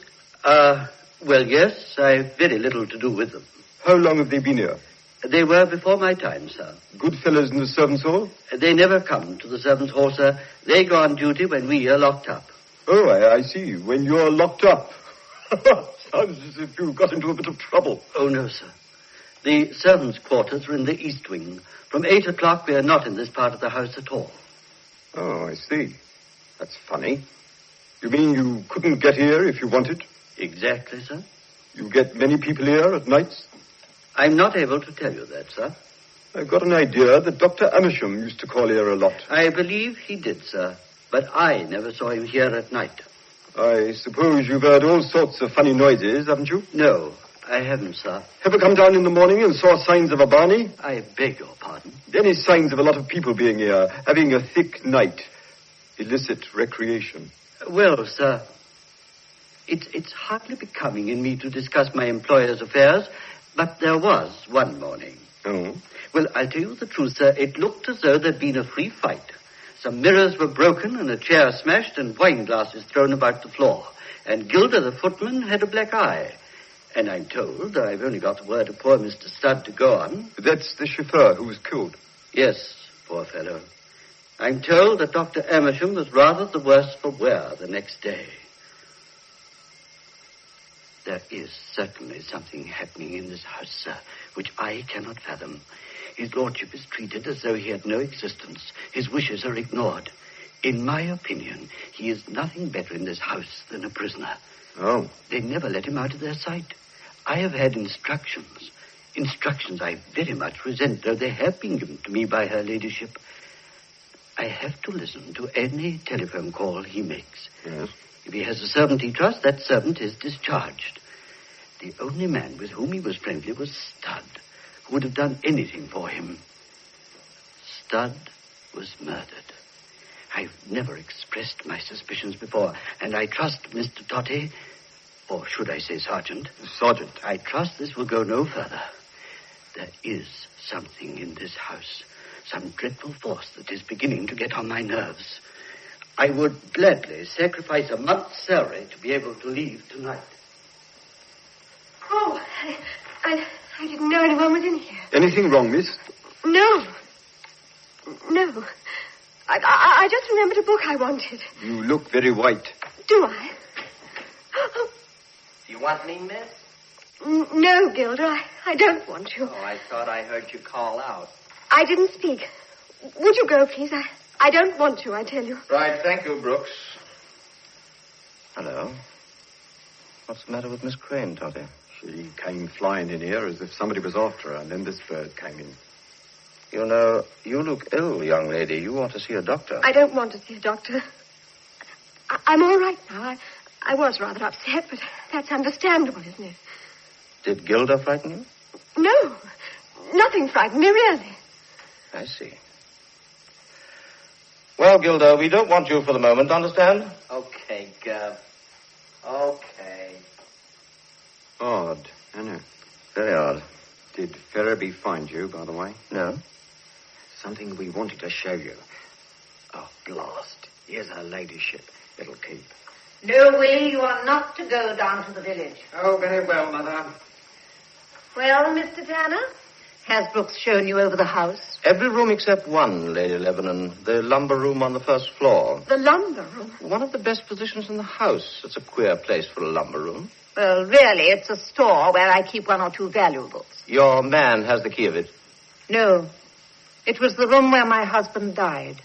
It hasn't been opened since that day. Oh, I say, Mother, why, I'm sure I've seen it open. You are quite mistaken, Willie.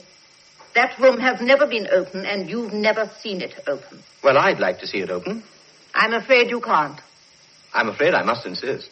Well, there's nothing there but a few pictures. Nevertheless... I should have imagined that the scope of your inquiry lay outside this house. The scope of my inquiry lies just where I wish it to lie, Lady Lebanon. Honestly, Mother, I do think he's right. Will you be quiet, please? Oh, very well. It's obvious I'm in the way here. You realize, of course, that I can get a search warrant. It would be outrageous if you did. No magistrate in this county would grant it. Excuse me, sir. Well, Sergeant? I'd like to ask this lady a question. Who burned a scarf in that stove this afternoon? A scarf? A scarf with a little metal tag in the corner. I haven't the slightest idea what you're talking about. You can still smell it. The ashes are still there. Yes. I can see the metal tag melting on the coal. Well? If something has been burnt, I haven't the least idea who burnt it or what it was. I'm afraid I'm responsible, my lady. I found some odd bits and ends of stuff lying on the carpet, and I put them into the stove. Oh, of course. I was cutting out a doll's dress for the village bazaar. Do you remember, Isla? Yes. It was very foolish of you to put those pieces into the fire, Gilda. Yeah, I'm sorry, my lady. Oh, there you are, sir. I was looking for you. Totty's told me all about it, thank you, Ferriby. Take Miss Crane out, will you? I want to talk to Lady Lebanon. Certainly, sir. Come along, Miss Crane. You look as if some fresh air would do you good. Yes, I think it would. There's another thing I'd like to know. Well, perhaps I'll find it out for you. All right, Gilda, you may go. Follow that man, Totty, and keep your eye on him. It'll be a pleasure. Do I understand you have something to ask me? Yes, about the murder of Dr. Lester Amersham. I think I've told you everything I know. I don't think so, Lady Lebanon. When did you last see Dr. Amersham alive? I didn't see him this morning. Well, that I realize. He wasn't alive this morning. The medical evidence is that he was killed last night, probably about midnight. When did you last see him alive? Yesterday morning.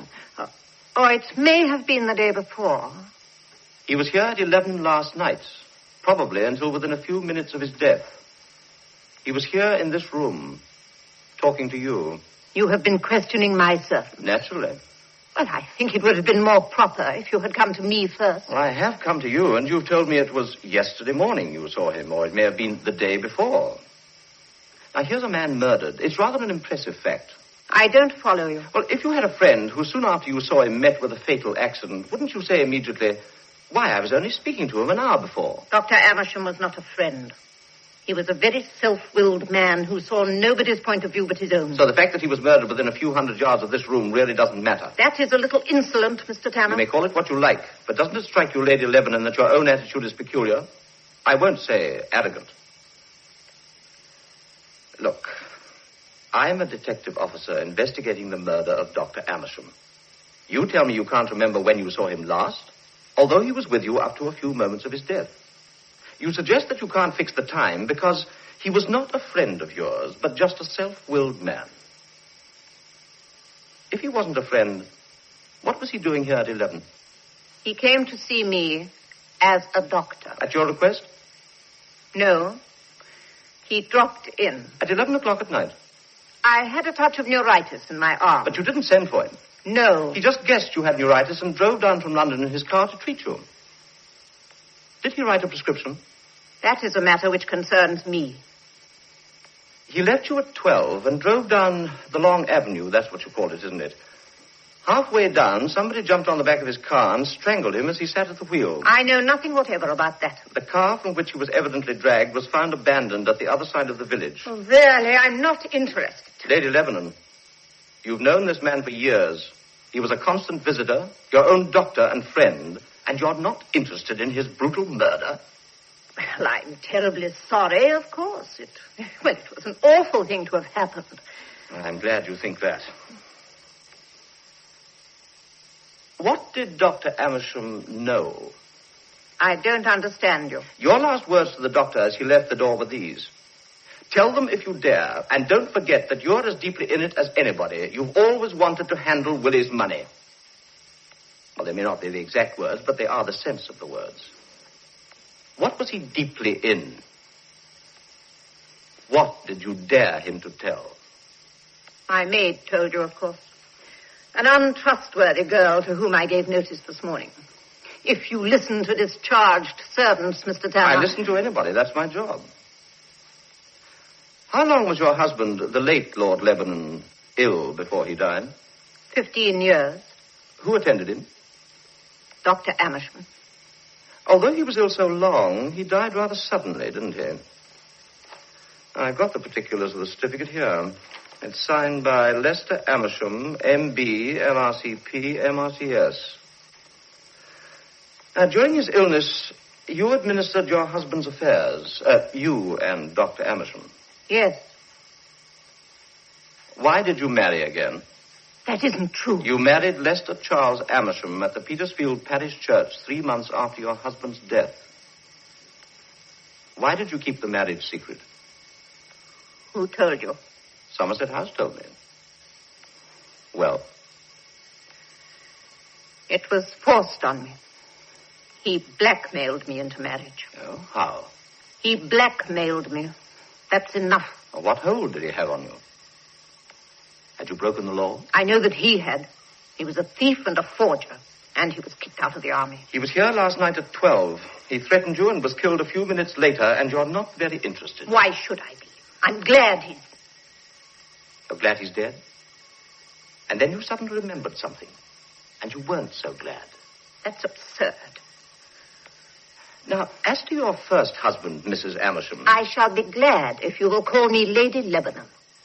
Who saw the late Lord Lebanon after his death? Dr. Amersham. Did you? No. Did anybody else? Gilder and Brooks. Nobody else? No. They did everything. No outsider was called in. I see. And the doctor signed the certificate. This morning, my interest in this case was academic. Now, I'm very interested in you and in this house. And in the room which you say is never opened. Have you got the key? I've got an idea, I may be wrong, that Dr. Amersham's hold over you had something to do with that locked room.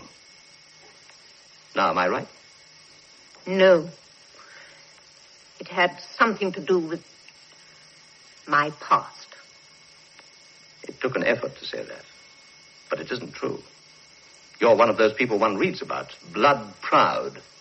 Oh, by the way, you must be a Lebanon yourself. How wonderful of you to realize that. Yes, I married my cousin. I go back in direct line to the 4th Baron. Amazing. The family has come from most ancient times, Mr. Tanner. Before there was a history of England, there was a history of the Lebanons.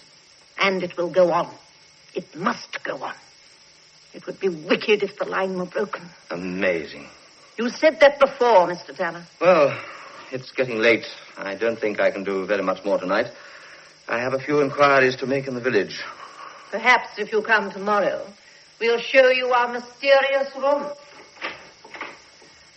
Goodbye then, Mr. Tanner. I'll collect the sergeants. It's getting dusk. I'd rather not walk across the priory field in the dark. Are you going, Mr. Tanner? Mr. Tanner is staying at the White Hart. Oh, Kelda, will you put this into the safe? Yes, my lady. Don't go tonight. For God's sake, don't go. Have you got a car, Mr. Tanner? I've decided not to go just yet, Lady Lebanon. I hope you don't mind. I see. No doubt you know what you are doing.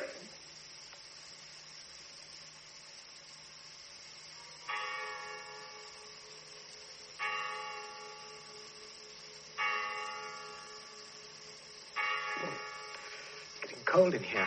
Shall I put some coal on, my lord? Yes, would you please, Sergeant? Yes, get drafty, these old houses. I wish we had central heating, but Mother won't hear of it. She's furious that you're staying tonight. She went for me and said I was responsible, which of course I wasn't. But I'm very glad you are, all the same. Thank you, Lord Lebanon. Oh, by the way, where's Miss Crane? Oh, she's gone to bed, I think. She's not terribly sociable. I'm going to have a very dull time when I'm married. She's awfully kind and all that, but honestly, we have nothing in common. I'll tell you who else are sick about your staying. Gilder and Brooks. Oh. If you must hang about, Gilder, you can make yourself useful and bring us some drinks. What would you like, my lord? A whiskey and soda? Yes. Should I bring one for you, Mr. Tanner? Yes, please. And me, if you don't mind. Okay, Sergeant. Lord Lebanon, do you remember telling me this morning that you hoped to be alive to see me if I came to Mark's Priory? Now, what did you mean by that? Have you had any sort of threat, or has anybody attempted to hurt you? No, not directly, but... There was a jamboree here one night. Somebody smashed the furniture, broke up the glass. Yes, I know about that. When was this? Some time ago. It was Culver who told me about it. The place looked as if there'd been a pretty wild party, didn't it? I wish there were a few wild parties. This place is like a mausoleum.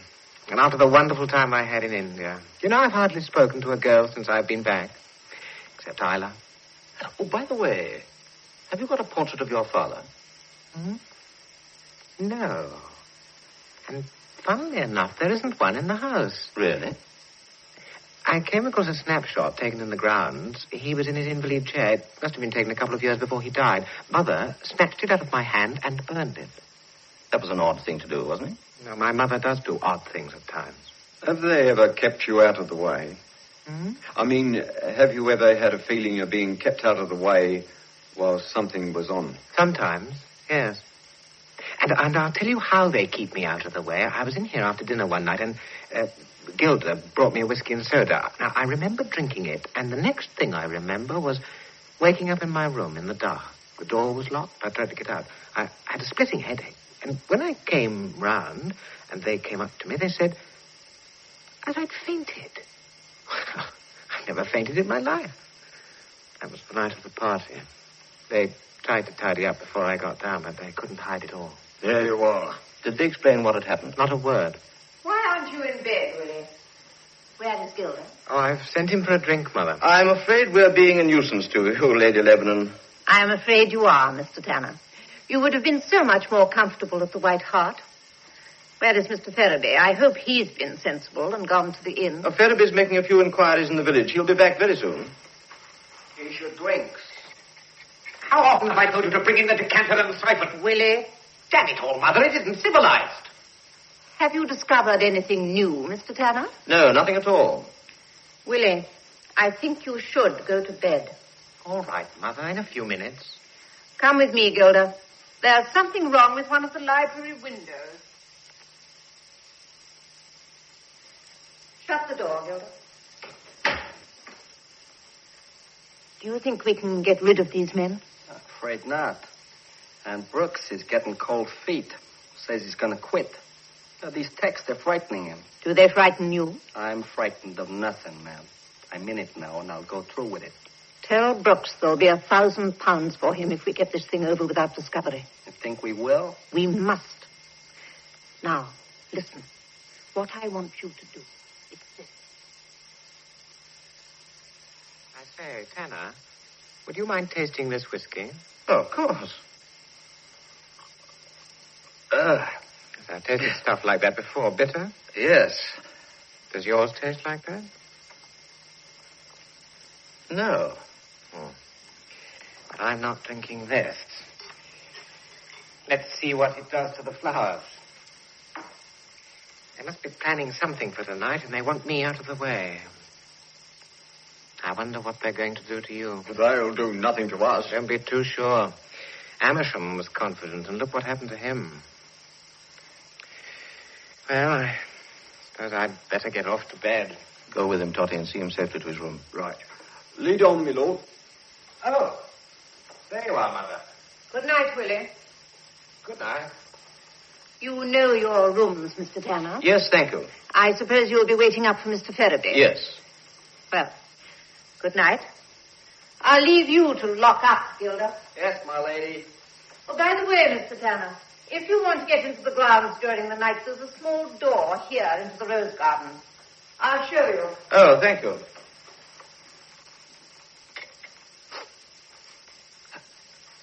Hey, Brooks. Yeah? He didn't drink that stuff. Well, sure he didn't drink it. You made it too strong. I told you he'd taste it. Oh, he's getting wise to it. Has he been talking? Yeah, somebody told him about the rough house, and Tanner questioned the boy. He knew he'd been doped. Well, that's serious. Did you talk to her? Yeah, there's nothing to worry about. Says you. There's a hell of a lot to worry about. I don't like these English cops. They're getting wise to what's been happening here. I'm getting scared. If the truth comes out, we might get a lifer. Shh. Is the sergeant coming back? Hello, the brothers Mick and Muck.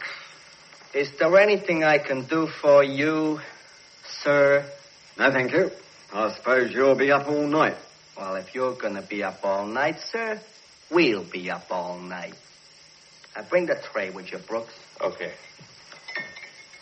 I could do with a nice cuppa.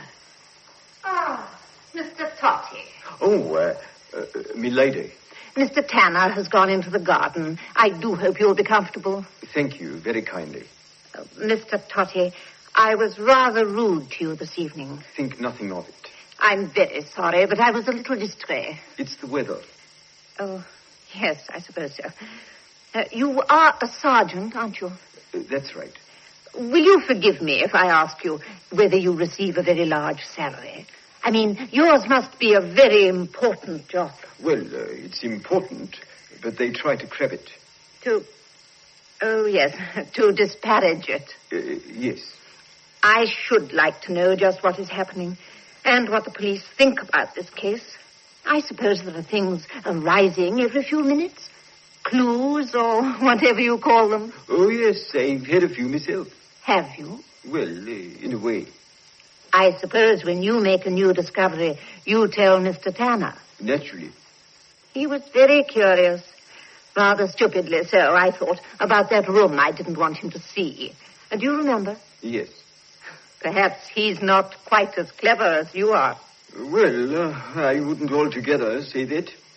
Suppose you went to him and said, I've seen inside this room, and there is nothing there but a few old pictures.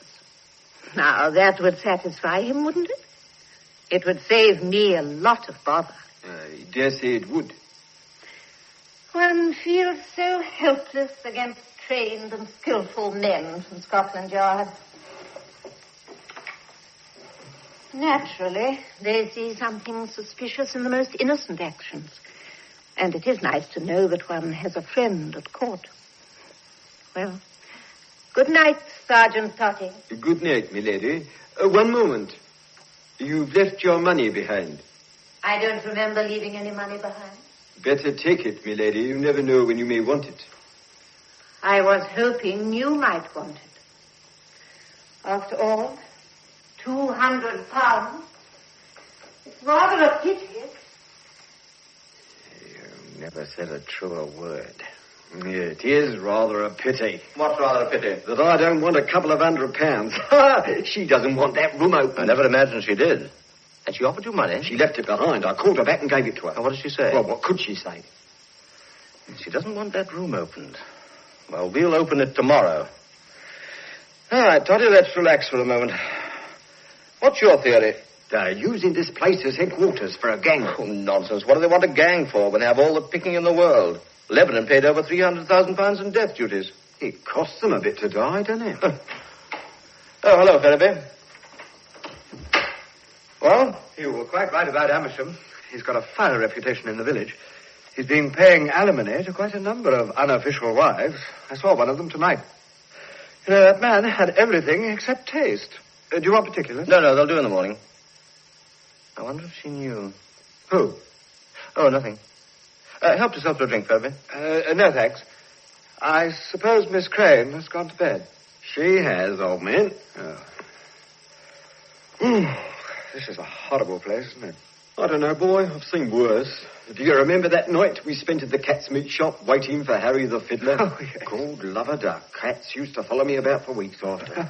Oh, I don't know. I prefer almost anywhere to this place. The whole house seems full of ghosts. Quiet. Look. It's Miss Crane. Walking in her sleep again. The cloth is here. In this drawer. It ought to be burnt. Here, I say. Shh. Where's the cloth? It ought to be burnt. You killed him with that. I saw you come into the house with it in your hand. Where is that cloth? It was here. It must be burnt. I saw it in your hand.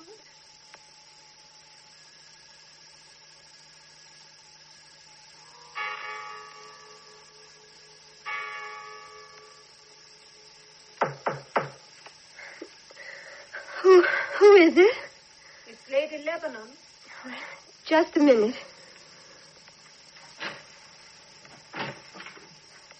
Is anything the matter? No. Do you always sleep with that light on? Yes, lately. It's very bad for you. I loathe this room. Why, you've never said so before? It's got secret doors, hasn't it? I heard Mr. Tanner talking about it. Where are they? The man who planned this room, Kersey Lebanon was his name, was rather eccentric. He never saw anybody. They used to pass his meals through a panel. Isla, you must wake up. I want to talk to you. I'm so awfully sleepy. Why did you lock the door? You walked in your sleep again tonight. Did I? Oh, I wish I didn't. I never did that before. Before what? Before that terrible night. And the furniture was broken and Dr. Amersham. Oh, I thought he was killed. If you hadn't come down, you'd have seen nothing.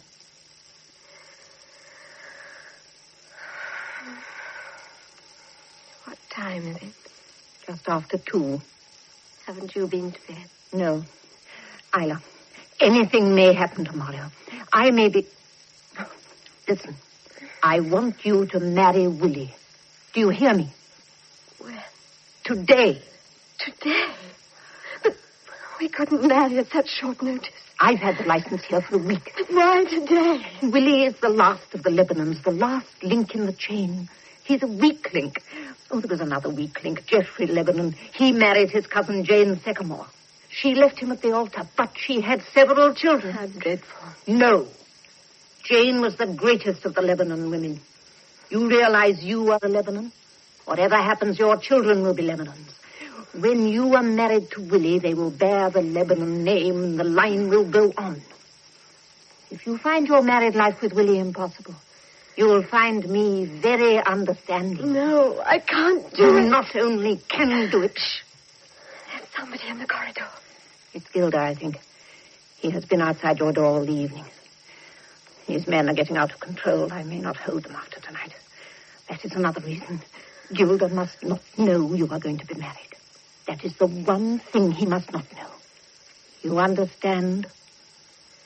Now, go to sleep now. And remember what I've said.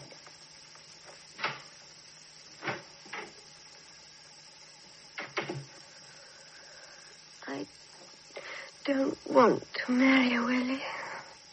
I don't want to marry him.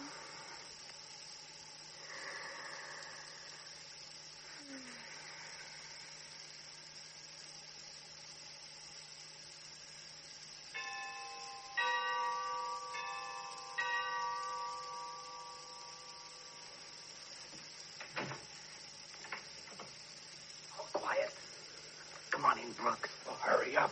There are 20 damn ways into this room. Now, she's dead asleep. Well, if you touch her, she'll wake, and if she wakes, she'll raise hell. Quiet. She's right out. Yeah, I think she's doped. Hey, come on. Help me get this rug around her. Yeah. Oh, that's it. Where are you going to take her? To my room. Does Lady L know? What the hell with her? I'm going to have my way tonight. Look, if there's any trouble tonight, by God, I'll shoot. I'm not going to take any more risks. Hey, my gun's gone. You were a fool to have a gun on you. You sure you had it? Yeah, I had it all right.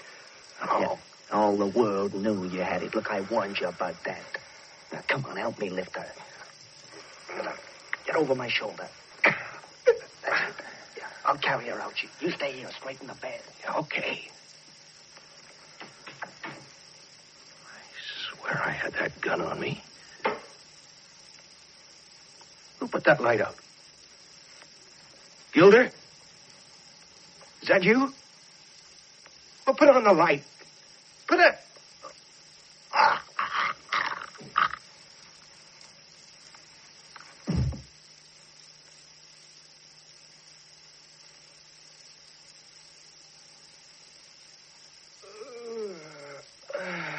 It's nearly 2:45. It's getting cold in this room, Toddy? I'll say it is. Where are those footmen? Oh, I haven't seen him for nearly an hour.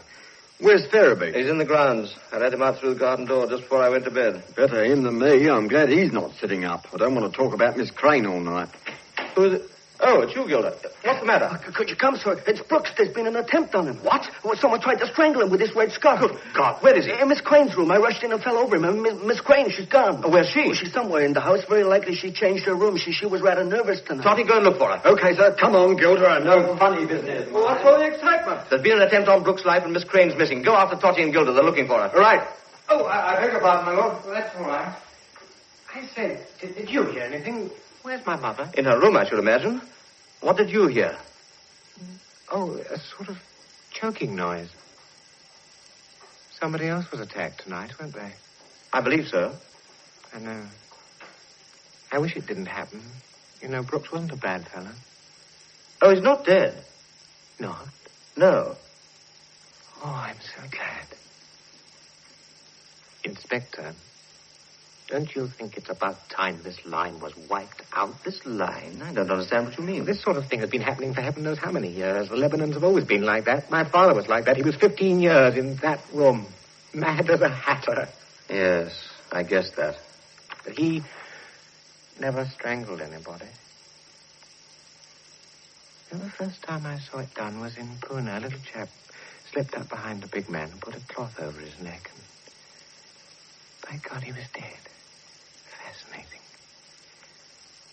I tried it on an Indian girl. She went out like that. Extraordinary, isn't it? Yes, very. You, see, this scarf, I've got dozens of them. I brought them back from India. I'm not a big fellow, but I'm terribly strong. You feel my arm. Quite a muscle. Yes, people would never dream it about me. They say, oh, look at that little whippersnapper. Of course, they made an awful fuss about this Indian girl. The fellows in the regiment didn't realize I had the strength to do it. It was a tremendous surprise to them. And these Babu people had to be squared, and Mother sent Amersham to bring me home. You know those two fellows? Well, they used to look after my father. Of course, they're not real footmen. Yes, I guessed that. They're sort of, well, they look after me. You understand? Yes, I understand. You know that room my mother wouldn't show you? Well, that's all padded, you know, rubber cushions all around the walls. I have to go there when I realize things. When you get a little tiresome. When I realize things, I know what I'm saying. You know, when I'm quite well, I'm mad. I don't realize anything. It's only when I get excited that my brain gets clear. Don't touch me. I want a light. Come on. Be the perfect host. Oh, I'm awfully sorry.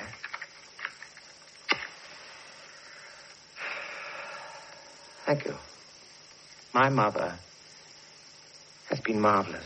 She's been administering my father's estate when it should have been under commission. Whatever that means, you know more about the law than I do, and she'd have got into awful trouble. Why were you so unkind to Stud? Stud? The chauffeur. Oh, yes, I'm terribly sorry about that. He's a good fellow, but I'm afraid of Indians. Why? Well, some of them tried to kill me. They were very angry about this Eurasian girl. Poor old Stud. He didn't know about this beastly ball at the village. And I saw this Indian and I was horribly frightened. I'll show you something. You swear you won't tell anybody. I swear. Look. A gun. It's the first one I've ever been able to get. I took it out of Brooks' pocket. It was rather clever, wasn't it? I've always wanted one. You can't strangle yourself, you know. It's rather difficult, and they look so ugly. Sometimes I think that the whole line ought to be wiped out. All their escutcheons and their shields. Carry on the line. That's what Mother's always saying. Isn't it ridiculous? Poor chap. Whom do you mean? Me? Why do you say that? Well, I've got a boy about your age. You don't like me, do you? Yes, I do. I'm a very good friend of yours. No, you're not. I was very nice to you at Scotland Yard. So you were. Yes. clever of me to go up there, wasn't it? I mean, that was the last thing you'd expect. The very last. I wonder where Gilda put her. Who? Isla. She was looking awfully like that Indian girl this afternoon. I went up behind her and put my arms round her. Didn't you hear her run down the stairs? She knows about me. That's why she's frightened. She came downstairs the night I smashed up this place. Well, I don't remember doing it, but I suppose I must have done it. I nearly got Amersham that night. And last night, when I did get him, she saw me coming back into the house. I'm terribly strong. You wouldn't think so, would you? Oh, yes, I would. The first time I saw you, I thought, this fellow's pretty powerful. Did you really? Smart, aren't you? I say, I've worried them tonight by not drinking that bromide. You know, there are lots of ways of getting out of that room of mine. They don't know, but I do. I fooled them lots of nights. Yes, I expect you fooled them pretty often. Well, I'm going to bed. You're not going to bed. You're pretending you're not scared, but you are. I frighten people. Well, I'm not frightened. Now, be sensible and give me that gun. Why do you want to fool about with a thing like that? Well, there are lots of things I could do with this gun. I could end the line with it. Willie, what are you doing?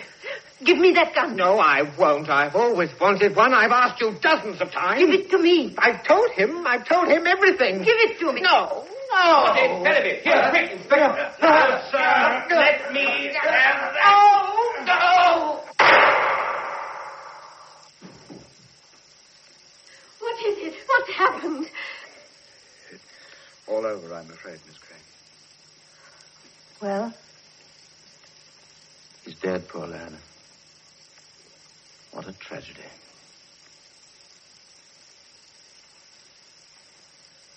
Dead. 10 centuries of Lebanons and no one left to carry on the name. 1,000 years of being great. Gone out like a candle in the wind.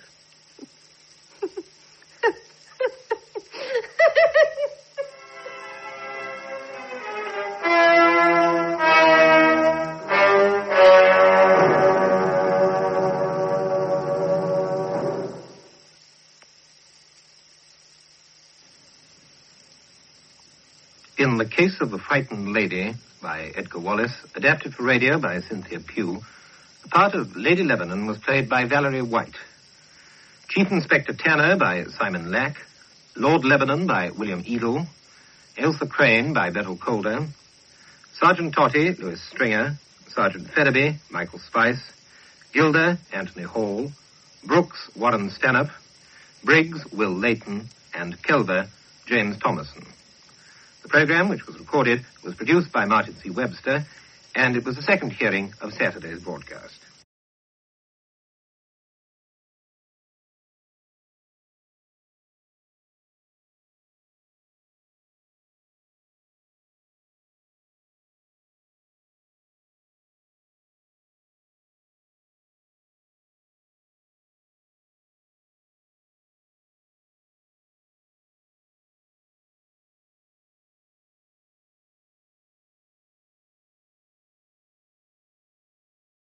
Our Saturday night theatre.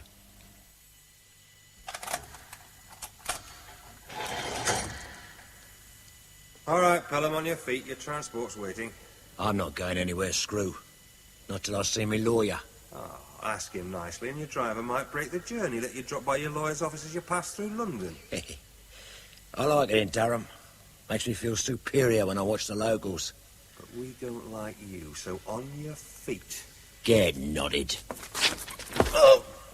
Now, there's the hard way or the easy way, Pelham, and you've 25 years inside to make up your mind which it is for you. Now, move it!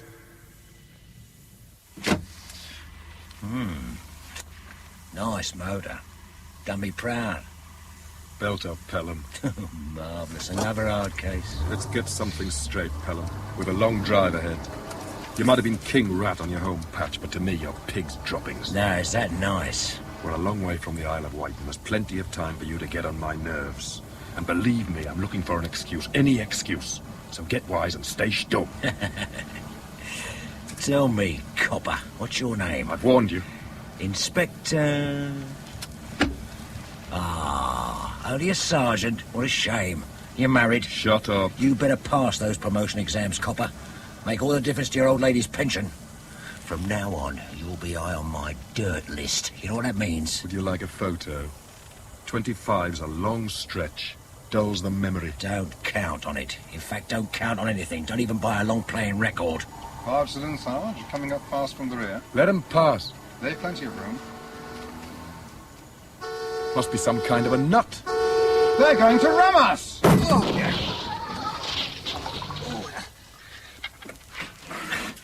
You all right, Mr. Pelham? What kept you, Barker? Hold it, Pelham. Right there. He's got a shooter. Use yours, you...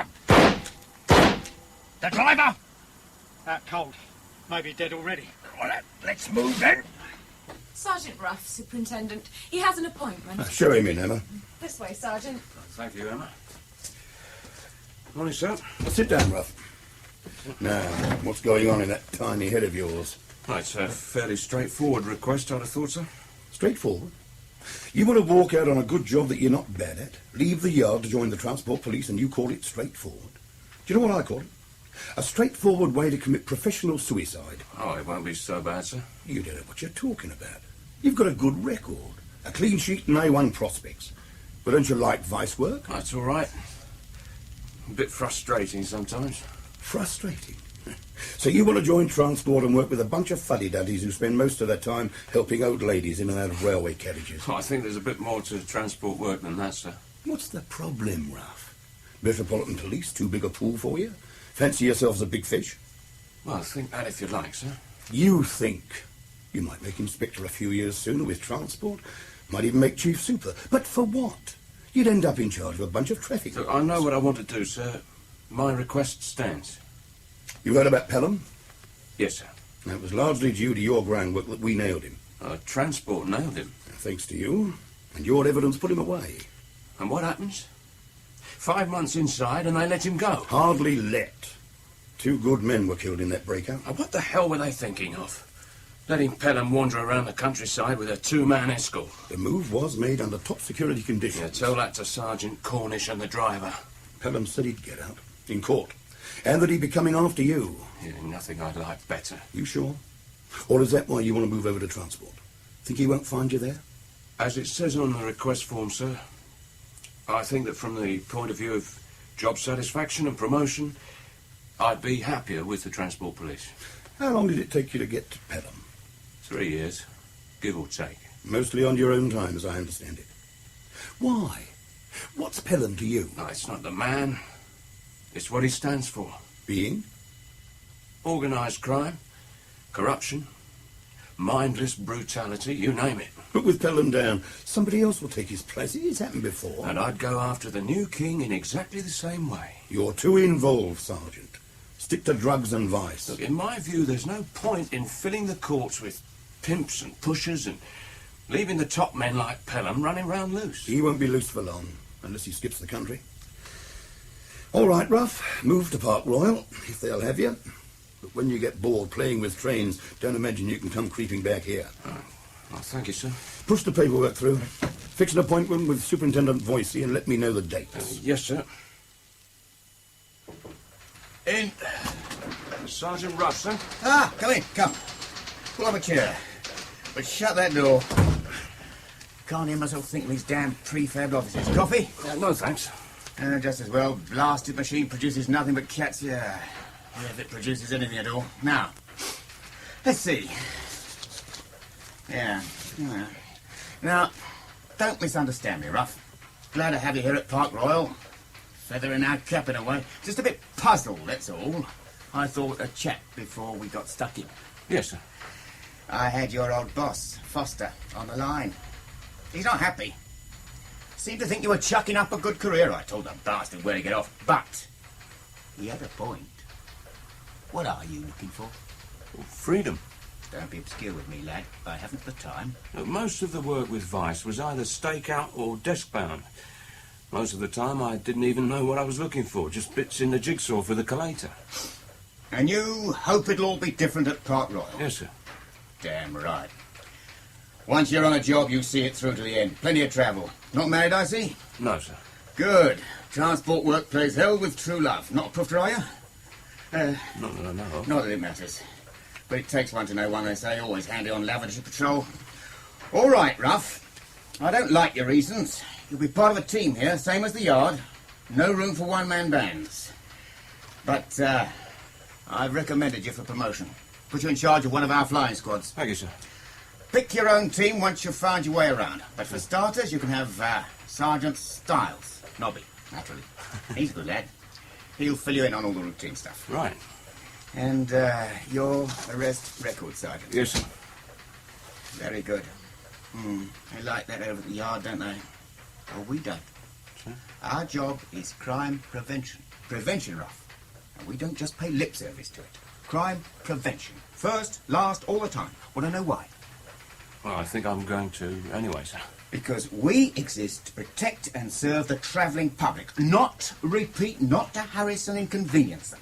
Not to frighten them out of their tiny minds with the heroics on the railway station platform. Prevent the crime. Keep the villains off our patch altogether. That way nobody gets hurt. Understand? Yes, sir. Remember it.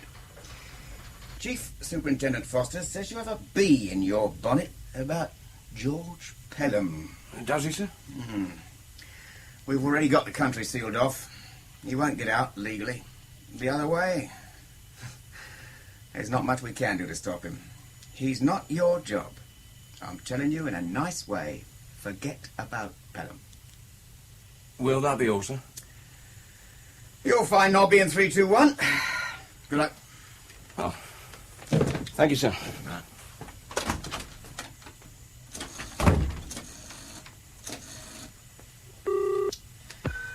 Styles Massage Parlour. Voisey here. Oh, blimey. Yes, sir? He's on his way. Dark horse. Something not quite right about him, but I can't put my finger on it. He's not a bleeding hero, I hope. We could do with a couple of them. Keep an eye on him, will you, Nobby? Anything you think I ought to know? You, Styles? Me, Nobby, you, Ruff. Only when I hear bad jokes. You're the only good ones, then? Voisey said you'd fill me in. Oh, you're a bit keen, aren't you? Have a cuppa, put your feet up. Look, Nobby, if we're to be a team... We're not yet. It takes two. All right. Sorry. Right. Where do you want to start, then? George Pelham. Heard of him? Blimey, you'd ought to get your head shot off. Is there a file on him? Well, sure. Unless it's the breakout from Durham, it's been on everybody's desk. What's the interest? Look, when I sat in that courtroom and watched Pelham start down those steps to a 25-year cool-off, I had a gut reaction. Warm, satisfied, and pleased to be a copper. Now he's out again. Come on, I'll buy you a beer. You've read the file? Yeah, they're by heart. Not often transport gets a collar heavy like Pelham. Now, the woman who found him... Yeah, Darling, Sarah Darling. Now a sergeant and with a commendation. That must have choked Pelham, that must be, in collar by a bird. Best publicity transport house since we started. If I ever get within reach, I'll give her a kiss, even if she looks like the back end of a northern bus. If she doesn't, I saw her in court. Where is she now? Oh, she's still up there, Carlisle, as far as I know. Well, what about that beer you keep going on about? Right, somewhere where we can talk, OK? Yeah, it's a deal. Thanks, Parker. Cheers. No barmaid coming in here. Keep it cool. Last place anybody look for me, innit? There could still be a grass. Who'd risk shopping me? Everything's like it should be, Mr. Pelham, honest. It's just... Just what? What's he on about, Whitey? Well, Rafie Gardner's been feeling his oats a bit, getting a reputation. Maybe there's a few darting up to think he'll protect them. You one of them, Whitey? Oh, no. Promise. He's just a punk kid. Why weren't you in on the breakout? Well, not from choice, George, I promise. I was busy, tied up like. Aye, we'll be again unless you make it good. He was up north, Mr. Pelham, on orders. Whose orders? Well, yours in a way. You said keep an eye on that woman policeman at Shropshire. With Whitey and some of the other lads been taking turns. Oh, yeah. WPC Darling. Sergeant, she got promoted on account... Promoted?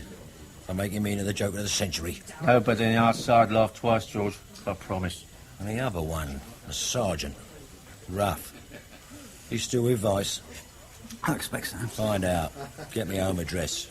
Yeah, but aren't you going to skip, George? I mean, we've got Greenham standing by at Southampton. Oh, I'll go when I'm good and ready. When I settle a few scores, let people know I'm back in charge, get myself a decent steak. Steak? You mean a job? What else? Big one. Bullion, cash, or diamonds. Something that'll make the great train robbery look like a piggy bank snatch. Something to make sure they all remember George Pelham. Well, every pig in the country's out in the streets looking for you, George. But looking where, Whitey? Airports, docks, private airfields, charter companies. They're looking for a rabbit on the run, not a tiger in the high street. Right, I'll get the word out. I'll get onto that copper's address. Whitey, what you said about Snouts and Rafie Gardner, that worries me. Oh, you keep out of sight then. I want a demonstration, Whitey. I want the word out I'm back. I'm in business. There's no room for competition. You better pay a call on Rafie Gardner. Right away, George. And warn Greenham to stay put. Ready to sail at short notice. Do it personal. I don't trust him. Right. I might just take Rafie for a trip to the seaside. Kill two birds with one stone, so to speak. Where'll I find you? Just be around, I'll find you. Ciao. Yeah, watch the headlines. See you. Hey, Whitey, all right, mate? Was he in Carlisle? Oh, straight out, Mr. Pelham. Whitey's okay. I still say someone shopped us on that train job. Well, not Whitey, I swear it. That geezer Ruff had been after you for months. Yeah. Maybe he just picked up a bit here and a bit there and put two and two together. Sheer bad luck. Bad luck for someone, and I'm not superstitious. Which brings us back to Sergeant Darling. Huh? Feel like a trip north, Barker. No, he's a nutter, of course. Tripping out, same as they all are. The craze, Richardson, same daft sort of ego trip. You don't think Pelham's out of his league? Oh, I don't know. He started small enough. Like trains, especially robbing them. Sort of Jesse James fixation, I suppose. Had a good run before we clobbered him. Put him away for a 5. By the time he came out, his brothers had the East End pretty well stitched up. That's where the ego came in. See, George didn't like being third fiddle, Don and Charlie's kid brother. So he set out to prove that he was more ambitious and nastier than the other two. Then when the fire got too hot, they left the kitchen and sort of semi-retired, leaving George a clear field. Any aggro and somebody finds their kneecaps nailed to the floor. Yeah, all their armpits blowtorched. Anyway, last I heard, he was into everything. Drugs, arms, ice, the lot. Still anchored after his childhood memories. Kept popping back on the files. One of his specialities was teams of pushers feeding coke to kids on football specials. Low-grade stuff from China, mostly. Unpurified. Blew their minds. Yeah, most of the vandalism is down to that. Burned a few coaches out, caused a few bad injuries, a couple of suicides. You're sure it's all down to Pelham? Well, that's the word. Mind you, it didn't stop when they put Pelham down. Maybe he ran it from his cell. Yeah, and that wouldn't surprise me. Well, these last few months we've had a quiet time of it. Football specials apart. Ah, well, that's for the minions. But I think he's nutty about Trent, you know. Like I said, it's childhood memories. If there's a baggage car job on the stocks, he likes to go along for the ride. I mean, otherwise, why the hell was he on the Carlisle job? Why take the risk if it's not for the kicks? Well, let's hope you're right. Hope? You daft or something? You don't think he's going to hang around and wait to be picked up again, do you? And even if he did, I'd rather not be the one to do the picking, thank you very much. Well, you said yourself he's a nut. Well, you're talking about a death wish. Nobby. You don't know the half of it. He's rotten right through. A sadistic pervert who doesn't care who gets hurt or how much. I spent 3 years nailing him, and I know what makes him tick. They should have buried him and thrown away the shovel. Kind of personal, is it? In a way. It's why I joined the force. To stamp on vermin like Pelham.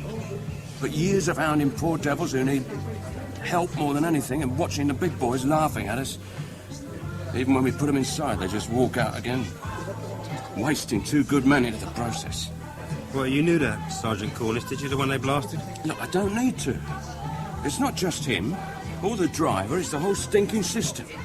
You ever stop to think you might be on some kind of ego trip yourself? Or a nutter. Maybe. Maybe that's what's needed to stop Pelham. Yeah, well, you don't mind if I stick to ticket offences, do you? To what? Unauthorised travel. We do about $4,500 dodges a year. Lots of nice, safe paperwork. Yeah, it looks like I've got plenty to learn. Come on, drink up. I want to find out more about this Sergeant Darling. She must have thought it was her birthday. How come? Well, he fell into her lap, literally. Remind me. Well, we got the squeal that Pelham was going to hit the London-Glasgow, so we staked out the guards van. And sure enough, Chummy and his pals dropped in. They sandbagged poor old Jock Winters, smashed his skull before we could bounce them. The small fry gave up fairly easily, but Pelham jumped for it. Yeah, near Carlisle? Yeah. Well, naturally, your people had been alerted. Well, rather, and my people now as well. Anyway, this girl, Darling, was on routine patrol along the tracks when she stumbled on Pelham trying to crawl away. Ankle broken in 2 places.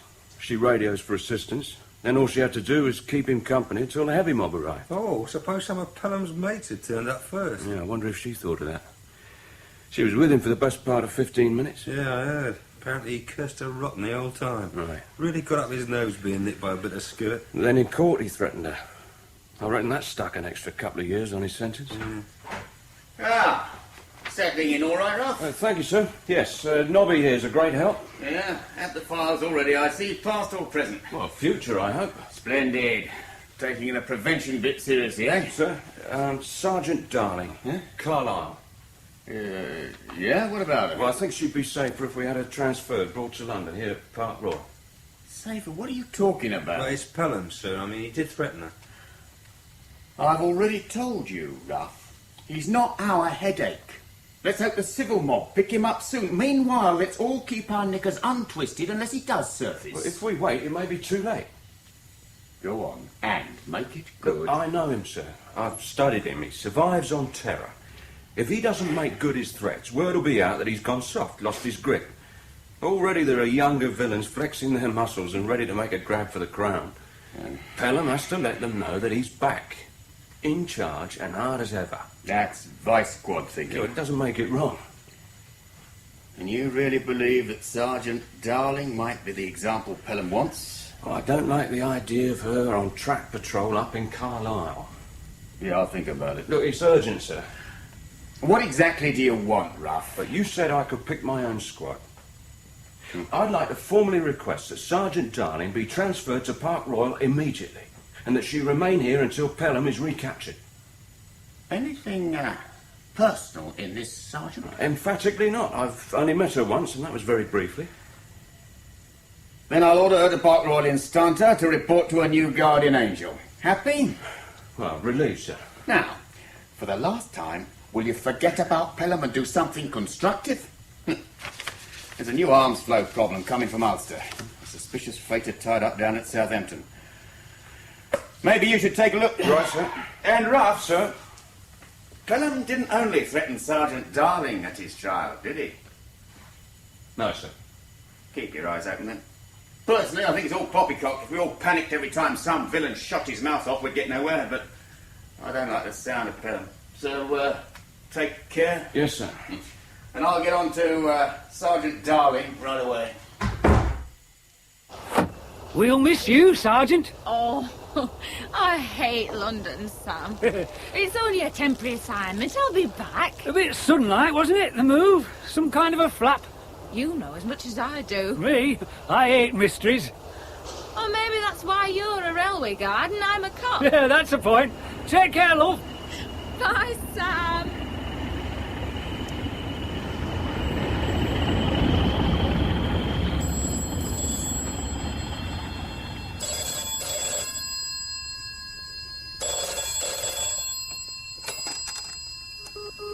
Yeah.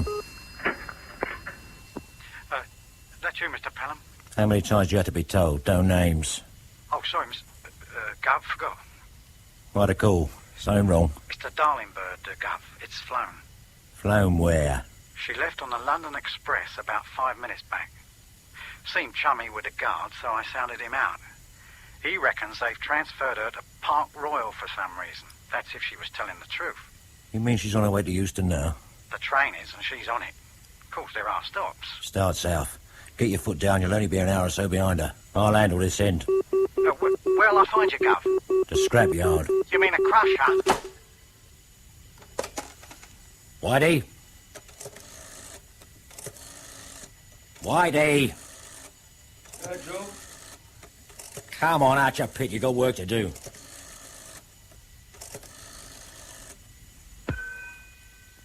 Don't speak. Three of you get round here in the Daimler, pick up Whitey. Inside the hour. Oh, blimey, George. It's no more than 4 hours since I got back from Southampton. They've made it easy for us, Whitey.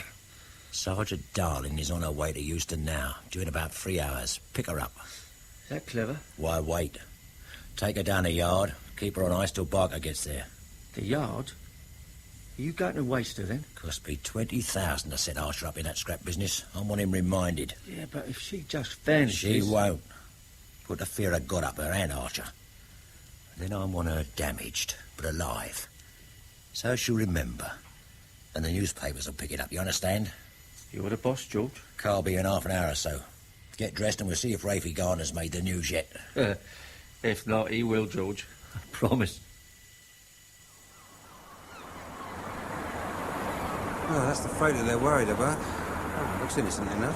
The Aurora. She looks deserted. Oh, here comes Sergeant Squirrel. Good man. Northerner, but spent most of his working life down here in Southampton. Morning, Sarge. Morning, Nobby. This is Sergeant Ruff, Park Royal. Oh, the defector. Bit of a feather in our cap pinching the yard, man. Most of the traffic's the other way. The Aurora, is that the ship mentioned in the observation report? That's the one. And what's the problem? She's just hanging around. Cleared for sailing, but doesn't go. Hardly any activity. Crew ashore, but on standby. Have you checked her bill of lading? Oh, natch. Nothing suspicious. You haven't searched her yet? Not much point, is there? Whatever she's waiting for, it hasn't arrived yet. If it had, she'd be away. Well, let's get back to the office, check the paperwork, and then maybe have a word with the skipper. What's his name? Greenham. One conviction for arms smuggling. Oh, and there's another development. Right, tell me as we go. Picked up a floater first thing this morning. Nice and fresh, I'm glad to say. Ident? From the Big Smoke. Lad called Rafie Gardner. Gardner? Oh, you know him, do you? Picked him up twice for pushing coke. Last I heard, he'd spread his wings a bit, got ambitious. Cause of death? Oh, he was drowned all right. Knocked on the head a few times first, though. He'd been worked over by some psycho. What do you mean, psycho? Both his hands had been nailed to a plank while his fingernails were worked on. Face was a hell of a mess, too.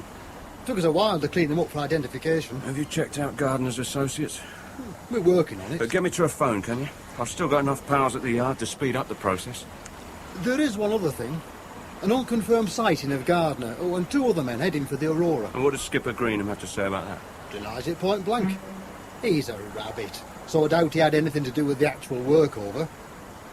But if Gardner was on board, why should he deny it?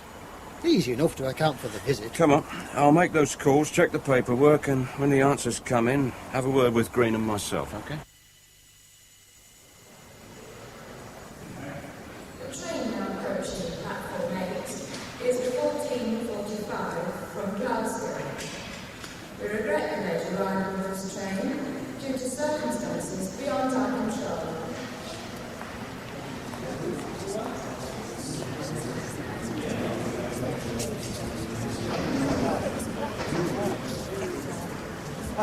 Miss Darling? Yes? Oh, Constable Henley. I've been sent to meet you and transport you to Park Royal. Oh, that sounds very civilised. Well, you'll find we are, miss. I promise. I'll take your case. Thank you. Oh, perhaps I'm going to enjoy my stay in London after all. Oh, I'm sure you will, miss. The car's just by the main entrance. This way. A Daimler, no less. Nothing but the best. Just a minute.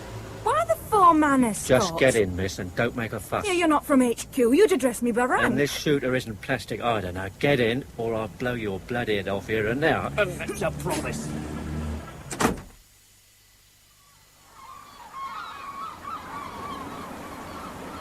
All right, you two wait here. I'll track Greenham up on my own. I get it. No witnesses, eh? Vice squad style. I'll perish the thought, Nobby. It's just that you might make him nervous. See you. I'm fed up with the way you lot keep pestering just because some kid come a cropper. That's a bit of an understatement, wouldn't you say? A what? Rafie Gardner was tortured damn near to death, mutilated by some sadistic pervert and then dumped in the harbour, and you call it coming a cropper. What's got to happen before somebody really gets unlucky? Ah, you know what I mean. Figure of speech. I know what you mean, Greenham. Now, what was Gardner doing on your ship? He never was. And who were the two men with him? I don't know what you're on about. I told you all He was along. seen, Greenham, seen and identified. And he was trespassing. You were seen on the bridge with him. Well, that's a lie. I couldn't have been... Couldn't you? Why not, Greenham? Hey, you kept well out of the way, did you, while they worked on Rafie? I couldn't have been seen talking to him because he was never on a ship. What are you scared of, Greenham? Scared? Me? Leave off. It's just you make me nervous. Oh, sure, it's just me. Or are you scared of coming a cropper as well? Why should I? Well, why should Rafie Gardner? I never knew him, I tell you. Never even heard of him until you lot come snooping That's round. a lie, Greenham. You knew Rafie. You met him when you were in the scrubs. Then I don't remember. You fixed for Gardner to work for George Pelham. It's there on your file. I never heard of no George Pelham. He's really got you scared, hasn't he? Why should I be scared? I don't know nothing. I don't know what you're on about. I've nothing to be scared of. Oh, yes, you have. Me. I'm going to nail your hide to the wall. What do you mean? Sensitive to nails, are you? Maybe you were there while they worked Rafie over. Oh, go away. Oh, you dumbbell. Can't you see what Pelham's done? He set you up, used your ship, dumped the body where we were bound to make a connection. You're number one in line for a murder rap, Greenham. I'm clean, I tell you. All right, maybe I did know Rafie once, but that was then. He'd gone on to bigger things. I made my mistake and paid for it. And you've gone straight ever since now. Isn't that sweet? I did my time. And you've been out how long? 3 years, near enough. So you're starting to get greedy again. And cocky. All right, Greenham. Thanks for the chat. And the information. I'll never give you no information. I don't have any to give. Well, we'll make that our secret, shall we? I'll walk down that gangplank, all smiles, a friendly wave, and spread the word that you sang like a nightingale. You wouldn't do that. I've got no choice, don't you understand? I have gone straight, but now I've got no choice. Just one word, Greenham. One word. Is it Pelham? You needn't even say it. I recognise his style. I'm laying a trap. And you're going to be the cheese. What are you, some kind of a nutter? You want me to end up like Rafie Gardner? Frankly, Greenham, I don't give a damn. No, wait! You blew it, Greenham. Oh, my God. Oh, you've been on the phone since we got back. Just dropping the word around. We found us a snout with a salty flavour. Sooner or later, it'll get back to Pelham. Yeah, but what if Greenham was telling the truth? Knows nothing. Then he has nothing to worry about, has he? And you have got something to worry about, Ruff. Sir? They've got Sergeant Darling. Picked her up at Euston. Hours ago, apparently. Well, that was fast. How do we know? A call from St. Stephen's Hospital. She's alive. You sound surprised. You'd better get over there right away. Assess the damage. It's the civil mob's case, of course. Do you know something? You didn't sound surprised to me. You sounded delighted. Let's move it, Nobby. You're beginning to make me sick. Sick to my stomach, do you know that? Spit it out, Nobby. Clear the air. You wanted this to happen to make Pelham break cover. I wanted him to try, Nobby, not succeed. And if he did try, I wanted it to be here in London, not up north. They might not have bothered if she'd stayed up north. Oh, use your brains, Nobby. She was being watched, already set up. How else did they know she was on her way to London? You still knew damn well that we had no way of covering her properly. She was as safe in London as in Carlisle, believe me. Yeah, well, just how safe is safe in your book, Sarge? Call it, Nobby. Look, having Darling transferred didn't cause Pelham to make his move. I know him. I expected something to happen. The fact that he grabbed her so easily makes us look stupid and him look good, I grant you that. On the other hand, we now know for a certainty that he's still somewhere in the country and probably right here in London. Oh, big deal. Tell that to Sarah Darling. Well, there may be something she can tell us that will lead us right to him. All in all, and taking into account that Darling's still alive, I don't feel too miserable. And that's what they taught you at the yard, eh? No, we're in a dirty game, Nobby. She knew the risks. You were gambling her life on a non-starter. And mine. I'm on Pelham's 8 list as well, remember? Yeah, I remember. You reckon Rafie Gardner was on it too? Bound to be. According to the collatus office at the yard, Rafie was spreading his wings quite a bit, muscling in on Pelham's territory. While the cat was away? Pelham learned his business in a hard school. When he saw his chance, he did a Rafie Gardner. took over quite a section of the East End. Then people started to disappear under motorways into flyover supports. He set up a stooge called Archer with a car crushing plant in Camberwell. The ones who survived soon started to get the message. Bingo. George Pelham for king. You came over to transport because Pelham had escaped, didn't you? Oh, more or less. I'll tell you something else. Pelham planned his escape before he was even arrested. Contingency planning, you could call it. He's no fool. How could he know it'd be moved and when? Well, he couldn't, not on the inside, but the plans were made and his lawyer had to be told of the move and when. All Pelham knew for certain was that sooner or later he'd be sent to Parkhurst. In the event, it was sooner than he could have hoped. Certainly too soon for Rafie Gardner. And Sergeant Darling. Yes. And Sergeant Darling. Sergeant Darling? Sergeant Darling? Can you hear me? Now, can you give me a name? A place, a person, anything? Just one name. Yeah, I know it was Pelham, but he wouldn't be there. Who's helping him? Where did they take you?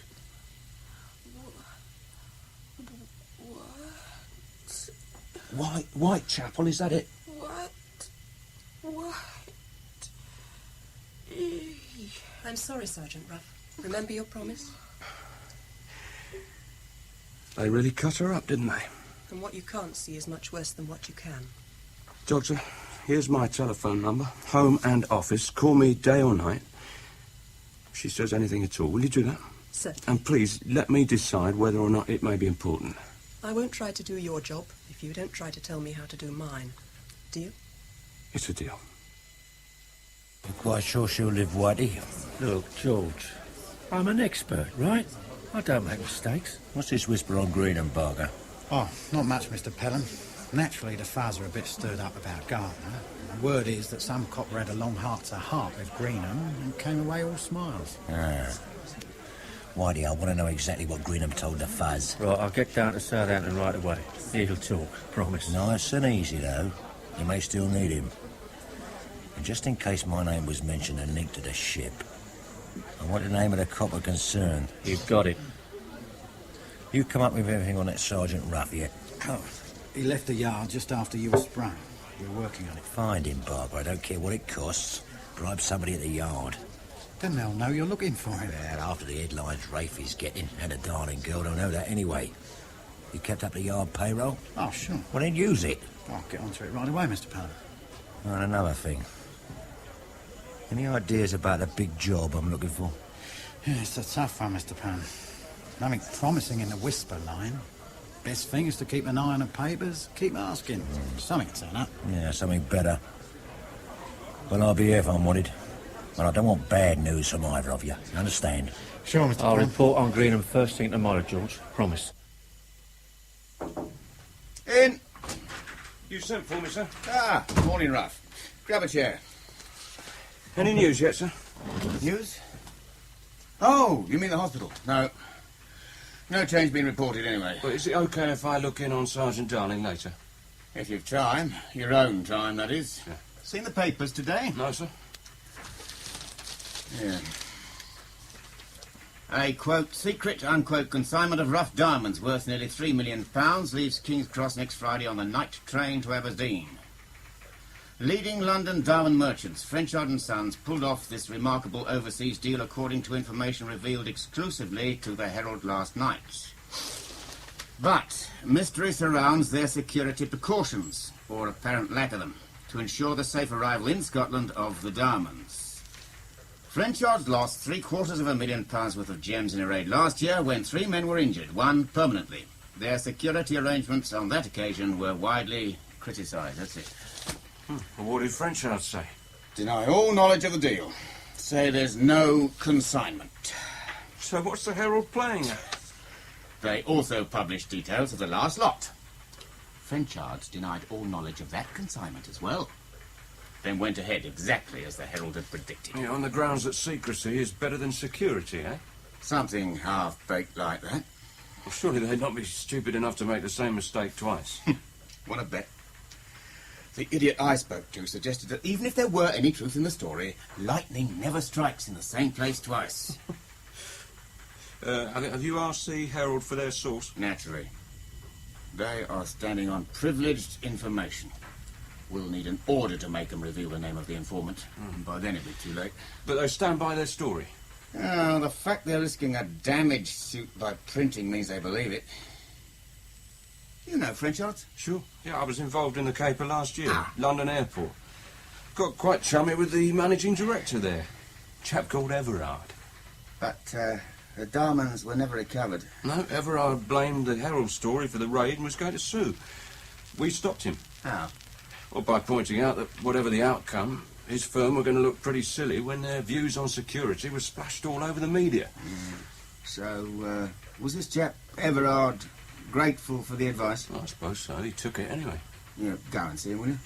If by any lunatic chance this story is true, talk him out of it. Or at least, make him take reasonable precautions. I'll do my best, but he's a tough cookie. That's that all, sir? Yeah, for the moment, Ruff. Right. You might point out to Everard that this consignment, if it's real, might be just the thing to attract your pal. Pelham? Trains and diamonds? You'll find it irresistible. The thought had already occurred to me, sir. I'll mention it. Doctor? Good morning, Sergeant. Can I help you? Sergeant Darling? I've already told you once this morning. Another 24 hours and she should be coherent again. What do you mean you've already told me? On the telephone, no more than an hour ago. You telephoned Park Royal? Really, Sergeant, you called me. Can I use this phone? Well, yes, but I don't see. I didn't call. But you... I mean, whoever did said he was you. You didn't recognise the voice? Well, I didn't think to ask. Hello? Dobby? Oh, where are you? Voices on a warpath. The hospital. Now listen, Nobby. Get onto the yard. Tell them that Sergeant Darling's been threatened again. She hasn't. Ask them to arrange protection as from immediately, then get over here yourself. Yeah, but what about French yards? Tell Voisey that's all in hand. Threatened God, haven't they damaged the kid enough? Just do it, Nobby. No one made any threats, Sergeant. The call was a threat. They used my name, Doctor. They linked me with her. And I'm high on Pelham's hate list. If he thinks I'm after him again, he'll have Sergeant Darling put away just in case she might know anything. And they called to check that they weren't already too late. Now they know they've got another 24 hours. You mean if you hadn't called in, found out about the false telephone call? Sergeant Darling would have had a visitor. Sometime today. I don't see how you could know that. Because I know Pelham. I'm inside his head. I know what he thinks. Who is this mysterious Pelham, anyway? Somebody I hope you never, ever meet, Doctor. What happens now? Well, first we wait until there's no danger of anyone getting into Sergeant Darling's room. Then we wait again until someone comes to inquire after her, ask to see her. I'd better warn the desk. They beat me anyway for instructions, but just in case... Tell them to exaggerate her condition. That it's quite impossible to see her. She's lapsed into a coma, brain damage, anything. But if this man does turn up, what will you do, arrest him? Follow him. If I'm right all the way. And he should lead me straight to wherever Pelham's holed up. You think he'll fall for it, Mr. Pelham? What did Greenham say, Whitey? Well, this fella, Ruff, leaned on him a bit. More or less said he knew that Greenham was working for you. Now, when Greenham stayed buttoned up, the copper threatened to spread the word that he'd grossed. And he put the fear of God up Greenham. I'm not surprised the day after he saw you working on Rafie Gardner. And then Ruff transferred himself to transport at Park Royal. Why? Why? What have Park Royal got to the yard, haven't? Well, if you're right about him being smart and not just a slob who got lucky, I mean, we'll be asking him ourselves in a couple of hours. And he only wanted to know about me. Is that what Greenham said? Yeah, something like that. And what is he? Some kind of vigilante? 3 years I've had him on my back. Well, now this, some kind of a nut. If he'd done a magician after reading about Gardner and a girl, that'd make sense. And what does he think he is, James Bond? Yeah, suppose they picked me up straight away at the hospital, George. You thought of that? Then I'll have you sprung inside 24s. And that is a promise. Yeah. It's time to pay the hospital your visit.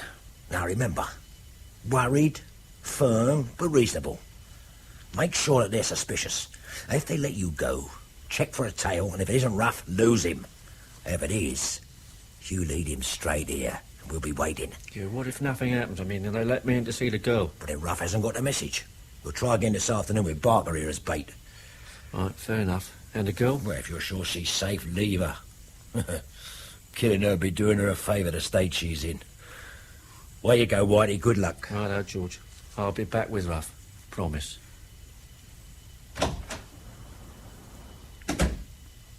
Seems a good man, Barker. Sorry if I had doubts. Better sorry than dead, eh, Mr. Pelham? Yeah.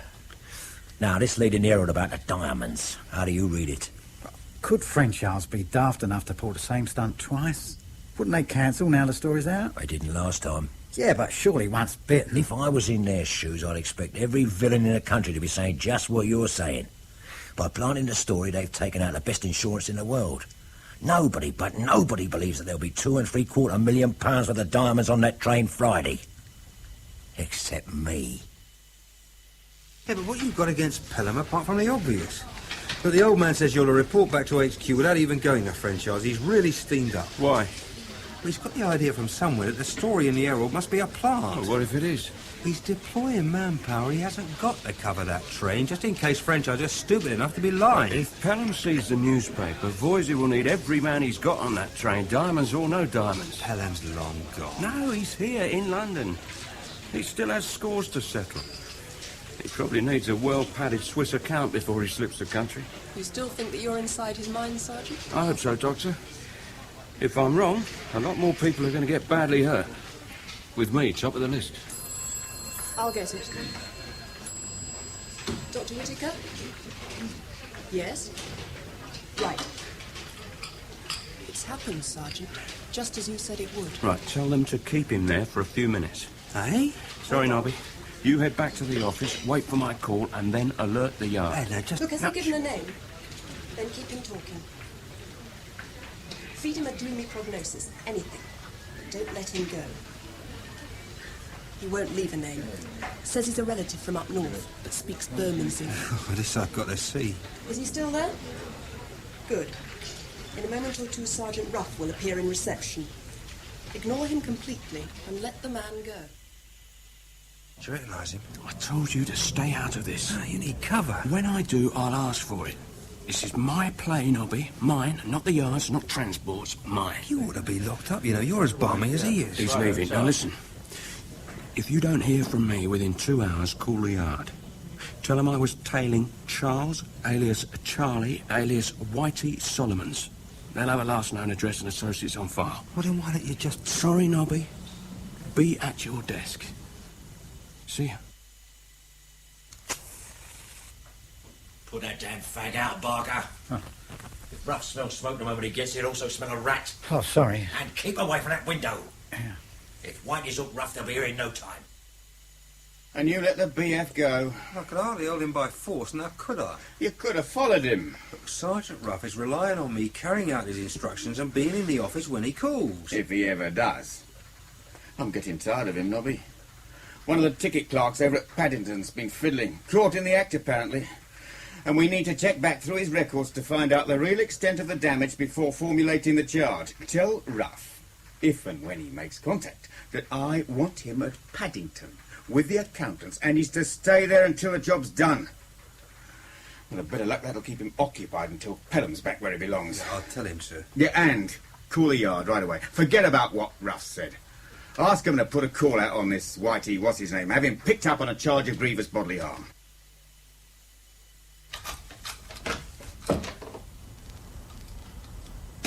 George.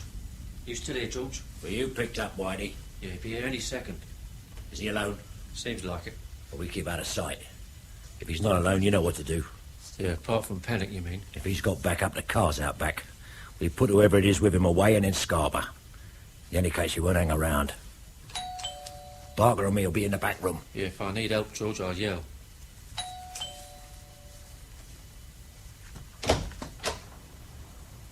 Hello, Whitey. Who are you? Aren't you going to ask me? You got a warrant, copper? Yeah, just a minute. I don't need one, Whitey. Not for the likes of you. All right, all right. What do you want? I followed you here from St. Stephen's. You were asking after a friend of mine, Whitey. You know me. Everything about you. You're a sadist and a pervert, and you found your niche in life as a bully boy for any cheap thug with the cash in his pocket. Currently employed by George Pelham and responsible for the condition of Sergeant Darling and probably the death of Rafie Gardner. Prove it. I don't want to. Or intend to, Whitey. Right, then why were you following me? I was curious. Curious? Yeah, about what it's like to have your kicks and get paid for it at the same time. If I'd known it was this much fun, I'd have started years ago, saved myself a lot of aggro and the law courts a lot of time and money. What's the matter with you, copper? What do you want? Pelham. Where will I find him? How would I know? You better, because I'm not going to stop until I believe you, and that'll be never. You're crazy. You don't know the half of it yet, Whitey. Where's Pelham? Hold it right there. Don't move. You hear him, George? Yeah, we heard it. Every word. Well, he was told not to aggravate you, Rough, or he'd never have let you slap him round like that. I was hoping he'd fight back. Oh, yeah. You're getting careless, aren't you, Pelham? Hanging around with old mates? Oh, the police called here first. Whitey persuaded them I'd skip the country so they won't come back. I did. Yeah. But you're special. I wanted you to. That's why I sent Whitey to the hospital. Well, I'm here. Now what? Well, first we move you to Southampton. Skipper Greenham's eager to meet you again. And Whitey here wants a private conversation. Now take it easy. We'll leave nice and gently. One twitch and Barker has orders to blow you open. He's useful with that shotgun. How do you do, sir? Hello? Sit down. Sir. Now, this chap, Whitey Solomons, the superintendent here knows him or of him. Been after him for years, but there isn't usually enough left of the people who tangled with Whitey to make him into a witness. As bad as that, sir? Worse. And you say that Ruff went galloping after him with no backup whatsoever? Well, only me, sir, here on the phone. And there's been no contact for how long? Just over 7 hours, sir. Well, just suppose that the whole thing was a setup. Now, we know that Pelham had Ruff on his list, and we know that he's working through that list. Seems to me it was the other way round. Ruff had Pelham on his list. Priority 1, and there was no number 2. Well, we did warn you about that. Oh, not to the extent of Ruff's obsession. If I'd known that, he'd been out of London. What he intends to do if he does get close, that's the worry. Do, sir? He hasn't got the arresting power of a bobby on the beat. You know that, Nobby. Can you see Pelham and his pals calmly allowing one unarmed sergeant escort them into the nearest nick and ask the desk sergeant to lock them up? Well, the point is that we can't do anything about Ruff. Personally, I'm not even going to worry. Whatever he gets, he's asked for. Yeah, that's easy to say, when he's not your responsibility. Now, we've been on to the diamond brokers, Frenchards. Yeah, and? There is no consignment going north on Friday. No £2.75 million haul. Nothing. Big zero. Yeah, but the paper said that... Well, Frenchards were cagey at first. We had to lean on them a bit. We can't lean on Fleet Street. They have a right to protect their sources. Even when they've been fed a pack of lies? Oh, they know the story was a plant, all right. What the hell are Frenchards playing at, sir? Returning a favour. Helping someone to bait a trap. They gave the story to the paper ran it with no fear of a legal comeback. They even blackened Frenchards a bit to make it look good. Helping just who, Superintendent? Take a guess. According to the managing director, Ruff is convinced that Pelham is hanging around waiting to pull just one last job. Yeah, I don't believe it. Why would Frenchards cooperate? One of their own men was killed last year in the airport raid. Yeah, even so. The point is, now it seems Ruff can't be there to see if the trap is sprung. Do we ignore it, or risk wasting time, money and manpower, hoping that Pelham will take the bait? Would you really think that Pelham would go along on a job like that himself, sir? There's a good chance. Even if he doesn't, he'll be sending his trustees. Collar them, and we've a chance to sweat it out of them where Pelham's gone to worse. Then you'll cooperate? It'll need planning, and it's a transport operation, run and organised from Park Royal. So long as we get Pelham, you can have the glory, Superintendent. Boise, transport. Oh, that's for you. Thank you. Foster here.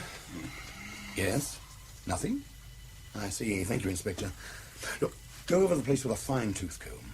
Have fingerprints keep an eye out for Sergeant Ruff's dabs. Any other sign that he actually went into the flat. I'll be at Park Royal for the next hour or so. Send a car down to Archer's car breaking yard and pull him in. How do I know? Receiving, abetting, importuning, they'll think of something. I want that yard and that crusher sealed up tight until further notice. Clear? We're at 7 hours start. Time enough to shove half a dozen Sergeant Ruffs through that mangle. And why bother? Ruff's car is still there, outside Solomon's flat. Now, he's either left it there as a pointer while he keeps up the surveillance, or... Oh, they've got him. I'm putting out a general call to bring in Solomons, Richie Barker, and any other of Pelham's former associates who can be located. What for? Well, they've got Sergeant Ruff, sir. So? Isn't that what he wanted? Part of his solo master plan? No. I don't agree, Foster. Rightly or wrongly, Sergeant Ruff has set up a trap. The fact that he may have got himself into trouble shouldn't alter our course of action. In fact, I'd go further. The least we can do is to make sure that if Pelham does take the bait, the trap is sprung.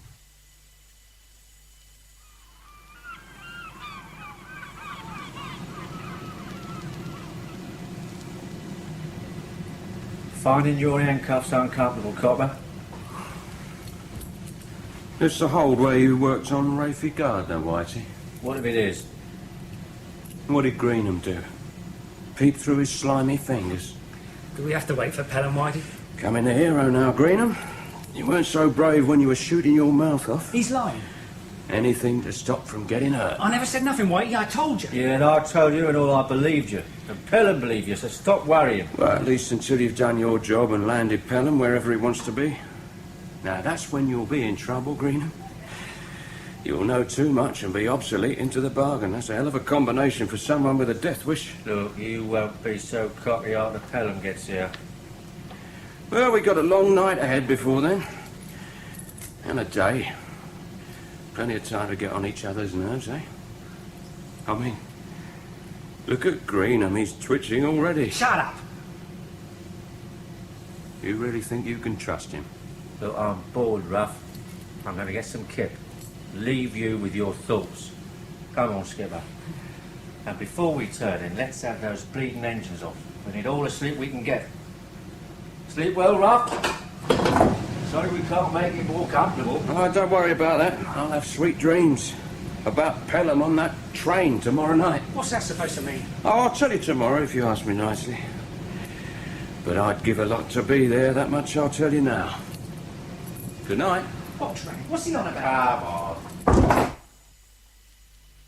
Our boys aboard the train, Barker. They soon will be. And within 40 minutes of the train leaving, there'll be a mini riot aboard. One of the boys will pull the emergency cord exactly where we want it, and the cars will be within 100 yards of the line. Good. The Peter man, is he aboard? Sure. Loaded him myself, much against his will. Who'd you get?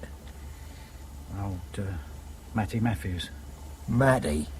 I thought he died years back. Where'd you dig him up? Best I could do at short notice. And he's far from keen, I'm telling you. Claimed he retired. Said he'd promised the old lady there'd be no more legal separations. Well, he changed his mind. And hers. Anyway, he may be getting on, but he's not daft. And he's still one of the best there is. What time we hit the van? As soon as the emergency brakes come on. At exactly 47 minutes after departure time. That's when the train will be closest to the road. What about the law? Usual contingent. Nothing out of the ordinary. It's been treated as a standard run, so far as I can tell. French yards must be cuckoo. Yeah. Unless they've changed their minds altogether. It's a hell of a risk. We've got to take some risks. They didn't last time, did they? Maybe they believe in fairies. It's almost time. You go first. I'll follow in 2 minutes. I'll see you, Mr. Pelham. Good luck. Your men all on the train, Boise? Damn right they are. Yours? Exactly as you laid down at the briefing. No sight nor smell of Pelham, I suppose. Nothing reported. But if he is loony enough to be here in person, it'll be a last-minute rush. If? Right bunch of nanas we're going to look if he isn't aboard. You mean you're going to look? I'm only following orders. Thanks for nothing. When they hit, if they hit, when do you expect it? That, Foster, is a 64,000 question. Here we go. No word from your problem child, Ruff, I suppose? Not a whisper. Begins to look as though he found what he was after. Or it found him.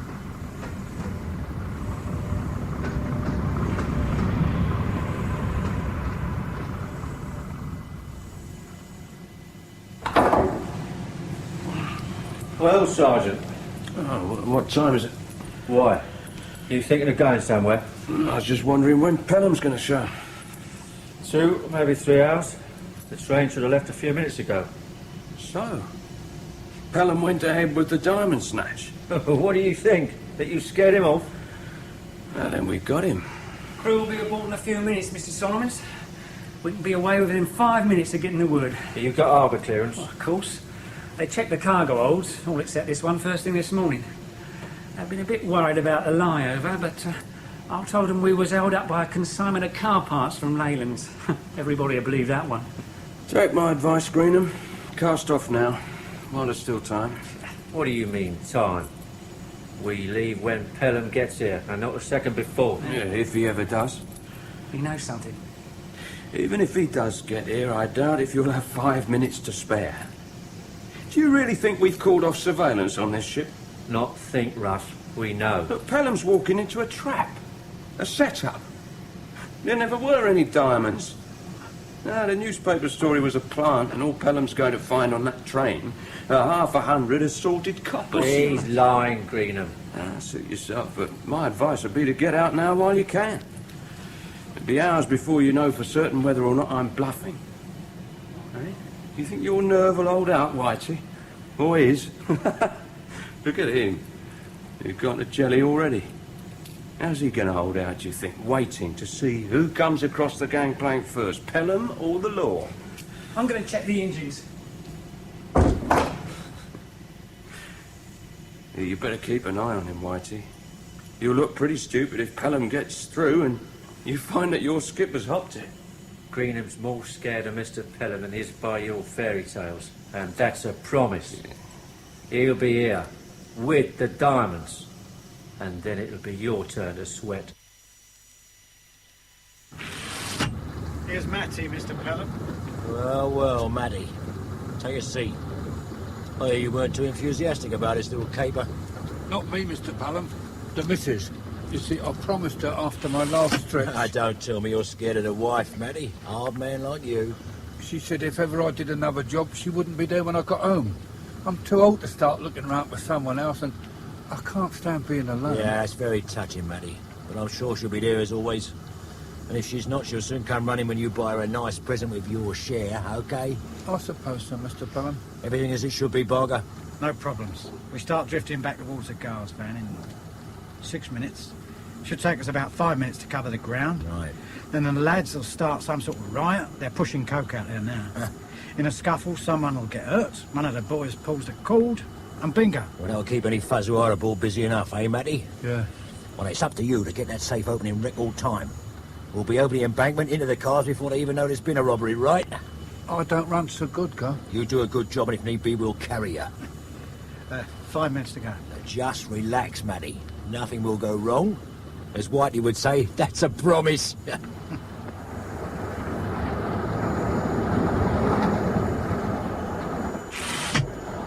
Well, any sign of them? We're not really looking. Be ashamed to tip them off before they pull anything. Surely if Pelham's on this train, the thing to do is to find him before he does any damage. Are you giving me a lecture on prevention, Foster? How do you read it? 1. Pelham. If he's aboard, won't be alone. 2. We're expecting him. And we've got the train so well covered, the chance of him actually doing any damage is remote. 3. If we can account for the lot of them, it gives Sergeant Ruff, assuming he's still alive, a better chance of surviving than if we just pick up Pelham and ignore the rest. And suppose you're wrong. People do get hurt. If the operation succeeds and the casualties are confined to our men and Pelham's, I won't complain. Excuse me, sir, there's a bit of trouble up front. Rowdies, I think. Oh, and one of your lads, Superintendent, thinks he spotted an old lag. Ex-Peter man called Matthews heading towards the rear of the train. Matty? Blimey. Pelham really is scraping the barrel. Isn't he any good? Oh, was. One of the best, if not the best. Finally got wise to the fact that he was too good. Every job he pulled, it was as though he left his fingerprints all over it. Last few times, the police were outside his door waiting for him before he even got there himself. So he'd retired. He hasn't turned a trick for the best part of 6 years. Yeah, but it can't be just a coincidence that he's on board, can it, sir? Anything's possible. But if he's on the move, we'd better take up our positions. If there was a safe aboard, 'twould be at the rear, you say, in the guard's van. Bolted to the floor boards. That's the usual drill. And you've men already inside and waiting? 3 of them, all armed with orders to fire if fired upon. Seems foolproof. Right, let's drift back, shall we? One at a time. You first, Stars. Better take a look up front, Nobby. Guard's van's well covered. Right, sir. What the hell do you mean, 10 quid? What do you think I made of? Let's find out, shall we? Oh, hey, you bastard! Who are you thumping? Hey, Hey, stop it! Hey, What's going on there? Come on, I'm a police officer. Break it up! He's taken every pot since we left London. I'd let him play no harm. Any second now, Gov. This is locked. Just a padlock, Mr. Pelham. One good thump is all it needs. Well, the safe will be in the corner behind those packing cases. Unless British Rail have altered their routine, which I doubt. Here, Matty. No, Governor, please. No shooter. I ain't never carried an... I'm too old to start now. When will you oldies learn? Makes no difference these days. You're going to go down for one thing, you might as well go the whole way. Here, take it. You might have to use it. Then why make me carry it? Just a precaution. Where are the guards, Barker? Shouldn't they be around here? Looks like the row up front's done a trick. You all set, Matty? Once them anchors go on, you'll have minutes, and not too many of them, before the track outside is swarming with guards, drivers, and God knows what. Is it time yet, Barker?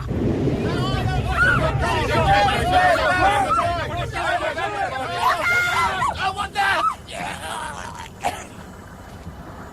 You're done for him, you bloody fool! Pull the cord, somebody! This man needs a doctor! Get this train stopped, find out it's a doctor on board!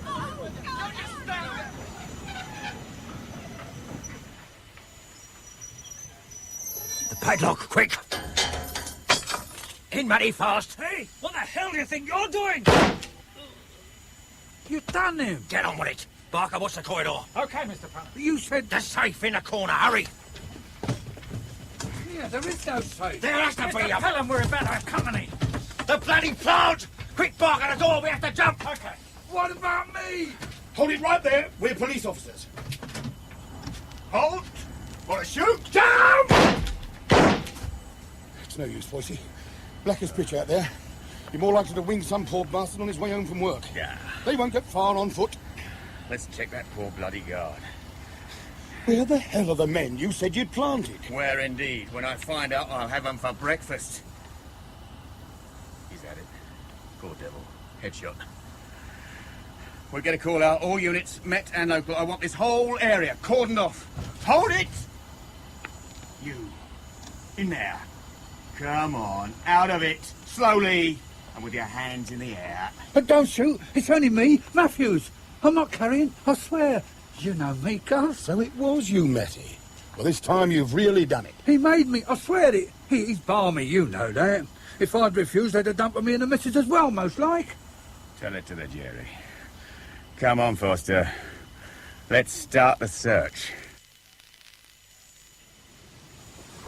With a bit of luck, they won't twig out close behind the road. See anything yet? Oh, yeah. Hey, wait. Yeah, over there, see?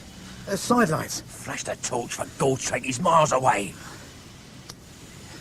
No more than a couple of 100 yards at the most. Now, he's seen us. Come on.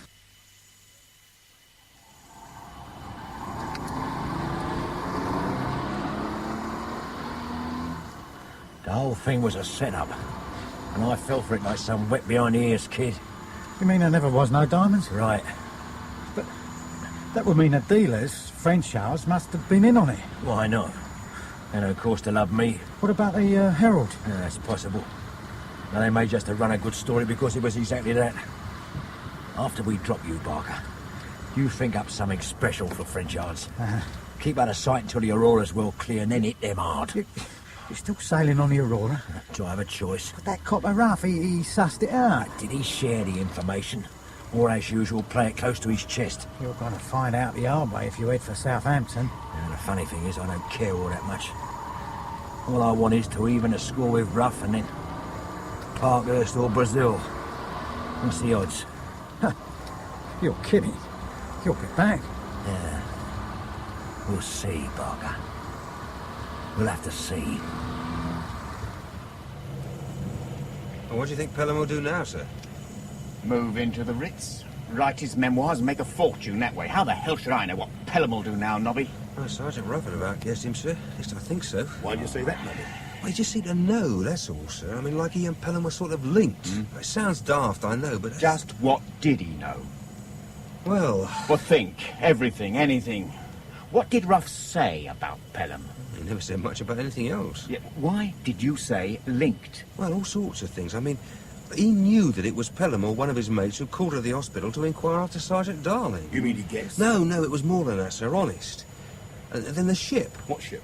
Oh, you know, sir, you sent us down to Southampton on a suspicious overlay, the Aurora, I think, yeah. Squirrel knows all about it. Apparently okay. She was waiting for some delayed cargo or other. But Sergeant Ruff wouldn't let up.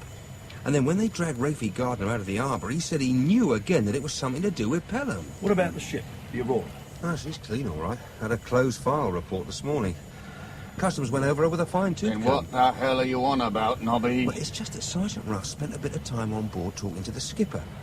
And when he came back ashore, he was grinning like the cat that got the proverbial. Skipper's name? Oh, well, you got me there, sir. I mean, it'll be on file, of course. Right. Well, the sooner we get back to London, the better. Here we are, sir. Greenham. Doesn't mean a thing to me, except that Ruff definitely had it in for the guy. Yeah. Right, let's go. Go? Go where, sir? Southampton, and fast. I don't understand, sir. Just pray that you're right about Ruff's intuitions. It's all we've left if we're going to nail Pelham. Come on, grub. The condemned man is an hearty breakfast. Only it ain't breakfast, it's supper, but it'll have to do. Here. Anyone turned up yet? Plenty of time. Oh, I wish I had your confidence. Any minute now, you'll hear the telegraph go, and we'll all be on our way to the wide blue yonder. Betcha. Well, what time is it? Why the interest? They arrive when they arrive. Well, unless my lot get here first. You thought any more about that? Where's Whitey? On deck, keeping watch. Hey, grub smells good. I'll pass it on to the cook. Well, how the hell am I supposed to eat it? You planning to spoon feed? I've enough to do. One hand only, mine. Right. Well, if my lot do arrive first, I'll tell you what, I'll tell them how considerate you've been. Still, one hand should be enough. If you ask... You should never forget the feet, Skipper. Hey, Greenham! They're here! Get yourself up here right away! Oh, you made it, George. I was beginning to mind that. Get this tub on its way, then maybe close behind. If something went wrong, Everything. Where the hell's Greenham? he's down below feeding Ruff. I'll deal with Ruff. Let's get Greenham up here and on the job he's paid to do. Move it! Right. What the... Greenham. Greenham, what happened? Where's Ruff? He jumped me. Oh, I never had a chance. When? How long? Couple of minutes, that's all. But he just- can't have got as oh. far as the Coast Guard yet. Come on, Greenham. I want this rat barrel outside British waters and I don't care if she blows up just so long as it gets us there. Move! Yeah, okay, Mr. Belmont. Never Sorry. mind all that, let's go.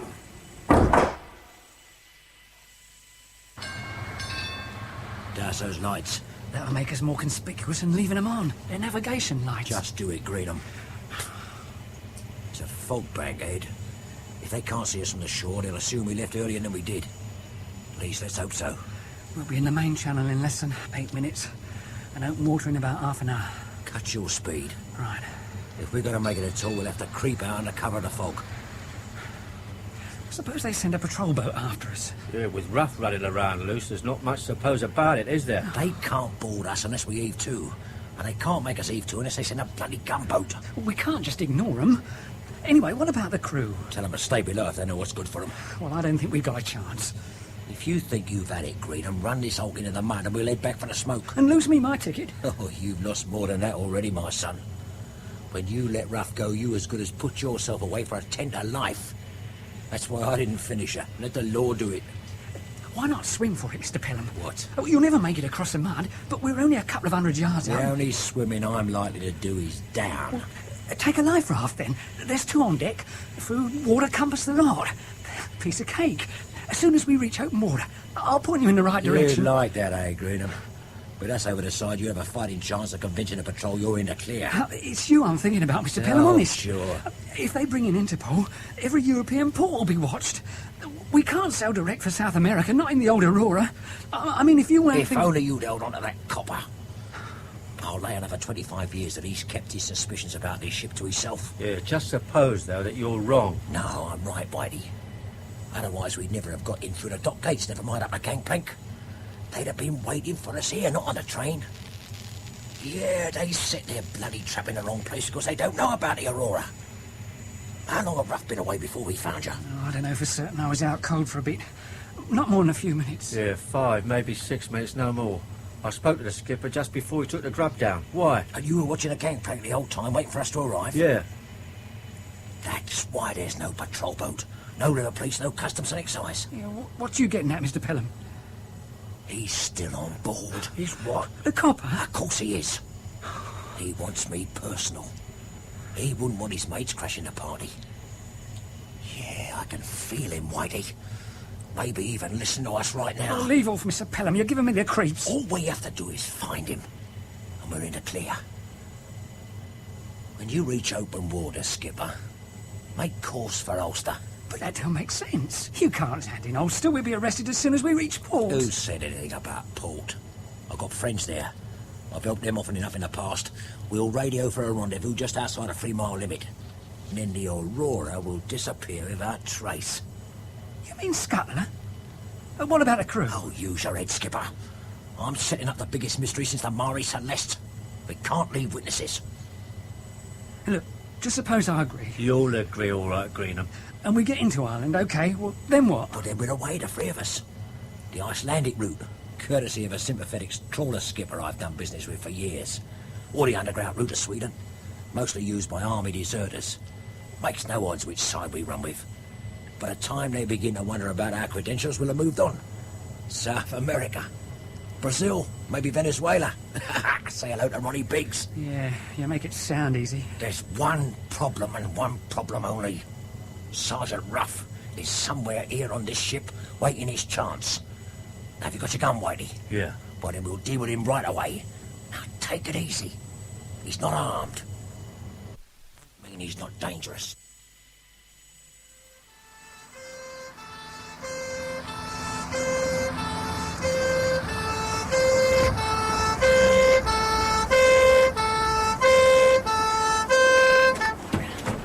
What's the word, Squirrel? She sailed a little while back, sir. No one took much notice as she had harbour clearance. Manifesto all in order, I'm told. That's correct, sir. Mystery is that if your information is correct and they've been holding Sergeant Ruff, he must have been aboard when the search was carried out this morning. My information, such as it is, suggests that he either would be aboard or that he's already dead. You confident in the men who carried out the search? Oh, certainly, sir. Pity. Doesn't hold much hope out for the sergeant. On the other hand, if they have finished him, he may be better off at that. He's not exactly my blue-eyed boy at the moment. Oh, here's the boat, sir. Good. No radar or Coast Guard sightings on the Aurora yet? No, sir. There's enough traffic about to confuse the radar, and heavy sea threat in the channel is making visual contact difficult. What's her official destination? Antwerp, sir. Yeah, fat chance. First light, get the helicopters up. Right, sir. Looks like our best bet is to try and contact her before she reaches open water. Come on, Nobby. Sir. Yep. Oh. Thanks for laying on the boat, Squirrel. Pleasure, sir. Good hunting. What do you do if we do so, sir? Border if possible. If not, maintain visual contact until someone else can. Well, even outside our limits? She can go to bloody China for all I care, but she's not getting away. OK, son. Let's go.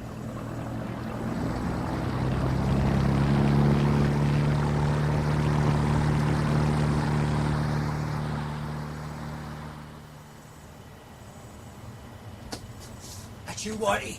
Yeah, nothing so far. You checked under the boat covers? Yeah. There's hundreds of perfect hiding places on a ship the size of this. He's not hiding, he's hunting. What's in here?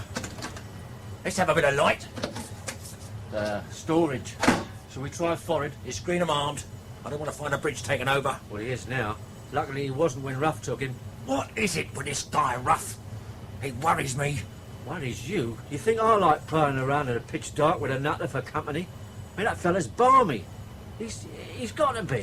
Shh, Whitey, be careful. He may be listening. Take it easy. How far to open water, son? About 4 miles, sir. Then it looks as though the Aurora made it. Too right. Unless she's running without navigation lights. Keep your eyes peeled just in case. Don't want to run up a backside at this speed. Damn this fog. Don't curse it, Greenham. It's your only hope. You don't say it. And don't make a sound. And this isn't a starting pistol sticking in your ribs. Where's your gun? I haven't... I heard Whitey say different. On the bench. Under the charts. Yeah. That's better. Now, navigation lights. Good. Signal stop engines. You think you can take over the old ship single-handed? Just do it. Now we just wait for a reaction. There, look, sir. Lights. Huh? Got a spotlight, son? Yes, sir. That's better. Steady on the stern. Up a bit. It's her. The Aurora. Get alongside the bridge if you can. We'll hail them as soon as we're alongside. Nobby, ask Sparks to radio back to base. We may need assistance. Yes, sir.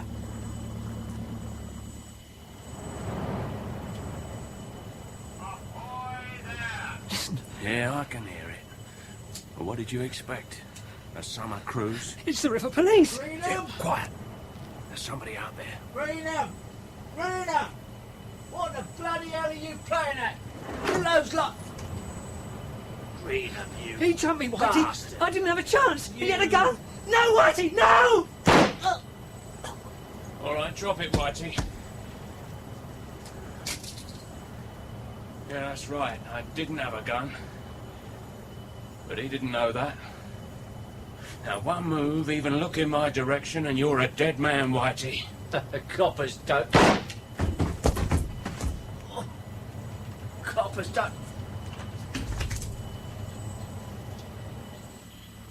Those were gunshots. They're not aimed at us, I don't think, sir. Because if they were, they came nowhere near. Can we get a line aboard? We can try, sir. Good. Hello, the Aurora. We are police officers and are preparing to come aboard. They got the searchlight. We can tell that, Nobby. It's gone dark again. Hold your fire. You will make things worse for yourselves. Line secure, sir. All right, Nobby. Up you go. Oh, me, sir? Well, you don't expect me to climb that thing, do you? No, sir. Thank you, sir. Hello, bridge. We are coming aboard now. It is useless to resist. Hope to God they believe that. Off you go, lad.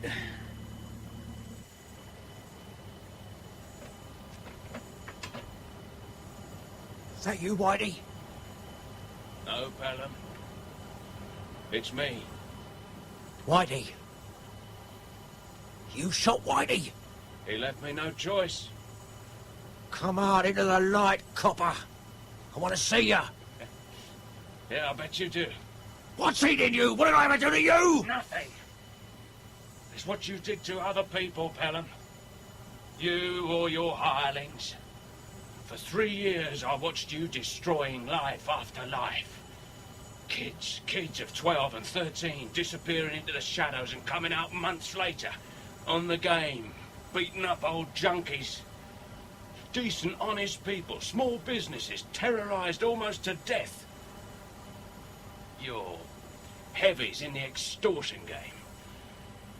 I watched you grow fatter and sleeker. I saw friends of mine, colleagues, giving way to the inevitable and taking of bribes they'd seen their own bosses take. After all, why not? No one was ever going to nail the great god Pelham. But you did. Oh, yes, I did. But don't kid yourself that I got any thanks for it. The day you were nicked, the only thing to be heard at the yard and right through the Met area was a stampede of frightened coppers covering their tracks. So who the hell do you think you are, Jack the Giant Killer? I was a decent young bobby until I crossed your path, Pelham. Gradually that changed. Oh, I didn't go bent.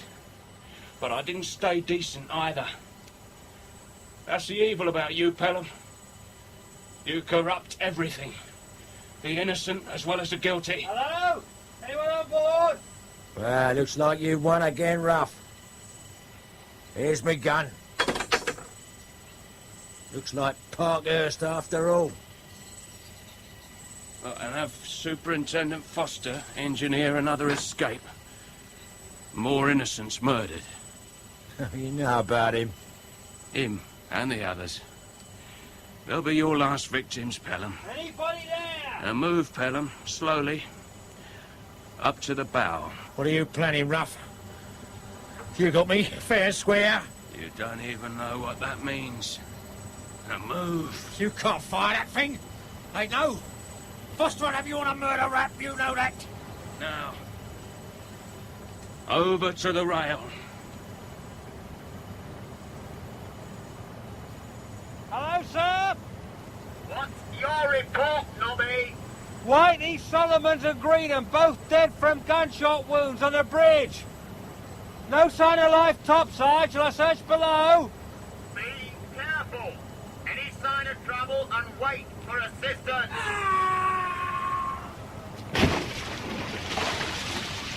What's that? What's happening? Sounds like someone went over the side, sir. Port side. I'll investigate. Hello, Nobby. Sarge!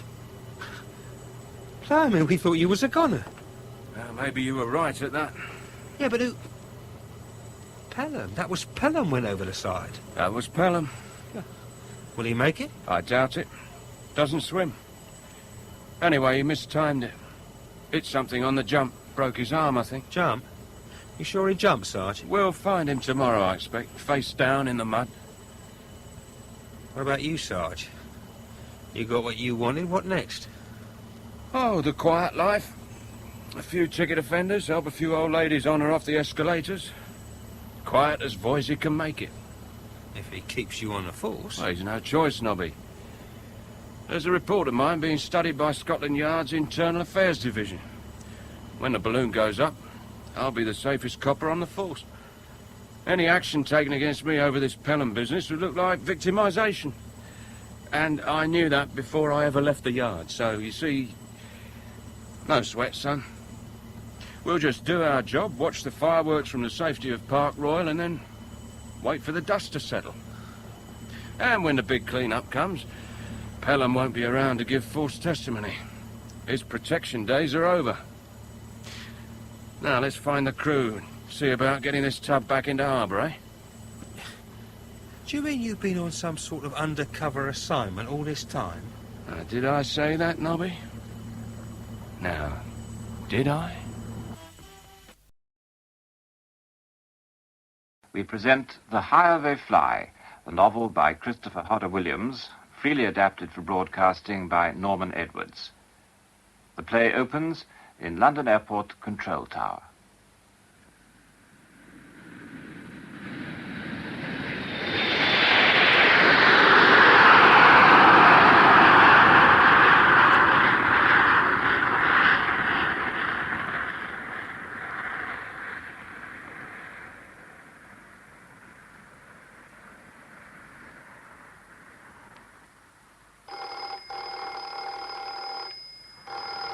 Ministry of Aviation Watch Supervisor Scrivens here.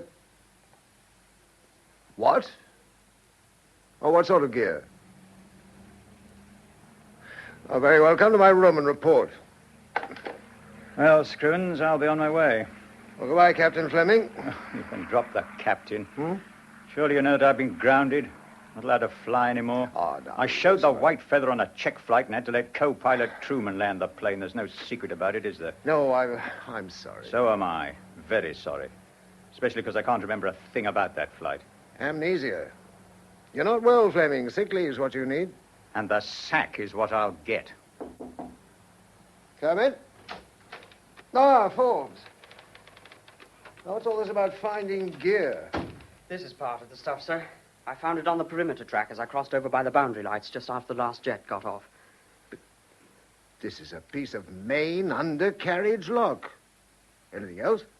Well, there's the remains of a wheel out there and some other odds and ends. You didn't see the wheel fall? No, sir. Too dark. Well, Captain... Oh. Fleming, how bad is it? I'm grounded. I don't count anymore. Look, you're an engineer as well as a pilot. I'd value your technical opinion. How bad is it? I don't know yet. But I don't think the pilot can get down. But he must. 70 passengers. What you're holding, Scrivens, is part of the hydraulic gear from the undercarriage. You better let the radar room know, because if the owner of this bit of gear tries to get his undercarriage down, he won't be able to get it up again either. Well, as long as he can get it down, I can't see how that matters. Oh, well... He's only lost one wheel out of a total of 8. Well, you'll see what I mean when you have a look at the drawings, and then... Fleming, you all right? Yes, I'm all right. I thought you were going to faint. You're in bad shape, Fleming. I'm a lot better off than those poor devils up there. I must radio the pilot. Oh, I'd like to help. Yes, Fleming, but I can't allow you to intervene officially. It'll be up to the pilot to decide what to do. Yes, I suppose so. I forgot that I'm the big failure around these parts. Oh, this is no time for self-pity. Forbes. Sir? Get along to the radar room, give them the facts, say I'll be along in a jiffy. Very good, sir. Fleming. Yes? Speaking unofficially... Yes? You check flew that Jet 4 a year ago, didn't you? Yes. I suppose you know that aircraft inside out. As a matter of fact, I do. But I certainly don't know how to land an aircraft that size with an undercarriage that's going to be at right angles to the line of flight when the pilot lowers it. Between you and me, what do you think the pilot should do? Well, all I can say at this stage is that he may have to try a belly landing and hope for the best. Hello? Hello, Woodford. Yes, Fleming's here. He wants to speak to you. Oh. Hello? Robert, Ken Woodford here. I'm in the country. Air traffic control phoned me just now and told me about the Jet 4. Oh, why the hell didn't you phone me yourself? I don't know. Wake up! What the devil's the matter with you? This is a matter of life or death. You must help. I don't see what can be done. Nor do I yet. But you know as well as I do what the chances of getting a Jet 4 down on his bare belly. It's just about nil. They'll have to do some engineering in flight. Oh, you're out of your mind. Possibly. Now listen, get hold of the drawings and work out from them what can be done. But how can they work on the undercarriage? They can't get near it. Well, they can get into number 3 systems bay and then smash their way through the floor. Now put Scrivens on. He wants to talk to you again. Scrivens here. Fleming has just left the room. He's not feeling well. He's not feeling well, but... Look, you'll have to use him, Scrivens. I designed that aircraft, and Fleming knows it inside out. I'm sorry, Mr. Woodford. Fleming is in no shape to help in this situation. Scrivens, I would remind you that Fleming flew the Czech program for undercarriage endurance. As well as being a line captain, he's a creative engineer in his own right. Are you trying to tell me you don't need him? I tell you, the man is ill. He doesn't know what he's doing. In my opinion, he's the only person you're likely to get hold of tonight who can assess the trouble technically and advise the captain of the Jet 4 on the best landing technique. Now, if you can't handle him and get him to help, then gotta help the passengers and crew of that aircraft. I'll do what I can. But it's obvious to me the fellow's on the verge of a breakdown. He's been going about in a half-dazed condition since he cracked up during that Czech flight and Truman had to take over the controls. Yes, I heard about it, but I must say I don't understand it. I've known Robert Fleming for a good many years, and he's the last person I would have thought to behave as Truman said he did. Now, what's your personal view? Well, if there's anything in rumor... What rumor? Well, it's just cat-eat gossip, I expect. Well, tell me to hell with tales out of school. This is an emergency. Whatever the gossip is, it may be a clue to Fleming's incredible behavior. Well, come on. Out with it, Scrivens. Well, it concerns Fleming's girlfriend. Julie, yes. I've met her. What about her? Well, I said that Truman's been poaching. Successfully? So rumor has it. Jimmy Truman has a reputation as a Don Juan, hasn't he? I believe so. Yeah, so do I. Now, listen, I'm stuck in the country, but keep in touch. But use Fleming somehow. He's your only chance.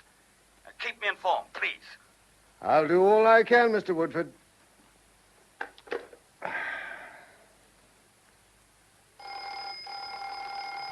Hello.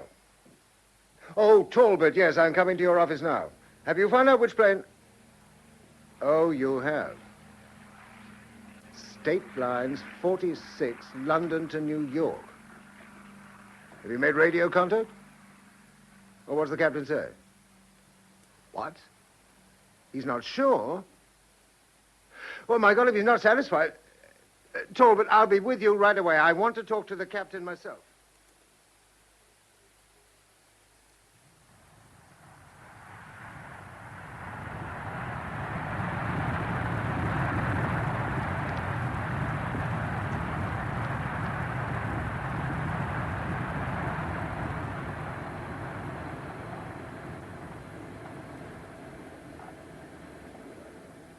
Is there anything I can get to you, Mr. Hub? Oh, now I come to think of it, yes. There's a new club in New York you'd love. How about a date? I'm sorry, but a stewardess isn't allowed to have personal associations with passengers. Do you always stick to the rules? At times, Mr. Hub, the rules suit me very well. Look, how about a martini? Thanks. Good for my damaged ego. Anything for you, Dr. Rogers? No, thank you. Ah, so I'm sitting beside a lady doctor. Correct.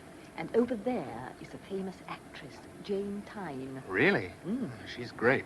I hear she's opening a new play on Broadway. Glad I didn't economize and fly tourist. I've heard there's not a vacant place. Is that so? 70 people in the next cabin. Quite a load. Say, who's that big geezer over there talking to the first officer? I think I heard the stewardess say he's a Mr. Valentine, a businessman from London. He's sure been knocking back a lot of whiskey. So I've noticed. I think Mr. Truman is trying to persuade him to go easy. Truman? Is that the first officer's name? Yes, Jimmy Truman. I've been told he's co-pilot on this flight, and a very good one, too. Maybe.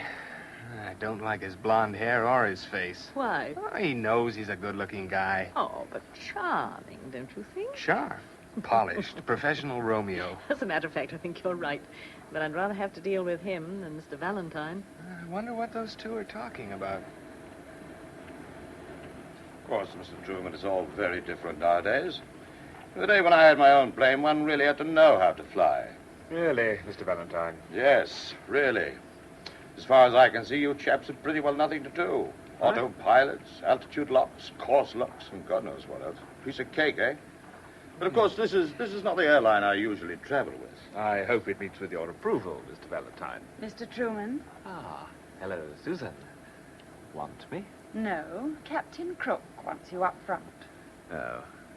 Excuse me, Mr. Valentine. Oh, that's all right. Ha-ha. Susan, my girl. Yes, Mr. Valentine? I've got another of my favorites. Just a double and just a dash of water. Just show the bottle. Very good, Mr. Valentine. No need to say when. Hurry up, my girl. Hurry it up.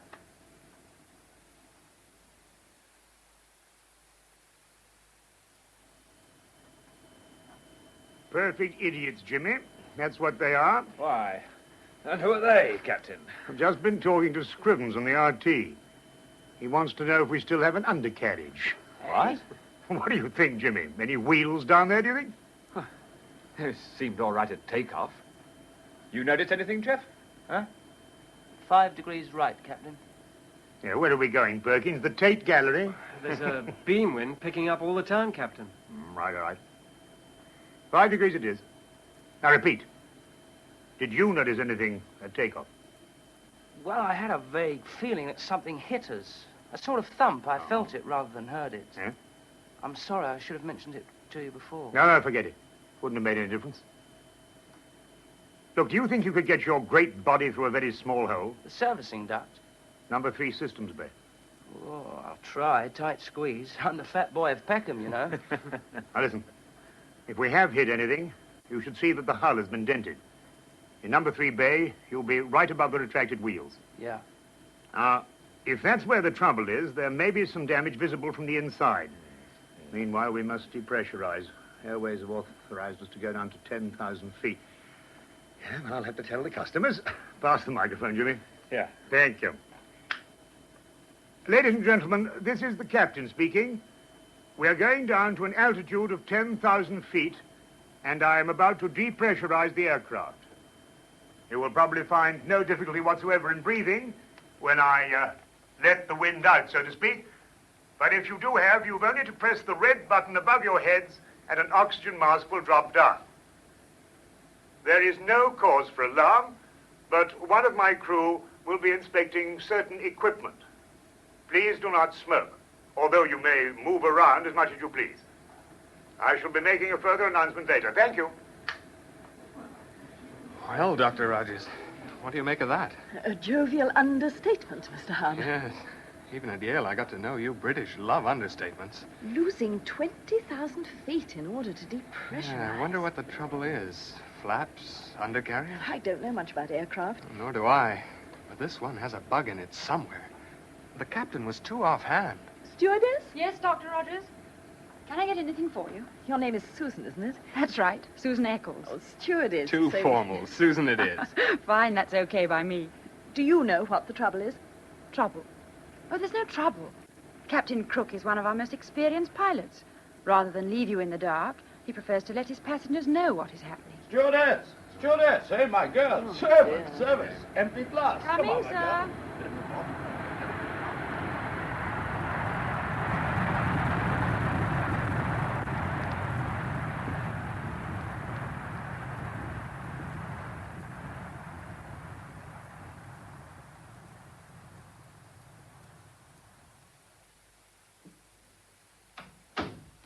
Julie, what are you doing here? Ken Woodford phoned me at my flat. Oh. He can't get to London. He asked me to come to the airport and see what was going on. Oh, did he tell you what's happened? That I'm sick? Yes. But it depends how thick you are, Robert. You've probably talked yourself into it. You'd be sick indeed if you couldn't pull yourself together and do everything possible to help. I can't do anything officially. They won't let me. How long have they got? What are you talking? Fuel, I mean. About 8 hours.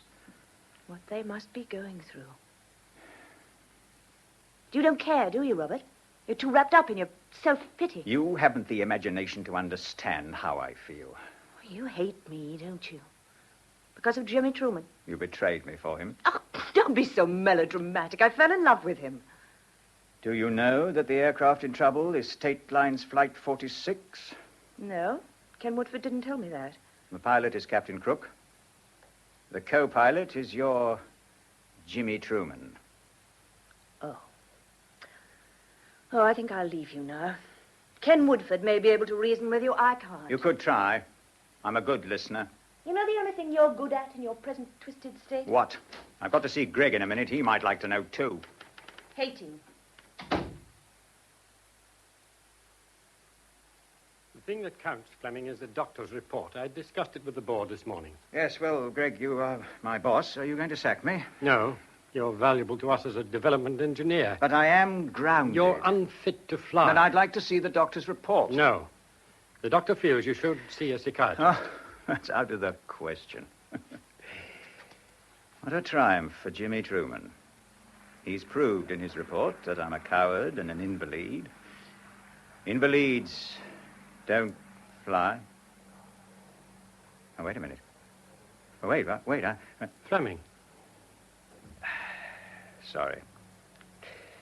I thought my memory was coming back. Just for a moment, I remembered. What? Only that Truman lied in his report. He was the one who panicked. Go on. Yes, he... No, I can't. It's all blank again. Amnesia caused by shock.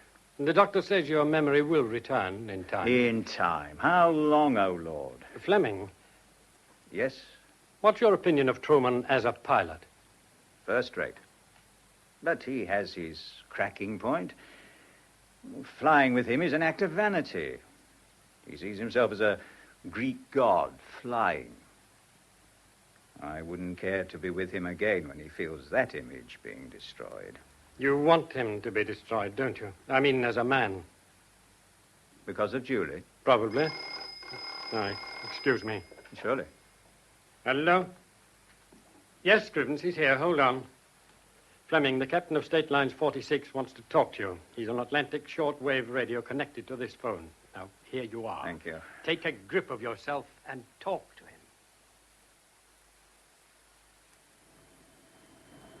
So that's what I propose doing, Fleming. Yes. I'll call you again as soon as I know the result of the inspection in systems bay number 3. Over. Have you ever met Fleming?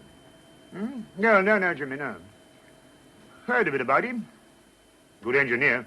Knows these Jet 4s inside out. Yes. Sounded a bit jerky on the RT. He's been grounded, you know. Lost his nerve.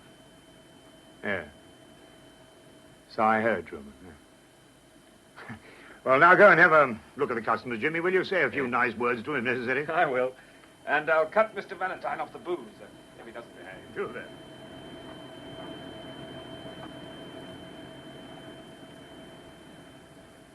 Valentine's thirsty again. Looks scared, too. He's the type that panics. We may have trouble with him. Stewardess! Stewardess! Coming, sir. Can I get you anything? I want the other stewardess, not you. I'm afraid she's busy at the moment, sir. Young woman, I'm used to getting what I want. Get me a large whiskey and hurry. Very good, sir. Susan. Yes, Dr. Rogers. Can I get you anything? No, but don't let that creep get you down. I'll handle him for you if necessary. Thanks. He's scared, you know, and that makes him worse. He's one of those men who make you feel quite naked. But I've met his sort before. I can manage him. Oh, I wish I knew a girl who would manage me. Well, that shouldn't be difficult. Hello. Here's our handsome Mr. Truman again. Oh, I wonder what's cooking. He looks worried. And nervy. I wonder how the captain's feeling. Captain Crook has a first-class reputation, sir. Excuse me. Oh, Loyalty. I like her. me too. But if she calls me sir again, I'll burst into tears. What's that? Just Valentine again, ringing for service. He would. Gee, I'm beginning to dislike that guy.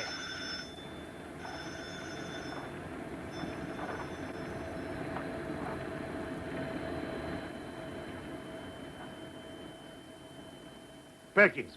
Yes, Captain? You're a very good navigator, my lad, but must you eat those filthy bananas? I like bananas, don't you? No. I was frightened by a banana at the age of 2.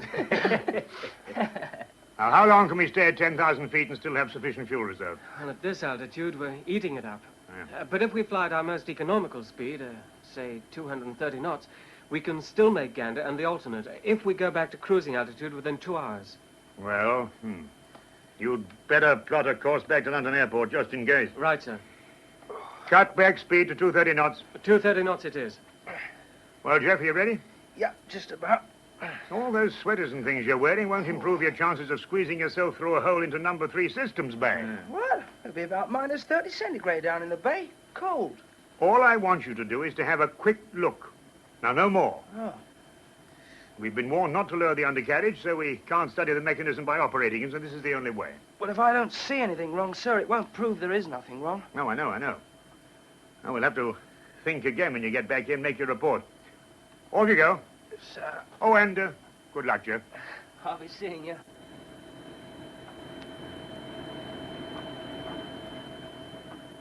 Jimmy, Yes, Captain.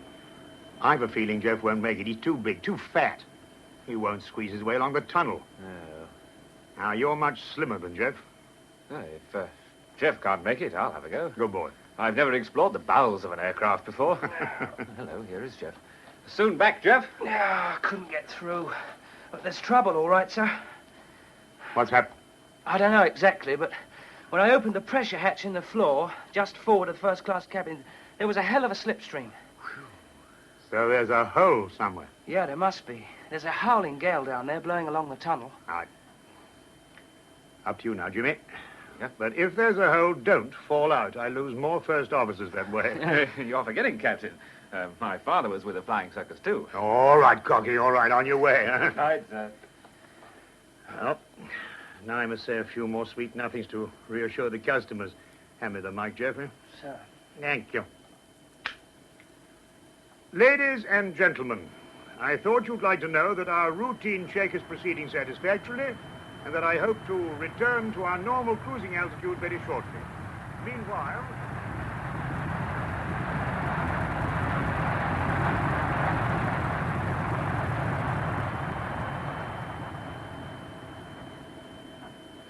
"230 knots is indicated, sir. Slower than a dead dog's funeral. Good heavens, are you eating another of those filthy bananas? First officer back, sir. Now, Jimmy, did you get into the systems bay? Yes. Trouble? One wheel missing from the port side bogey. What? Camshaft gear missing. Bits of tire tread all over the Now, place. take your time, Jimmy. Easy. I want to know in detail about the damage.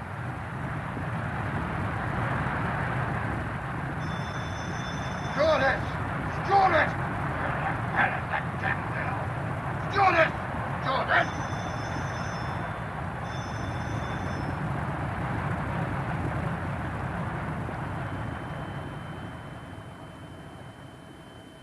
that's that.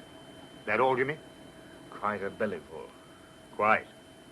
We're probably committed to a belly landing, too. Or ditching. How lovely. Jimmy? Yeah? Tune the VHF to 1260. If we turn back, I shall want to talk to Shannon as soon as we're in range. Very good.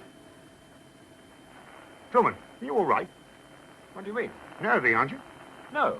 Then listen, I said tune to 1260. Well, that's what I've done. No, you haven't. Take a look. You should know the Shannon frequency by now. What's the matter with you? Damn you, I made a mistake. I do not like people who pick on me.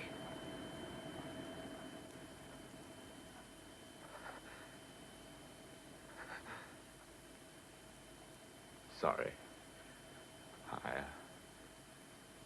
I want to apologize. There isn't time for that. And it won't alter the contents of my report. I realize that. Now get out. I'm going to talk to Fleming again on the radio. It won't help him to know that you're listening. Look out. You want something to put it in your point? Put this! Hold it! Get out! You're crazy! Simmons, get out!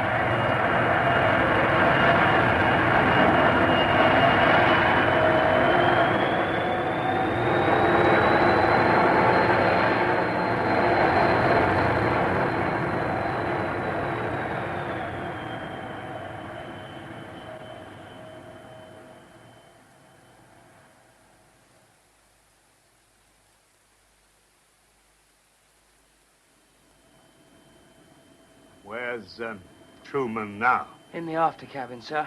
Dr. Rogers has given him a sedative. He won't give any more trouble for a while. He damn near had us in the drink. Yeah. It's a marvel the elevator didn't break. Yeah. Here, what did you make of it, Perkins? Oh, mental, if you ask me. Gone off his nut. I've thought for some time that Truman was boiling up for something. Just now was his breaking point. Sending him into number 3 system?